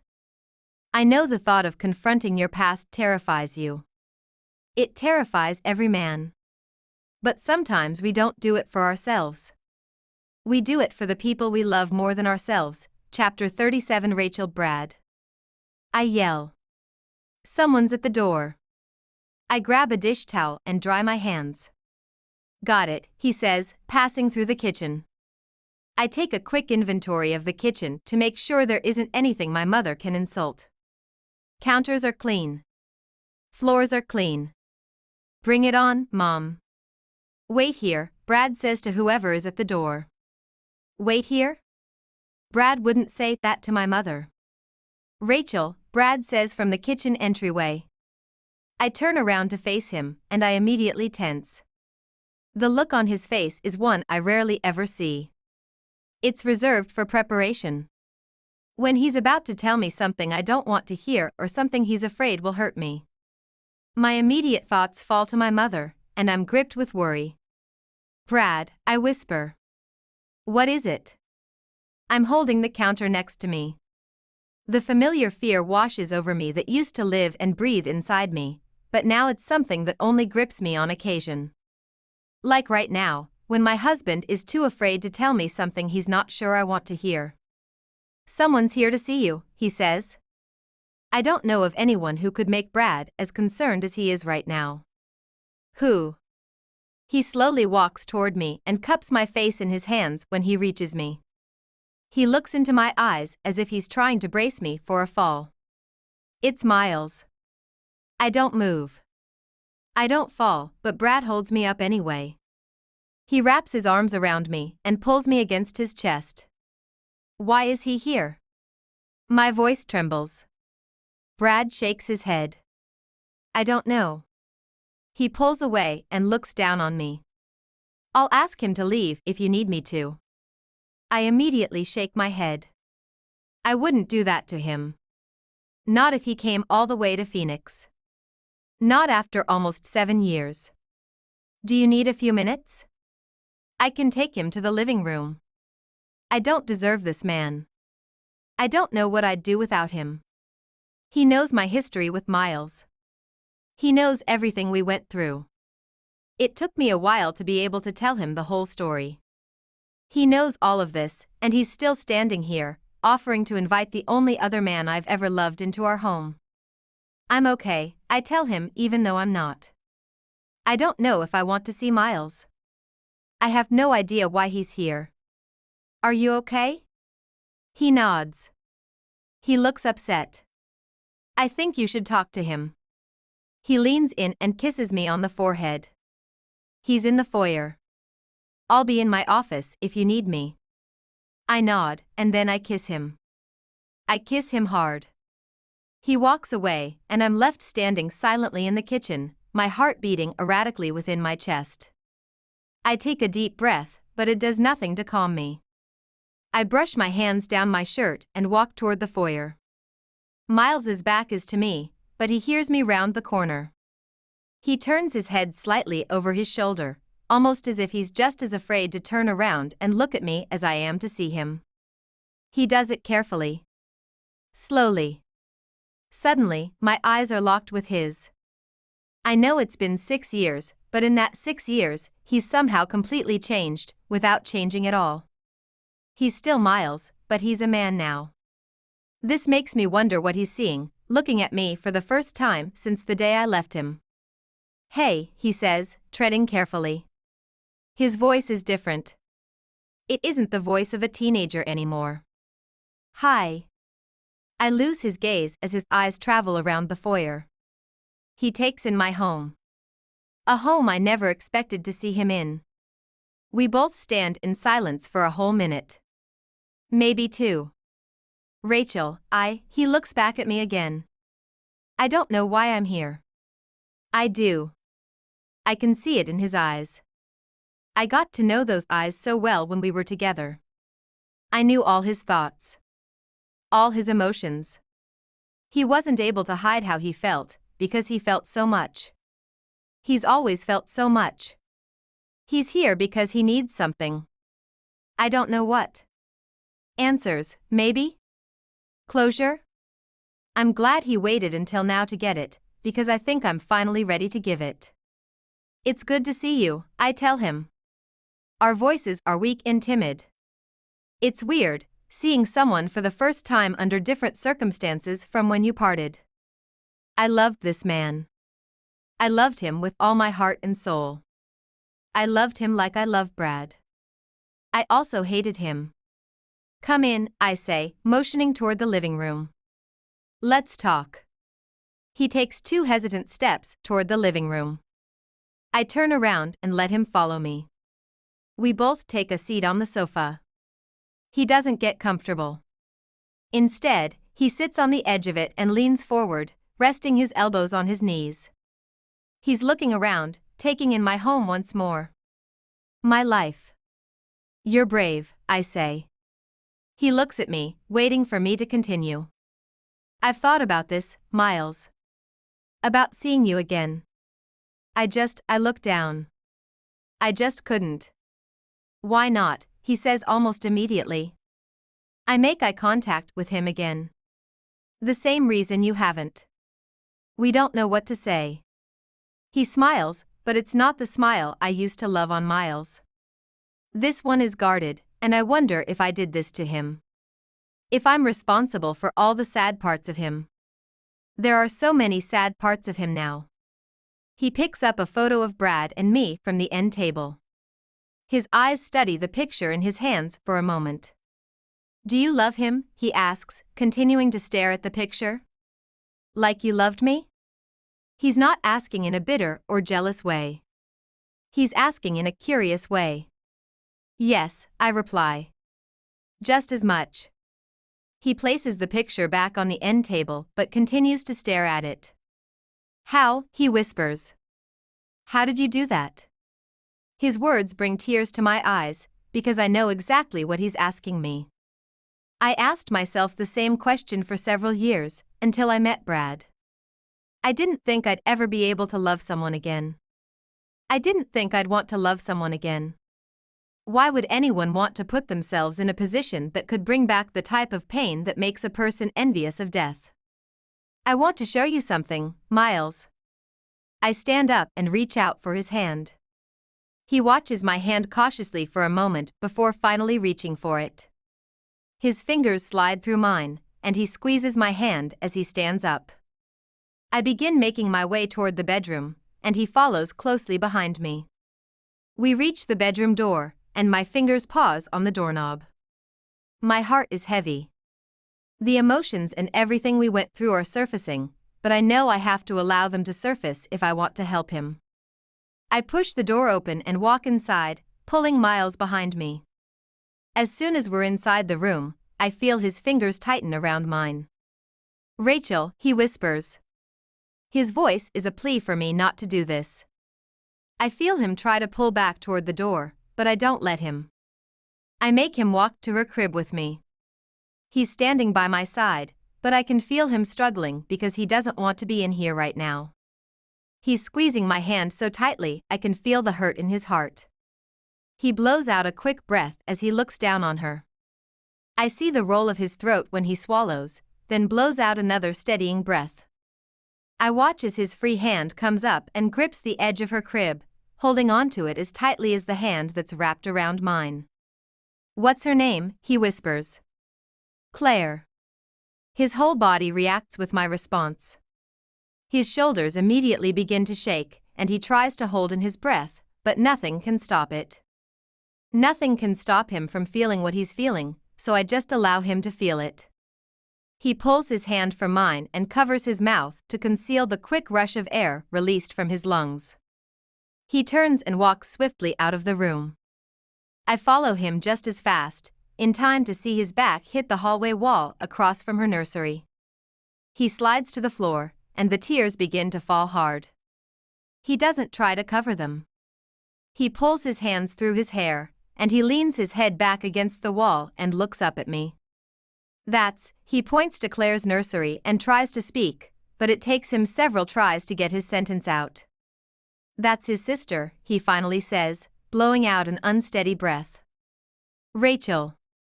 You gave him a sister." I sink to the floor next to him and wrap my arm around his shoulders, stroking his hair with my other hand. He presses his palms to his forehead and squeezes his eyes shut, crying quietly to himself. "Miles." I don't even try to disguise the tears in my voice. "Look at me." He leans his head back against the wall, but he can't look me in the eyes. "I'm sorry I blamed you. You lost him, too." I didn't know how else to deal with it back then. My words completely break him, and I'm consumed with guilt over allowing 6 years to pass without letting him hear those words. He leans over and wraps his arms tightly around me, pulling me against him. I let him hold me. He holds me for a long time, until all the apologies and forgiveness are absorbed and it's just us again. No tears. I would be lying if I said I never think about what I did to him. I think about it every day. But I was 18 and devastated, and nothing mattered to me after that night. Nothing. I just wanted to forget, but every morning I woke up and didn't feel Clayton by my side. I blamed Miles. I blamed him for saving me, because I had no reason left to live. I also knew in my heart that Miles did what he could. I knew in my heart that it was never his fault, but at that point in my life, I wasn't capable of rational thought or even forgiveness. At that point in my life, I was convinced I wouldn't be capable of anything at all but feeling pain. Those feelings never wavered for more than 3 years. Until the day I met Brad. I don't know who Miles has, but the familiar struggle in his eyes proves there's someone. I used to see the same struggle every time I looked in the mirror, unsure if I had it in me to love again. "Do you love her?" I ask him. I don't need to know her name. We're beyond that now. I know he isn't here because he's still in love with me. He's here because he doesn't know how to love at all. He sighs and rests his chin on top of my head. I'm scared I won't be able to. Miles kisses the top of my head, and I close my eyes. I listen to his heart beating inside his chest. A heart he's claiming isn't capable of knowing how to love, but in actuality, it's a heart that loves too much. He loved so much, and that one night took it away from us. Changed our worlds. Changed his heart. I used to cry all the time, I tell him. All the time. In the shower. In the car. In my bed. Every time I was alone, I would cry. For those first couple of years, my life was constant sadness, penetrated by nothing. Not even good moments. I feel his arms wrap tighter around me, silently telling me he knows. He knows exactly what I'm talking about. Then when I met Brad, I found myself having these brief moments where my life wasn't sad every second of the day. I would go somewhere with him in a car, and I'd realize it was my first time in a car without crying at least one tear. The nights we would spend together were the only nights I wouldn't cry myself to sleep. For the first time, this impenetrable sadness that had become me was being broken by the brief, good moments I spent with Brad. I pause, needing a moment. I haven't had to think about this in a while, and the emotions and feelings are too fresh. Too real. I pull away from Miles and lean back against the wall, then rest my head on his shoulder. He tilts his head until it's resting against mine and grabs my hand, intertwining our fingers. After a while, I began to notice that the good moments with Brad began to outweigh all the sadness. The sadness that was my life became the moments, and my happiness with Brad became my life. I feel him exhale, and I know he knows what I'm talking about. I know that whoever she is, he's had those good moments with her. For the entire 9 months I was pregnant with Claire, I was so scared I wouldn't be able to cry from happiness when I saw her. Right after she was born, they handed her to me, just like they did when Clayton was born. Claire looked just like him, Miles. Just like him. I was staring down at her, holding her in my arms, and tears were running down my cheeks. But I was crying good tears, and I realized at that moment that they were the first tears of happiness I had cried since the day I held Clayton in my arms. I wipe my eyes and let go of his hand, then lift my head off his shoulder. You deserve that, too, I tell him. You deserve to feel that again. He nods.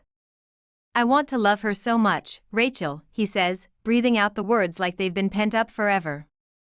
I want that with her so much. I'm just scared the rest of it will never go away. The pain will never go away, Miles. Ever. But if you let yourself love her, you'll only feel it sometimes, instead of allowing it to consume your entire life. He wraps his arm around me and pulls my forehead against his lips. He kisses me, long and hard, before pulling back. He nods, letting me know that he understands what I'm trying to explain to him. You've got this, Miles, I say, repeating the same words he used to comfort me with. You've got this. He laughs, and it's as if I can feel some of the heaviness lift away from him. You know what I was most afraid of tonight, he asks. I was afraid that when I got here, you'd be just like me. He brushes my hair back and smiles. I'm so happy you're not. It makes me feel good to see you happy. He pulls me to him and hugs me tightly. Thank you, Rachel, he whispers. He kisses me gently on the cheek before releasing me to stand up. I should probably go now. I have a million things I want to tell her. He makes his way down the hallway toward the living room, then turns to face me one last time. I no longer see all the sad parts of him. Now I just see a calmness when I look in his eyes. Rachel? He pauses, watching me quietly for a moment. A peaceful smile slowly spreads across his face. I'm so proud of you. He disappears from the hallway, and I remain on the floor until I hear the front door close behind him. I'm proud of you, too, Miles. Chapter 38. Tate. I close the door to my car and walk to the stairs leading up to the second floor of my apartment complex. I'm relieved not to have to use the elevator anymore, but I can't help but miss Cap a little bit, even if his advice didn't make a whole lot of sense to me the majority of the time. It was nice just having him there to vent to. I've been keeping myself busy with work and school, trying to stay focused, but it's been hard. I've been in my new apartment for 2 weeks now, and even though I wish I were alone, I never am. Every time I walk in through my front door, Miles is still everywhere. He's still in everything, and I keep waiting until he's not. I keep waiting for the day when it will hurt less. When I won't miss him as much. I would say my heart is broken, but it's not. I don't think it is. Actually, I wouldn't know, because my heart hasn't been in my chest since I left it lying in front of his apartment the day I told him goodbye. I tell myself to take it one day at a time, but it's so much easier said than done. Especially when those days turn into nights, and I have to lie in my bed alone, listening to the silence. The silence was never so loud until I told Miles goodbye. I'm already dreading opening my apartment door, and I'm not even halfway up the stairwell yet. I can already tell this night isn't going to be any different from all the other nights since Miles. I reach the top of the stairs and turn left toward my apartment, but my feet stop working. My legs stop working. I can feel the thumping of a heart somewhere in my chest again for the first time in 2 weeks. Miles? He doesn't move. He's sitting on the floor in front of my apartment, propped up against the door. I walk slowly toward him, not sure what to make of his appearance. He's not in uniform. He's casually dressed, and the stubble on his face proves he hasn't worked in a few days. There's also what looks like a fresh bruise under his right eye. I'm scared to wake him up, because if he's as belligerent as he was the first time I met him, I don't want to deal with it. But once again, there's no way I can get around him and inside my apartment without waking him up. I look up and inhale a deep breath, wondering what to do. I'm afraid if I wake him up, I'll cave. I'll let him inside, and I'll give him what he's here for, which definitely isn't the part of me I want to give him. Tate, he says. I look down at him, and he's awake now, pulling himself up, watching me nervously. I take a step back once he's standing, because I forgot how tall he is. How much he becomes everything when he's standing right in front of me. How long have you been here? I ask him.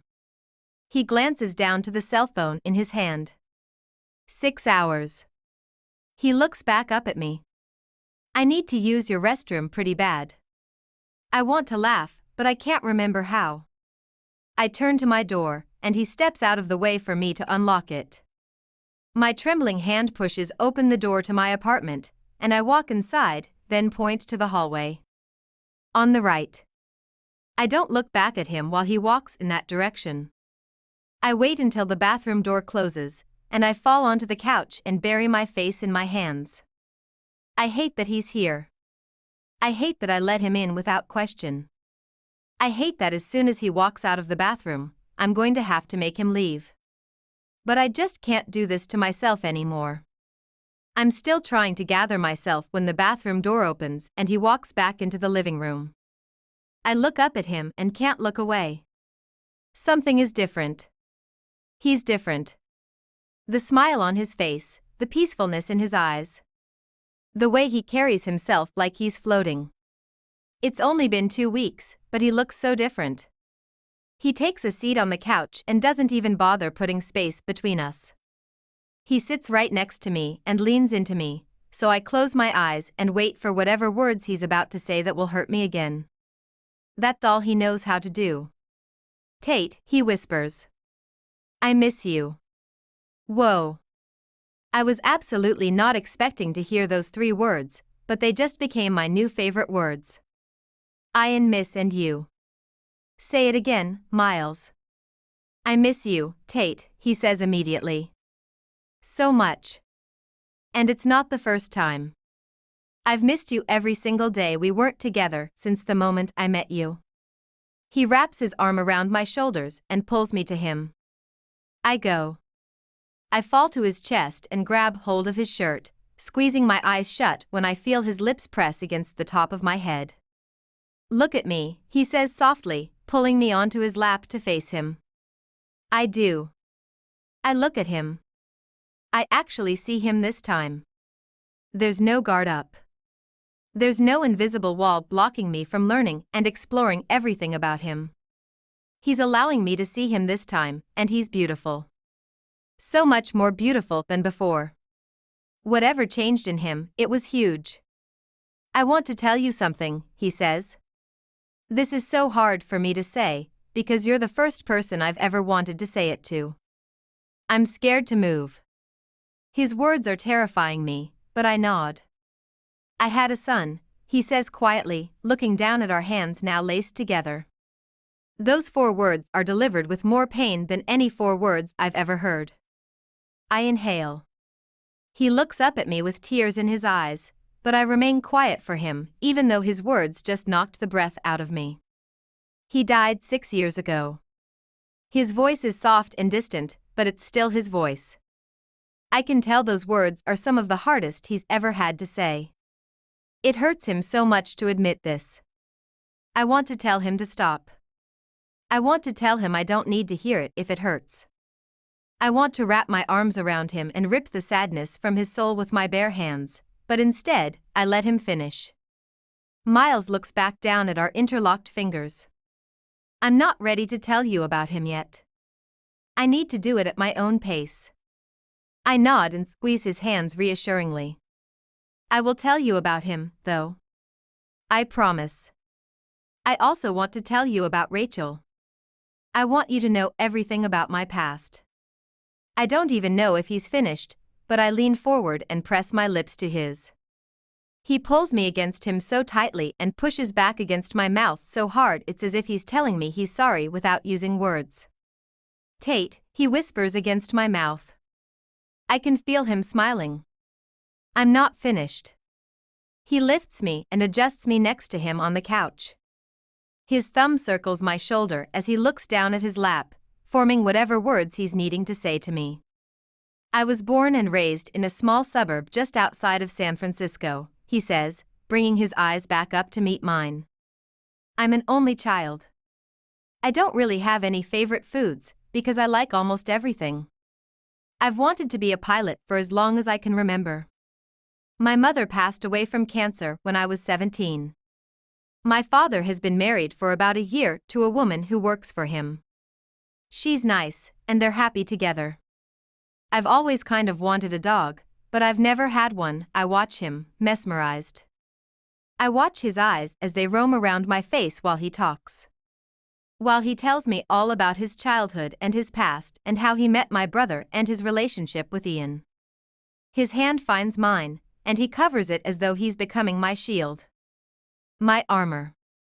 The night I met you, he finally says. The night you found me in the hallway? His eyes dart toward his lap, unable to hold contact with mine. My son would have been 6 that day. I know he said he wants me to listen to him, but right now, I just need to hug him. I lean forward and wrap my arms around him, and he lies back on the couch, pulling me on top of him. It took everything I had to try to convince myself that I wasn't falling for you, Tate. Every single time I was around you, the things I would feel terrified me. I had gone 6 years thinking I had control of my life and my heart and that nothing could ever hurt me again. But when we were together, there were moments I didn't care if I ever hurt again, because being with you almost felt worth the potential pain. Every time I began to feel that way, I would just push you farther away out of guilt and fear. I felt like I didn't deserve you. I didn't deserve happiness at all, because I'd taken it away from the only 2 people I had ever loved. His arms tighten around me when he feels my shoulders shaking from the tears making their way out of my eyes. His lips meet the top of my head, and he inhales a steady breath as he kisses me, long and hard. I'm sorry it took me so long, he says with a voice full of remorse. But I'll never be able to thank you enough for not giving up on me. You saw something in me that gave you hope in us, and you didn't give up on that. And Tate? That means more to me than anything anyone's ever done. His hands meet my cheeks, and he lifts me away from his chest so he can see me face to face. It may be a small piece at a time, but my past is yours now. All of it. Anything you want to know, I want to tell you. But only if you promise me I can also have your future. The tears cascade down my cheeks, and he wipes them away, even though I don't need him to. I don't care that I'm crying, because they aren't sad tears. Not in the least. We kiss for so long my mouth starts to hurt as much as my heart. My heart isn't hurting from pain this time, though. It hurts because it's never felt this full. I trace my fingers across the scar on his jaw, knowing he'll eventually tell me how he got it. I also touch the tender area beneath his eye, relieved that I can finally ask him questions without being scared I'll upset him. What happened to your eye? He laughs and lets his head fall back against the couch. I had to ask Corbin for your address. He gave it to me, but it took a lot of convincing. I immediately lean forward and gently kiss his eye. I can't believe he hit you. Not the first time, he admits. But I'm pretty sure it'll be the last. I think he's finally okay with us being together after I agreed to a few of his rules. This makes me nervous. What rules? Well, for one, I'm not allowed to break your heart, he says. Second, I'm also not allowed to break your damn heart. And last, I'm not allowed to fucking break your damn heart. I can't contain my laughter, because that sounds exactly like something Corbin would say to him. Miles laughs with me, and we take each other in for several quiet moments. I can see everything in his eyes now. Every single emotion. Miles, I say with a smile, you're looking at me like you fell in love with me. He shakes his head. I didn't fall in love with you, Tate. I flew. He pulls me back to him and gives me the only part of himself that he's never been able to give me until now. His heart. Chapter 39. Miles. I stand in the doorway of my bedroom and watch her sleep. She doesn't know it, but I do this every morning she's here with me. She's what starts my day off right. The first time I did this was the morning after I met her. I couldn't remember much from the night before. The only thing I remembered was her. I was on the couch, and she was stroking my hair, whispering, telling me to go to sleep. When I woke up in Corbin's apartment the next morning, I couldn't get her out of my head. I thought she had been a dream until I saw her purse in the living room. I peeked inside her bedroom just to see if anyone was in the apartment with me. What I felt the moment I laid eyes on her was something I hadn't felt since the moment I first laid eyes on Rachel. I felt like I was floating. Her skin and her hair and her lips and the way she looked like an angel while I stood there and watched her brought back so many feelings that had become foreign to me over the past 6 years. I had gone so long refusing to allow myself to feel anything for anyone. Not that I could have controlled the feelings I was experiencing toward Tate that day. I couldn't control them if I'd wanted to. I know, because I tried. I tried like hell. But the second she opened her eyes and looked at me, I knew. She was either going to be the death of me, or she was going to be the one who finally brought me back to life. The only problem I had with that was the fact that I didn't want to be brought back to life. I was comfortable. Protecting myself from the possibility of experiencing what I had experienced in the past was my only priority. However, there were so many moments when I forgot what my only priority was supposed to be. When I finally caved and kissed her, that was the point at which everything changed. I wanted so much more after experiencing that kiss with her. I wanted her mouth and her body and her mind, and the only reason I stopped was that I felt myself also wanting her heart. I was good at lying to myself, though. Convincing myself that I was strong enough to have her physically and no other way. I didn't want to get hurt again, and I sure as hell didn't want to hurt her. I did anyway, though. I hurt her so much. More than once. Now I plan to spend a lifetime making it up to her. I walk to my bed and sit on the edge of it. She feels the bed shift, and she opens her eyes, but not all the way. A hint of a smile plays on her lips before she pulls the covers over her head and rolls over. We officially began dating 6 months ago, and that's been plenty long enough for me to realize she's not at all a morning person. I lean forward and kiss the area of blanket covering up her ear. Wake up, sleepyhead, I whisper. She groans, so I lift the covers up and slide in behind her, wrapping myself around her. Her groan eventually turns into a soft moan. Tate, you need to get up. We have a plane to catch. That gets her attention. She rolls over cautiously and pulls the covers from over our heads.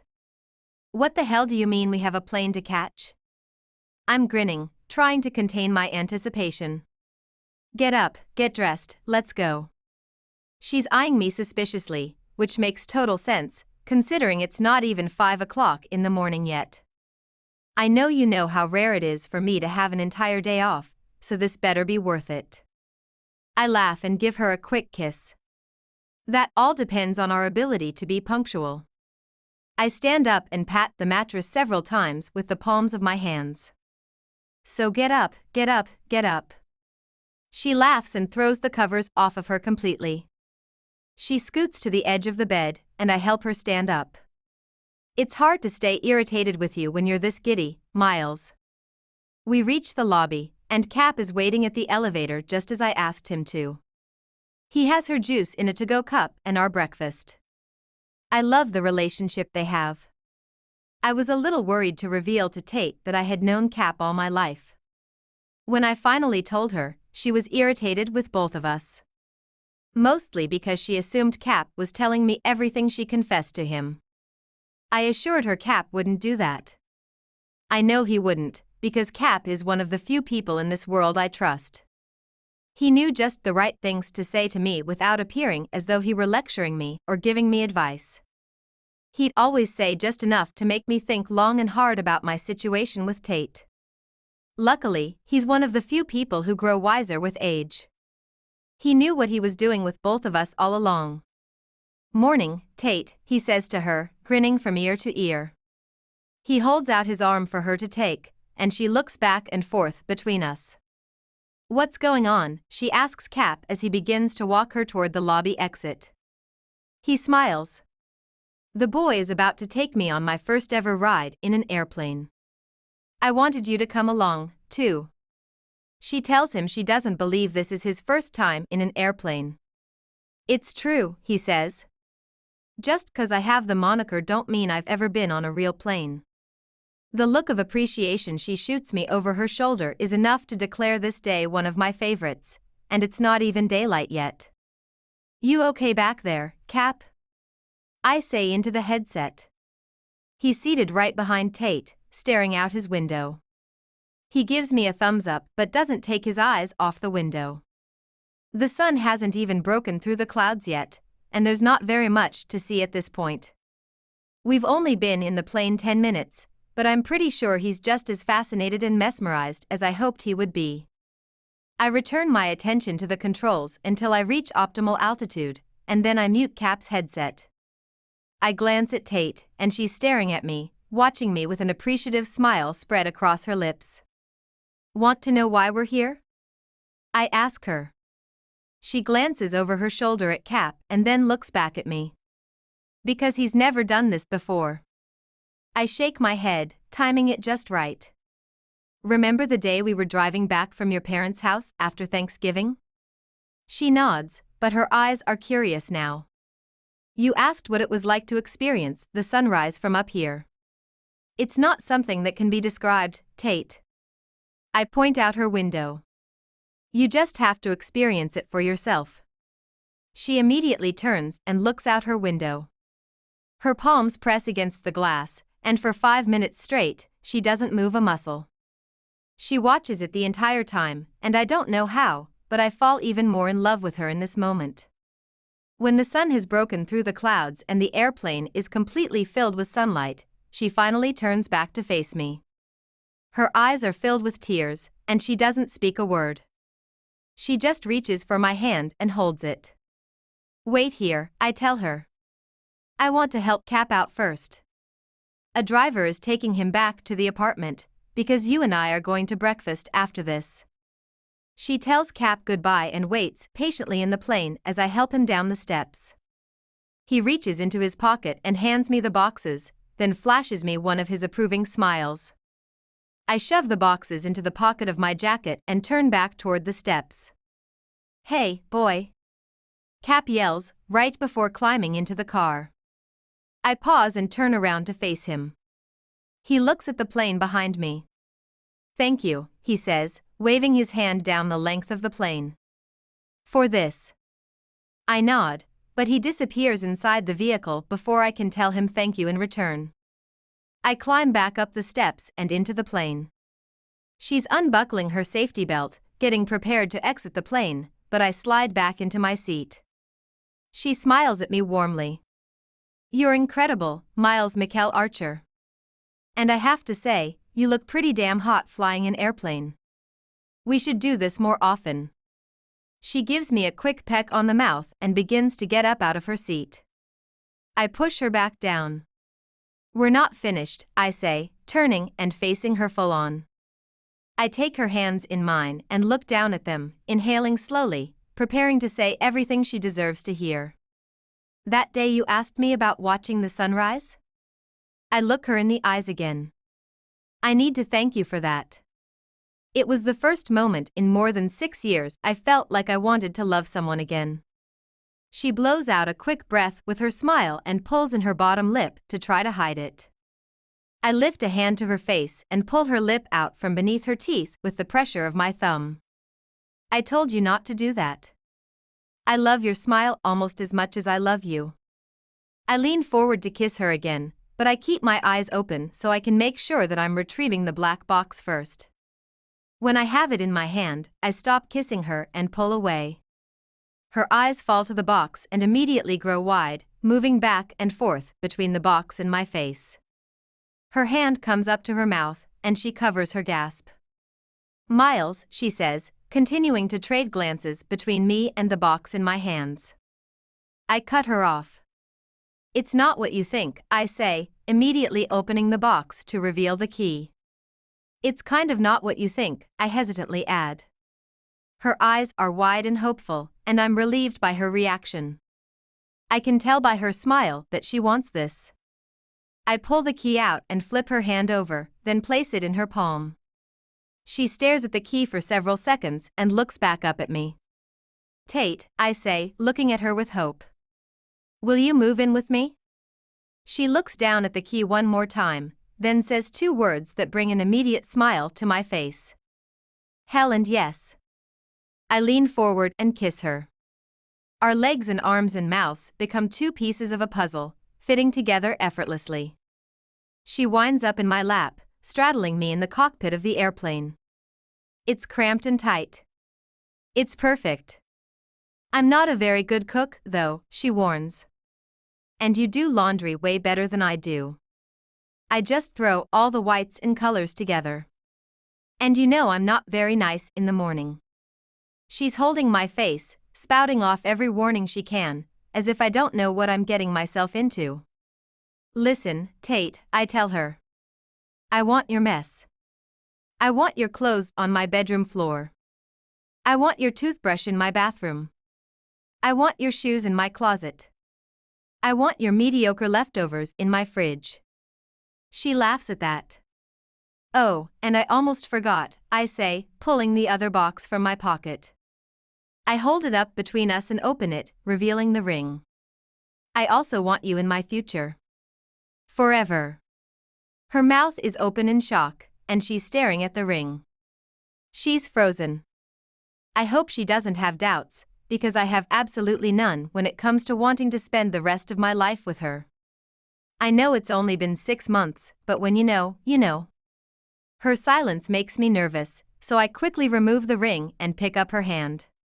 Will you break rule number 2 with me, Tate? Because I really want to marry you. She doesn't even have to say yes. Her tears and her kiss and her laugh say it for her. She pulls back and looks at me with so much love and appreciation it makes my chest hurt. She's absolutely beautiful. Her hope is beautiful. The smile on her face is beautiful. The tears streaming down her cheeks are beautiful. Her love is beautiful. She exhales a soft breath and leans in slowly, gently pressing her lips to mine. Her kiss is filled with tenderness and affection and an unspoken promise that she's mine now. Forever. Miles, she whispers against my mouth, teasing my lips with hers. I've never made love in an airplane before. A smile immediately forms on my lips. It's as if she somehow infiltrated my thoughts. I've never made love to my fiancé before, I say in response. Her hands slowly slide down my neck and shirt until her fingers meet the button on my jeans. Well, I think we need to rectify that, she says, ending her sentence with a kiss.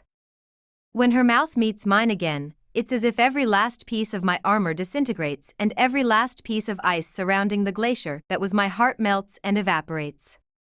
Whoever coined the phrase, I love you to death obviously never experienced the kind of love Tate and I share. If that were the case, the phrase would be I love you to life. Because that's exactly what Tate did. She loved me back to life. The end. Epilogue. I think back to the day I married her. It was one of the best days of my life. I remember standing next to Ian and Corbin at the end of the aisle. We were waiting for her to walk through the doors when Corbin leaned over and whispered something to me. He said, "You're the only one who could have ever met my standards for her, Miles. I'm happy it's you." I was happy it was me, too. That was more than 2 years ago, and every day since then, I've somehow fallen in love with her a little bit more. Or flew, rather. I didn't cry the day I married her, though. Her tears were falling that day, but mine weren't. I was convinced they never would. Not in the way I wished they could. It was 8 months ago when we found out we were having a baby. We weren't trying to have a baby, but we also weren't not trying. If it happens, it happens, Tate said. It happened. When we found out, we were both excited. She cried. Her tears were falling, but mine weren't. As excited as I was also scared. I was scared of the fear that comes along with loving someone that much. Scared of everything bad that could happen. I was scared that my memories would take away from the day I became a father again. Well, it just happened. And I'm still scared. Terrified. It's a girl, the doctor says. A girl. We just had a baby girl. I just became a father again. Tate just became a mother. Feel something, Miles. Tate looks up at me. I know she can see the fear in my eyes. I also know how much pain she's in right now, but she still somehow manages a smile. Sam, she whispers, saying her name out loud for the first time. Tate insisted we name her Sam in honor of Cap's real name, Samuel. I wouldn't have had it any other way. The nurse walks over to Tate and lays Sam in her arms. Tate begins to cry. My eyes are still dry. I'm still too scared to look away from Tate and down at our daughter. I'm not afraid of what I'll feel when I look at her. I'm afraid of what I won't feel. I'm terrified my past experiences have ruined any ability I have to feel what every father should feel in this moment. Come here, Tate says, wanting me closer. I sit down next to them on the bed. She hands Sam to me, and my hands are shaking, but I take her anyway. I close my eyes and release a slow breath before finding the courage to open them again. I feel Tate's hand fall gently to my arm. She's beautiful, Miles, she whispers. Look at her. I open my eyes and inhale sharply when I see her. She looks just like he did, except that she has Tate's brown hair. Her eyes are blue. She has my eyes. I feel it. It's all there. Everything I felt the first time I held him in my arms is every single thing I'm feeling now as I look down at her. Believing that I lacked the ability to love someone in this capacity again was the only fear I had left to conquer. One look at Sam, and she just helped me conquer that fear. She's already my hero, and she's only 2 minutes old. She's so beautiful, Tate, I whisper. So beautiful. My voice cracks. My face is covered in tears. Falling. For the first time since the moment I held Clayton in my arms, I'm crying tears of joy. Rachel was right. The pain will always be there. So will the fear. But the pain and fear are no longer my life. They're only moments. Moments that are constantly overshadowed with every minute I spend with Tate. And now with every minute I spend with Sam. Me and Tate and Sam. My family. I kiss her on the forehead, and then I lean over and kiss Tate for giving me something this beautiful again. Tate lays her head on my arm, and we both watch her. Our daughter. I love you so much, Sam. I'm looking down at the perfection we created when it hits me. It's all worth it. It's the beautiful moments like these that make up for the ugly love.